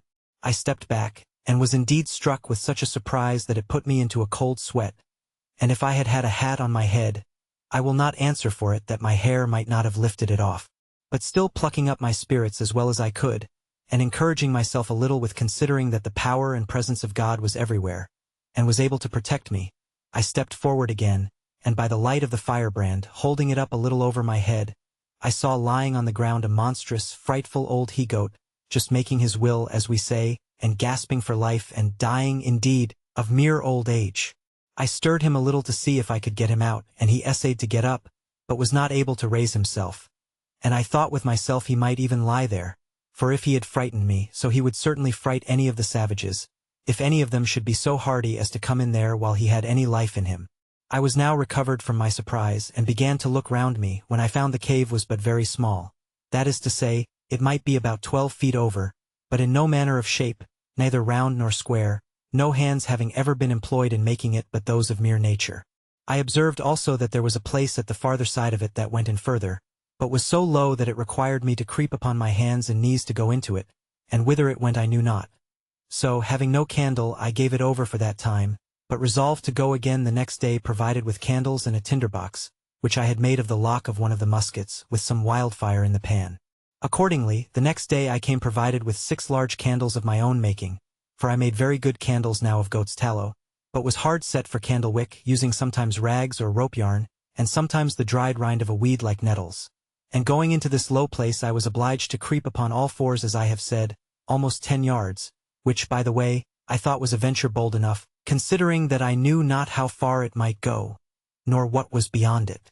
When I had got through the strait, I found the roof rose higher up, I believe near 20 feet.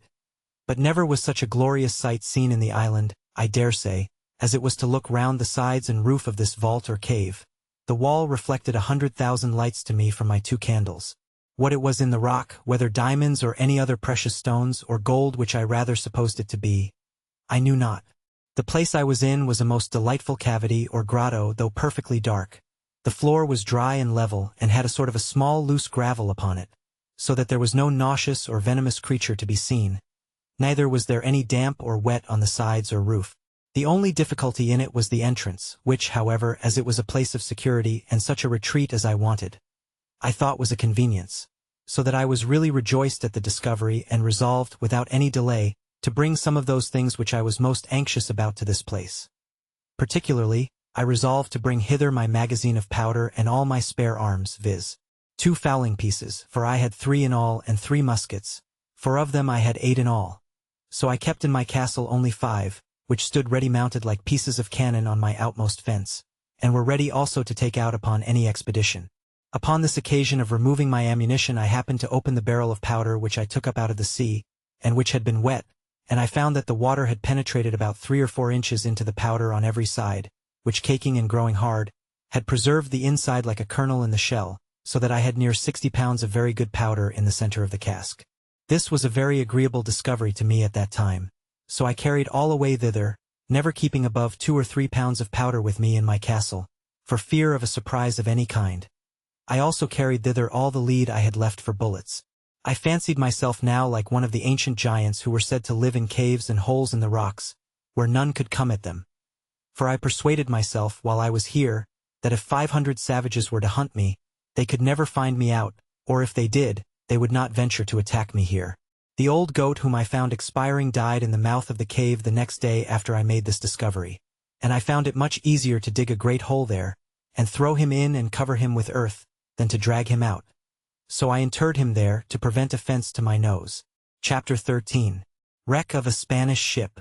I was now in the 23rd year of my residence in this island, and was so naturalized to the place and the manner of living, that, could I but have enjoyed the certainty that no savages would come to the place to disturb me, I could have been content to have capitulated for spending the rest of my time there, even to the last moment, till I had laid me down and died, like the old goat in the cave.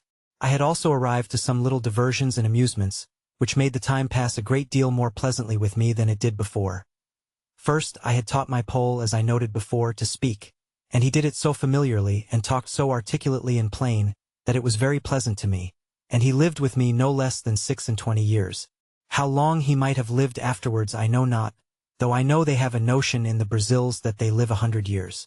My dog was a pleasant and loving companion to me for no less than 16 years of my time, and then died of mere old age. As for my cats, they multiplied, as I have observed, to that degree that I was obliged to shoot several of them at first, to keep them from devouring me and all I had. But at length, when the 2 old ones I brought with me were gone, and after some time continually driving them from me, and letting them have no provision with me, they all ran wild into the woods except 2 or 3 favorites which I kept tame and whose young, when they had any, I always drowned, and these were part of my family. Besides these I always kept 2 or 3 household kids about me, whom I taught to feed out of my hand, and I had 2 more parrots which talked pretty well and would all call Robin Crusoe, but none like my first, nor, indeed, did I take the pains with any of them that I had done with him. I had also several tame seafowls, whose name I knew not, that I caught upon the shore and cut their wings, and the little stakes which I had planted before my castle wall being now grown up to a good thick grove, these fowls all lived among these low trees, and bred there, which was very agreeable to me. So that, as I said above, I began to be very well contented with the life I led, if I could have been secured from the dread of the savages. But it was otherwise directed, and it may not be amiss for all people who shall meet with my story to make this just observation from it. How frequently, in the course of our lives, the evil which in itself we seek most to shun, and which, when we are fallen into, is the most dreadful to us, is oftentimes the very means or door of our deliverance, by which alone we can be raised again from the affliction we are fallen into. I could give many examples of this in the course of my unaccountable life, but in nothing was it more particularly remarkable than in the circumstances of my last years of solitary residence in this island. It was now the month of December, as I said above, in my 23rd year, and this, being the southern solstice, for winter I cannot call it, was the particular time of my harvest and required me to be pretty much abroad in the fields, when, going out early in the morning, even before it was thorough daylight, I was surprised with seeing a light of some fire upon the shore, at a distance from me of about 2 miles, toward that part of the island where I had observed some savages had been, as before, and not on the other side, But, to my great affliction, it was on my side of the island. I was indeed terribly surprised at the sight, and stopped short within my grove, not daring to go out, lest I might be surprised. And yet I had no more peace within, from the apprehensions I had that if these savages, in rambling over the island, should find my corn standing or cut, or any of my works or improvements, they would immediately conclude that there were people in the place, and would then never rest till they had found me out. In this extremity I went back directly to my castle, pulled up the ladder after me, and made all things without look as wild and natural as I could. Then I prepared myself within, putting myself in a posture of defense. I loaded all my cannon, as I called them, that is to say, my muskets, which were mounted upon my new fortification, and all my pistols, and resolved to defend myself to the last gasp, not forgetting seriously to commend myself to the divine protection, and earnestly to pray to God to deliver me out of the hands of the barbarians. I continued in this posture about 2 hours, and began to be impatient for intelligence abroad, for I had no spies to send out. After sitting a while longer and musing what I should do in this case, I was not able to bear sitting in ignorance longer. So setting up my ladder to the side of the hill where there was a flat place as I observed before, and then pulling the ladder after me, I set it up again and mounted the top of the hill, and pulling out my perspective glass which I had taken on purpose, I laid me down flat on my belly on the ground, and began to look for the place. I presently found there were no less than 9 naked savages sitting round a small fire they had made, not to warm them, for they had no need of that, the weather being extremely hot, but, as I supposed, to dress some of their barbarous diet of human flesh which they had brought with them, whether alive or dead I could not tell. They had 2 canoes with them, which they had hauled up upon the shore, and as it was then ebb of tide, they seemed to me to wait for the return of the flood to go away again. It is not easy to imagine what confusion this sight put me into, especially seeing them come on my side of the island, and so near to me. But when I considered their coming must be always with the current of the ebb, I began afterwards to be more sedate in my mind, being satisfied that I might go abroad with safety all the time of the flood of tide, if they were not on shore before, and having made this observation, I went abroad about my harvest work with the more composure. As I expected, so it proved. For as soon as the tide made to the westward I saw them all take boat and row, or paddle as we call it, away. I should have observed that for an hour or more before they went off they were dancing, and I could easily discern their postures and gestures by my glass. I could not perceive, by my nicest observation, but that they were stark naked, and had not the least covering upon them. But whether they were men or women I could not distinguish. As soon as I saw them shipped and gone, I took 2 guns upon my shoulders, and 2 pistols in my girdle, and my great sword by my side without a scabbard, and with all the speed I was able to make went away to the hill where I had discovered the first appearance of all. And as soon as I got thither, which was not in less than 2 hours, for I could not go quickly, being so loaded with arms as I was, I perceived there had been 3 canoes more of the savages at that place. And looking out farther, I saw they were all at sea together, making over for the main. This was a dreadful sight to me, especially as, going down to the shore, I could see the marks of horror which the dismal work they had been about had left behind it, viz., the blood, the bones, and part of the flesh of human bodies eaten and devoured by those wretches with merriment and sport. I was so filled with indignation at the sight, that I now began to premeditate the destruction of the next that I saw there, let them be whom or how many soever. It seemed evident to me that the visits which they made thus to this island were not very frequent, for it was above 15 months before any more of them came on shore there again. That is to say, I neither saw them nor any footsteps or signals of them in all that time. For as to the rainy seasons, then they are sure not to come abroad, at least not so far. Yet all this while I lived uncomfortably, by reason of the constant apprehensions of their coming upon me by surprise, from whence I observe that the expectation of evil is more bitter than the suffering, especially if there is no room to shake off that expectation or those apprehensions. During all this time I was in a murdering humor and spent most of my hours, which should have been better employed, in contriving how to circumvent and fall upon them the very next time I should see them, especially if they should be divided, as they were the last time, into 2 parties. Nor did I consider at all that if I killed one party, suppose 10 or a dozen, I was still the next day or week or month to kill another, and so another, even ad infinitum, till I should be, at length, no less a murderer than they were in being man-eaters, and perhaps much more so. I spent my days now in great perplexity and anxiety of mind, expecting that I should one day or other fall into the hands of these merciless creatures. and if I did at any time venture abroad, it was not without looking around me with the greatest care and caution imaginable. And now I found, to my great comfort, how happy it was that I had provided a tame flock or herd of goats, for I durst not upon any account fire my gun, especially near that side of the island where they usually came, lest I should alarm the savages. And if they had fled from me now, I was sure to have them come again with perhaps 200 or 300 canoes with them in a few days, and then I knew what to expect. However, I wore out 1 year and 3 months more before I ever saw any more of the savages. And then I found them again, as I shall soon observe.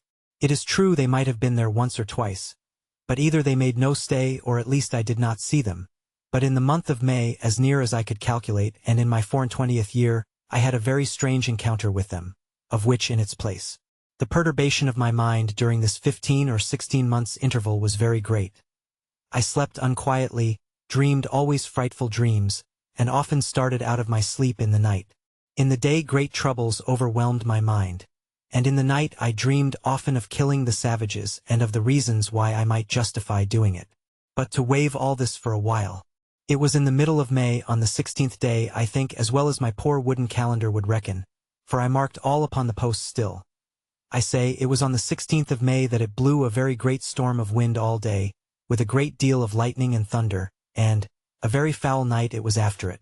I knew not what was the particular occasion of it, but as I was reading in the Bible, and taken up with very serious thoughts about my present condition, I was surprised with the noise of a gun, as I thought, fired at sea. This was, to be sure, a surprise quite of a different nature from any I had met with before, for the notions this put into my thoughts were quite of another kind. I started up in the greatest haste imaginable, and in a trice clapped my ladder to the middle place of the rock and pulled it after me, and mounting it the second time, got to the top of the hill the very moment that a flash of fire bid me listen for a second gun, which accordingly in about half a minute I heard, and by the sound, knew that it was from that part of the sea where I was driven down the current in my boat. I immediately considered that this must be some ship in distress, and that they had some comrade or some other ship in company, and fired these for signals of distress and to obtain help. I had the presence of mind at that minute to think, that though I could not help them, it might be that they might help me. So I brought together all the dry wood I could get at hand, and making a good handsome pile, I set it on fire upon the hill. The wood was dry and blazed freely, and though the wind blew very hard, yet it burned fairly out, so that I was certain, if there was any such thing as a ship, they must needs see it. And no doubt they did. For as soon as ever my fire blazed up, I heard another gun, and after that several others, all from the same quarter. I plied my fire all night long till daybreak, and when it was broad day and the air cleared up, I saw something at a great distance at sea, full east of the island, whether a sail or a hull I could not distinguish, no, not with my glass. The distance was so great and the weather still something hazy also, at least it was so out at sea. I looked frequently at it all that day, and soon perceived that it did not move. So I presently concluded that it was a ship at anchor, and being eager, you may be sure, to be satisfied, I took my gun in my hand, and ran towards the south side of the island to the rocks where I had formerly been carried away by the current. And getting up there, the weather by this time being perfectly clear, I could plainly see, to my great sorrow, the wreck of a ship, cast away in the night upon those concealed rocks which I found when I was out in my boat, and which rocks, as they checked the violence of the stream, and made a kind of counter-stream or eddy, were the occasion of my recovering from the most desperate, hopeless condition that ever I had been in all my life. Thus, what is one man's safety is another man's destruction. For it seems these men, whoever they were, being out of their knowledge, and the rocks being wholly under water, had been driven upon them in the night, the wind blowing hard at E&E. Had they seen the island, as I must necessarily suppose they did not, they must, as I thought, have endeavored to have saved themselves on shore by the help of their boat. But their firing off guns for help, especially when they saw, as I imagined, my fire, filled me with many thoughts. First, I imagined that upon seeing my light they might have put themselves into their boat, and endeavored to make the shore, but that the sea running very high, they might have been cast away. Other times I imagined that they might have lost their boat before, as might be the case many ways, particularly by the breaking of the sea upon their ship, which many times obliged men to stave, or take in pieces, their boat, and sometimes to throw it overboard with their own hands. Other times I imagined they had some other ship or ships in company, who, upon the signals of distress they made, had taken them up and carried them off. Other times I fancied they were all gone off to sea in their boat, and being hurried away by the current that I had been formerly in, were carried out into the great ocean, where there was nothing but misery and perishing, and that, perhaps, they might by this time think of starving, and of being in a condition to eat one another. As all these were but conjectures at best, so, in the condition I was in, I could do no more than look on upon the misery of the poor men, and pity them, which had still this good effect upon my side, that it gave me more and more cause to give thanks to God, who had so happily and comfortably provided for me in my desolate condition, and that of 2 ships' companies, who were now cast away upon this part of the world, not one life should be spared but mine. I learned here again to observe, that it is very rare that the providence of God casts us into any condition so low, or any misery so great, but we may see something or other to be thankful for, and may see others in worse circumstances than our own. Such certainly was the case of these men, of whom I could not so much as see room to suppose any were saved. Nothing could make it rational so much as to wish or expect that they did not all perish there, except the possibility only of their being taken up by another ship in company. And this was but mere possibility indeed, for I saw not the least sign or appearance of any such thing.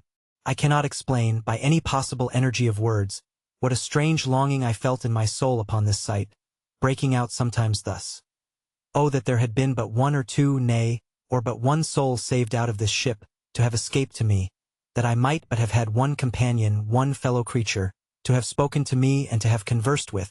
In all the time of my solitary life I never felt so earnest, so strong a desire after the society of my fellow creatures, or so deep a regret at the want of it."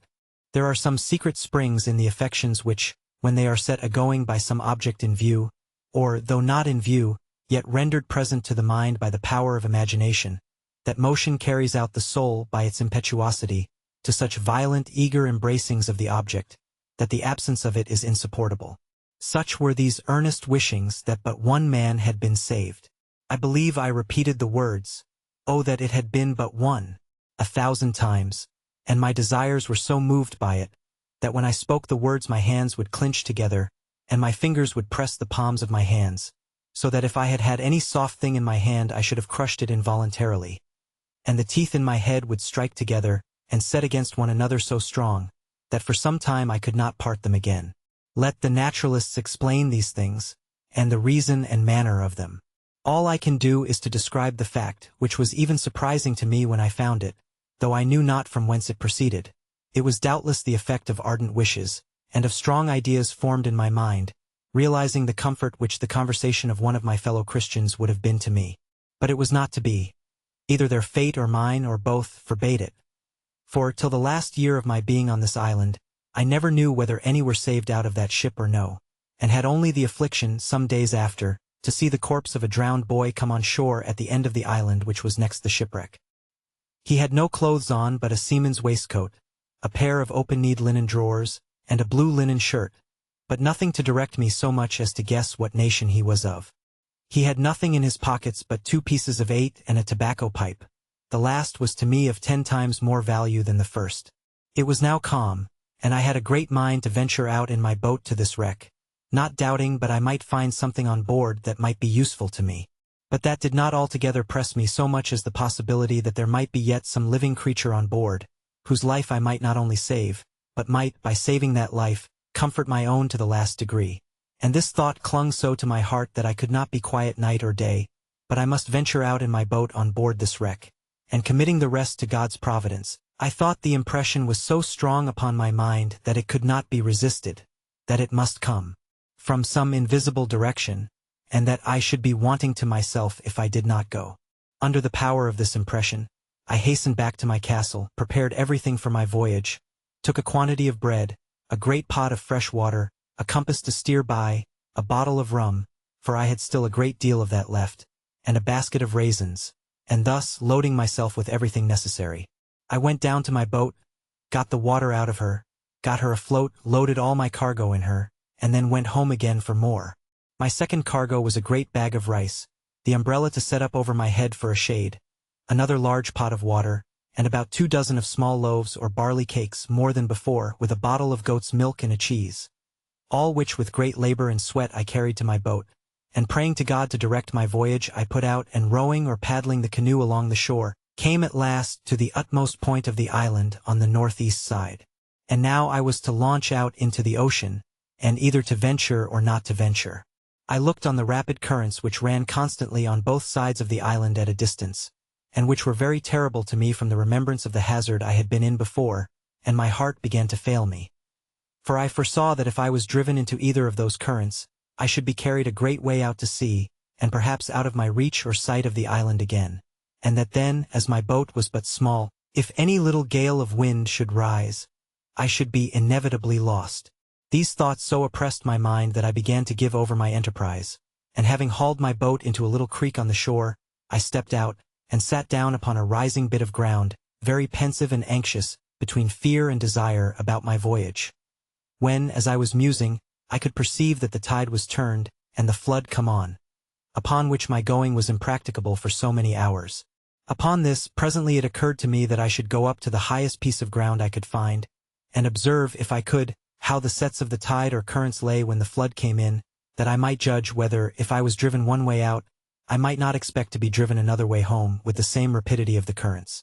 This thought was no sooner in my head than I cast my eye upon a little hill which sufficiently overlooked the sea both ways, and from whence I had a clear view of the currents or sets of the tide, and which way I was to guide myself in my return. Here I found that as the current of ebb set out close by the south point of the island, so the current of the flood set in close by the shore of the north side, and that I had nothing to do but to keep to the north side of the island in my return, and I should do well enough. Encouraged by this observation, I resolved the next morning to set out with the first of the tide, and reposing myself for the night in my canoe, under the watchcoat I mentioned, I launched out. I first made a little out to sea, full north, till I began to feel the benefit of the current, which set eastward and which carried me at a great rate, and yet did not so hurry me as the current on the south side had done before, so as to take from me all government of the boat. But having a strong steerage with my paddle, I went at a great rate directly for the wreck, and in less than 2 hours I came up to it. It was a dismal sight to look at.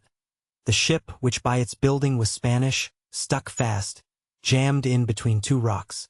All the stern and quarter of her were beaten to pieces by the sea, and as her forecastle, which stuck in the rocks, had run on with great violence, her mainmast and foremast were brought by the board, that is to say, broken short off. But her bowsprit was sound, and the head and bow appeared firm. When I came close to her, a dog appeared upon her, who, seeing me coming, yelped and cried, and as soon as I called him, jumped into the sea to come to me. I took him into the boat, but found him almost dead with hunger and thirst. I gave him a cake of my bread, and he devoured it like a ravenous wolf that had been starving a fortnight in the snow.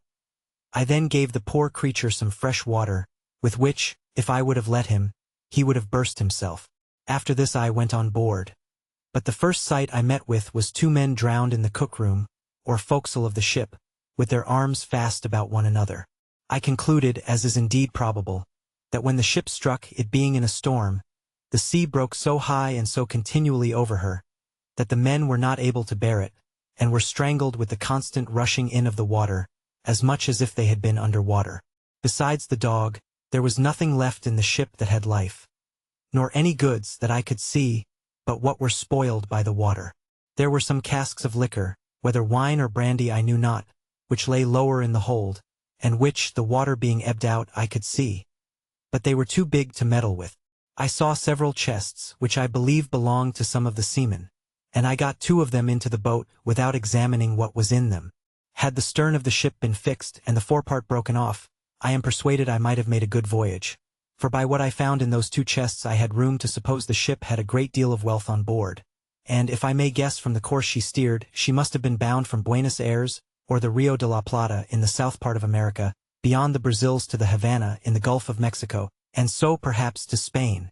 She had, no doubt, a great treasure in her, but of no use at that time to anybody, and what became of the crew I then knew not.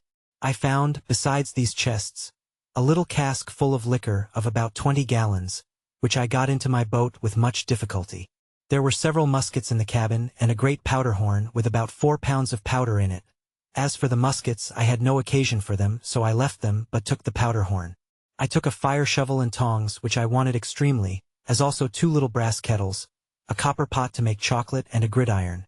And with this cargo and the dog I came away, the tide beginning to make home again, and the same evening, about an hour within night, I reached the island again, weary and fatigued to the last degree. I reposed that night in the boat, and in the morning I resolved to harbor what I had got in my new cave, and not carry it home to my castle. After refreshing myself, I got all my cargo on shore, and began to examine the particulars. The cask of liquor I found to be a kind of rum, but not such as we had at the Brazils, and in a word, not at all good. But when I came to open the chests, I found several things of great use to me. For example, I found in one a fine case of bottles of an extraordinary kind, and filled with cordial waters, fine and very good. The bottles held about 3 pints each and were tipped with silver. I found 2 pots of very good cicades or sweetmeats, so fastened also on the top that the salt water had not hurt them, and 2 more of the same, which the water had spoiled. I found some very good shirts, which were very welcome to me, and about 12 and a half of white linen handkerchiefs and colored neckcloths. The former were also very welcome, being exceedingly refreshing to wipe my face in a hot day. Besides this, when I came to the till in the chest, I found there 3 great bags of pieces of 8, which held about 1100 pieces in all, and in one of them, wrapped up in a paper, 6 doubloons of gold, and some small bars or wedges of gold. I suppose they might all weigh near a pound. In the other chest were some clothes, but of little value. But, by the circumstances, it must have belonged to the gunner's mate, though there was no powder in it, except 2 pounds of fine glazed powder in 3 flasks, kept, I suppose, for charging their fowling pieces on occasion. Upon the whole, I got very little by this voyage that was of any use to me. For, as to the money, I had no manner of occasion for it. It was to me as the dirt under my feet, and I would have given it all for 3 or 4 pair of English shoes and stockings, which were things I greatly wanted, but had had none on my feet for many years. I had, indeed, got 2 pair of shoes now, which I took off the feet of 2 drowned men whom I saw in the wreck, and I found 2 pair more in one of the chests, which were very welcome to me. But they were not like our English shoes, either for ease or service, being rather what we call pumps than shoes. I found in this seaman's chest about 50 pieces of 8, in reals, but no gold. I suppose this belonged to a poorer man than the other, which seemed to belong to some officer. Well, however, I lugged this money home to my cave and laid it up, as I had done that before which I had brought from our own ship. But it was a great pity, as I said, that the other part of this ship had not come to my share, for I am satisfied I might have loaded my canoe several times over with money, and thought I, if I ever escaped to England, it might lie here safe enough till I come again and fetch it. Chapter 14. A Dream Realized. Having now brought all my things on shore and secured them, I went back to my boat, and rowed or paddled her along the shore to her old harbor, where I laid her up, and made the best of my way to my old habitation, where I found everything safe and quiet. I began now to repose myself, live after my old fashion, and take care of my family affairs. And for a while I lived easy enough, only that I was more vigilant than I used to be, looked out oftener, and did not go abroad so much. And if at any time I did stir with any freedom, it was always to the east part of the island, where I was pretty well satisfied the savages never came, and where I could go without so many precautions, and such a load of arms and ammunition as I always carried with me. If I went the other way, I lived in this condition near 2 years more, but my unlucky head, that was always to let me know it was born to make my body miserable, was all these 2 years filled with projects and designs how, if it were possible, I might get away from this island. For sometimes I was for making another voyage to the wreck, though my reason told me that there was nothing left there worth the hazard of my voyage. Sometimes for a ramble one way, sometimes another, and I believe verily, if I had had the boat, that I went from Sallee in, I should have ventured to sea, bound anywhere, I knew not whither. I have been, in all my circumstances, a memento to those who are touched with the general plague of mankind, whence, for aught I know, 1/2 of their miseries flow. I mean that of not being satisfied with the station wherein God and nature hath placed them. For, not to look back upon my primitive condition, and the excellent advice of my father, the opposition to which was, as I may call it, my original sin, my subsequent mistakes of the same kind, had been the means of my coming into this miserable condition. For had that providence which so happily seated me at the Brazils as a planter blessed me with confined desires, and I could have been contented to have gone on gradually, I might have been by this time, I mean in the time of my being in this island, one of the most considerable planters in the Brazils. Nay, I am persuaded that by the improvements I had made in that little time I lived there, and the increase I should probably have made if I had remained, I might have been worth 100,000 moidores. And what business had I to leave a settled fortune, a well-stocked plantation, improving and increasing, to turn supercargo to Guinea to fetch Negroes, when patience and time would have so increased our stock at home, that we could have bought them at our own door from those whose business it was to fetch them? And though it had cost us something more, yet the difference of that price was by no means worth saving at so great a hazard. But as this is usually the fate of young heads, so reflection upon the folly of it is as commonly the exercise of more years, or of the dear-bought experience of time. So it was with me now, and yet so deep had the mistake taken root in my temper, that I could not satisfy myself in my station, but was continually poring upon the means and possibility of my escape from this place, and that I may, with greater pleasure to the reader, bring on the remaining part of my story, it may not be improper to give some account of my first conceptions on the subject of this foolish scheme for my escape, and how and upon what foundation I acted. I am now to be supposed retired into my castle after my late voyage to the wreck, my frigate laid up and secured under water as usual, and my condition restored to what it was before. I had more wealth, indeed, than I had before, but was not at all the richer, for I had no more use for it than the Indians of Peru had before the Spaniards came there. It was one of the nights in the rainy season in March, the 24th year of my first setting foot in this island of solitude. I was lying in my bed or hammock, awake, very well in health, had no pain, no distemper, no uneasiness of body, nor any uneasiness of mind more than ordinary, but could by no means close my eyes, that is, so as to sleep. No, not a wink all night long, otherwise than as follows. It is impossible to set down the innumerable crowd of thoughts that whirled through that great thoroughfare of the brain, the memory, in this night's time.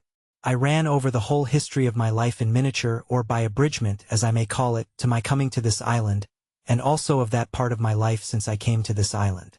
In my reflections upon the state of my case since I came on shore on this island, I was comparing the happy posture of my affairs in the first years of my habitation here, with the life of anxiety, fear, and care which I had lived in ever since I had seen the print of a foot in the sand.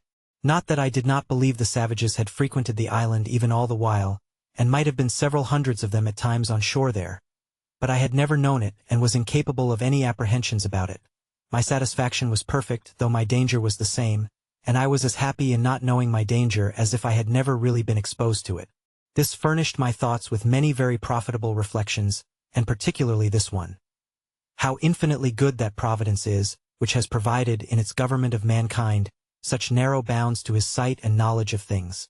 And though he walks in the midst of so many thousand dangers, the sight of which, if discovered to him, would distract his mind and sink his spirits, he is kept serene and calm, by having the events of things hid from his eyes, and knowing nothing of the dangers which surround him.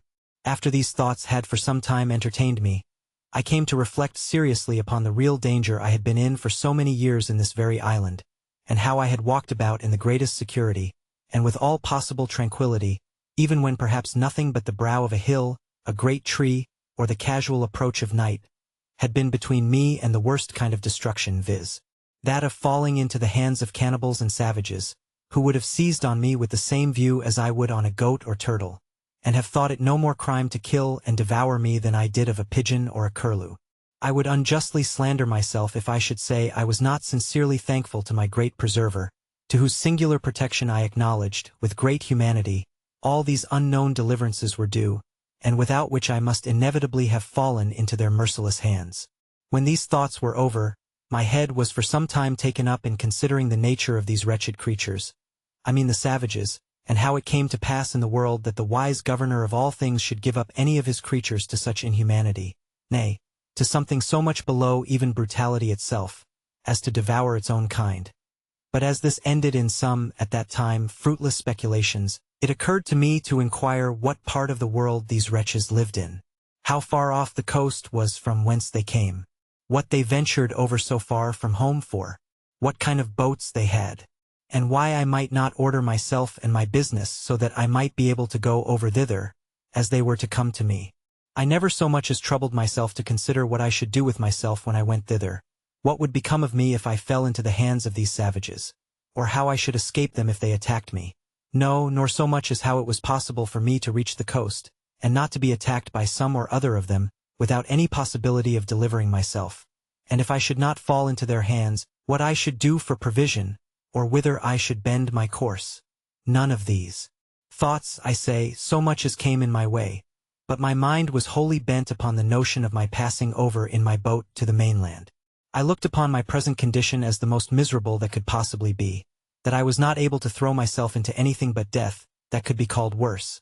And if I reached the shore of the main I might perhaps meet with relief, or I might coast along, as I did on the African shore, till I came to some inhabited country, and where I might find some relief.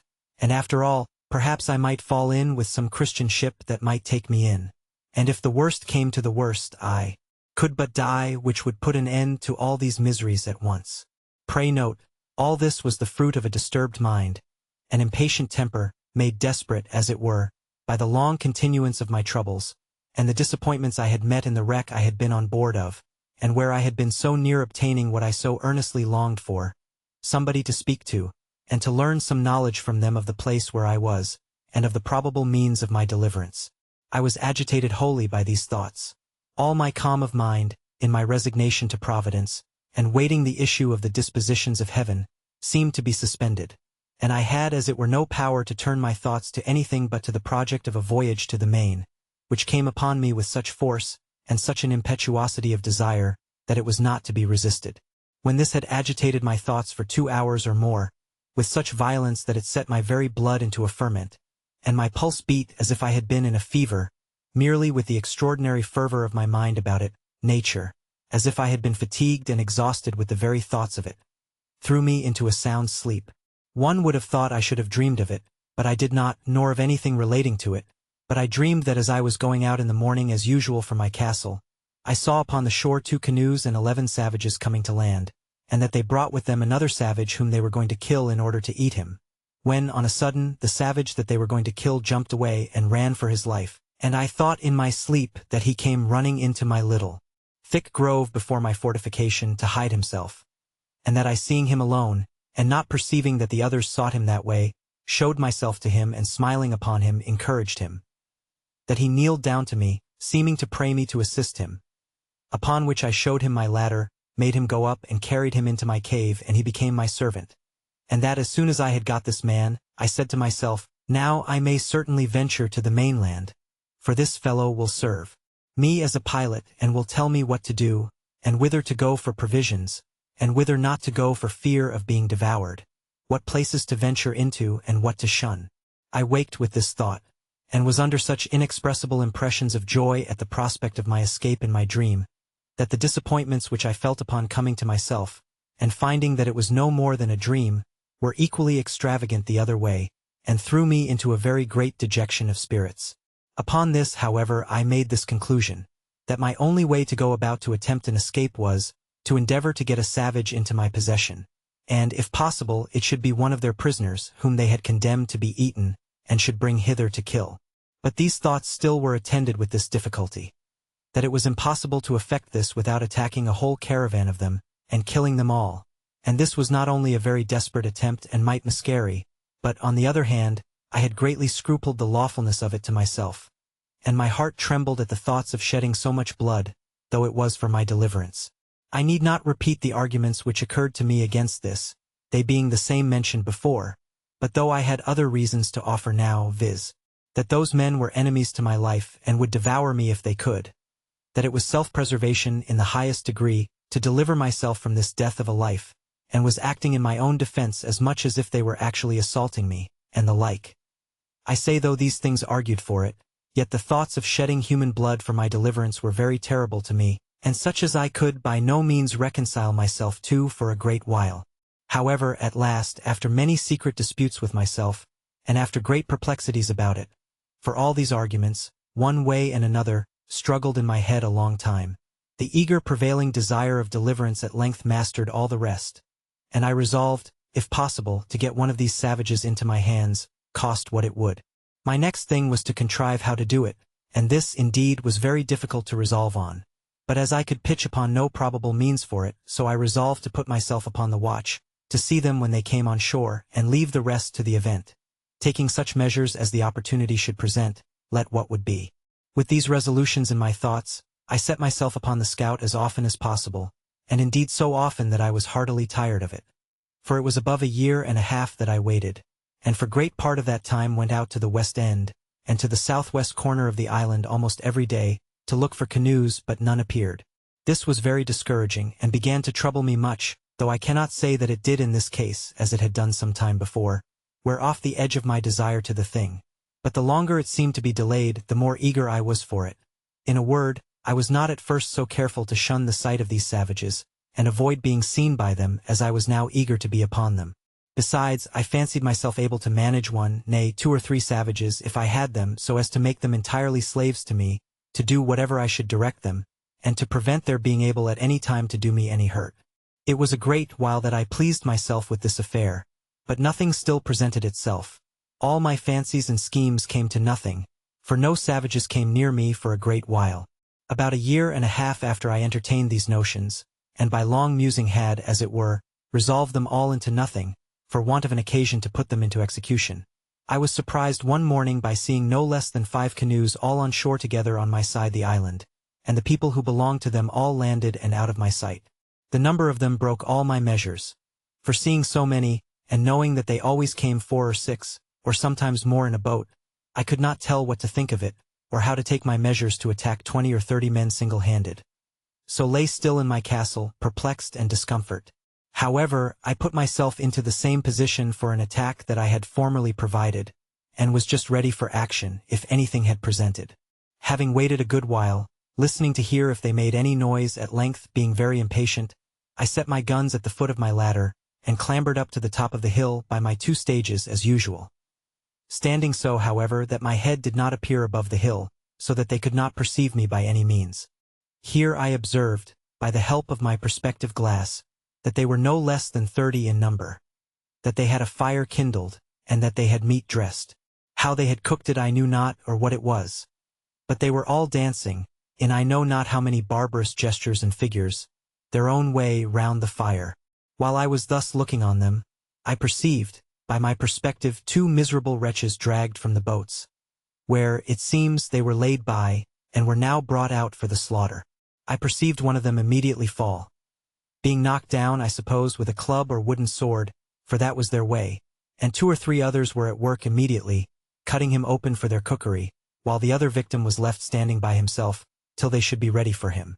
In that very moment this poor wretch, seeing himself a little at liberty and unbound, nature inspired him with hopes of life, and he started away from them, and ran with incredible swiftness along the sands, directly towards me. I mean towards that part of the coast where my habitation was. I was dreadfully frightened, I must acknowledge, when I perceived him run my way, and especially when, as I thought, I saw him pursued by the whole body, and now I expected that part of my dream was coming to pass, and that he would certainly take shelter in my grove. But I could not depend, by any means, upon my dream, that the other savages would not pursue him thither and find him there. However, I kept my station, and my spirits began to recover when I found that there was not above 3 men that followed him. And still more was I encouraged, when I found that he outstripped them exceedingly in running, and gained ground on them. So that, if he could but hold out for half an hour, I saw easily he would fairly get away from them all. There was between them and my castle the creek, which I mentioned often in the first part of my story, where I landed my cargoes out of the ship, and this I saw plainly he must necessarily swim over, or the poor wretch would be taken there. But when the savage escaping came thither, he made nothing of it, though the tide was then up, but plunging in, swam through in about 30 strokes or thereabouts, landed, and ran with exceeding strength and swiftness. When the 3 persons came to the creek, I found that 2 of them could swim, but the 3rd could not, and that, standing on the other side, he looked at the others, but went no farther, and soon after went softly back again, which, as it happened, was very well for him in the end. I observed that the 2 who swam were yet more than twice as strong swimming over the creek as the fellow was that fled from them. It came very warmly upon my thoughts, and indeed irresistibly, that now was the time to get me a servant, and, perhaps, a companion or assistant, and that I was plainly called by Providence to save this poor creature's life. I immediately ran down the ladders with all possible expedition, fetched my 2 guns, for they were both at the foot of the ladders as I observed before, and getting up again with the same haste to the top of the hill, I crossed towards the sea, and having a very short cut and all downhill, placed myself in the way between the pursuers and the pursued, hallooing aloud to him that fled, who, looking back, was at first perhaps as much frightened at me as at them. But I beckoned with my hand to him to come back, and in the meantime I slowly advanced towards the 2 that followed. Then rushing at once upon the foremost, I knocked him down with the stock of my piece. I was loath to fire because I would not have the rest here.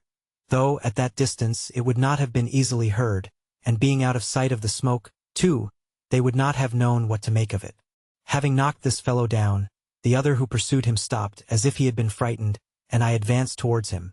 But as I came nearer, I perceived presently he had a bow and arrow, and was fitting it to shoot at me. So I was then obliged to shoot at him first, which I did, and killed him at the first shot. The poor savage who fled but had stopped, though he saw both his enemies fallen and killed, as he thought, yet was so frightened with the fire and noise of my piece that he stood stock still, and neither came forward nor went backward, though he seemed rather inclined still to fly than to come on. I hallooed again to him and made signs to come forward, which he easily understood and came a little way, then stopped again and then a little farther and stopped again, and I could then perceive that he stood trembling, as if he had been taken prisoner, and had just been to be killed as his two enemies were. I beckoned to him again to come to me, and gave him all the signs of encouragement that I could think of, and he came nearer and nearer, kneeling down every 10 or 12 steps, in token of acknowledgment for saving his life. I smiled at him and looked pleasantly, and beckoned to him to come still nearer. At length he came close to me, and then he kneeled down again, kissed the ground and laid his head upon the ground, and taking me by the foot, set my foot upon his head. This, it seems, was in token of swearing to be my slave forever. I took him up and made much of him, and encouraged him all I could. But there was more work to do yet, for I perceived the savage whom I had knocked down was not killed, but stunned with the blow, and began to come to himself. So I pointed to him and showed him the savage that he was not dead. Upon this he spoke some words to me, and though I could not understand them, yet I thought they were pleasant to hear. For they were the first sound of a man's voice that I had heard, my own excepted, for above 25 years.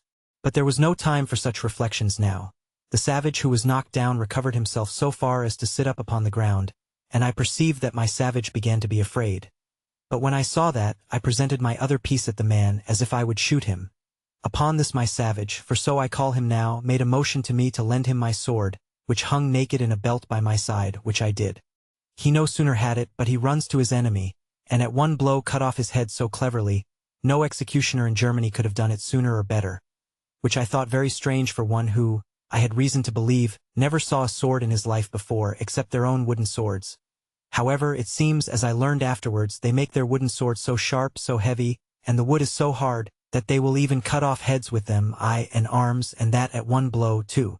When he had done this, he comes laughing to me in sign of triumph, and brought me the sword again, and with abundance of gestures which I did not understand, laid it down, with the head of the savage that he had killed, just before me.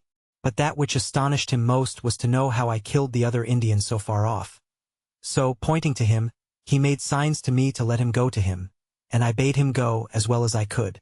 When he came to him, he stood like one amazed, looking at him, turning him first on one side, then on the other. Looked at the wound the bullet had made, which it seems was just in his breast, where it had made a hole and no great quantity of blood had followed. But he had bled inwardly, for he was quite dead. He took up his bow and arrows and came back. So I turned to go away, and beckoned him to follow me, making signs to him that more might come after them. Upon this he made signs to me that he should bury them with sand, that they might not be seen by the rest if they followed, and so I made signs to him again to do so. He fell to work, and in an instant he had scraped a hole in the sand with his hands big enough to bury the first in, and then dragged him into it and covered him, and did so by the other also. I believe he had him buried them both in a quarter of an hour. Then, calling away, I carried him, not to my castle, but quite away to my cave on the farther part of the island. So I did not let my dream come to pass in that part, that he came into my grove for shelter. Here I gave him bread and a bunch of raisins to eat, and a draught of water, which I found he was indeed in great distress for from his running. And having refreshed him, I made signs for him to go and lie down to sleep, showing him a place where I had laid some rice straw, and a blanket upon it, which I used to sleep upon myself sometimes. So the poor creature lay down and went to sleep. He was a comely, handsome fellow, perfectly well made, with straight, strong limbs, not too large, tall and well-shaped, and, as I reckon, about 26 years of age. He had a very good countenance, not a fierce and surly aspect, but seemed to have something very manly in his face, and yet he had all the sweetness and softness of a European in his countenance, too, especially when he smiled. His hair was long and black, not curled like wool. His forehead very high and large, and a great vivacity and sparkling sharpness in his eyes.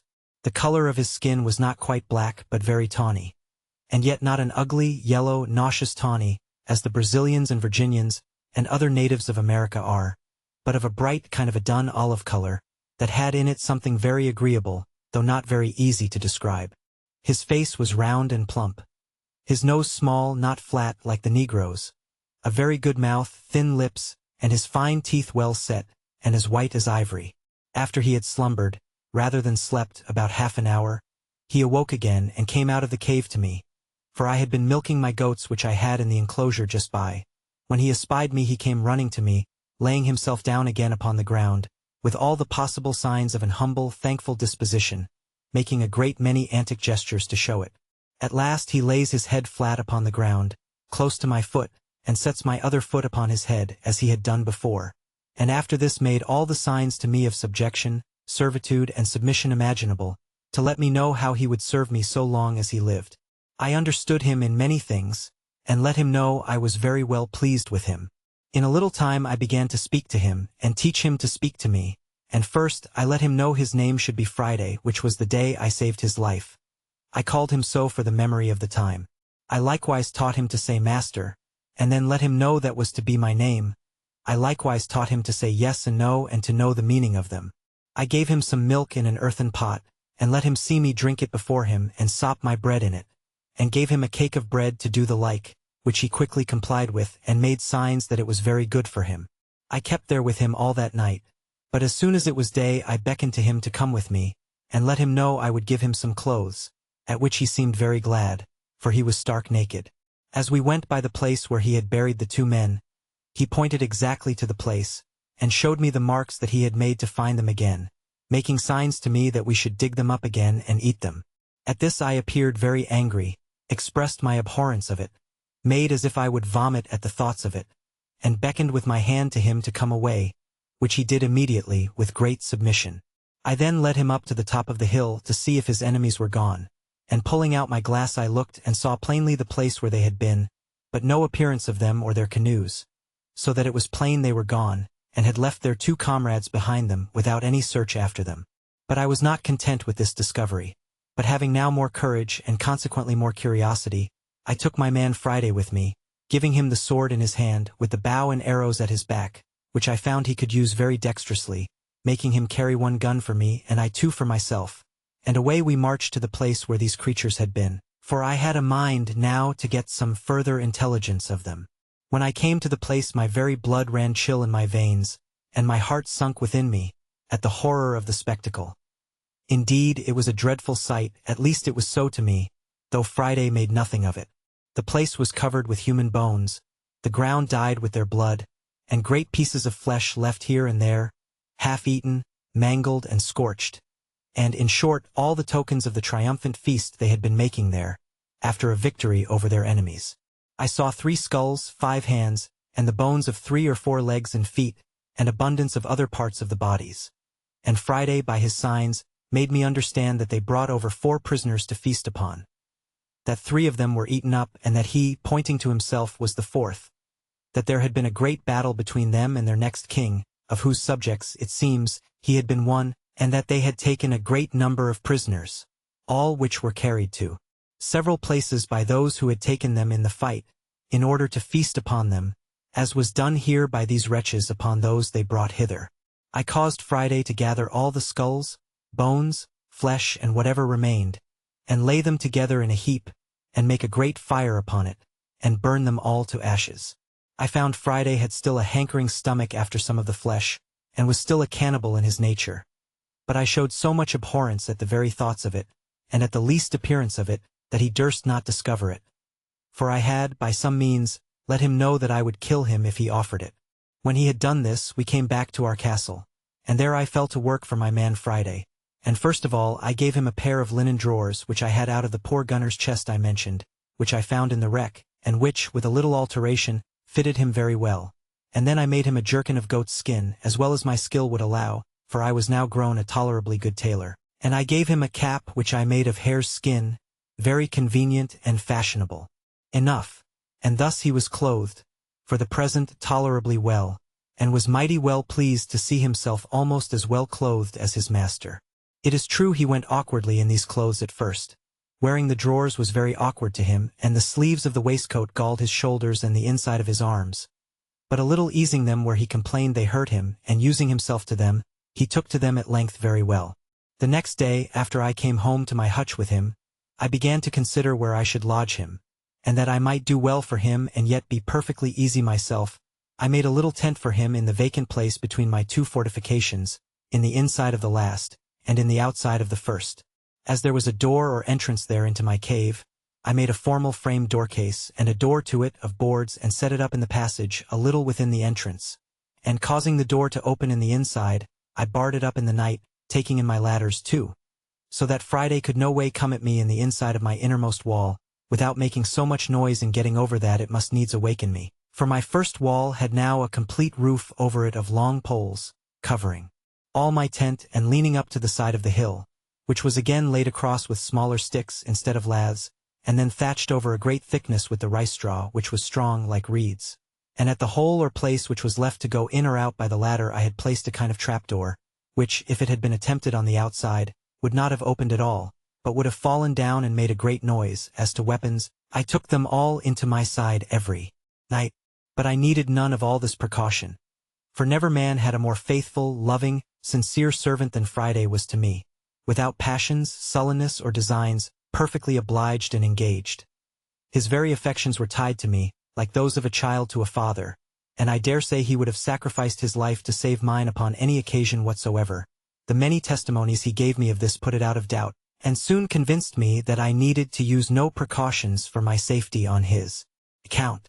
This frequently gave me occasion to observe, and that with wonder, that however it had pleased God in his providence, and in the government of the works of his hands, to take from so great a part of the world of his creatures the best uses to which their faculties and the powers of their souls are adapted, yet that he has bestowed upon them the same powers, the same reason, the same affections, the same sentiments of kindness and obligation, the same passions and resentments of wrongs, the same sense of gratitude, sincerity, fidelity, and all the capacities of doing good and receiving good that he has given to us, and that when he pleases to offer them occasions of exerting these, they are as ready, nay, more ready, to apply them to the right uses for which they were bestowed than we are.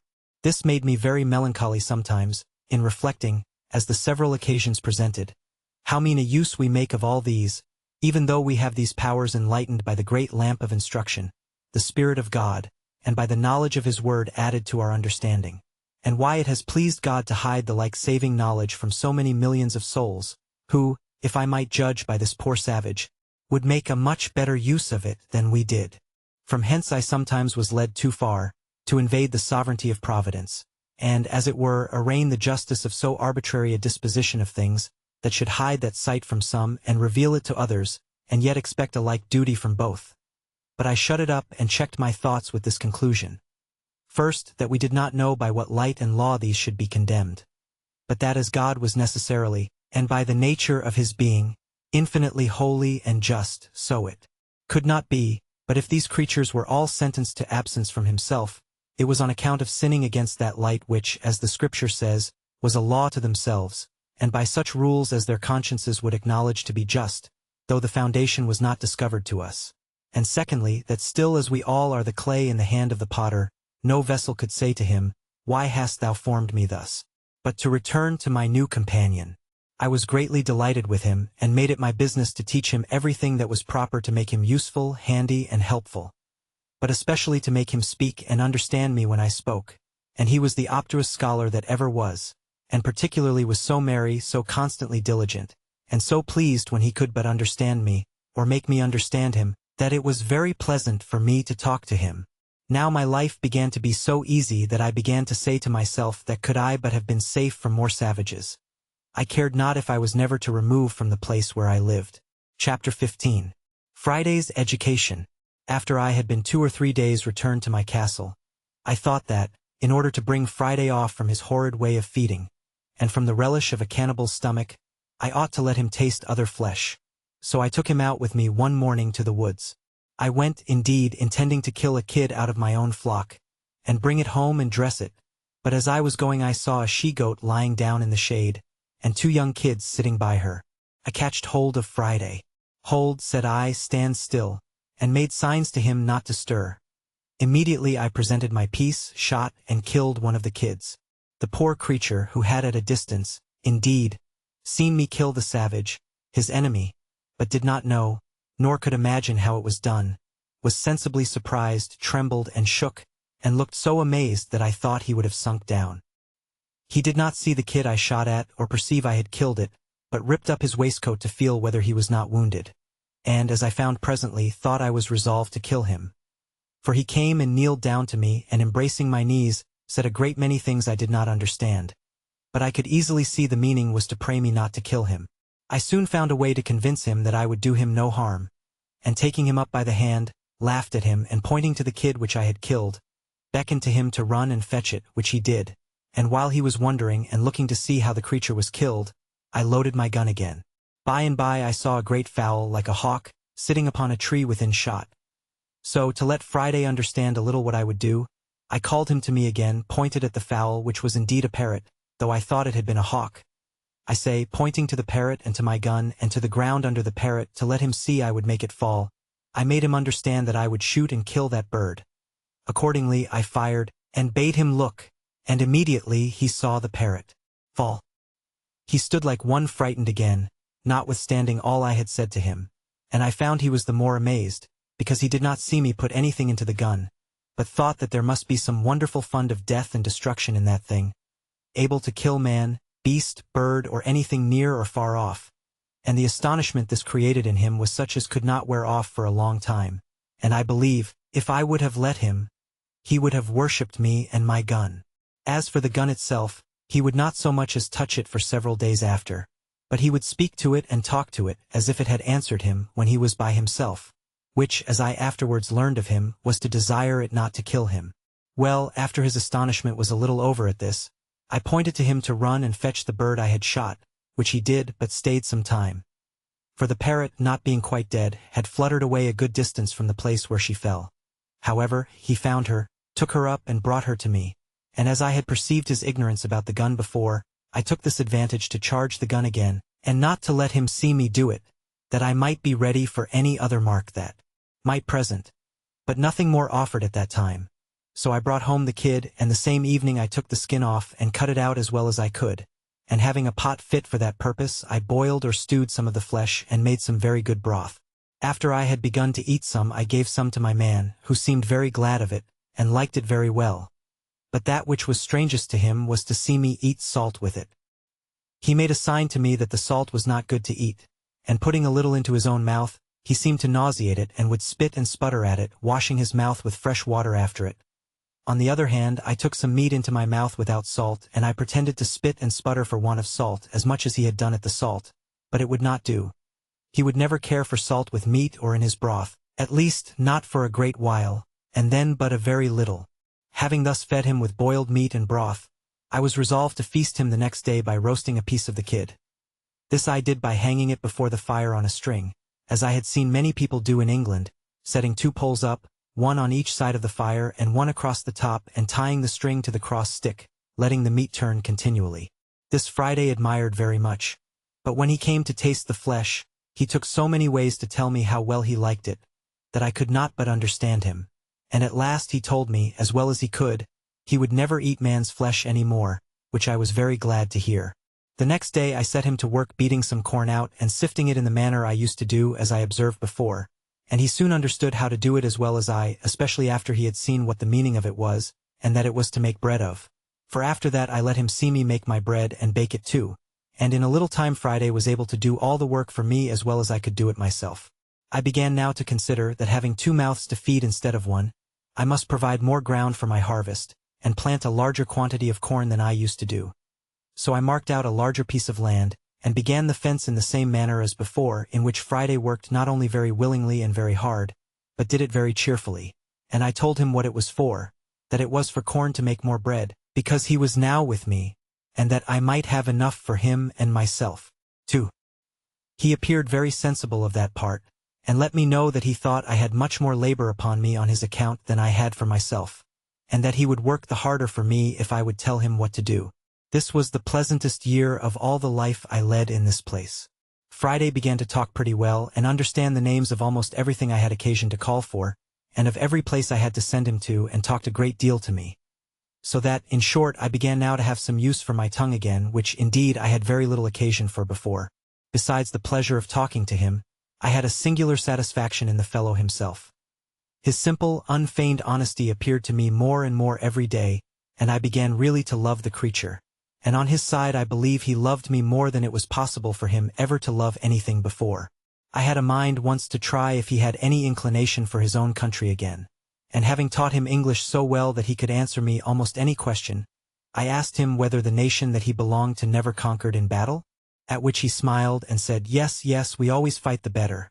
That is, he meant always get the better in fight, and so we began the following discourse. "Master, you always fight the better. How came you to be taken prisoner? Then, Friday? Friday, my nation beat much for all that. Master, how beat? If your nation beat them, how came you to be taken? Friday, they more many than my nation in the place where me was. They take 1, 2, 3, and me, my nation overbeat them in the yonder place where me no was. There my nation take 1, 2 great thousand. Master, but why did not your side recover you from the hands of your enemies?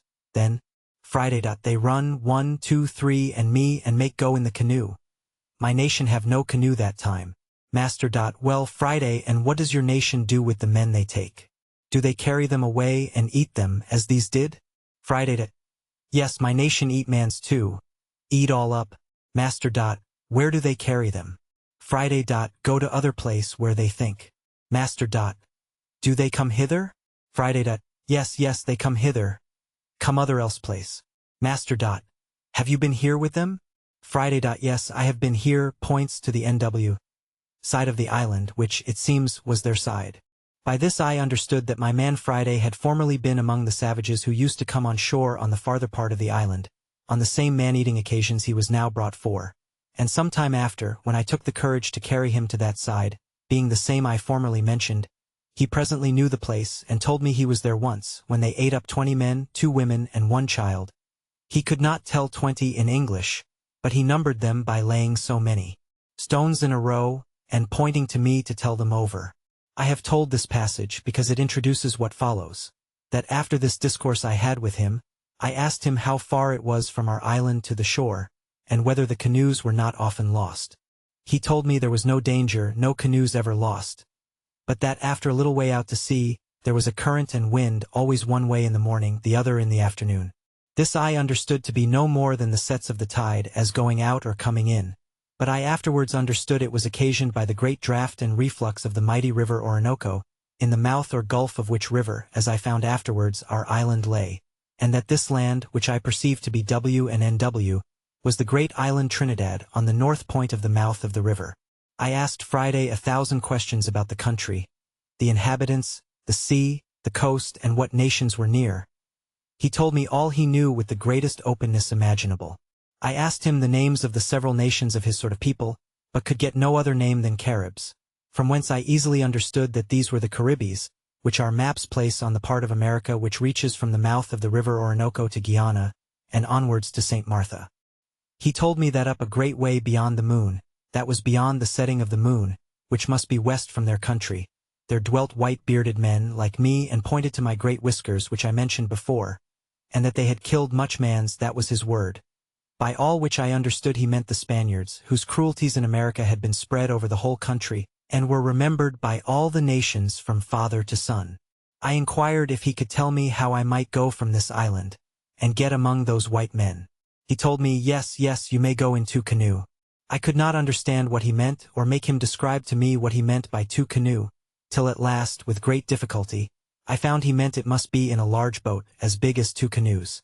This part of Friday's discourse I began to relish very well, and from this time I entertained some hopes that, one time or other, I might find an opportunity to make my escape from this place, and that this poor savage might be a means to help me.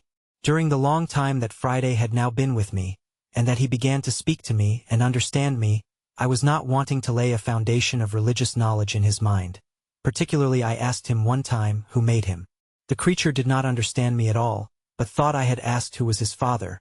But I took it up by another handle and asked him who made the sea, the ground we walked on, and the hills and woods. He told me it was one Benamuckee that lived beyond all. He could describe nothing of this great person, but that he was very old, much older, he said, than the sea or land, than the moon or the stars. I asked him then, if this old person had made all things, why did not all things worship him? He looked very grave, and, with a perfect look of innocence, said, all things say oh to him. I asked him if the people who die in his country went away anywhere. He said yes, they all went to Benamuckee. Then I asked him whether those they eat up went thither too. He said yes. From these things, I began to instruct him in the knowledge of the true God. I told him that the great Maker of all things lived up there, pointing up towards heaven, that he governed the world by the same power and providence by which he made it, that he was omnipotent, and could do everything for us, give everything to us, take everything from us, and thus, by degrees, I opened his eyes. He listened with great attention, and received with pleasure the notion of Jesus Christ being sent to redeem us, and of the manner of making our prayers to God, and his being able to hear us even in heaven. He told me one day that if our God could hear us up beyond the sun, he must needs be a greater God than their Benamuckee, who lived but a little way off, and yet could not hear till they went up to the great mountains where he dwelt to speak to them. I asked him if ever he went thither to speak to him. He said no, they never went that were young men.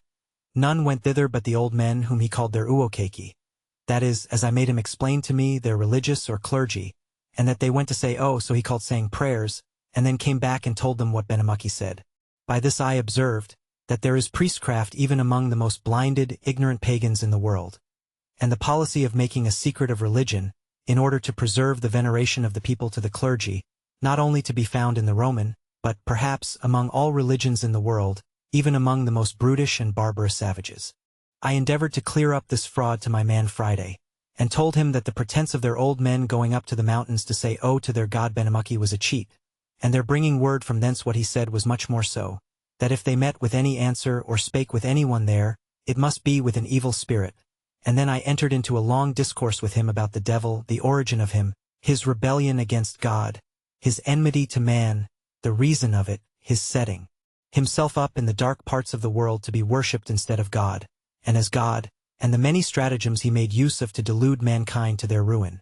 How he had a secret access to our passions and to our affections, and to adapt his snares to our inclinations, so as to cause us even to be our own tempters, and run upon our destruction by our own choice. I found it was not so easy to imprint right notions in his mind about the devil as it was about the being of a God.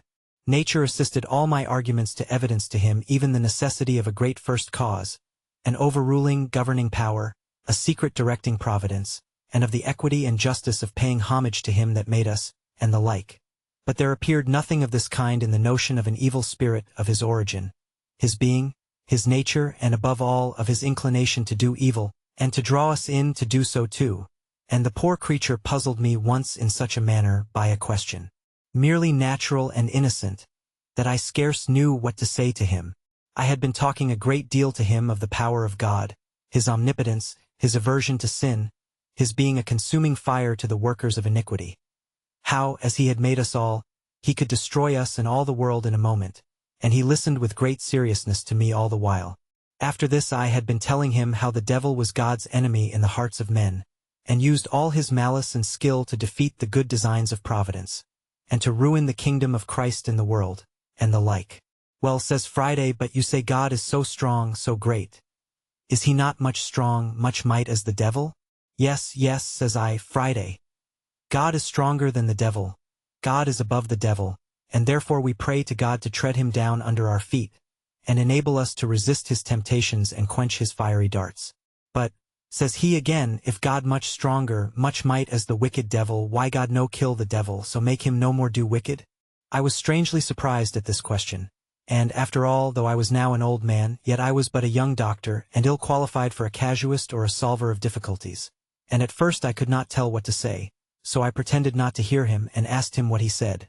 But he was too earnest for an answer to forget his question, so that he repeated it in the very same broken words as above.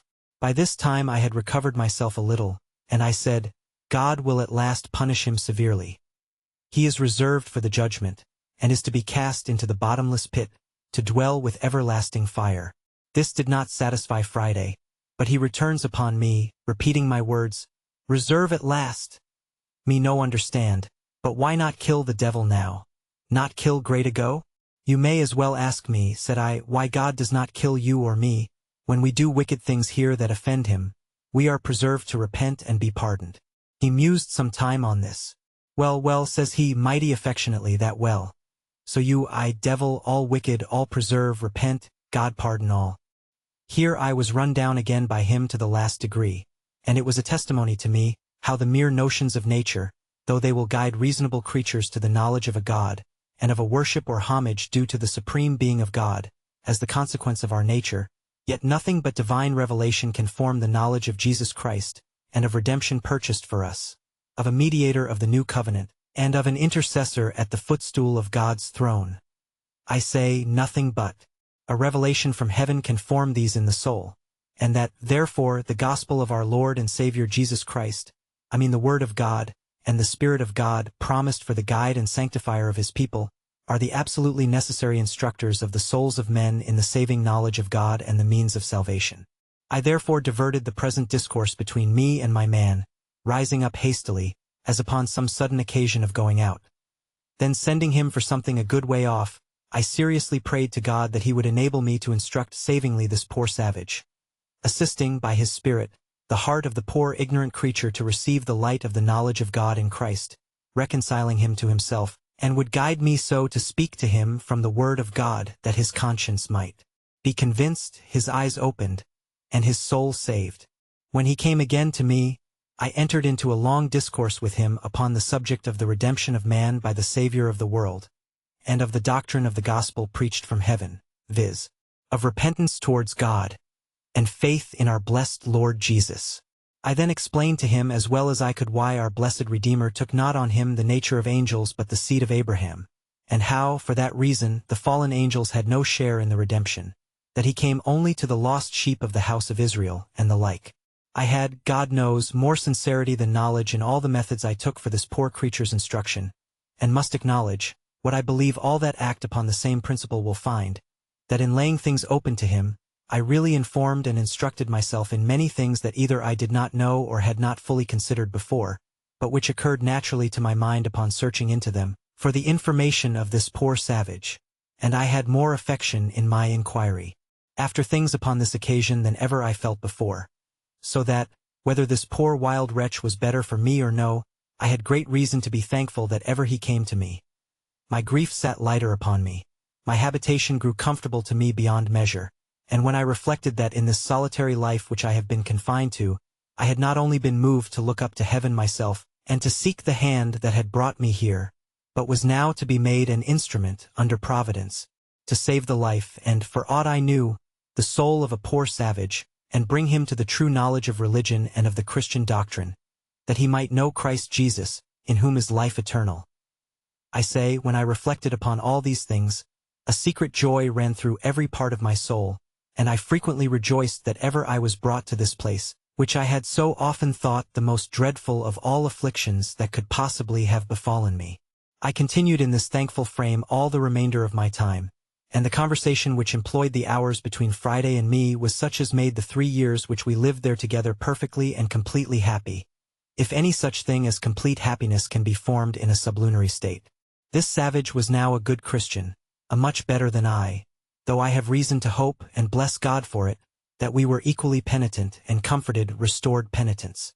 We had here the word of God to read, and no farther off from his Spirit to instruct than if we had been in England. I always applied myself, in reading the Scripture, to let him know, as well as I could, the meaning of what I read, and he again, by his serious inquiries and questionings, made me, as I said before, a much better scholar in the Scripture knowledge than I should ever have been by my own mere private reading. Another thing I cannot refrain from observing here also, from experience in this retired part of my life, viz., how infinite and inexpressible a blessing it is that the knowledge of God, and of the doctrine of salvation by Christ Jesus, is so plainly laid down in the Word of God, so easy to be received and understood, that, as the bare reading the Scripture made me capable of understanding enough of my duty to carry me directly on to the great work of sincere repentance for my sins, and laying hold of a Savior for life and salvation, to a stated reformation in practice, and obedience to all God's commands, and this without any teacher or instructor, I mean human. So the same plain instruction sufficiently served to the enlightening this savage creature, and bringing him to be such a Christian as I have known few equal to him in my life. As to all the disputes, wranglings, strife, and contention which have happened in the world about religion, whether niceties in doctrines or schemes of church government, they were all perfectly useless to us, and, for aught I can yet see, they have been so to the rest of the world. We had the sure guide to heaven, viz., the Word of God, and we had, blessed be God, comfortable views of the Spirit of God teaching and instructing by His Word, leading us into all truth, and making us both willing and obedient to the instruction of His Word. And I cannot see the least use that the greatest knowledge of the disputed points of religion, which have made such confusion in the world, would have been to us, if we could have obtained it. But I must go on with the historical part of things, and take every part in its order. After Friday and I became more intimately acquainted, and that he could understand almost all I said to him and speak pretty fluently though in broken English to me, I acquainted him with my own history, or at least so much of it as related to my coming to this place, how I had lived there and how long. I led him into the mystery, for such it was to him, of gunpowder and bullet, and taught him how to shoot. I gave him a knife which he was wonderfully delighted with, and I made him a belt with a frog hanging to it, such as in England we wear hangers in. And in the frog, instead of a hanger, I gave him a hatchet, which was not only as good a weapon in some cases, but much more useful upon other occasions. I described to him the country of Europe, particularly England, which I came from, how we lived, how we worshipped God, how we behaved to one another, and how we traded in ships to all parts of the world. I gave him an account of the wreck which I had been on board of, and showed him, as near as I could, the place where she lay. But she was all beaten in pieces before and gone. I showed him the ruins of our boat, which we lost when we escaped, and which I could not stir with my whole strength then, but was now fallen almost all to pieces.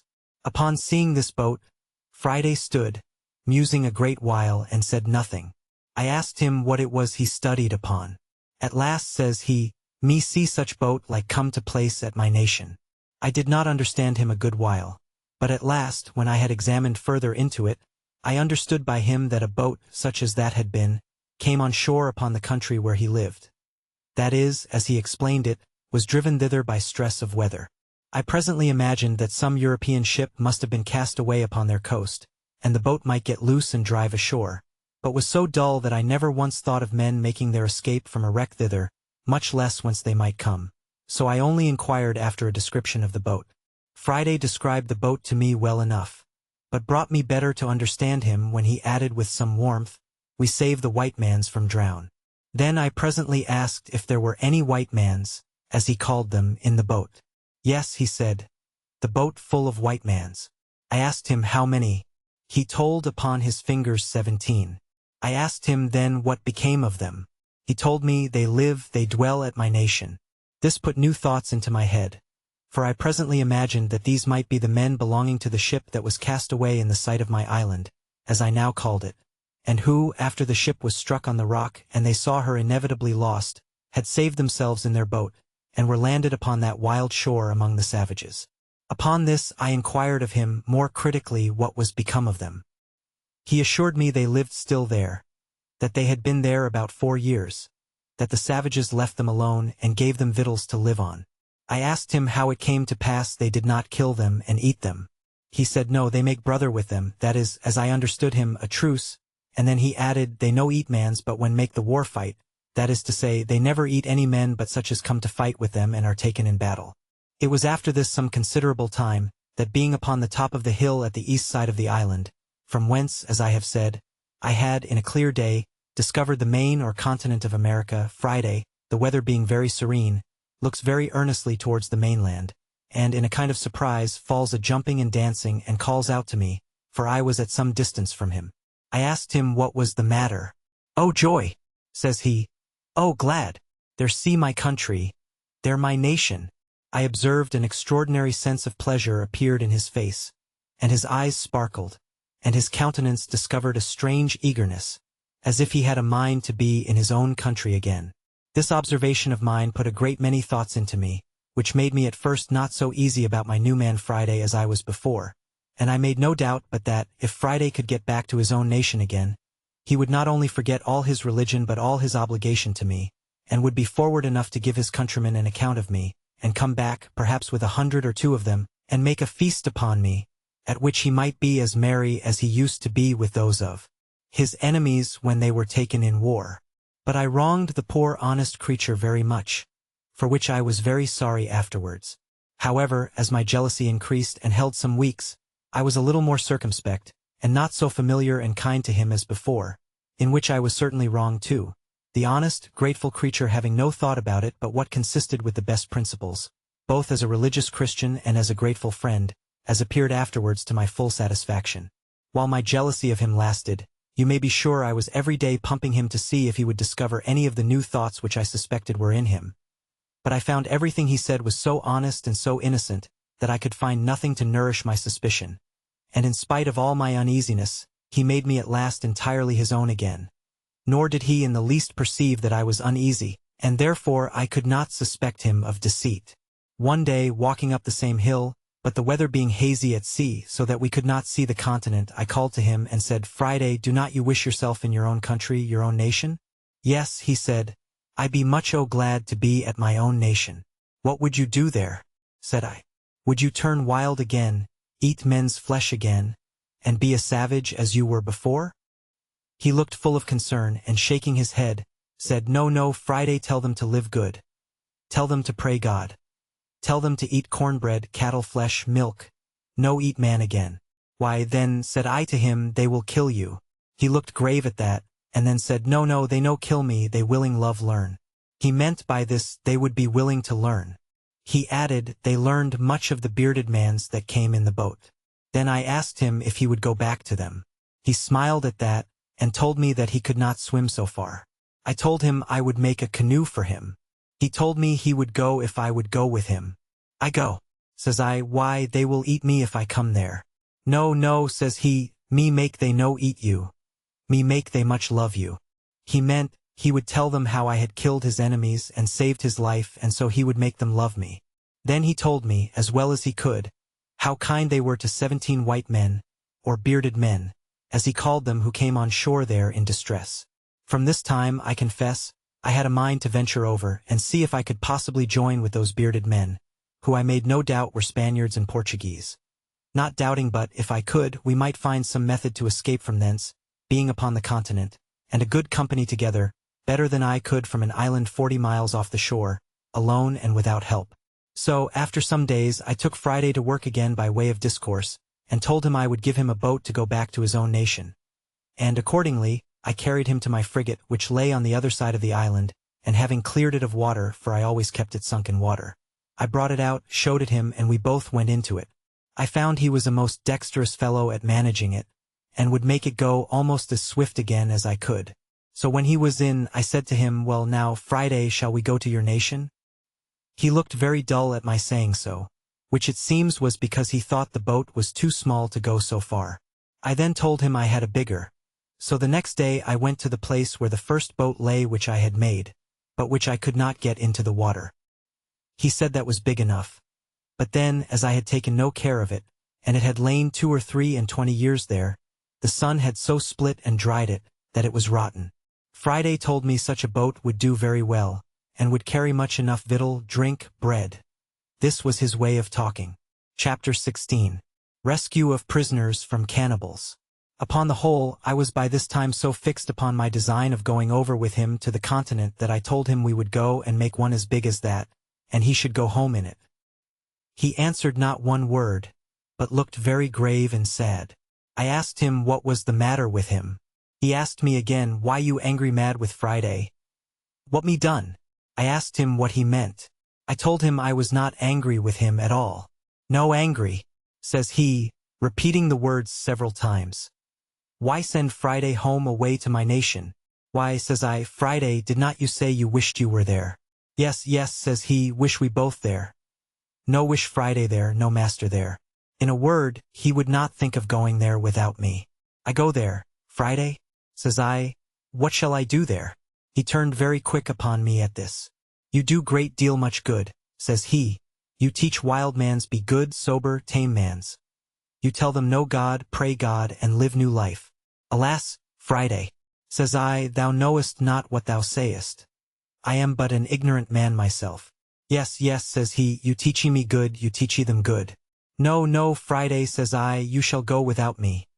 Leave me here to live by myself as I did before. He looked confused again at that word, and running to one of the hatchets which he used to wear, he takes it up hastily and gives it to me. What must I do with this? Says I to him. You take kill Friday, says he. What must kill you for? Said I again. He returns very quick. What you send Friday away for?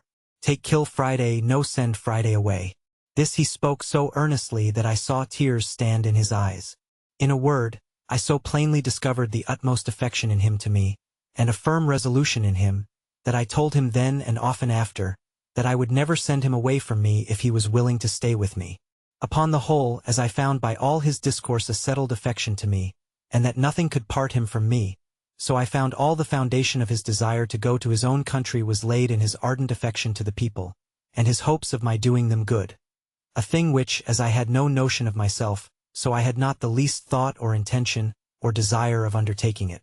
But still I found a strong inclination to attempting my escape, founded on the supposition gathered from the discourse, that there were 17 bearded men there, and therefore, without any more delay, I went to work with Friday to find out a great tree proper to fell, and make a large periagua or canoe to undertake the voyage.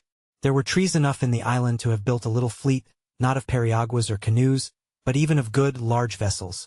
But the main thing I looked at was, to get one so near the water that we might launch it when it was made, to avoid the mistake I committed at first. At last Friday pitched upon a tree, for I found he knew much better than I what kind of wood was fittest for it. Nor can I tell to this day what wood to call the tree we cut down, except that it was very like the tree we call fustic, or between that and the Nicaragua wood, for it was much of the same color and smell. Friday wished to burn the hollow or cavity of this tree out, to make it for a boat, but I showed him how to cut it with tools, which, after I had showed him how to use, he did very handily, and in about a month's hard labor we finished it and made it very handsome. Especially when, with our axes which I showed him how to handle, we cut and hewed the outside into the true shape of a boat.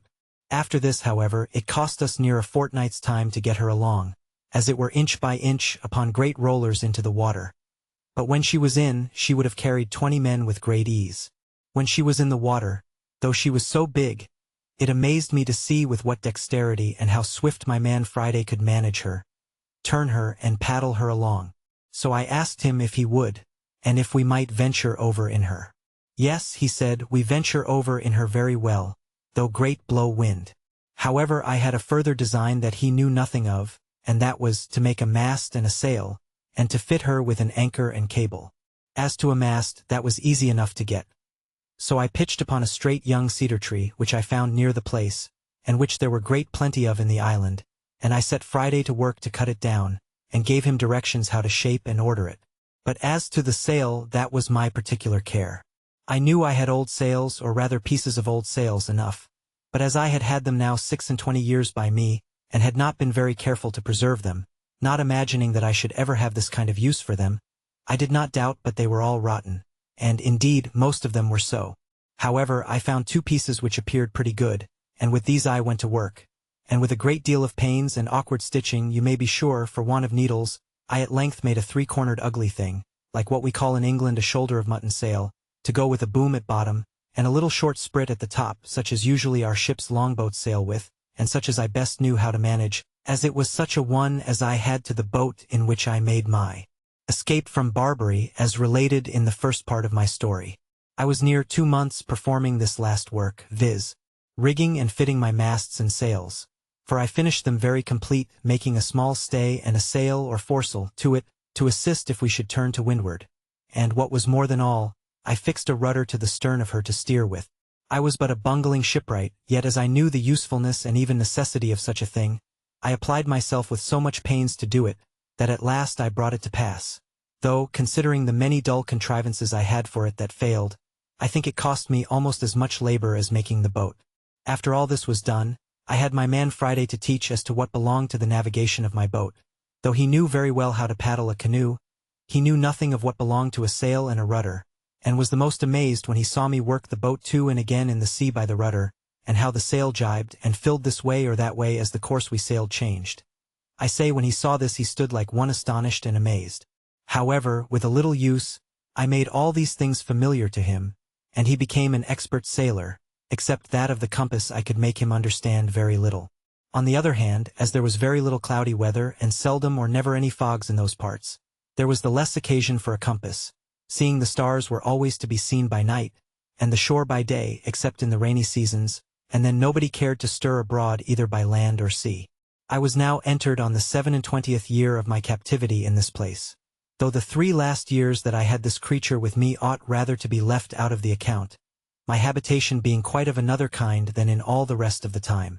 I kept the anniversary of my landing here with the same thankfulness to God for his mercies as at first, and if I had such cause of acknowledgment at first, I had much more so now, having such additional testimonies of the care of Providence over me, and the great hopes I had of being effectually and speedily delivered. For I had an invincible impression upon my thoughts that my deliverance was at hand, and that I should not be another year in this place. I went on, however, with my husbandry, digging, planting, and fencing as usual. I gathered and cured my grapes, and did every necessary thing as before. The rainy season was in the meantime upon me, when I kept more within doors than at other times. We had stowed our new vessel as secure as we could, bringing her up into the creek, where, as I said in the beginning, I landed my rafts from the ship, and hauling her up to the shore at high water mark, I made my man Friday dig a little dock, just big enough to hold her, and just deep enough to give her water enough to float in. And then, when the tide was out, we made a strong dam across the end of it to keep the water out, and so she lay, dry as to the tide from the sea. And to keep the rain off we laid a great many boughs of trees, so thick that she was as well thatched as a house, and thus we waited for the months of November and December, in which I designed to make my adventure.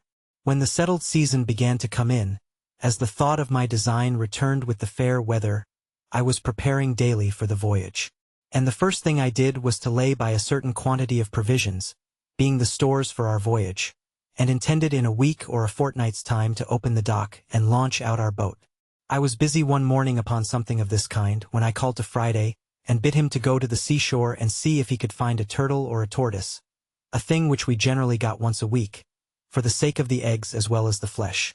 Friday had not been long gone when he came running back, and flew over my outer wall or fence, like one that felt not the ground or the steps he set his foot on. And before I had time to speak to him he cries out to me, "Oh master! Oh master! Oh sorrow! Oh bad!" "What's the matter, Friday?" says I. "Oh yonder there," says he, 1, 2, 3 canoes, 1, 2, 3. By this way of speaking I concluded there were 6. But on inquiry I found there were but 3. "Well, Friday," says I, "do not be frightened." So I heartened him up as well as I could. However, I saw the poor fellow was most terribly scared, for nothing ran in his head but that they were come to look for him, and would cut him in pieces and eat him, and the poor fellow trembled so that I scarcely knew what to do with him. I comforted him as well as I could, and told him I was in as much danger as he, and that they would eat me as well as him. "But," says I, "Friday, we must resolve to fight them." "Can you fight, Friday?" "Me shoot," says he, "but there come many great number." "No matter for that," said I again. "Our guns will fright them that we do not kill." So I asked him whether, if I resolved to defend him, he would defend me and stand by me and do just as I bid him. He said, "Me die when you bid die, master." So I went and fetched a good dram of rum and gave him, for I had been so good a husband of my rum that I had a great deal left. When we had drunk it, I made him take the 2 fowling pieces, which we always carried, and loaded them with large swan shot, as big as small pistol bullets. Then I took 4 muskets and loaded them with 2 slugs and 5 small bullets each, and my 2 pistols I loaded with a brace of bullets each. I hung my great sword, as usual, naked by my side, and gave Friday his hatchet. When I had thus prepared myself, I took my perspective glass, and went up to the side of the hill, to see what I could discover. And I found quickly by my glass that there were 21 savages, 3 prisoners and 3 canoes, and that their whole business seemed to be the triumphant banquet upon these 3 human bodies. A barbarous feast, indeed, but nothing more than, as I had observed, was usual with them. I observed also that they had landed, not where they had done when Friday made his escape, but nearer to my creek, where the shore was low, and where a thick wood came almost close down to the sea. This, with the abhorrence of the inhuman errand these wretches came about, filled me with such indignation that I came down again to Friday, and told him I was resolved to go down to them and kill them all, and asked him if he would stand by me. He had now got over his fright, and his spirits being a little raised with the dram I had given him, he was very cheerful and told me, as before, he would die when I bid die. In this fit of fury I divided the arms which I had charged, as before, between us. I gave Friday 1 pistol to stick in his girdle and 3 guns upon his shoulder, and I took 1 pistol and the other 3 guns myself, and in this posture we marched out. I took a small bottle of rum in my pocket and gave Friday a large bag with more powder and bullets, and as to orders I charged him to keep close behind me, and not to stir or shoot or do anything till I bid him, and in the meantime not to speak a word. In this posture I fetched a compass to my right hand of near a mile, as well to get over the creek as to get into the wood, so that I could come within shot of them before I should be discovered, which I had seen by my glass it was easy to do. While I was making this march, my former thoughts returning, I began to abate my resolution. I do not mean that I entertained any fear of their number, for as they were naked, unarmed wretches, it is certain I was superior to them, nay, though I had been alone. But it occurred to my thoughts what call, what occasion, much less what necessity I was in to go and dip my hands in blood, to attack people who had neither done or intended me any wrong, who, as to me, were innocent, and whose barbarous customs were their own disaster, being in them a token, indeed, of God's having left them, with the other nations of that part of the world, to such stupidity, and to such inhuman courses, but did not call me to take upon me to be a judge of their actions, much less an executioner of his justice, that whenever he thought fit he would take the cause into his own hands, and by national vengeance punish them as a people for national crimes. But that, in the meantime, it was none of my business, that it was true Friday might justify it, because he was a declared enemy and in a state of war with those very particular people, and it was lawful for him to attack them, but I could not say the same with regard to myself. These things were so warmly pressed upon my thoughts all the way as I went, that I resolved I would only go and place myself near them that I might observe their barbarous feast, and that I would act then as God should direct, but that unless something offered that was more a call to me than yet I knew of, I would not meddle with them. With this resolution I entered the wood, and with all possible wariness and silence, Friday following close at my heels, I marched till I came to the skirts of the wood on the side which was next to them, only that one corner of the wood lay between me and them. Here I called softly to Friday, and showing him a great tree which was just at the corner of the wood, I bade him go to the tree, and bring me word if he could see there plainly what they were doing. He did so, and came immediately back to me, and told me they might be plainly viewed there, that they were all about their fire, eating the flesh of one of their prisoners, and that another lay bound upon the sand a little from them, whom he said they would kill next, and this fired the very soul within me. He told me it was not one of their nation, but one of the bearded men he had told me of, that came to their country in the boat.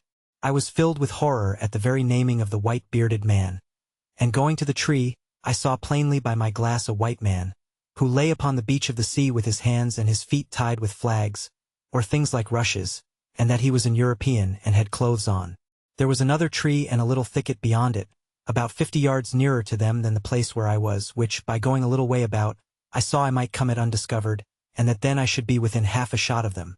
So I withheld my passion, though I was indeed enraged to the highest degree, and going back about 20 paces I got behind some bushes which held all the way till I came to the other tree, and then came to a little rising ground which gave me a full view of them at the distance of about 80 yards. I had now not a moment to lose, for 19 of the dreadful wretches sat upon the ground, all close huddled together, and had just sent the other 2 to butcher the poor Christian, and bring him perhaps limb by limb to their fire, and they were stooping down to untie the bands at his feet. I turned to Friday. Now Friday, said I, do as I bid thee. Friday said he would. Then, Friday, says I, do exactly as you see me do. Fail in nothing. So I set down one of the muskets and the fowling piece upon the ground, and Friday did the like by his, and with the other musket I took my aim at the savages, bidding him to do the like. Then asking him if he was ready, he said, yes. Then fire at them, said I, and at the same moment I fired also. Friday took his aim so much better than I that on the side that he shot he killed 2 of them and wounded 3 more, and on my side I killed 1 and wounded 2. They were, you may be sure, in a dreadful consternation, and all of them that were not hurt jumped upon their feet, but did not immediately know which way to run, or which way to look, for they knew not from whence their destruction came. Friday kept his eyes close upon me, that, as I had bid him, he might observe what I did. So, as soon as the first shot was made, I threw down the piece and took up the fowling piece, and Friday did the like. He saw me cock and present. He did the same again. "Are you ready, Friday?" said I. "Yes," says he. "Let fly, then," says I, "in the name of God." And with that I fired again among the amazed wretches, and so did Friday. And as our pieces were now loaded with what I call swan shot or small pistol bullets, we found only 2 drop. But so many were wounded that they ran about yelling and screaming like mad creatures, all bloody, and most of them miserably wounded, whereof 3 more fell quickly after, though not quite dead. "Now, Friday," says I, laying down the discharged pieces, and taking up the musket which was yet loaded, "follow me," which he did with a great deal of courage. Upon which I rushed out of the wood and showed myself, and Friday close at my foot. As soon as I perceived they saw me, I shouted as loud as I could, and bade Friday do so too, and running as fast as I could, which, by the way, was not very fast, being loaded with arms as I was, I made directly towards the poor victim, who was, as I said, lying upon the beach or shore, between the place where they sat and the sea. The 2 butchers who were just going to work with him had left him at the surprise of our first fire, and fled in a terrible fright to the seaside, and had jumped into a canoe, and 3 more of the rest made the same way. I turned to Friday and bade him step forwards and fire at them. He understood me immediately, and running about 40 yards to be nearer them, he shot at them, and I thought he had killed them all, for I saw them all fall of a heap into the boat, though I saw 2 of them up again quickly. However, he killed 2 of them and wounded the 3rd, so that he lay down in the bottom of the boat as if he had been dead.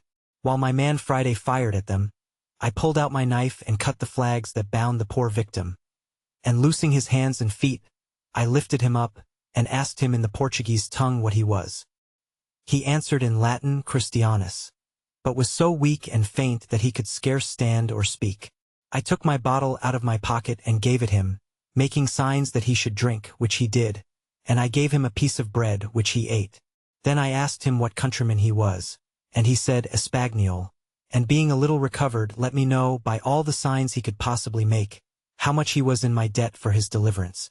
"Señor," said I, with as much Spanish as I could make up, "we will talk afterwards, but we must fight now. If you have any strength left, take this pistol and sword and lay about you." He took them very thankfully, and no sooner had he the arms in his hands, but, as if they had put new vigor into him, he flew upon his murderers like a fury, and had cut 2 of them in pieces in an instant. For the truth is, as the whole was a surprise to them, so the poor creatures were so much frightened with the noise of our pieces that they fell down for mere amazement and fear, and had no more power to attempt their own escape than their flesh had to resist our shot, and that was the case of those 5 that Friday shot at in the boat. For as 3 of them fell with the hurt they received, so the other 2 fell with the fright. I kept my piece in my hand still without firing, being willing to keep my charge ready, because I had given the Spaniard my pistol and sword. So I called to Friday, and bade him run up to the tree from whence we first fired, and fetch the arms which lay there that had been discharged, which he did with great swiftness. And then giving him my musket, I sat down myself to load all the rest again, and bade them come to me when they wanted. While I was loading these pieces, there happened a fierce engagement between the Spaniard and one of the savages, who made at him with one of their great wooden swords, the weapon that was to have killed him before, if I had not prevented it. The Spaniard, who was as bold and brave as could be imagined, though weak, had fought the Indian a good while, and had cut 2 great wounds on his head. But the savage, being a stout, lusty fellow, closing in with him, had thrown him down, being faint, and was wringing my sword out of his hand. When the Spaniard, though undermost, wisely quitting the sword, drew the pistol from his girdle, shot the savage through the body, and killed him upon the spot, before I, who was running to help him, could come near him. Friday, being now left to his liberty, pursued the flying wretches, with no weapon in his hand but his hatchet. And with that he dispatched those 3 who, as I said before, were wounded at first and fallen, and all the rest he could come up with. And the Spaniard coming to me for a gun, I gave him one of the fowling pieces, with which he pursued 2 of the savages and wounded them both. But as he was not able to run, they both got from him into the wood, where Friday pursued them and killed one of them, but the other was too nimble for him, and though he was wounded, yet had plunged himself into the sea, and swam with all his might off to those 2 who were left in the canoe, which 3 in the canoe, with 1 wounded, that we knew not whether he died or no, were all that escaped our hands of 21. The account of the whole is as follows. 3 killed at our first shot from the tree, 2 killed at the next shot, 2 killed by Friday in the boat, 2 killed by Friday of those at first wounded, 1 killed by Friday in the wood, 3 killed by the Spaniard, for killed being found dropped here and there of the wounds or killed by Friday in his chase of them, for escaped in the boat, whereof 1 wounded, if not dead, 21 in all. Those that were in the canoe worked hard to get out of gunshot, and though Friday made 2 or 3 shots at them, I did not find that he hit any of them. Friday would fain have had me take one of their canoes and pursue them, and indeed I was very anxious about their escape, lest, carrying the news home to their people, they should come back perhaps with 200 or 300 of the canoes and devour us by mere multitude. So I consented to pursue them by sea, and running to one of their canoes, I jumped in and bade Friday follow me. But when I was in the canoe I was surprised to find another poor creature lie there, bound hand and foot, as the Spaniard was, for the slaughter, and almost dead with fear, not knowing what was the matter. For he had not been able to look up over the side of the boat. He was tied so hard neck and heels, and had been tied so long that he had really but little life in him. I immediately cut the twisted flags or rushes which they had bound him with, and would have helped him up. But he could not stand or speak, but groaned most piteously, believing, it seems still, that he was only unbound in order to be killed. When Friday came to him I bade him speak to him and tell him of his deliverance, and pulling out my bottle made him give the poor wretch a dram, which, with the news of his being delivered, revived him, and he sat up in the boat. But when Friday came to hear him speak, and look in his face, it would have moved anyone to tears to have seen how Friday kissed him, embraced him, hugged him, cried, laughed, hallooed, jumped about, danced, sang, then cried again, wrung his hands, beat his own face and head, and then sang and jumped about again like a distracted creature. It was a good while before I could make him speak to me or tell me what was the matter. But when he came a little to himself he told me that it was his father. It is not easy for me to express how it moved me to see what ecstasy and filial affection had worked in this poor savage at the sight of his father, and of his being delivered from death. Nor indeed can I describe half the extravagances of his affection after this. For he went into the boat and out of the boat a great many times. When he went in to him he would sit down by him, open his breast, and hold his father's head close to his bosom for many minutes together, to nourish it. Then he took his arms and ankles, which were numbed and stiff with the binding, and chafed and rubbed them with his hands. And I, perceiving what the case was, gave him some rum out of my bottle to rub them with, which did them a great deal of good. This affair put an end to our pursuit of the canoe with the other savages, who were now almost out of sight, and it was happy for us that we did not, for it blew so hard within 2 hours after, and before they could be got a quarter of their way, and continued blowing so hard all night, and that from the northwest, which was against them, that I could not suppose their boat could live, or that they ever reached their own coast. But to return to Friday. He was so busy about his father that I could not find in my heart to take him off for some time, but after I thought he could leave him a little, I called him to me, and he came jumping and laughing and pleased to the highest extreme. Then I asked him if he had given his father any bread. He shook his head and said, "None. Ugly dog eat all up self." I then gave him a cake of bread out of a little pouch I carried on purpose. I also gave him a dram for himself, but he would not taste it, but carried it to his father. I had in my pocket 2 or 3 bunches of raisins, so I gave him a handful of them for his father. He had no sooner given his father these raisins but I saw him come out of the boat, and run away as if he had been bewitched, for he was the swiftest fellow on his feet that ever I saw. I say, he ran at such a rate that he was out of sight as it were in an instant, and though I called and hallooed out 2 after him it was all one, away he went. And in a quarter of an hour I saw him come back again, though not so fast as he went, and as he came nearer I found his pace slacker, because he had something in his hand. When he came up to me I found he had been quite home for an earthen jug or pot, to bring his father some fresh water, and that he had got 2 more cakes or loaves of bread. The bread he gave me, but the water he carried to his father. However, as I was very thirsty too, I took a little of it. The water revived his father more than all the rum or spirits I had given him, for he was fainting with thirst. When his father had drunk, I called to him to know if there was any water left. He said yes, and I bade him give it to the poor Spaniard, who was in as much want of it as his father, and I sent one of the cakes that Friday brought to the Spaniard too, who was indeed very weak, and was reposing himself upon a green place under the shade of a tree, and whose limbs were also very stiff and very much swelled with the rude bandage he had been tied with. When I saw that upon Friday's coming to him with the water he sat up and drank, and took the bread and began to eat, I went to him and gave him a handful of raisins. He looked up in my face with all the tokens of gratitude and thankfulness that could appear in any countenance, but was so weak, notwithstanding he had so exerted himself in the fight, that he could not stand up upon his feet. He tried to do it 2 or 3 times, but was really not able. His ankles were so swelled and so painful to him.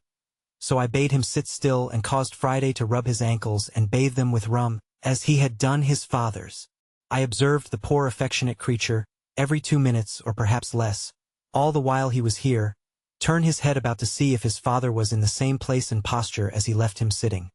And at last he found he was not to be seen, at which he started up and, without speaking a word, flew with that swiftness to him that one could scarce perceive his feet to touch the ground as he went. But when he came, he only found he had laid himself down to ease his limbs, so Friday came back to me presently, and then I spoke to the Spaniard to let Friday help him up if he could, and lead him to the boat, and then he should carry him to our dwelling, where I would take care of him.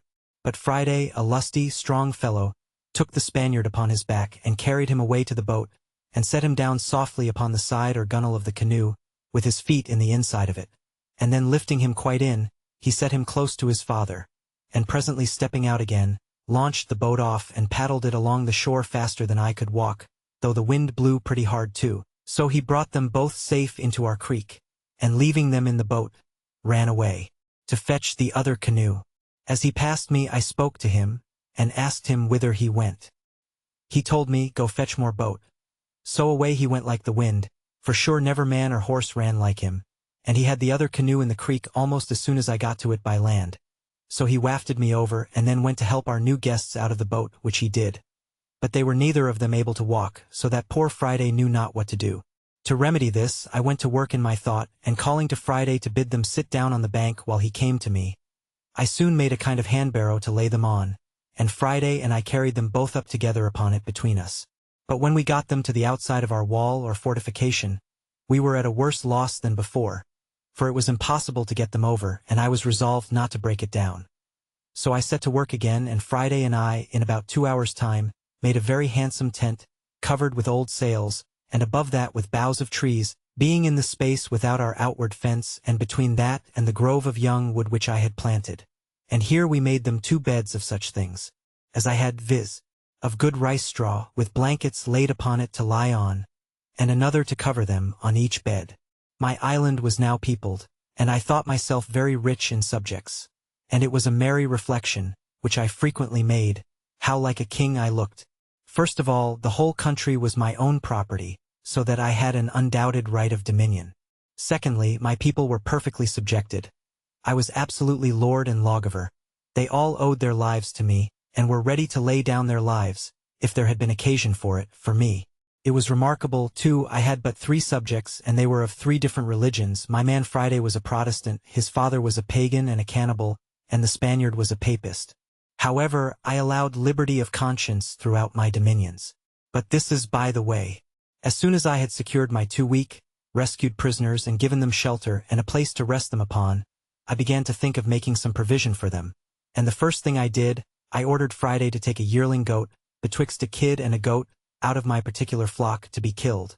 When I cut off the hinder quarter and chopping it into small pieces, I set Friday to work to boiling and stewing, and made them a very good dish, I assure you, of flesh and broth. And as I cooked it without doors, for I made no fire within my inner wall, so I carried it all into the new tent, and having set a table there for them, I sat down and ate my own dinner also with them, and, as well as I could, cheered them and encouraged them. Friday was my interpreter, especially to his father, and, indeed, to the Spaniard too, for the Spaniard spoke the language of the savages pretty well. After we had dined, or rather supped, I ordered Friday to take one of the canoes, and go and fetch our muskets and other firearms, which, for want of time, we had left upon the place of battle, and the next day I ordered him to go and bury the dead bodies of the savages, which lay open to the sun, and would presently be offensive. I also ordered him to bury the horrid remains of their barbarous feast, which I could not think of doing myself. Nay, I could not bear to see them if I went that way. All which he punctually performed, and effaced the very appearance of the savages being there. So that when I went again, I could scarce know where it was, otherwise than by the corner of the wood pointing to the place. I then began to enter into a little conversation with my two new subjects. And first, I set Friday to inquire of his father what he thought of the escape of the savages in that canoe, and whether we might expect a return of them, with a power too great for us to resist.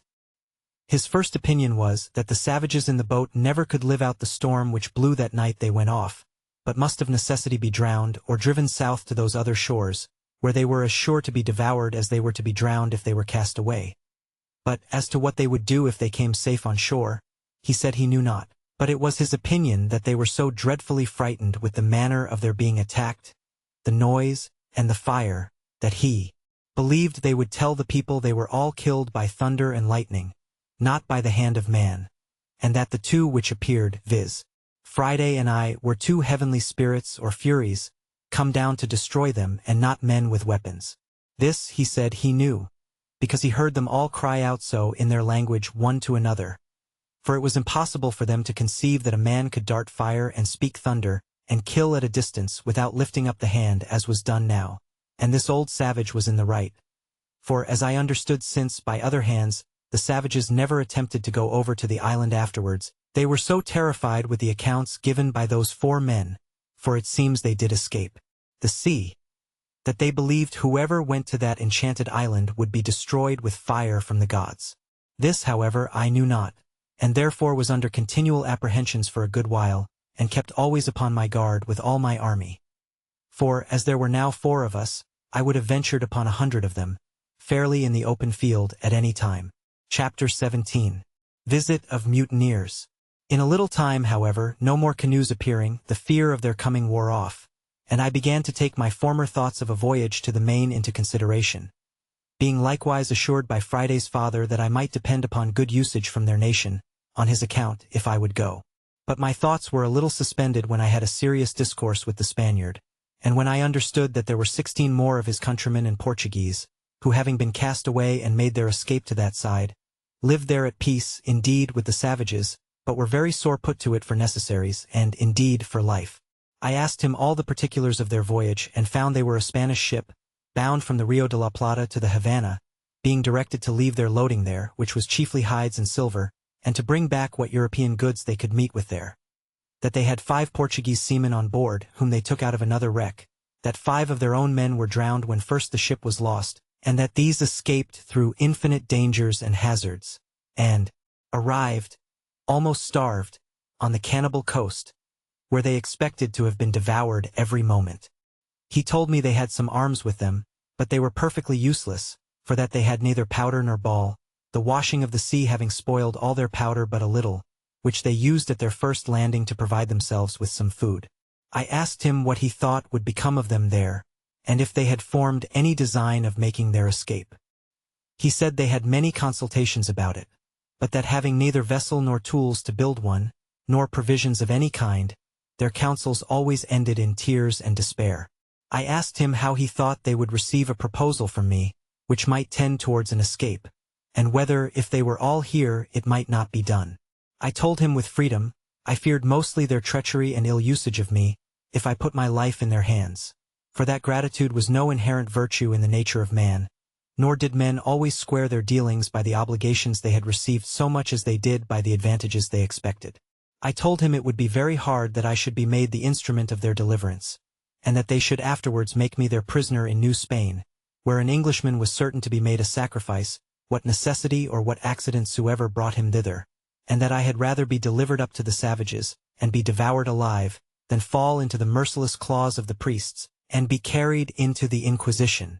I added that, otherwise, I was persuaded, if they were all here, we might, with so many hands, build a bark large enough to carry us all away, either to the Brazil southward, or to the islands or Spanish coast northward. But that if, in requital, they should, when I had put weapons into their hands, carry me by force among their own people, I might be ill-used for my kindness to them, and make my case worse than it was before.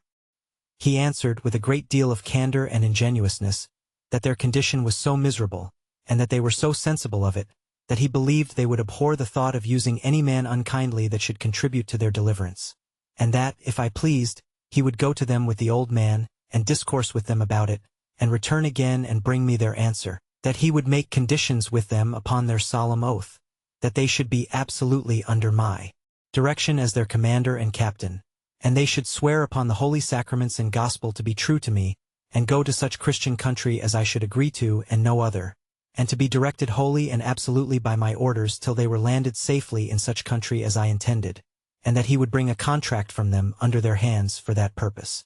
Then he told me he would first swear to me himself that he would never stir from me as long as he lived till I gave him orders, and that he would take my side to the last drop of his blood, if there should happen the least breach of faith among his countrymen. He told me they were all of them very civil, honest men, and they were under the greatest distress imaginable, having neither weapons nor clothes nor any food, but at the mercy and discretion of the savages, out of all hopes of ever returning to their own country, and that he was sure if I would undertake their relief, they would live and die by me. Upon these assurances, I resolved to venture to relieve them, if possible, and to send the old savage and this Spaniard over to them to treat. But when we had got all things in readiness to go, the Spaniard himself started an objection, which had so much prudence in it on one hand, and so much sincerity on the other hand, that I could not but be very well satisfied in it, and, by his advice, put off the deliverance of his comrades for at least half a year. The case was thus. He had been with us now about a month, during which time I had let him see in what manner I had provided, with the assistance of Providence, for my support, and he saw evidently what stock of corn and rice I had laid up, which, though it was more than sufficient for myself, yet it was not sufficient, without good husbandry, for my family. Now it was increased to 4, but much less would it be sufficient if his countrymen, who were, as he said, 16 still alive, should come over, and least of all would it be sufficient to victual our vessel, if we should build one, for a voyage to any of the Christian colonies of America.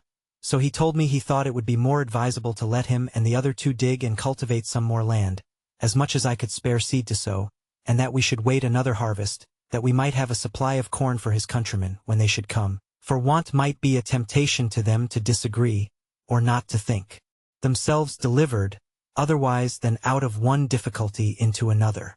You know, says he, the children of Israel, though they rejoiced at first for their being delivered out of Egypt, yet rebelled even against God himself that delivered them, when they came to want bread in the wilderness.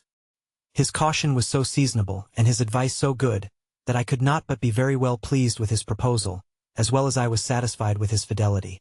So we fell to digging, all 4 of us, as well as the wooden tools we were furnished with permitted, and in about a month's time, by the end of which it was seed time, we had got as much land cured and trimmed up as we sowed 22 bushels of barley on, and 16 jars of rice, which was, in short, all the seed we had to spare. Indeed, we left ourselves barely sufficient for our own food for the 6 months that we had to expect our crop, that is to say, reckoning from the time we set our seed aside for sowing, for it is not to be supposed it is 6 months in the ground in that country. Having now society enough, and our numbers being sufficient to put us out of fear of the savages, if they had come, unless their number had been very great, we went freely all over the island whenever we found occasion, and as we had our escape or deliverance upon our thoughts, it was impossible, at least for me, to have the means of it out of mine. For this purpose I marked out several trees, which I thought fit for our work, and I set Friday and his father to cut them down, and then I caused the Spaniard, to whom I imparted my thoughts on that affair, to oversee and direct their work. I showed them with what indefatigable pains I had hewed a large tree into single planks, and I caused them to do the like, till they made about a dozen large planks of good oak, near 2 feet broad, 35 feet long, and from 2 inches to 4 inches thick. What prodigious labor it took up anyone may imagine. At the same time I contrived to increase my little flock of tame goats as much as I could, and for this purpose I made Friday and the Spaniard go out one day, and myself with Friday the next day, for we took our turns. And by this means we got about 20 young kids to breed up with the rest. For whenever we shot the dam, we saved the kids and added them to our flock. But above all, the season for curing the grapes coming on, I caused such a prodigious quantity to be hung up in the sun, that, I believe, had we been at Alicant, where the raisins of the sun are cured, we could have filled 60 or 80 barrels. And these, with our bread, formed a great part of our food, very good living too, I assure you, for they are exceedingly nourishing. It was now harvest, and our crop in good order. It was not the most plentiful increase I had seen in the island, but however it was enough to answer our end.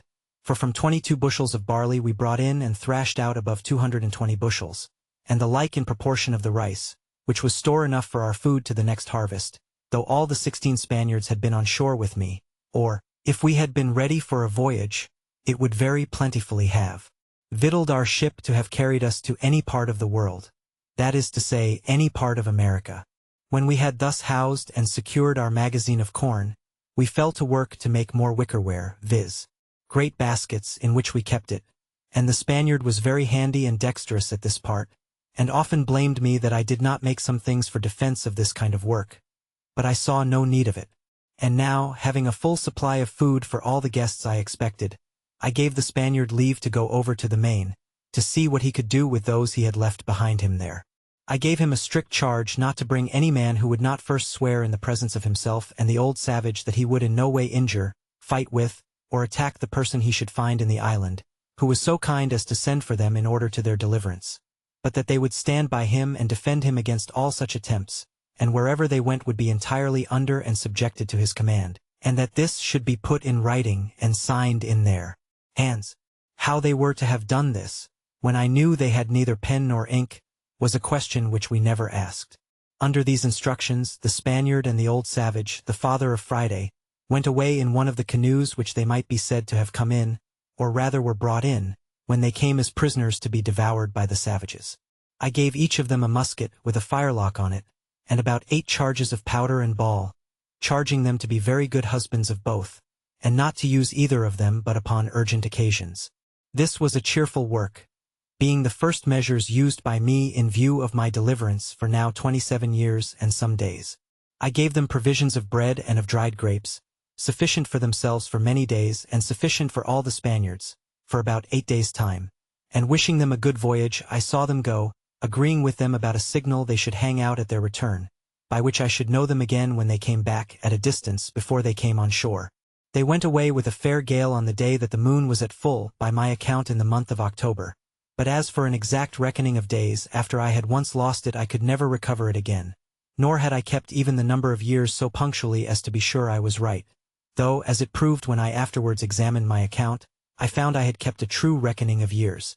It was no less than 8 days I had waited for them, when a strange and unforeseen accident intervened, of which the like has not, perhaps, been heard of in history.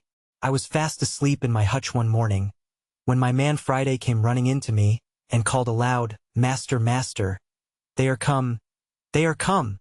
I jumped up, and regardless of danger I went, as soon as I could get my clothes on, through my little grove, which, by the way, was by this time grown to be a very thick wood. I say, regardless of danger I went without my arms, which was not my custom to do.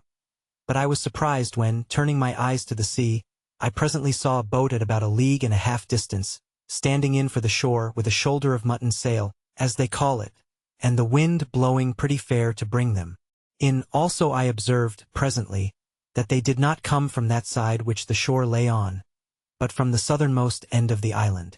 Upon this I called Friday in, and bade him lie close, for these were not the people we looked for, and that we might not know yet whether they were friends or enemies. In the next place I went in to fetch my perspective glass to see what I could make of them, and having taken the ladder out I climbed up to the top of the hill, as I used to do when I was apprehensive of anything, and to take my view the plainer without being discovered. I had scarce set my foot upon the hill when my eye plainly discovered a ship lying at anchor, at about 2.5 leagues distance from me as a sea, but not above 1.5 leagues from the shore. By my observation it appeared plainly to be an English ship, and the boat appeared to be an English longboat. I cannot express the confusion I was in, though the joy of seeing a ship, and one that I had reason to believe was manned by my own countrymen, and consequently friends, was such as I cannot describe. But yet I had some secret doubts hung about me. I cannot tell from whence they came, bidding me keep upon my guard. In the first place, it occurred to me to consider what business an English ship could have in that part of the world, since it was not the way to or from any part of the world where the English had any traffic, and I knew there had been no storms to drive them in there in distress, and that if they were really English it was most probable that they were here upon no good design, and that I had better continue as I was than fall into the hands of thieves and murderers.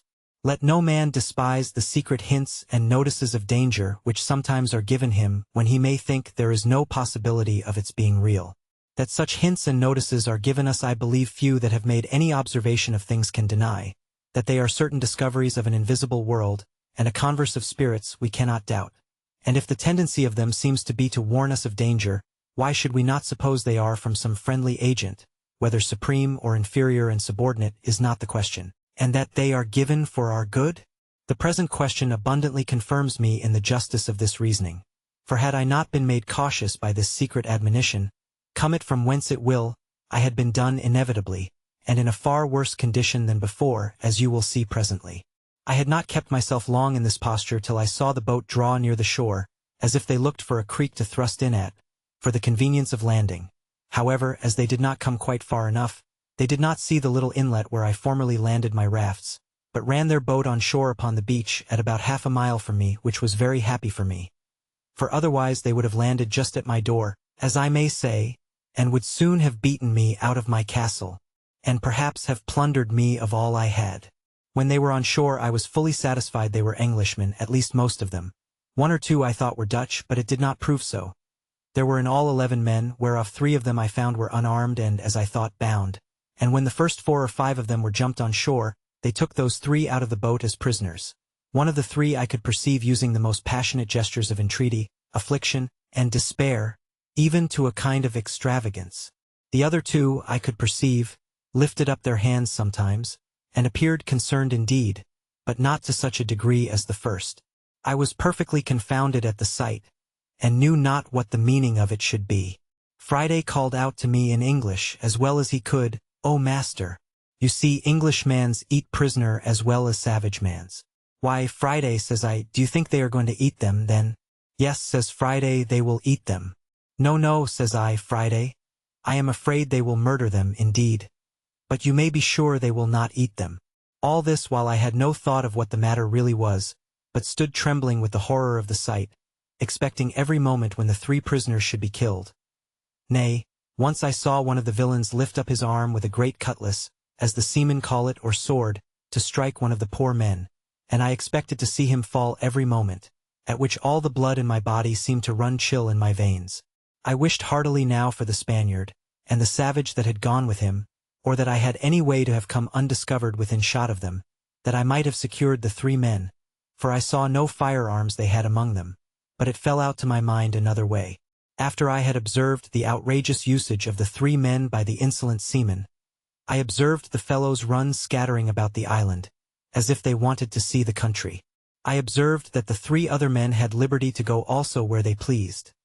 But they sat down all 3 upon the ground, very pensive, and looked like men in despair.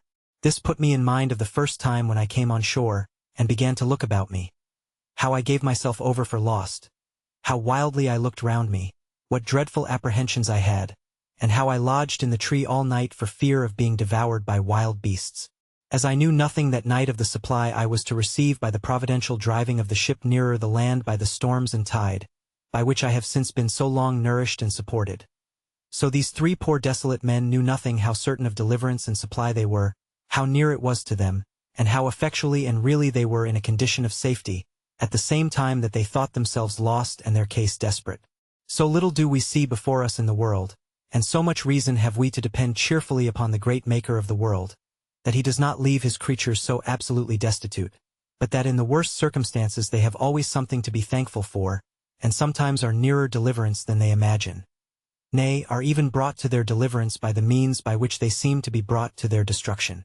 It was just at high water when these people came on shore, and while they rambled about to see what kind of a place they were in, they had carelessly stayed till the tide was spent, and the water was ebbed considerably away, leaving their boat aground.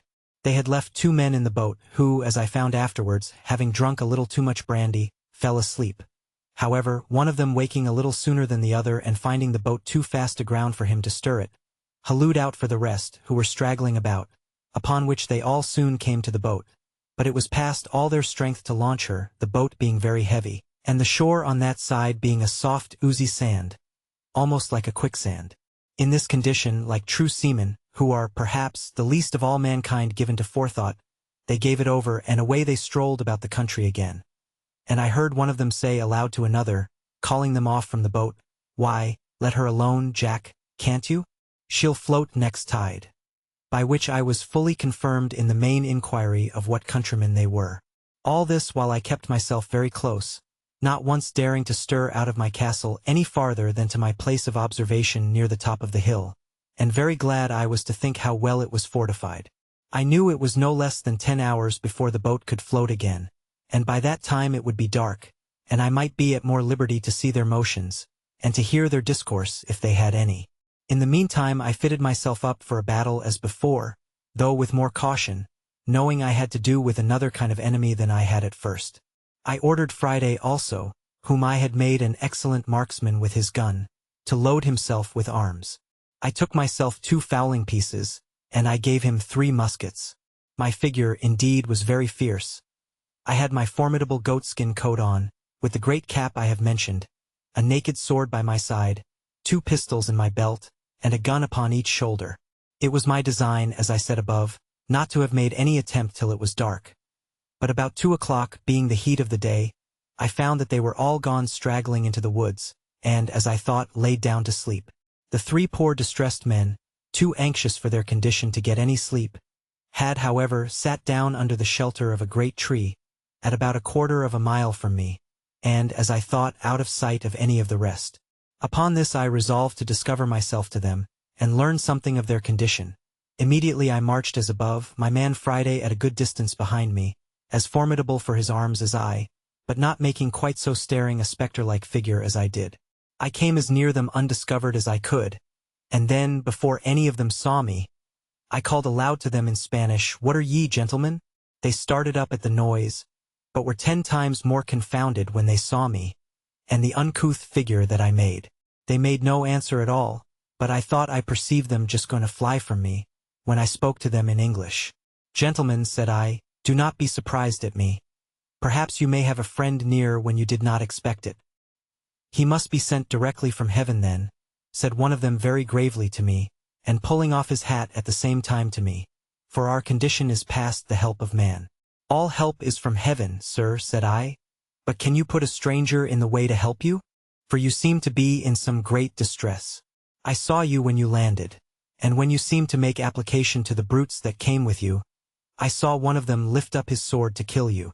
The poor man, with tears running down his face, and trembling, looking like one astonished, returned, "Am I talking to God or man? Is it a real man or an angel?" "Be in no fear about that, sir," said I. "If God had sent an angel to relieve you, he would have come better clothed, and armed after another manner than you see me. Pray lay aside your fears. I am a man, an Englishman, and disposed to assist you. You see I have one servant only. We have arms and ammunition. Tell us freely, can we serve you? What is your case?"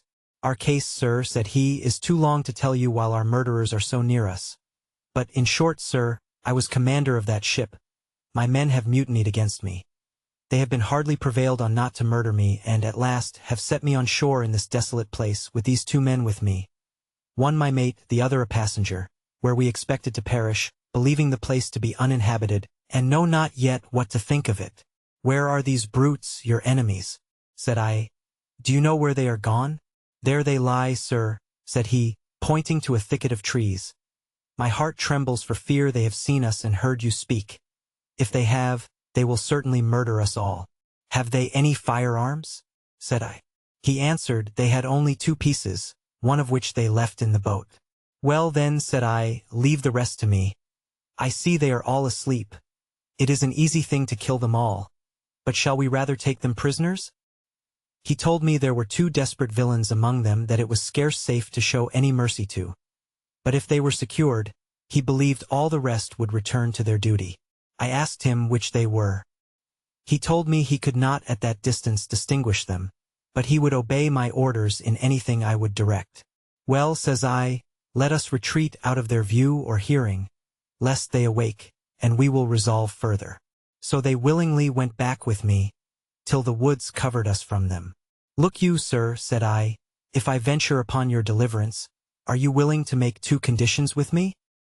He anticipated my proposals by telling me that both he and the ship, if recovered, should be wholly directed and commanded by me in everything, and if the ship was not recovered, he would live and die with me in what part of the world soever I would send him, and the 2 other men said the same. "Well," says I, "my conditions are but 2. First, that while you stay in this island with me, you will not pretend to any authority here, and if I put arms in your hands, you will, upon all occasions, give them up to me, and do no prejudice to me or mine upon this island, and in the meantime be governed by my orders. Secondly, that if the ship is or may be recovered, you will carry me and my man to England passage free. He gave me all the assurances that the invention or faith of man could devise that he would comply with these most reasonable demands, and besides would owe his life to me, and acknowledge it upon all occasions as long as he lived. Well then, said I, here are 3 muskets for you with powder and ball. Tell me next what you think is proper to be done. He showed all the testimonies of his gratitude that he was able, but offered to be wholly guided by me. I told him I thought it was very hard venturing anything. But the best method I could think of was to fire on them at once as they lay, and if any were not killed at the first volley and offered to submit, we might save them, and so put it wholly upon God's providence to direct the shot. He said very modestly that he was loath to kill them if he could help it, but that those 2 were incorrigible villains, and had been the authors of all the mutiny in the ship, and if they escaped we should be undone still, for they would go on board and bring the whole ship's company, and destroy us all. Well then, says I, necessity legitimates my advice, for it is the only way to save our lives. However, seeing him still cautious of shedding blood, I told him they should go themselves, and manage as they found convenient. In the middle of this discourse we heard some of them awake, and soon after we saw 2 of them on their feet. I asked him if either of them were the heads of the mutiny. He said no. Well then, said I, you may let them escape, and Providence seems to have awakened them on purpose to save themselves. Now, says I, if the rest escape you, it is your fault. Animated with this, he took the musket I had given him in his hand, and a pistol in his belt, and his 2 comrades with him, with each a piece in his hand. The 2 men who were with him going first made some noise, at which one of the seamen who was awake turned about, and seeing them coming, cried out to the rest. But was too late then, for the moment he cried out they fired, the 2 men, the captain wisely reserving his own piece. They had so well aimed their shot at the men they knew, that one of them was killed on the spot, and the other very much wounded. But not being dead, he started up on his feet and called eagerly for help to the other. But the captain, stepping to him, told him it was too late to cry for help.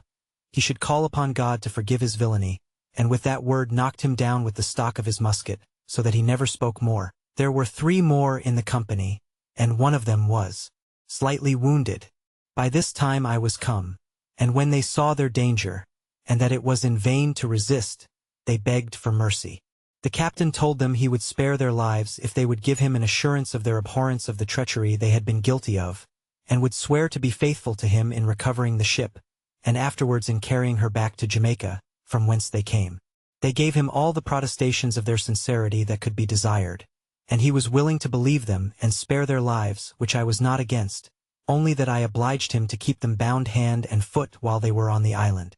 While this was doing, I sent Friday with the captain's mate to the boat with orders to secure her, and bring away the oars and sails, which they did. And by 3 straggling men that were, happily for them, parted from the rest, came back upon hearing the guns fired, and seeing the captain, who was before their prisoner, now their conqueror, they submitted to be bound also, and so our victory was complete. It now remained that the captain and I should inquire into one another's circumstances. I began first, and told him my whole history, which he heard with an attention even to amazement, and particularly at the wonderful manner of my being furnished with provisions and ammunition. And, indeed, as my story is a whole collection of wonders, it affected him deeply. But when he reflected from thence upon himself, and how I seemed to have been preserved there on purpose to save his life, the tears ran down his face, and he could not speak a word more. After this communication was at an end, I carried him and his 2 men into my apartment, leading them in just where I came out, viz., at the top of the house, where I refreshed them with such provisions as I had, and showed them all the contrivances I had made during my long inhabiting that place. All I showed them, all I said to them, was perfectly amazing. But above all, the captain admired my fortification, and how perfectly I had concealed my retreat with a grove of trees, which having been now planted nearly 20 years, and the trees growing much faster than in England, was become a little wood, so thick that it was impassable in any part of it, but at that one side where I had reserved my little winding passage into it. I told him this was my castle and my residence, but that I had a seat in the country, as most princes have, whither I could retreat upon occasion, and I would show him that too another time. But at present our business was to consider how to recover the ship. He agreed with me as to that, but told me he was perfectly at a loss what measures to take, for that there were still 26 hands on board, who, having entered into a cursed conspiracy, by which they had all forfeited their lives to the law, would be hardened in it now by desperation, and would carry it on, knowing that if they were subdued they would be brought to the gallows as soon as they came to England, or to any of the English colonies, and that, therefore, there would be no attacking them with so small a number as we were. I mused for some time on what he had said, and found it was a very rational conclusion, and that therefore something was to be resolved on speedily, as well to draw the men on board into some snare for their surprise as to prevent their landing upon us and destroying us. Upon this, it presently occurred to me that in a little while the ship's crew, wondering what was become of their comrades and of the boat, would certainly come on shore in their other boat to look for them, and that then, perhaps, they might come armed and be too strong for us. This he allowed to be rational. Upon this, I told him the first thing we had to do was to stave the boat which lay upon the beach, so that they might not carry her off, and taking everything out of her, leave her so far useless as not to be fit to swim. Accordingly, we went on board, took the arms which were left on board out of her, and whatever else we found there, which was a bottle of brandy, and another of rum, a few biscuit cakes, a horn of powder, and a great lump of sugar in a piece of canvas. The sugar was 5 or 6 pounds, all which was very welcome to me, especially the brandy and sugar, of which I had had none left for many years. When we had carried all these things on shore, the oars, mast, sail, and rudder of the boat were carried away before. We knocked a great hole in her bottom, that if they had come strong enough to master us, yet they could not carry off the boat. Indeed, it was not much in my thoughts that we could be able to recover the ship, but my view was that if they went away without the boat, I did not much question to make her again fit to carry as to the Leeward Islands, and call upon our friends the Spaniards in my way, for I had them still in my thoughts. Chapter 18. The ship recovered. While we were thus preparing our designs and had first, by main strength, heaved the boat upon the beach, so high that the tide would not float her off at high water mark, and besides, had broke a hole in her bottom too big to be quickly stopped, and were set down musing what we should do, we heard the ship fire a gun, and make a waft with her ensign as a signal for the boat to come on board, but no boat stirred, and they fired several times, making other signals for the boat. At last, when all their signals and firing proved fruitless, and they found the boat did not stir, we saw them, by the help of my glasses, hoist another boat out and row towards the shore. And we found, as they approached, that there were no less than 10 men in her, and that they had firearms with them. As the ship lay almost 2 leagues from the shore, we had a full view of them as they came, and a plain sight even of their faces, because the tide having set them a little to the east of the other boat, they rowed up under shore, to come to the same place where the other had landed and where the boat lay. By this means, I say, we had a full view of them, and the captain knew the persons and characters of all the men in the boat, of whom, he said, there were 3 very honest fellows, who, he was sure, were led into this conspiracy by the rest, being overpowered and frightened. But that as for the boatswain, who it seems was the chief officer among them, and all the rest, they were as outrageous as any of the ship's crew, and were no doubt made desperate in their new enterprise, and terribly apprehensive he was that they would be too powerful for us. I smiled at him, and told him that men in our circumstances were past the operation of fear, that seeing almost every condition that could be was better than that which we were supposed to be in, we ought to expect that the consequence, whether death or life, would be sure to be a deliverance. I asked him what he thought of the circumstances of my life, and whether a deliverance were not worth venturing for. And where, sir, said I, is your belief of my being preserved here on purpose to save your life, which elevated you a little while ago? For my part, said I, there seems to be but one thing amiss in all the prospect of it. What is that? Say he. Why, said I, it is that as you say there are 3 or 4 honest fellows among them which should be spared. Had they been all of the wicked part of the crew, I should have thought God's providence had singled them out to deliver them into your hands. For depend upon it, every man that comes ashore is our own, and shall die or live as they behave to us. As I spoke this with a raised voice and cheerful countenance, I found it greatly encouraged him. So we set vigorously to our business. We had, upon the first appearance of the boats coming from the ship, considered of separating our prisoners, and we had, indeed, secured them effectually.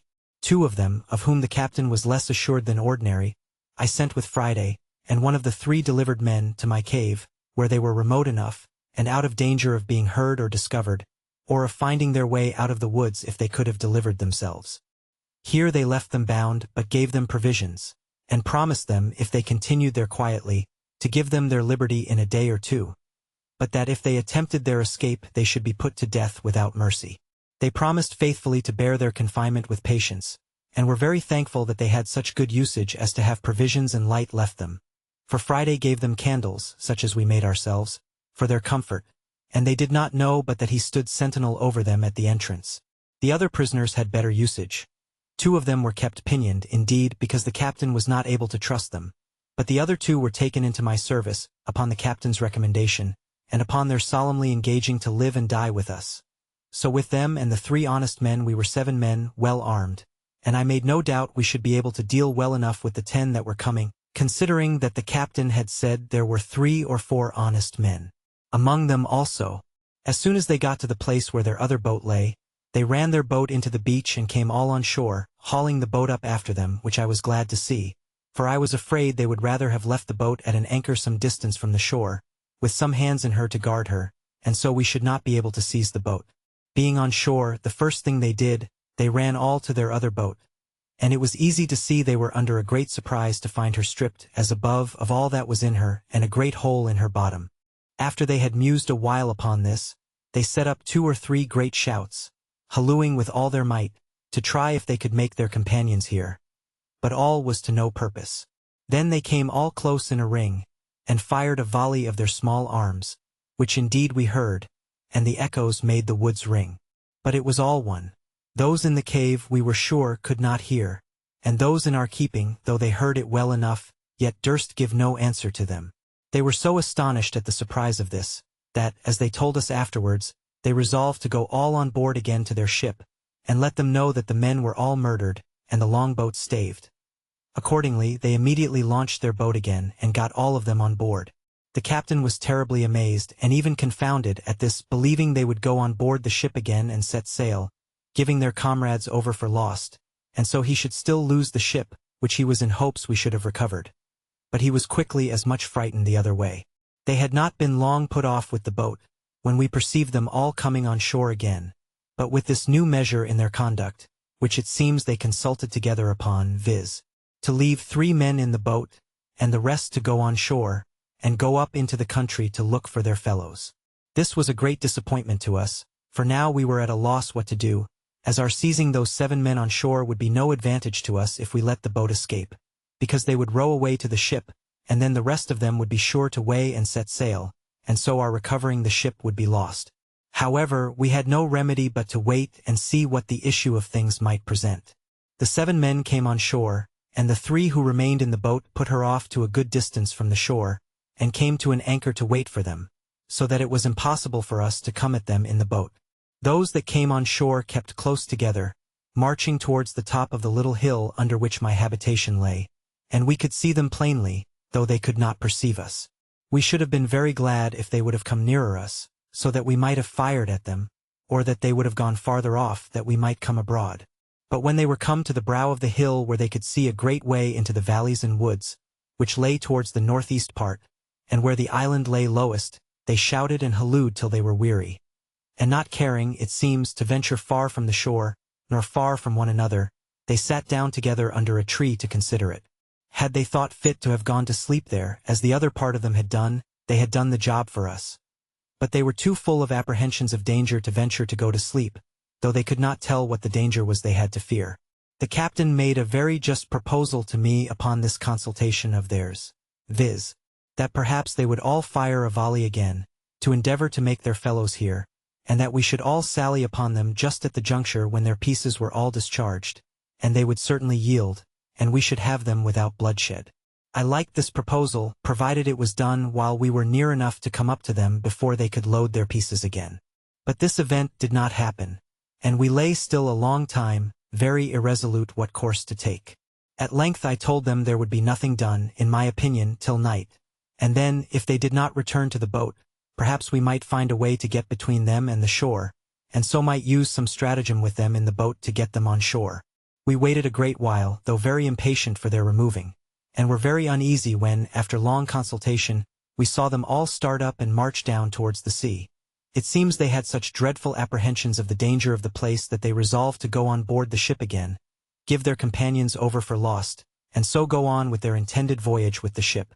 As soon as I perceived them go towards the shore, I imagined it to be as it really was, that they had given over their search and were going back again, and the captain, as soon as I told him my thoughts, was ready to sink at the apprehensions of it.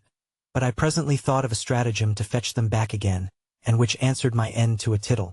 I ordered Friday and the captain's mate to go over the little creek westward, towards the place where the savages came on shore, when Friday was rescued, and so soon as they came to a little rising ground at about half a mile distant, I bid them halloo out as loud as they could and wait till they found the seamen heard them, that as soon as ever they heard the seamen answer them, they should return it again, and then, keeping out of sight, take a round, always answering when the others hallooed, to draw them as far into the island and among the woods as possible, and then will about again to me by such ways as I directed them. They were just going into the boat when Friday and the mate hallooed, and they presently heard them, and answering ran along the shore westward towards the voice they heard, when they were stopped by the creek, where the water being up, they could not get over, and called for the boat to come up and set them over, as, indeed, I expected. When they had set themselves over, I observed that the boat being gone a good way into the creek, and, as it were, in a harbor within the land, they took one of the 3 men out of her, to go along with them, and left only 2 in the boat, having fastened her to the stump of a little tree on the shore. This was what I wished for, and immediately leaving Friday and the captain's mate to their business, I took the rest with me, and, crossing the creek out of their sight, we surprised the 2 men before they were aware, one of them lying on the shore and the other being in the boat. The fellow on shore was between sleeping and waking and going to start up. The captain, who was foremost, ran in upon him and knocked him down, and then called out to him in the boat to yield, or he was a dead man. They needed very few arguments to persuade a single man to yield, when he saw 5 men upon him and his comrade knocked down. Besides, this was, it seems, one of the 3 who were not so hardy in the mutiny as the rest of the crew, and therefore was easily persuaded not only to yield, but afterwards to join very sincerely with us. In the meantime, Friday and the captain's mate so well managed their business with the rest that they drew them, by hallooing and answering, from one hill to another, and from one wood to another, till they not only heartily tired them, but left them where they were, very sure they could not reach back to the boat before it was dark. And, indeed, they were heartily tired themselves also, by the time they came back to us. We had nothing now to do but to watch for them in the dark, and to fall upon them, so as to make sure work with them. It was several hours after Friday came back to me before they came back to their boat, and we could hear the foremost of them, long before they came quite up, calling to those behind to come along, and could also hear them answer and complain how lame and tired they were, and not able to come any faster, which was very welcome news to us. At length they came up to the boat. But it is impossible to express their confusion when they found the boat fast aground in the creek. The tide ebbed out, and their 2 men gone. We could hear them call one to another in a most lamentable manner, telling one another they were got into an enchanted island, that either there were inhabitants in it, and they should all be murdered, or else there were devils and spirits in it, and they should be all carried away and devoured. They hallooed again, and called their 2 comrades by their names a great many times. But no answer. After some time we could see them, by the little light there was, run about, wringing their hands like men in despair, and sometimes they would go and sit down in the boat to rest themselves. Then come ashore again and walk about again, and so the same thing over again. My men would fain have had me give them leave to fall upon them at once in the dark, but I was willing to take them at some advantage, so as to spare them, and kill as few of them as I could, and especially I was unwilling to hazard the killing of any of our men, knowing the others were very well armed.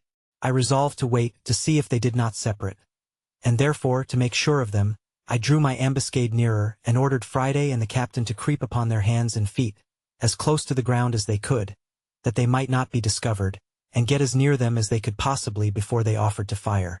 They had not been long in that posture when the boatswain, who was the principal ringleader of the mutiny, and had now shown himself the most dejected and dispirited of all the rest, came walking towards them with 2 more of the crew. The captain was so eager at having this principal rogue so much in his power, that he could hardly have patience to let him come so near as to be sure of him, for they only heard his tongue before. But when they came nearer, the captain and Friday, starting up, on their feet let fly at them. The boatswain was killed upon the spot. The next man was shot in the body and fell just by him, though he did not die till an hour or 2 after, and the 3rd ran for it. At the noise of the fire I immediately advanced with my whole army, which was now 8 men, viz. myself, generalissimo, Friday, my lieutenant general, the captain and his 2 men, and the 3 prisoners of war whom we had trusted with arms. We came upon them, indeed, in the dark, so that they could not see our number, and I made the man they had left in the boat, who was now one of us, to call them by name, to try if I could bring them to a parley, and so perhaps might reduce them to terms, which fell out just as we desired. For indeed it was easy to think, as their condition then was, they would be very willing to capitulate. So he calls out as loud as he could to one of them, "Tom Smith! Tom Smith!" Tom Smith answered immediately, "Is that Robinson?" For it seems he knew the voice. The other answered, "Aye, aye." "For God's sake, Tom Smith, throw down your arms and yield, or you are all dead men this moment." "Who must we yield to? Where are they?" says Smith again. "Here they are," says he. "Here's our captain and 50 men with him, have been hunting you these 2 hours. The boatswain is killed. Will Fry is wounded, and I am a prisoner, and if you do not yield you are all lost." "Will they give us quarter, then?" says Tom Smith, "and we will yield." "I'll go and ask if you promise to yield," said Robinson. So he asked the captain, and the captain himself then calls out, "You, Smith, you know my voice. If you lay down your arms immediately and submit, you shall have your lives, all but Will Atkins." Upon this Will Atkins cried out, "For God's sake, Captain, give me quarter. What have I done? They have all been as bad as I," which, by the way, was not true. For it seems this Will Atkins was the first man that laid hold of the captain when they first mutinied, and used him barbarously in tying his hands and giving him injurious language. However, the captain told him he must lay down his arms at discretion, and trust to the governor's mercy, by which he meant me, for they all called me governor.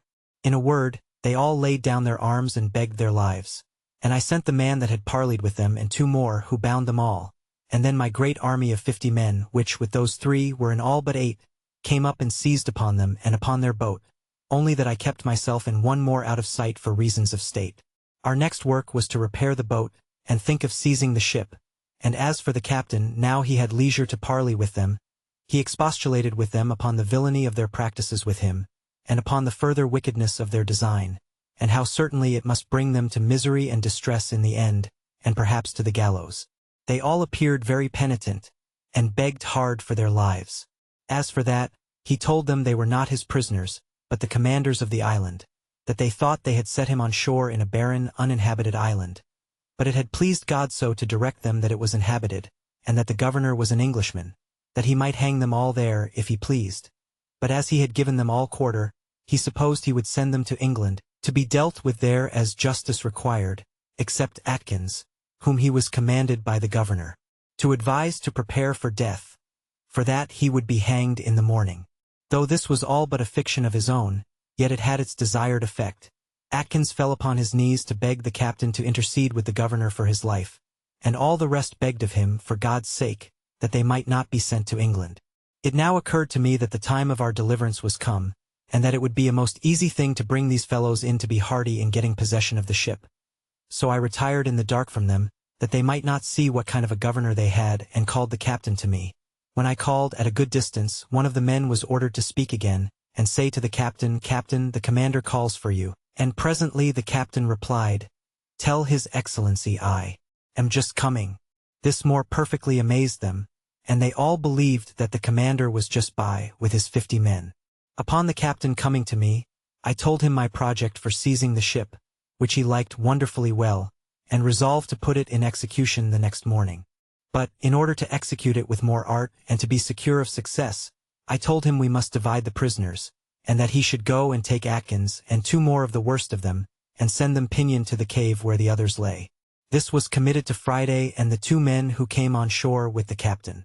They conveyed them to the cave as to a prison, and it was, indeed, a dismal place, especially to men in their condition. The others I ordered to my bower, as I called it, of which I have given a full description, and as it was fenced in and they pinioned, the place was secure enough, considering they were upon their behavior. To these in the morning I sent the captain, who was to enter into a parley with them, in a word, to try them, and tell me whether he thought they might be trusted or not to go on board and surprise the ship. He talked to them of the injury done him, of the condition they were brought to, and that though the governor had given them quarter for their lives as to the present action, yet that if they were sent to England they would all be hanged in chains, but that if they would join in so just an attempt as to recover the ship, he would have the governor's engagement for their pardon. Anyone may guess how readily such a proposal would be accepted by men in their condition. They fell down on their knees to the captain and promised, with the deepest imprecations, that they would be faithful to him to the last drop, and that they should owe their lives to him and would go with him all over the world, that they would own him as a father to them as long as they lived. "Well," says the captain, "I must go and tell the governor what you say, and see what I can do to bring him to consent to it." So he brought me an account of the temper he found them in, and that he verily believed they would be faithful. However, that we might be very secure, I told him he should go back again and choose out those 5 and tell them, that they might see he did not want men, that he would take out those 5 to be his assistants, and that the governor would keep the other 2, and the 3 that were sent prisoners to the castle, my cave, as hostages for the fidelity of those 5, and that if they proved unfaithful in the execution, the 5 hostages should be hanged in chains alive on the shore. This looked severe, and convinced them that the governor was in earnest. However, they had no way left them but to accept it, and it was now the business of the prisoners, as much as of the captain, to persuade the other 5 to do their duty. Our strength was now thus ordered for the expedition. First, the captain, his mate, and passenger. Second, the 2 prisoners of the first gang, to whom, having their character from the captain, I had given their liberty, and trusted them with arms. Third, the other 2 that I had kept till now in my bower, pinioned, but on the captain's motion had now released. Fourth, these 5 released at last, so that there were 12 in all, besides 5 we kept prisoners in the cave for hostages. I asked the captain if he was willing to venture with these hands on board the ship, but as for me and my man Friday, I did not think it was proper for us to stir, having 7 men left behind, and it was employment enough for us to keep them asunder, and supply them with victuals. As to the 5 in the cave, I resolved to keep them fast, but Friday went in twice a day to them, to supply them with necessaries, and I made the other 2 carry provisions to a certain distance, where Friday was to take them.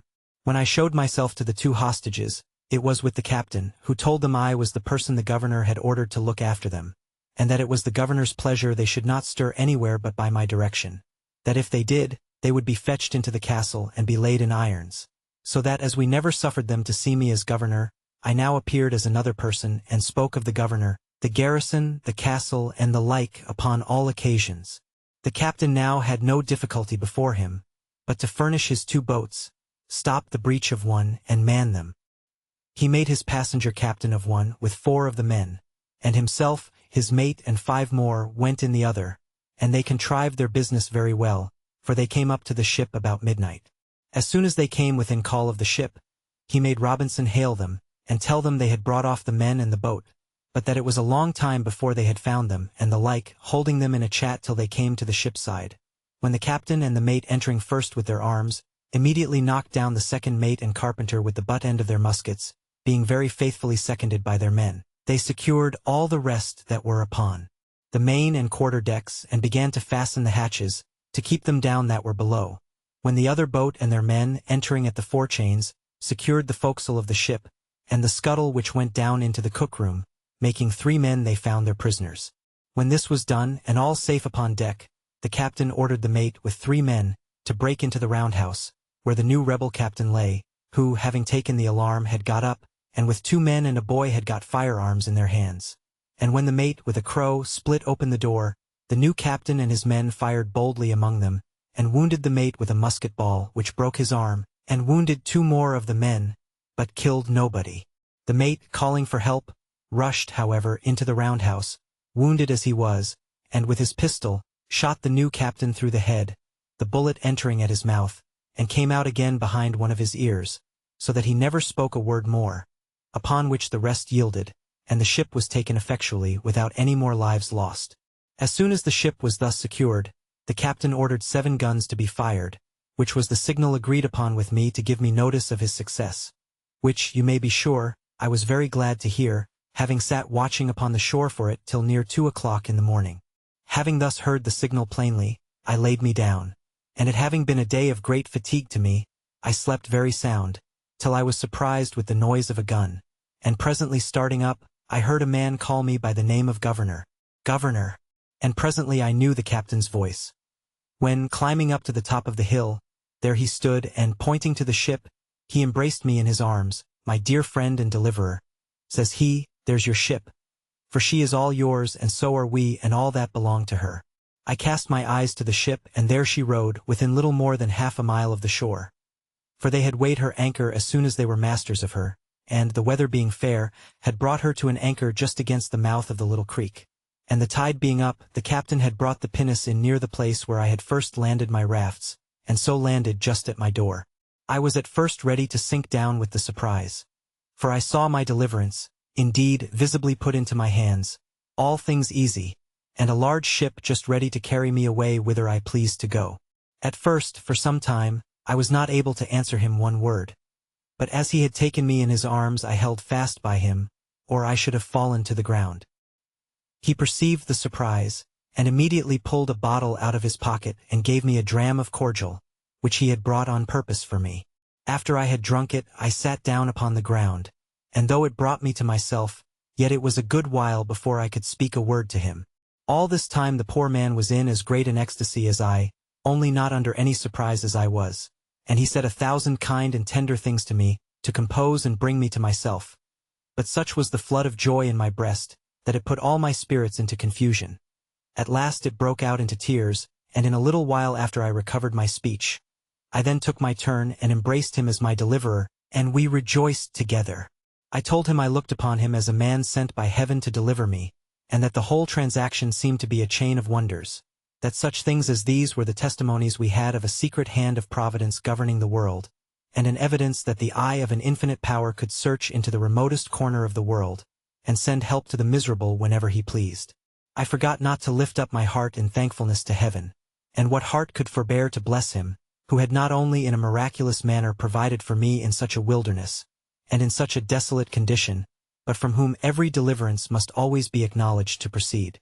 When we had talked a while, the captain told me he had brought me some little refreshment, such as the ship afforded, and such as the wretches that had been so long his masters had not plundered him of. Upon this, he called aloud to the boat, and bade his men bring the things ashore that were for the governor. And, indeed, it was a present as if I had been one that was not to be carried away with them, but as if I had been to dwell upon the island still. First, he had brought me a case of bottles full of excellent cordial waters, 6 large bottles of Madeira wine, the bottles held 2 quarts each, 2 pounds of excellent good tobacco, 12 good pieces of the ship's beef, and 6 pieces of pork, with a bag of peas and about 100 weight of biscuit. He also brought me a box of sugar, a box of flour, a bag full of lemons, and 2 bottles of lime juice, and abundance of other things. But besides these, and what was 1,000 times more useful to me, he brought me 6 new clean shirts, 6 very good neckcloths, 2 pair of gloves, 1 pair of shoes, a hat, and 1 pair of stockings, with a very good suit of clothes of his own, which had been worn but very little. In a word, he clothed me from head to foot. It was a very kind and agreeable present, as anyone may imagine, to one in my circumstances, but never was anything in the world of that kind so unpleasant, awkward, and uneasy as it was to me to wear such clothes at first. After these ceremonies were past, and after all his good things were brought into my little apartment, we began to consult what was to be done with the prisoners we had, for it was worth considering whether we might venture to take them with us or no, especially 2 of them, whom he knew to be incorrigible and refractory to the last degree. And the captain said he knew they were such rogues that there was no obliging them, and if he did carry them away, it must be in irons, as malefactors, to be delivered over to justice at the first English colony he could come to, and I found that the captain himself was very anxious about it. Upon this, I told him that, if he desired it, I would undertake to bring the 2 men he spoke of to make it their own request that he should leave them upon the island. I should be very glad of that, says the captain, with all my heart. Well, says I will send for them up and talk with them for you. So I caused Friday and the 2 hostages, for they were now discharged, their comrades having performed their promise. I caused them to go to the cave and bring up the 5 men, pinioned as they were, to the bower, and keep them there till I came. After some time, I came thither dressed in my new habit, and now I was called governor again. Being all met, and the captain with me, I caused the men to be brought before me, and I told them I had got a full account of their villainous behavior to the captain, and how they had run away with the ship, and were preparing to commit further robberies, but that Providence had ensnared them in their own ways, and that they were fallen into the pit which they had dug for others. I let them know that by my direction the ship had been seized, that she lay now in the road, and they might see by and by that their new captain had received the reward of his villainy, and that they would see him hanging at the yardarm. That, as to them, I wanted to know what they had to say why I should not execute them as pirates taken in the fact, as by my commission they could not doubt but I had authority so to do. One of them answered in the name of the rest, that they had nothing to say but this, that when they were taken the captain promised them their lives, and they humbly implored my mercy. But I told them I knew not what mercy to show them, for as for myself I had resolved to quit the island with all my men, and had taken passage with the captain to go to England. And as for the captain, he could not carry them to England other than as prisoners in irons, to be tried for mutiny and running away with the ship, the consequence of which they must needs know would be the gallows, so that I could not tell what was best for them, unless they had a mind to take their fate in the island. If they desired that, as I had liberty to leave the island, I had some inclination to give them their lives, if they thought they could shift on shore. They seemed very thankful for it, and said they would much rather venture to stay there than be carried to England to be hanged. So I left it on that issue. However, the captain seemed to make some difficulty of it, as if he durst not leave them there. Upon this I seemed a little angry with the captain, and told him that they were my prisoners, not his, and that seeing I had offered them so much favor, I would be as good as my word, and that if he did not think fit to consent to it I would set them at liberty as I found them, and if he did not like it he might take them again if he could catch them. Upon this they appeared very thankful, and I accordingly set them at liberty, and bade them retire into the woods, to the place whence they came, and I would leave them some firearms, some ammunition, and some directions how they should live very well if they thought fit. Upon this I prepared to go on board the ship, but told the captain I would stay that night to prepare my things, and desired him to go on board in the meantime and keep all right in the ship and send the boat on shore next day for me, ordering him at all events to cause the new captain who was killed to be hanged at the yardarm, that these men might see him. When the captain was gone I sent for the men up to me to my apartment, and entered seriously into discourse with them on their circumstances.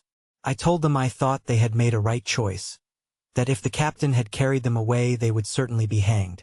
I showed them the new captain hanging at the yardarm of the ship, and told them they had nothing less to expect. When they had all declared their willingness to stay, I then told them I would let them into the story of my living there, and put them into the way of making it easy to them. Accordingly I gave them the whole history of the place and of my coming to it, showed them my fortifications, the way I made my bread, planted my corn, cured my grapes, and, in a word, all that was necessary to make them easy. I told them the story also of the 17 Spaniards that were to be expected, for whom I left a letter, and made them promise to treat them in common with themselves. Here it may be noted that the captain, who had ink on board, was greatly surprised that I never hit upon a way of making ink of charcoal and water, or of something else, as I had done things much more difficult. I left them my firearms, viz., 5 muskets, 3 fowling pieces, and 3 swords. I had above a barrel and a half of powder left, for after the first year or two I used but little and wasted none. I gave them a description of the way I managed the goats and directions to milk and fatten them, and to make both butter and cheese. In a word, I gave them every part of my own story, and told them I should prevail with the captain to leave them 2 barrels of gunpowder more, and some garden seeds, which I told them I would have been very glad of. Also, I gave them the bag of peas which the captain had brought me to eat, and bade them be sure to sow and increase them. Chapter 19. Return to England. Having done all this I left them the next day, and went on board the ship. We prepared immediately to sail, but did not weigh that night. The next morning early, 2 of the 5 men came swimming to the ship's side, and making the most lamentable complaint of the other 3, begged to be taken into the ship for God's sake, for they should be murdered, and begged the captain to take them on board, though he hanged them immediately. Upon this the captain pretended to have no power without me, but after some difficulty, and after their solemn promises of amendment, they were taken on board, and were, some time after, soundly whipped and pickled, after which they proved very honest and quiet fellows. Some time after this, the boat was ordered on shore, the tide being up, with the things promised to the men, to which the captain, at my intercession, caused their chests and clothes to be added, which they took and were very thankful for. I also encouraged them, by telling them that if it lay in my power to send any vessel to take them in, I would not forget them. When I took leave of this island, I carried on board, for relics, the great goatskin cap I had made, my umbrella, and one of my parrots. Also, I forgot not to take the money I formerly mentioned, which had lain by me so long useless that it was grown rusty or tarnished, and could hardly pass for silver till it had been a little rubbed and handled, as also the money I found in the wreck of the Spanish ship. And thus I left the island, the 19th of December, as I found by the ship's account, in the year 1686, after I had been upon it 28 years, 2 months and 19 days. being delivered from this second captivity the same day of the month that I first made my escape in the longboat from among the Moors of Sallee. In this vessel, after a long voyage, I arrived in England the 11th of June, in the year 1687, having been 35 years absent. When I came to England I was as perfect a stranger to all the world as if I had never been known there. My benefactor and faithful steward, whom I had left my money in trust with, was alive, but had had great misfortunes in the world, was become a widow the second time and very low in the world. I made her very easy as to what she owed me, assuring her I would give her no trouble, but on the contrary, in gratitude for her former care and faithfulness to me, I relieved her as my little stock would afford, which at that time would, indeed, allow me to do but little for her, but I assured her I would never forget her former kindness to me, nor did I forget her when I had sufficient to help her, as shall be observed in its proper place. I went down afterwards into Yorkshire, but my father was dead and my mother and all the family extinct, except that I found 2 sisters, and 2 of the children of one of my brothers, and as I had been long ago given over for dead, there had been no provision made for me, so that, in a word, I found nothing to relieve or assist me, and that the little money I had would not do much for me as to settling in the world. I met with one piece of gratitude indeed, which I did not expect, and this was that the master of the ship, whom I had so happily delivered, and by the same means saved the ship and cargo, having given a very handsome account to the owners of the manor how I had saved the lives of the men and the ship, they invited me to meet them and some other merchants concerned, and altogether made me a very handsome compliment upon the subject, and a present of almost £200 sterling. But after making several reflections upon the circumstances of my life, and how little way this would go towards settling me in the world, I resolved to go to Lisbon, and see if I might not come at some information of the state of my plantation in the Brazils, and of what was become of my partner, who, I had reason to suppose, had some years past given me over for dead.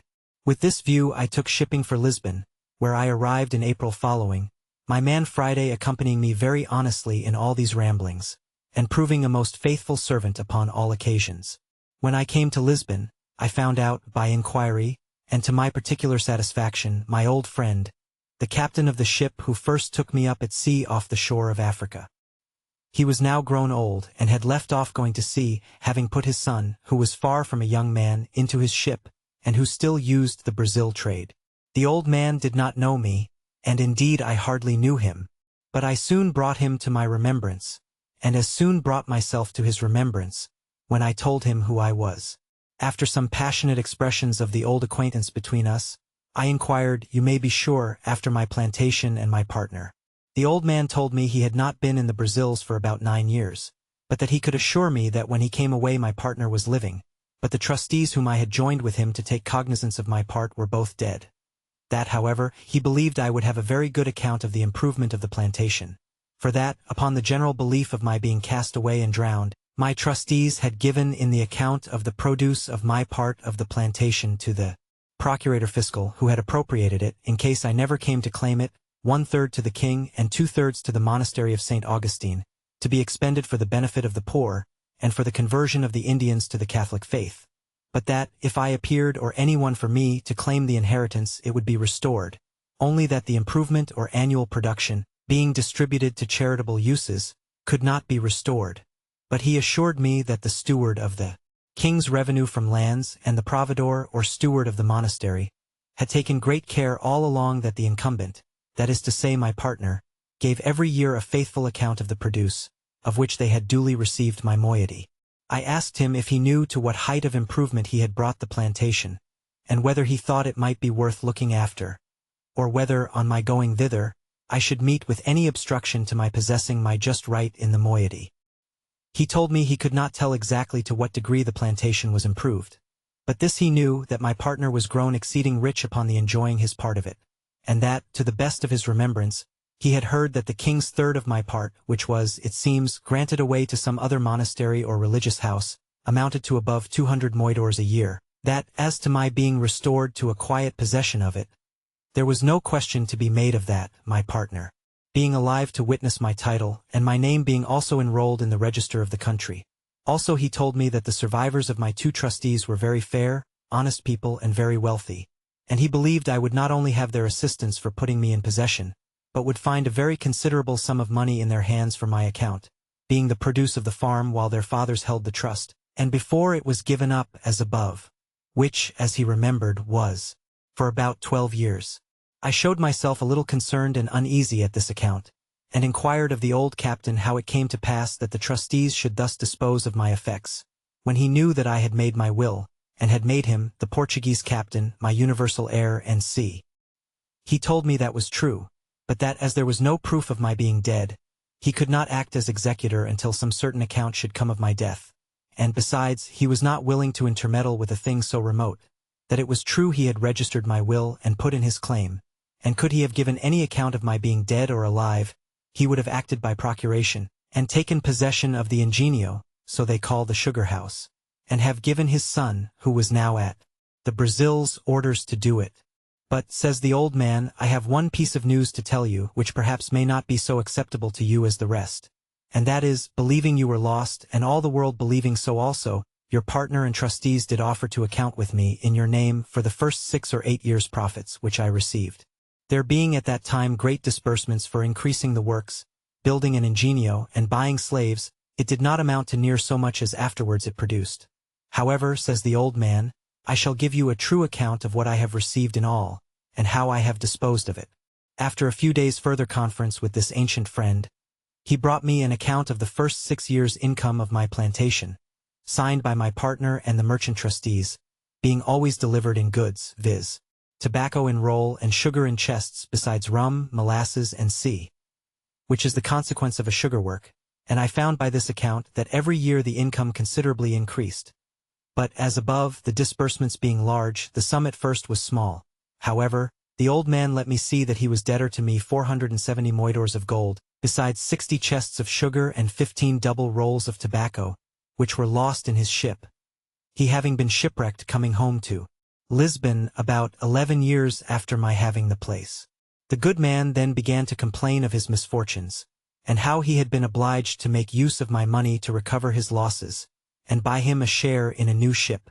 However, my old friend, says he, you shall not want a supply in your necessity, and as soon as my son returns you shall be fully satisfied. Upon this he pulls out an old pouch and gives me 160 Portugal moidores in gold, and giving the writings of his title to the ship, which his son was gone to the Brazil's in, of which he was quarter-part owner, and his son another, he puts them both into my hands for security of the rest.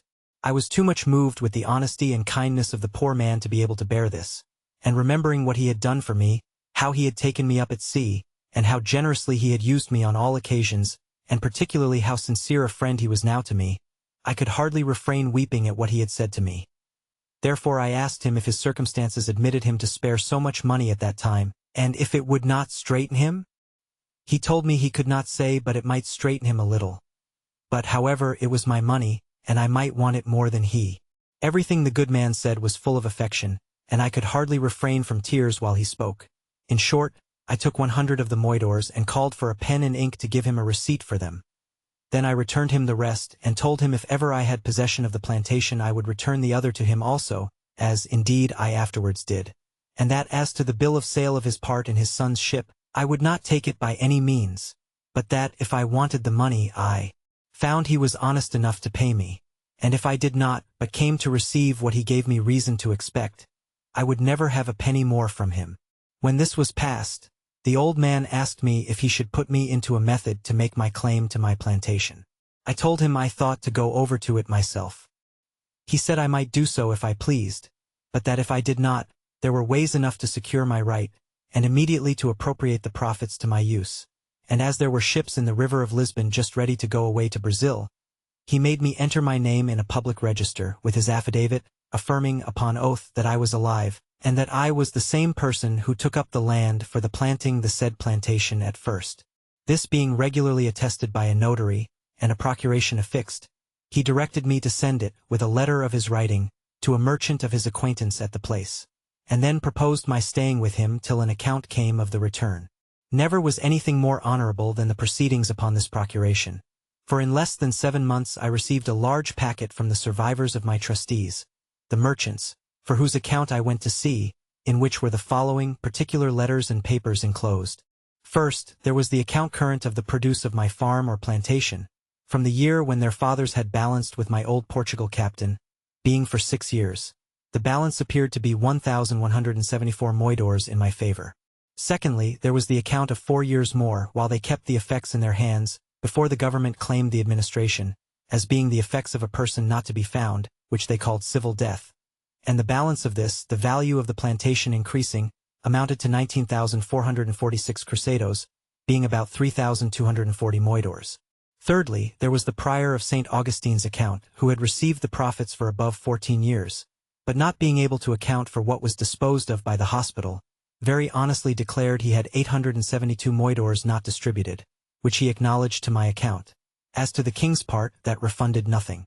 There was a letter of my partner's, congratulating me very affectionately upon my being alive, giving me an account how the estate was improved, and what it produced a year, with the particulars of the number of squares, or acres that it contained, how planted, how many slaves there were upon it, and making 22 crosses for blessings, told me he had said so many Ave Marias to thank the Blessed Virgin that I was alive, inviting me very passionately to come over and take possession of my own, and in the meantime to give him orders to whom he should deliver my effects if I did not come myself, concluding with a hearty tender of his friendship and that of his family, and sent me as a present 7 fine leopard skins which he had, it seems, received from Africa, by some other ship that he had sent thither, and which, it seems, had made a better voyage than I.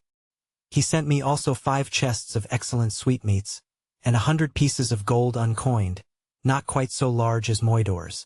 By the same fleet my 2 merchant trustees shipped me 1,200 chests of sugar, 800 rolls of tobacco, and the rest of the whole account in gold. I might well say now, indeed, that the latter end of job was better than the beginning.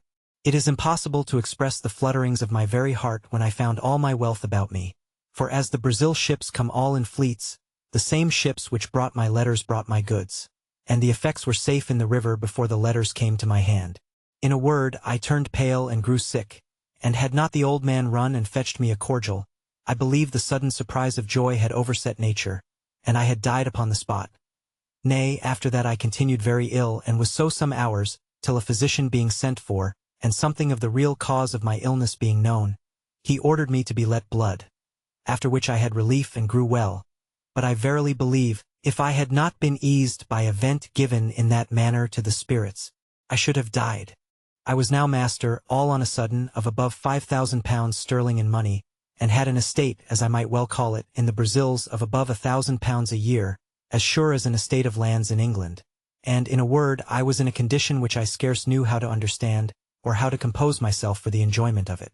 The first thing I did was to recompense my original benefactor, my good old captain, who had been first charitable to me in my distress, kind to me in my beginning, and honest to me at the end. I showed him all that was sent to me. I told him that, next to the providence of heaven, which disposed all things, it was owing to him, and that it now lay on me to reward him, which I would do 100-fold. So I first returned to him the 100 moidors I had received of him. Then I sent for a notary, and caused him to draw up a general release or discharge from the 470 moidors, which he had acknowledged he owed me, in the fullest and firmest manner possible. After which I caused a procuration to be drawn, empowering him to be the receiver of the annual profits of my plantation, and appointing my partner to account with him and make the returns by the usual fleets to him in my name, and by a clause in the end, made a grant of 100 moidors a year to him during his life, out of the effects, and 50 moidors a year to his son after him, for his life, and thus I requited my old man. I had now to consider which way to steer my course next, and what to do with the estate that Providence had thus put into my hands. And indeed, I had more care upon my head now than I had in my state of life in the island where I wanted nothing but what I had, and had nothing but what I wanted, whereas I had now a great charge upon me, and my business was how to secure it. I had not a cave now to hide my money in, or a place where it might lie without lock or key, till it grew mouldy and tarnished before anybody would meddle with it. On the contrary, I knew not where to put it or whom to trust with it. My old patron, the captain, indeed, was honest, and that was the only refuge I had. In the next place, my interest in the Brazils seemed to summon me thither, but now I could not tell how to think of going thither till I had settled my affairs, and left my effects in some safe hands behind me. At first I thought of my old friend the widow, who I knew was honest and would be just to me. But then she was in years and but poor and, for aught I knew, might be in debt. So that, in a word, I had no way but to go back to England myself and take my effects with me. It was some months, however, before I resolved upon this, and therefore as I had rewarded the old captain fully, and to his satisfaction, who had been my former benefactor, so I began to think of the poor widow, whose husband had been my first benefactor, and she, while it was in her power, my faithful steward and instructor. So, the first thing I did, I got a merchant in Lisbon to write to his correspondent in London, not only to pay a bill, but to go find her out and carry her in money, £100 from me, and to talk with her and comfort her in her poverty, by telling her she should, if I lived, have a further supply. At the same time I sent my 2 sisters in the country £100 each, they being, though not in want, yet not in very good circumstances, one having been married and left a widow, and the other having a husband not so kind to her as he should be. But among all my relations or acquaintances I could not yet pitch upon one to whom I durst commit the gross of my stock, that I might go away to the Brazils, and leave things safe behind me, and this greatly perplexed me.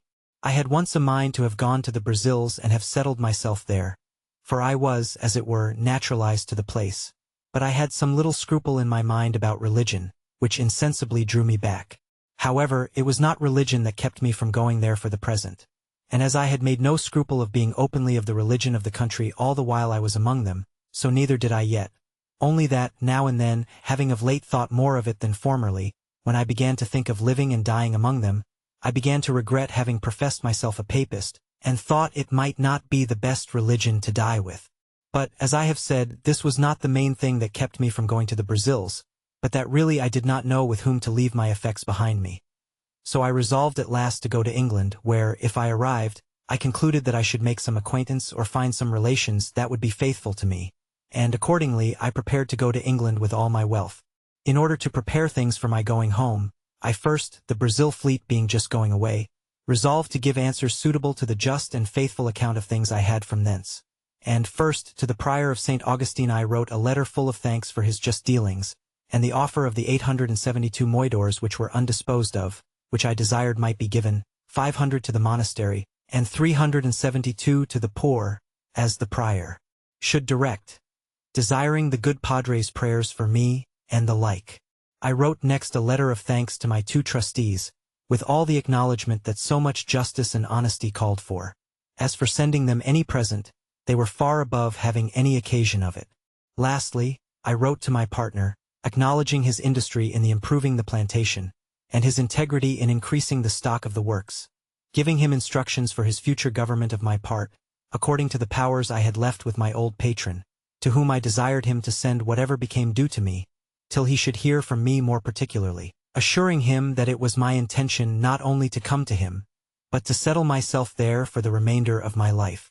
To this I added a very handsome present of some Italian silks for his wife and 2 daughters, for such the captain's son informed me he had, with 2 pieces of fine English broadcloth, the best I could get in Lisbon, 5 pieces of black baize, and some Flanders lace of a good value. Having thus settled my affairs, sold my cargo, and turned all my effects into good bills of exchange, my next difficulty was which way to go to England. I had been accustomed enough to the sea, and yet I had a strange aversion to go to England by the sea at that time, and yet I could give no reason for it, yet the difficulty increased upon me so much, that though I had once shipped my baggage in order to go, yet I altered my mind, and that not once but 2 or 3 times. It is true I had been very unfortunate by sea, and this might be one of the reasons. But let no man slight the strong impulses of his own thoughts in cases of such moment. 2 of the ships which I had singled out to go in, I mean more particularly singled out than any other, having put my things on board one of them, and in the other having agreed with the captain, I say 2 of these ships miscarried. One was taken by the Algerines, and the other was lost on the start near Torbay, and all the people drowned except 3, so that in either of those vessels I had been made miserable. Having been thus harassed in my thoughts, my old pilot, to whom I communicated everything, pressed me earnestly not to go by sea, but either to go by land to the Groine and cross over the Bay of Biscay to Rochelle, from whence it was but an easy and safe journey by land to Paris, and so to Calais and Dover, or to go up to Madrid and so all the way by land through France. In a word, I was so prepossessed against my going by sea at all, except from Calais to Dover, that I resolved to travel all the way by land, which, as I was not in haste and did not value the charge, was by much the pleasanter way. And to make it more so, my old captain brought an English gentleman, the son of a merchant in Lisbon, who was willing to travel with me, after which we picked up 2 more English merchants also, and 2 young Portuguese gentlemen, the last going to Paris only. So, that in all there were 6 of us and 5 servants. The 2 merchants and the 2 Portuguese, contenting themselves with 1 servant between 2, to save the charge. And as for me, I got an English sailor to travel with me as a servant, besides my man Friday, who was too much a stranger to be capable of supplying the place of a servant on the road.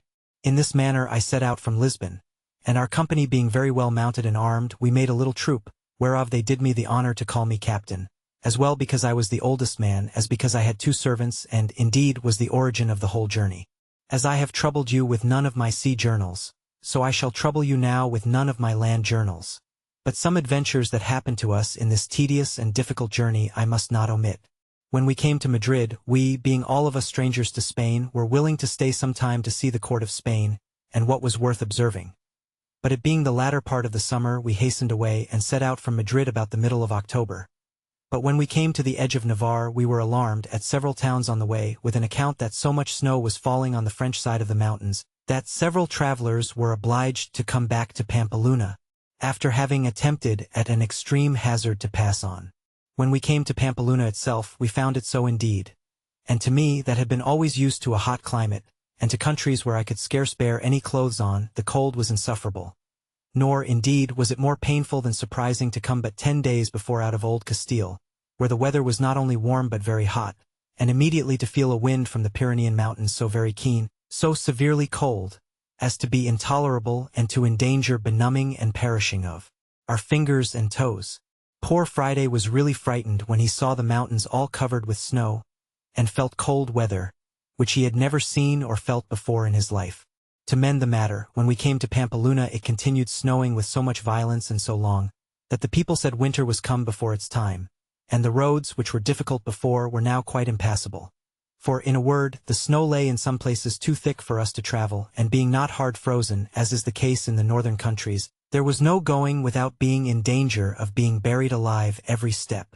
We stayed no less than 20 days at Pampeluna, when, seeing the winter coming on, and no likelihood of its being better, for it was the severest winter all over Europe that had been known in the memory of man, I proposed that we should go away to Fontarabia, and there take shipping for Bordeaux, which was a very little voyage. But, while I was considering this, there came in 4 French gentlemen, who, having been stopped on the French side of the passes, as we were on the Spanish, had found out a guide, who, traversing the country near the head of Languedoc, had brought them over the mountains by such ways that they were not much incommoded with the snow. For where they met with snow in any quantity, they said it was frozen hard enough to bear them and their horses. We sent for this guide, who told us he would undertake to carry us the same way, with no hazard from the snow, provided we were armed sufficiently to protect ourselves from wild beasts.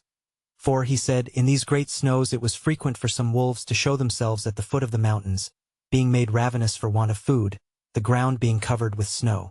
We told him we were well enough prepared for such creatures as they were, if he would insure us from a kind of 2-legged wolves, which we were told we were in most danger from, especially on the French side of the mountains. He satisfied us that there was no danger of that kind in the way that we were to go. So we readily agreed to follow him, as did also 12 other gentlemen with their servants, some French, some Spanish, who, as I said, had attempted to go, and were obliged to come back again. Accordingly, we set out from Pampeluna with our guide on the 15th of November, and indeed I was surprised when, instead of going forward, he came directly back with us on the same road that we came from Madrid, about 20 miles. When, having passed 2 rivers and come into the plain country, we found ourselves in a warm climate again, where the country was pleasant and no snow to be seen. But on a sudden, turning to his left, he approached the mountains another way, and though it is true, the hills and precipices looked dreadful, yet he made so many tours, such meanders, and led us by such winding ways, that we insensibly passed the height of the mountains without being much encumbered with the snow, and all on a sudden he showed us the pleasant and fruitful provinces of Languedoc and Gascony, all green and flourishing, though at a great distance, and we had some rough way to pass still. We were a little uneasy, however, when we found it snowed 1 whole day and a night so fast that we could not travel. But he bid us be easy, we should soon be past it all. We found, indeed, that we began to descend every day, and to come more north than before, and so, depending upon our guide, we went on. It was about 2 hours before night when, our guide being something before us, and not just in sight, out rushed 3 monstrous wolves, and after them a bear from a hollow way adjoining to a thick wood. 2 of the wolves made at the guide, and had he been far before us, he would have been devoured before we could have helped him. One of them fastened upon his horse, and the other attacked the man with such violence that he had not time or presence of mind enough to draw his pistol, but hallooed and cried out to us most lustily. My man Friday being next me, I bade him ride up and see what was the matter. As soon as Friday came in sight of the man, he hallooed out as loud as the other, "O master! O master!" but like a bold fellow rode directly up to the poor man, and with his pistol shot the wolf in the head that attacked him.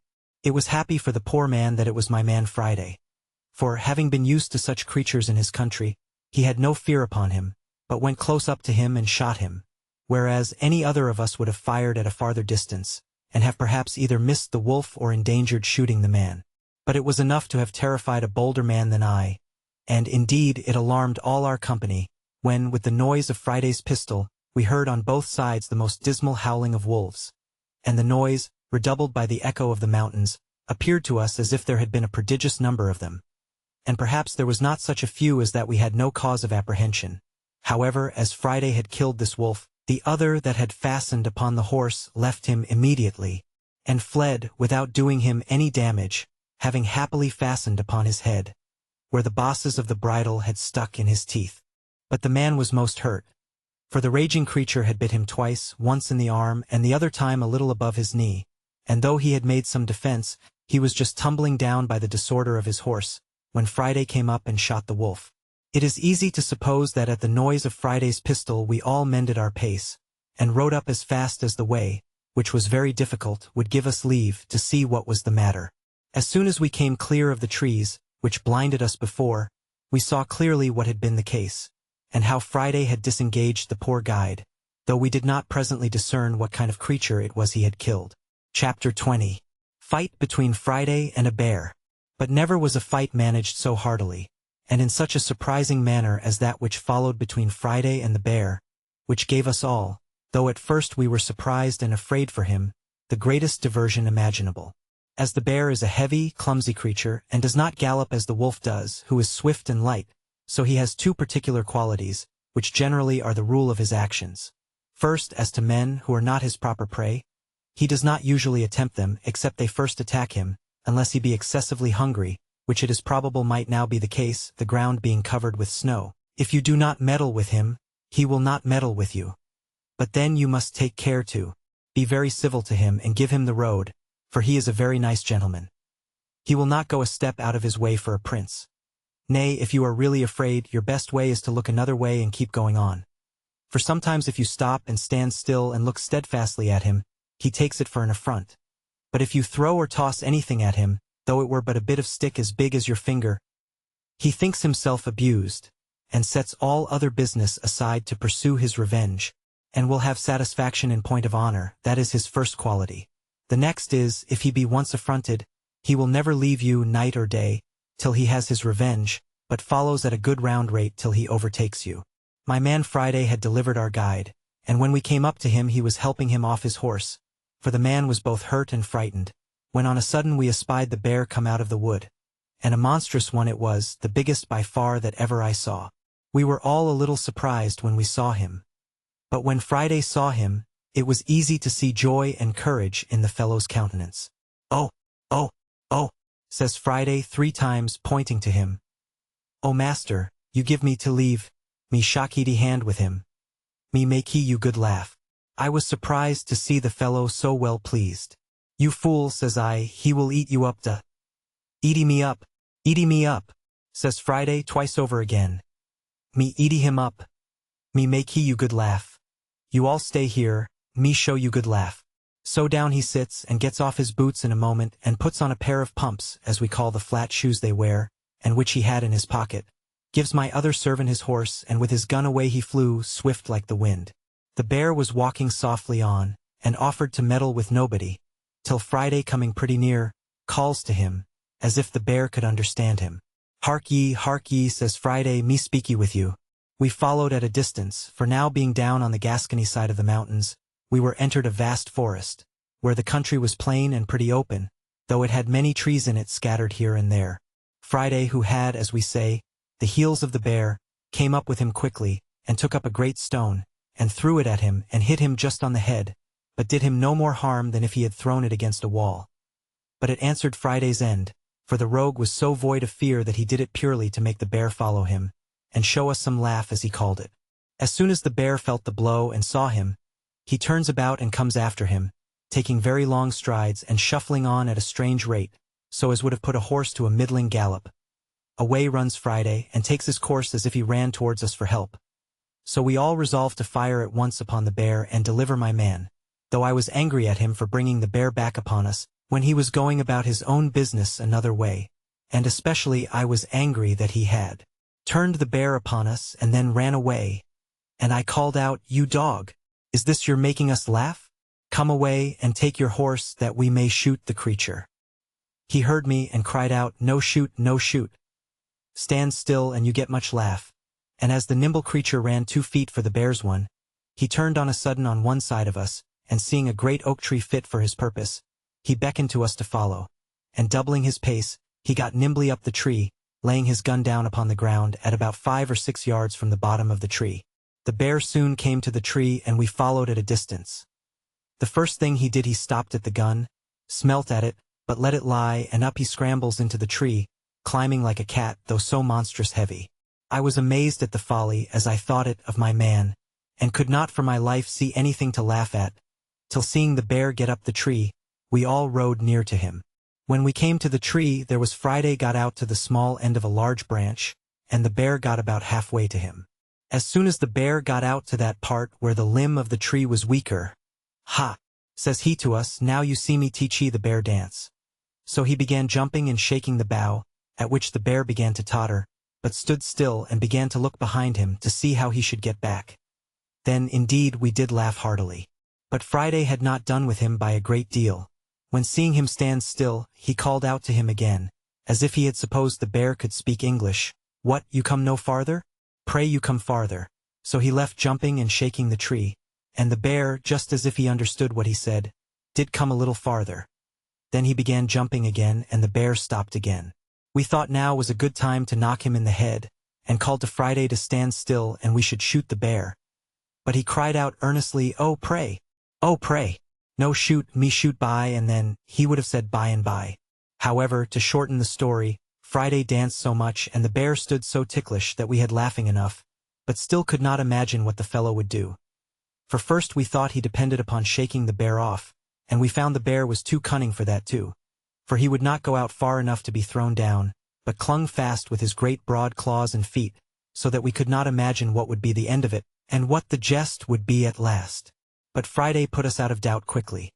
For seeing the bear cling fast to the bough, and that he would not be persuaded to come any farther, "Well, well," says Friday, "you no come farther, me go. You no come to me come to you." And upon this he went out to the smaller end, where it would bend with his weight, and gently let himself down by it, sliding down the bough till he came near enough to jump down on his feet, and away he ran to his gun, took it up, and stood still. "Well," said I to him, "Friday, what will you do now? Why don't you shoot him?" "No shoot," says Friday, "no yet. Me shoot now, me no kill. Me stay, give you one more laugh," and indeed so he did. For when the bear saw his enemy gone, he came back from the bough where he stood, but did it very cautiously, looking behind him every step and coming backward till he got into the body of the tree. Then, with the same hinder end foremost, he came down the tree, grasping it with his claws, and moving 1 foot at a time very leisurely. At this juncture, and just before he could set his hind foot on the ground, Friday stepped up close to him, clapped the muzzle of his piece into his ear, and shot him dead. Then the rogue turned about to see if we did not laugh. And when he saw we were pleased by our looks, he began to laugh very loud. "So we kill bear in my country," says Friday. "So you kill them?" Says I, "Why, you have no guns." "No," says he, "no gun, but shoot great much long arrow." This was a good diversion to us. But we were still in a wild place, and our guide very much hurt, and what to do we hardly knew. The howling of wolves ran much in my head, and indeed, except the noise I once heard on the shore of Africa, of which I have said something already, I never heard anything that filled me with so much horror. These things and the approach of night called us off, or else, as Friday would have had us, we should certainly have taken the skin of this monstrous creature off, which was worth saving. But we had near 3 leagues to go, and our guide hastened us. So we left him and went forward on our journey. The ground was still covered with snow, though not so deep and dangerous as on the mountains, and the ravenous creatures, as we heard afterwards, were come down into the forest and plain country, pressed by hunger to seek for food, and had done a great deal of mischief in the villages, where they surprised the country people, killed a great many of their sheep and horses and some people too. We had one dangerous place to pass, and our guide told us if there were more wolves in the country we should find them there. And this was a small plain, surrounded with woods on every side, and a long, narrow defile or lane, which we were to pass to get through the wood, and then we should come to the village where we were to lodge. It was within half an hour of sunset when we entered the wood, and a little after sunset when we came into the plain. We met with nothing in the first wood except that in a little plain within the wood, which was not above 2 furlongs over, we saw 5 great wolves cross the road, full speed, one after another, as if they had been in chase of some prey and had it in view. They took no notice of us, and were gone out of sight in a few moments. Upon this, our guide, who, by the way, was but a faint-hearted fellow, bid us keep in a ready posture, for he believed there were more wolves a-coming. We kept our arms ready and our eyes about us, but we saw no more wolves till we came through that wood, which was near half a league, and entered the plain. As soon as we came into the plain, we had occasion enough to look about us. The first object we met with was a dead horse, that is to say, a poor horse which the wolves had killed, and at least a dozen of them at work, we could not say eating him, but picking his bones rather, for they had eaten up all the flesh before. We did not think fit to disturb them at their feast, neither did they take much notice of us. Friday would have let fly at them, but I would not suffer him by any means, for I found we were like to have more business upon our hands than we were aware of. We had not gone half over the plain when we began to hear the wolves howl in the wood on our left in a frightful manner, and presently after we saw about 100 coming on directly towards us, all in a body, and most of them in a line, as regularly as an army drawn up by experienced officers. I scarce knew in what manner to receive them, but found to draw ourselves in a close line was the only way, so we formed in a moment, but that we might not have too much interval, I ordered that only every other man should fire, and that the others who had not fired should stand ready to give them a second volley immediately, if they continued to advance upon us, and then that those that had fired at first should not pretend to load their fusées again, but stand ready, every one with a pistol, for we were all armed with a fusee and a pair of pistols each man. So we were, by this method, able to fire 6 volleys, half of us at a time. However, at present we had no necessity, for upon firing the first volley the enemy made a full stop, being terrified as well with the noise as with the fire. 4 of them being shot in the head, dropped. Several others were wounded and went bleeding off as we could see by the snow. I found they stopped but did not immediately retreat, whereupon, remembering that I had been told that the fiercest creatures were terrified at the voice of a man, I caused all the company to halloo as loud as they could, and I found the notion not altogether mistaken, for upon our shout they began to retire and turn about. I then ordered a second volley to be fired in their rear, which put them to the gallop, and away they went to the woods. This gave us leisure to charge our pieces again, and that we might lose no time we kept going. But we had but little more than loaded our fusées, and put ourselves in readiness, when we heard a terrible noise in the same wood on our left, only that it was farther onward, the same way we were to go. The night was coming on, and the light began to be dusky, which made it worse on our side. But the noise increasing, we could easily perceive that it was the howling and yelling of those hellish creatures. And on a sudden we perceived 3 troops of wolves, one on our left, one behind us, and one in our front, so that we seemed to be surrounded with them. However, as they did not fall upon us, we kept our way forward, as fast as we could make our horses go, which, the way being very rough, was only a good hard trot. In this manner we came in view of the entrance of a wood, through which we were to pass at the farther side of the plain. But we were greatly surprised, when coming nearer the lane or pass, we saw a confused number of wolves standing just at the entrance. On a sudden, at another opening of the wood, we heard the noise of a gun, and looking that way, out rushed a horse with a saddle and a bridle on him, flying like the wind, and 16 or 17 wolves after him, full speed. The horse had the advantage of them, but as we supposed that he could not hold it at that rate, we doubted not but they would get up with him at last. No question but they did. But here we had a most horrible sight, for riding up to the entrance where the horse came out, we found the carcasses of another horse and of 2 men, devoured by the ravenous creatures. And one of the men was no doubt the same whom we heard fire the gun, for there lay a gun just by him fired off. But as to the man, his head and the upper part of his body was eaten up. This filled us with horror, and we knew not what course to take. But the creatures resolved us soon, for they gathered about us presently, in hopes of prey, and I verily believe there were 300 of them. It happened, very much to our advantage, that at the entrance into the wood, but a little way from it, there lay some large timber trees, which had been cut down the summer before, and I suppose lay there for carriage. I drew my little troop in among those trees, and placing ourselves in a line behind one long tree, I advised them all to alight, and keeping that tree before us for a breastwork, to stand in a triangle or 3 fronts, enclosing our horses in the center. We did so, and it was well we did. For never was a more furious charge than the creatures made upon us in this place. They came on with a growling kind of noise, and mounted the piece of timber, which, as I said, was our breastwork, as if they were only rushing upon their prey. And this fury of theirs, it seems, was principally occasioned by their seeing our horses behind us. I ordered our men to fire as before every other man, and they took their aim so sure that they killed several of the wolves at the first volley.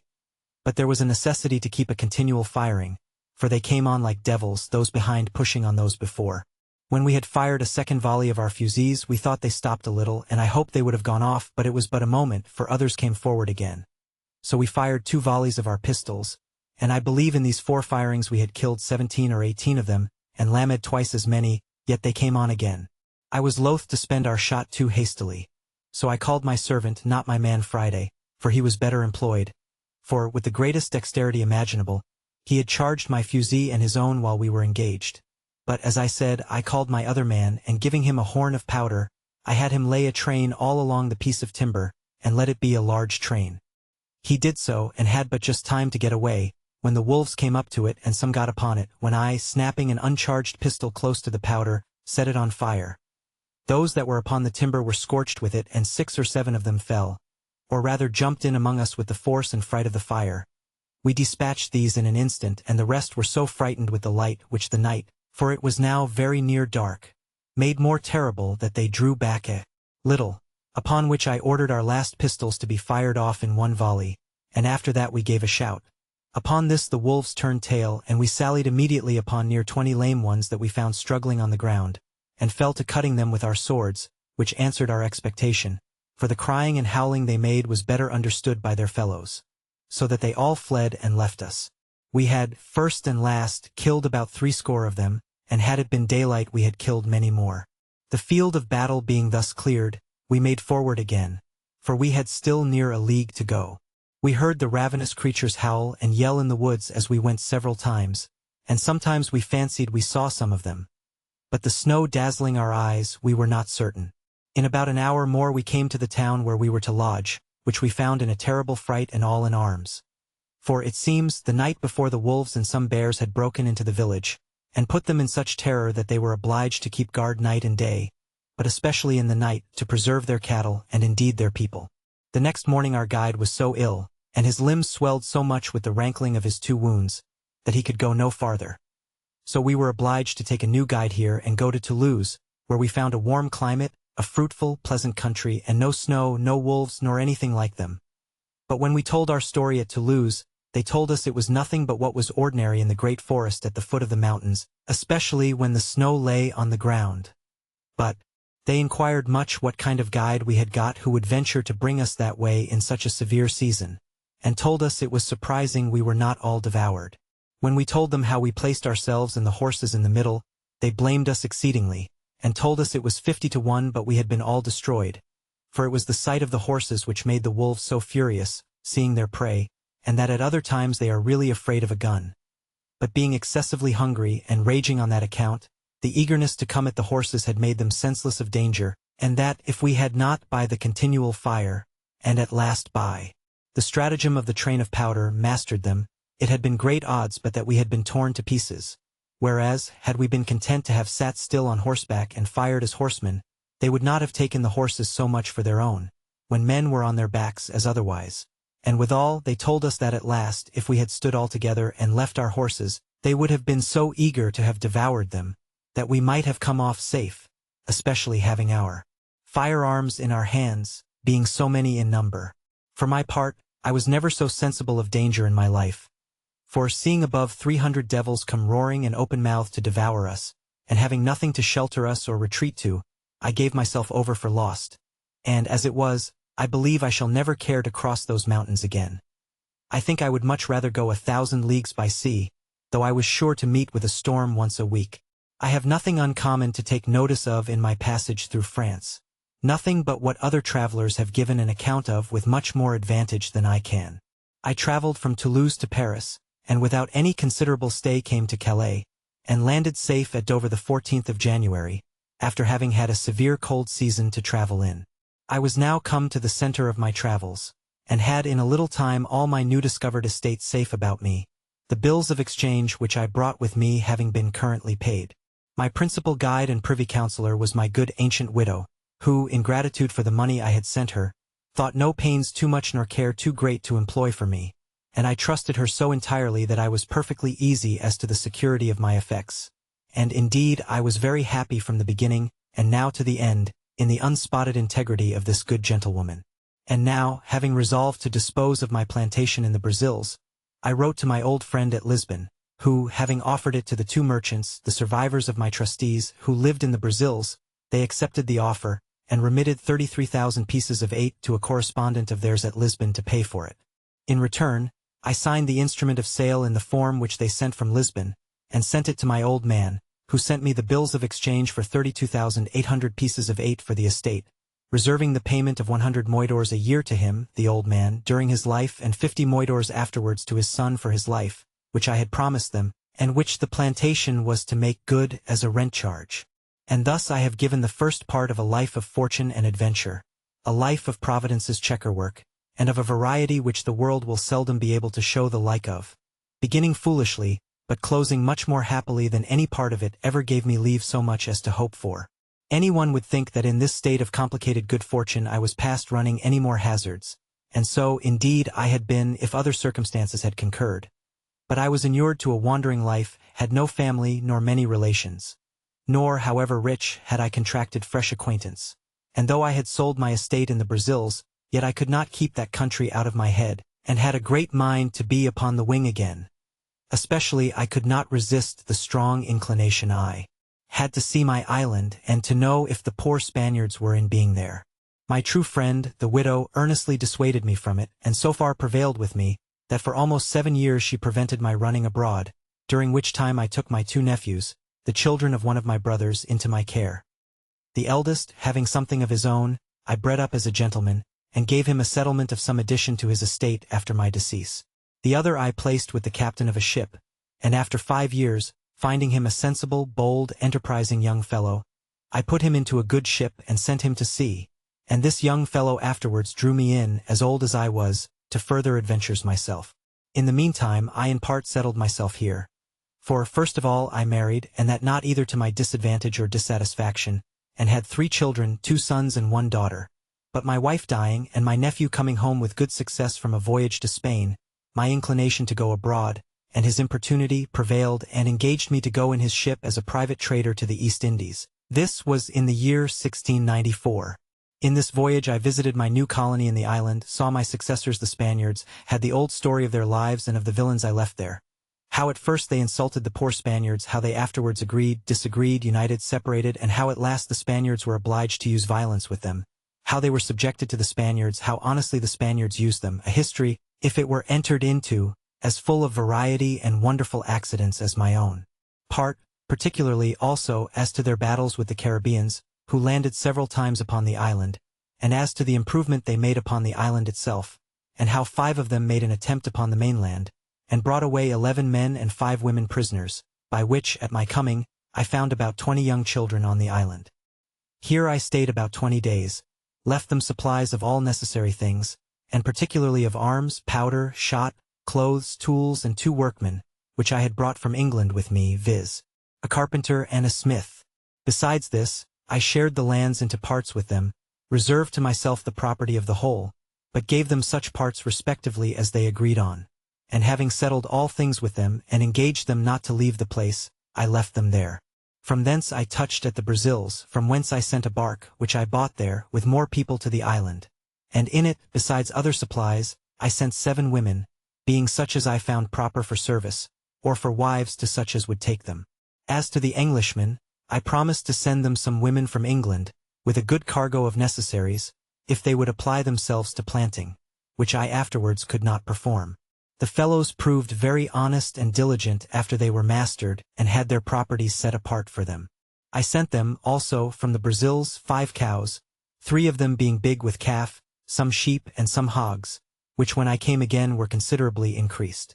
But all these things with an account how 300 Caribbees came and invaded them and ruined their plantations, and how they fought with that whole number twice, and were at first defeated and one of them killed. But at last, a storm destroying their enemies' canoes, they famished or destroyed almost all the rest, and renewed and recovered the possession of their plantation, and still lived upon the island. All these things, with some very surprising incidents in some new adventures of my own, for 10 years more, I shall give a farther account of in the second part of my story. End of the Project Gutenberg ebook The Life and Adventures of Robinson Crusoe. Updated editions will replace the previous one. The old editions will be renamed. Creating the works from print editions not protected by U.S. copyright law means that no one owns a United States copyright in these works, so the Foundation and you can copy and distribute it in the United States without permission and without paying copyright royalties. Special rules, set forth in the general terms of use part of this license, apply to copying and distributing Project Gutenberg electronic works to protect the Project Gutenberg concept and trademark. Project Gutenberg is a registered trademark and may not be used if you charge for an ebook, except by following the terms of the trademark license, including paying royalties for use of the Project Gutenberg trademark. If you do not charge anything for copies of this ebook, complying with the trademark license is very easy. You may use this ebook for nearly any purpose such as creation of derivative works, reports, performances, and research. Project Gutenberg ebooks may be modified and printed and given away. You may do practically anything in the United States with ebooks not protected by U.S. copyright law. Redistribution is subject to the trademark license, especially commercial redistribution. Start. Full license. The full Project Gutenberg license. Please read this before you distribute or use this work. To protect the Project Gutenberg mission of promoting the free distribution of electronic works, by using or distributing this work, or any other work associated in any way with the phrase Project Gutenberg, you agree to comply with all the terms of the full Project Gutenberg license available with this file or online at www.gutenberg.org/license. Section 1. General Terms of Use and Redistributing Project Gutenberg Electronic Works. 1.a. By reading or using any part of this Project Gutenberg electronic work, you indicate that you have read, understand, agree to, and accept all the terms of this license and intellectual property, trademark/copyright, agreement. If you do not agree to abide by all the terms of this agreement, you must cease using and return or destroy all copies of Project Gutenberg electronic works in your possession. If you paid a fee for obtaining a copy of or access to a Project Gutenberg electronic work, and you do not agree to be bound by the terms of this agreement, you may obtain a refund from the person or entity to whom you paid the fee as set forth in paragraph 1.e.8. 1.b. Project Gutenberg is a registered trademark. It may only be used on or associated in any way with an electronic work by people who agree to be bound by the terms of this agreement. There are a few things that you can do with most Project Gutenberg electronic works even without complying with the full terms of this agreement. See paragraph 1.c below. There are a lot of things you can do with Project Gutenberg electronic works if you follow the terms of this agreement and help preserve free future access to Project Gutenberg electronic works. See paragraph 1.e below. 1.c. The Project Gutenberg Literary Archive Foundation, the Foundation or PGLAF, owns a compilation copyright in the collection of Project Gutenberg electronic works. Nearly all the individual works in the collection are in the public domain in the United States. If an individual work is unprotected by copyright law in the United States and you are located in the United States, we do not claim a right to prevent you from copying, distributing, performing, displaying, or creating derivative works based on the work as long as all references to Project Gutenberg are removed. Of course, we hope that you will support the Project Gutenberg mission of promoting free access to electronic works by freely sharing Project Gutenberg works in compliance with the terms of this agreement for keeping the Project Gutenberg name associated with the work. You can easily comply with the terms of this agreement by keeping this work in the same format with its attached full Project Gutenberg license when you share it without charge with others. 1.d. The copyright laws of the place where you are located also govern what you can do with this work. Copyright laws in most countries are in a constant state of change. If you are outside the United States, check the laws of your country in addition to the terms of this agreement before downloading, copying, displaying, performing, distributing, or creating derivative works based on this work or any other Project Gutenberg work. The Foundation makes no representations concerning the copyright status of any work in any country other than the United States. 1.e. Unless you have removed all references to Project Gutenberg. 1e.1. The following sentence with active links to or other immediate access to the full Project Gutenberg license must appear prominently whenever any copy of a Project Gutenberg work, any work on which the phrase Project Gutenberg appears, or with which the phrase Project Gutenberg is associated, is accessed, displayed, performed, viewed, copied, or distributed. This ebook is for the use of anyone anywhere in the United States and most other parts of the world at no cost and with almost no restrictions whatsoever. You may copy it, give it away, or reuse it under the terms of the Project Gutenberg license included with this ebook or online at www.gutenberg.org. If you are not located in the United States, you will have to check the laws of the country where you are located before using this ebook. 1e.2.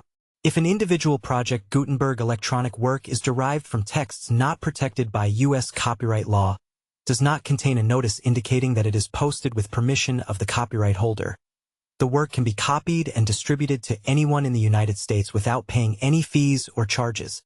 If you are redistributing or providing access to a work with the phrase Project Gutenberg associated with or appearing on the work, you must comply either with the requirements of paragraphs 1.e.1 through 1.e.7 or obtain permission for the use of the work and the Project Gutenberg trademark as set forth in paragraphs 1.e.8 or 1.e.9.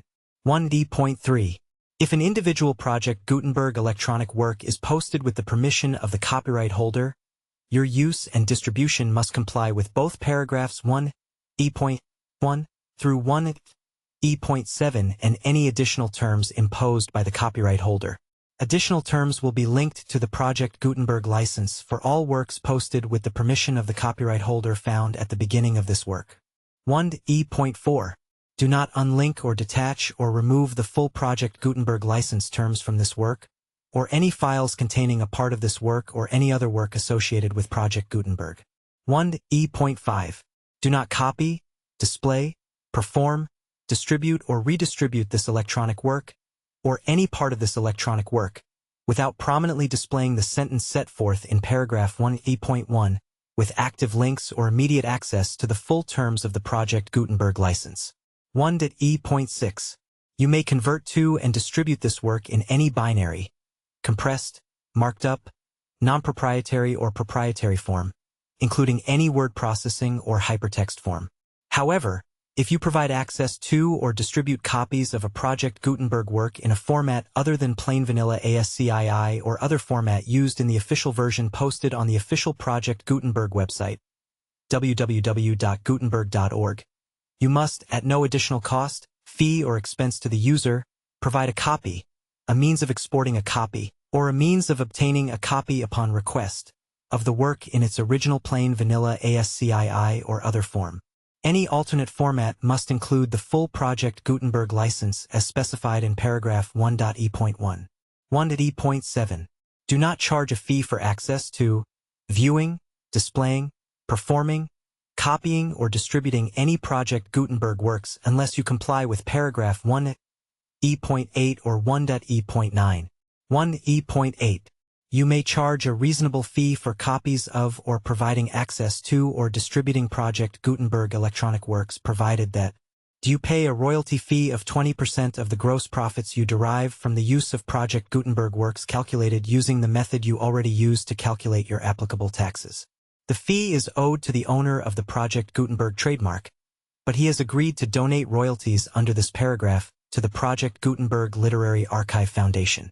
Royalty payments must be paid within 60 days following each date on which you prepare, or are legally required to prepare, your periodic tax returns. Royalty payments should be clearly marked as such and sent to the Project Gutenberg Literary Archive Foundation at the address specified in Section 4. Information about donations to the Project Gutenberg Literary Archive Foundation. Do you provide a full refund of any money paid by a user who notifies you in writing or by email within 30 days of receipt that he does not agree to the terms of the full Project Gutenberg license. You must require such a user to return or destroy all copies of the works possessed in a physical medium and discontinue all use of and all access to other copies of Project Gutenberg works. Do you provide, in accordance with paragraph 1.f.3, a full refund of any money paid for a work or a replacement copy, if a defect in the electronic work is discovered and reported to you within 90 days of receipt of the work? Do you comply with all other terms of this agreement for free distribution of Project Gutenberg works? 1E.9. If you wish to charge a fee or distribute a Project Gutenberg electronic work or group of works on different terms than are set forth in this agreement, you must obtain permission in writing from the Project Gutenberg Literary Archive Foundation, the manager of the Project Gutenberg trademark. Contact the foundation as set forth in section 3 below. 1F. 1F.1. Project Gutenberg volunteers and employees expend considerable effort to identify, do copyright research on, transcribe and proofread works not protected by U.S. copyright law in creating the Project Gutenberg collection.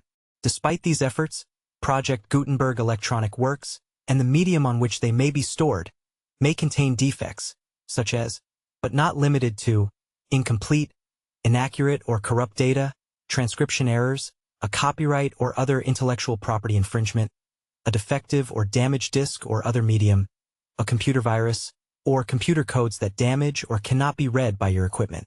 1F.2. Limited warranty, disclaimer of damages, except for the right of replacement or refund described in paragraph 1 at F.3.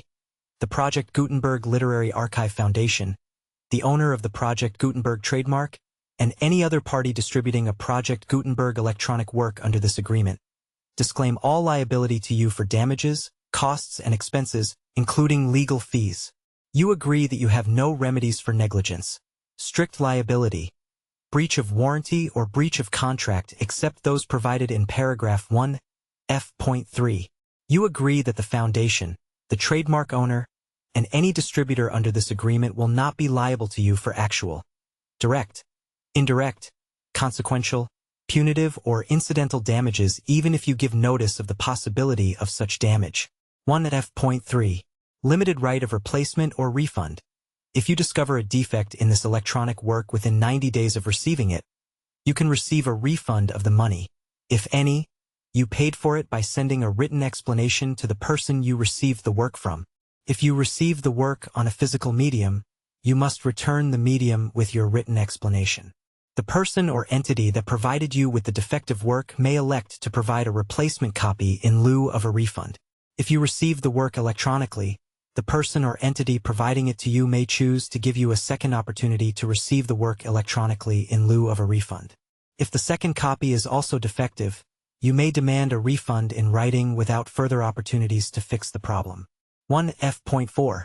Except for the limited right of replacement or refund set forth in paragraph 1F.3, this work is provided to you ASIS, with no other warranties of any kind, express or implied, including but not limited to warranties of merchantability or fitness for any purpose. 1F.5. Some states do not allow disclaimers of certain implied warranties or the exclusion or limitation of certain types of damages. If any disclaimer or limitation set forth in this agreement violates the law of the state applicable to this agreement, the agreement shall be interpreted to make the maximum disclaimer or limitation permitted by the applicable state law. The invalidity or unenforceability of any provision of this agreement shall not void the remaining provisions. 1F.6. Indemnity. You agree to indemnify and hold the foundation, the trademark owner, any agent or employee of the foundation, anyone providing copies of Project Gutenberg electronic works in accordance with this agreement, and any volunteers associated with the production, promotion, and distribution of Project Gutenberg electronic works, harmless from all liability, costs, and expenses, including legal fees, that arise directly or indirectly from any of the following which you do or cause to occur. A. Distribution of this or any Project Gutenberg work. B. Alteration, modification, or additions or deletions to any Project Gutenberg work. And C. Any defect you cause. Section 2.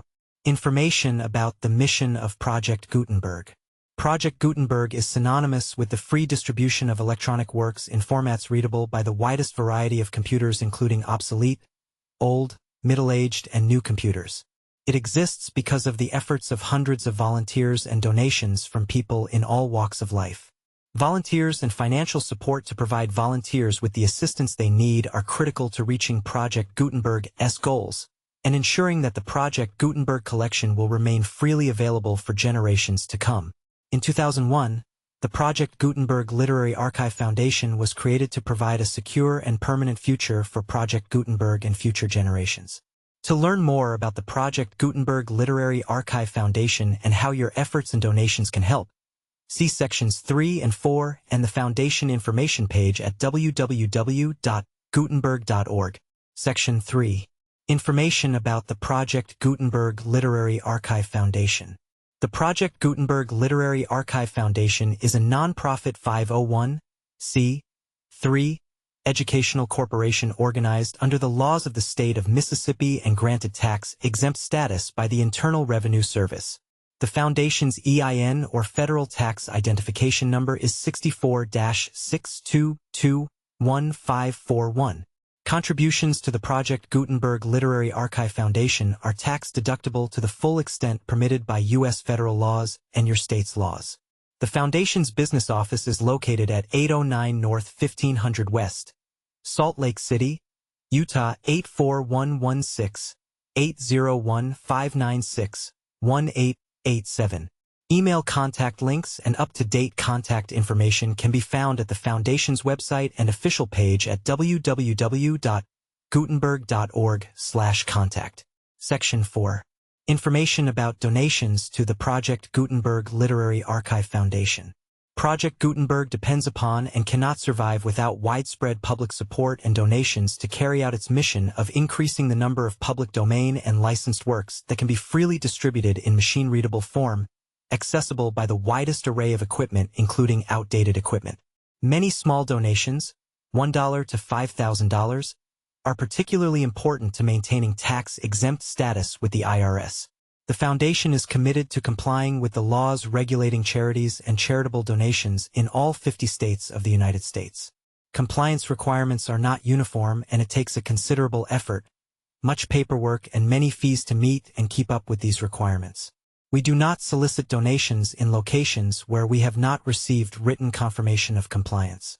To send donations or determine the status of compliance for any particular state, visit www.gutenberg.org/donate. While we cannot and do not solicit contributions from states where we have not met the solicitation requirements, we know of no prohibition against accepting unsolicited donations from donors in such states who approach us with offers to donate.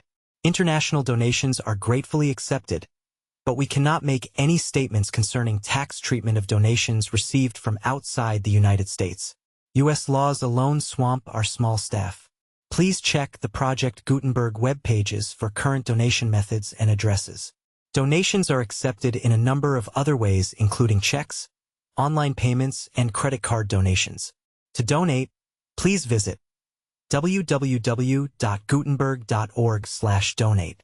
Section 5. General information about Project Gutenberg electronic works. Professor Michael S. Hart was the originator of the Project Gutenberg concept of a library of electronic works that could be freely shared with anyone. For 40 years, he produced and distributed Project Gutenberg ebooks with only a loose network of volunteer support. Project Gutenberg ebooks are often created from several printed editions, all of which are confirmed as not protected by copyright in the U.S., unless a copyright notice is included. Thus, we do not necessarily keep ebooks in compliance with any particular paper edition. Most people start at our website, which has the main PG search facility, www.gutenberg.org. This website includes information about Project Gutenberg, including how to make donations to the Project Gutenberg Literary Archive Foundation, how to help produce our new ebooks, and how to subscribe to our email newsletter to hear about new ebooks.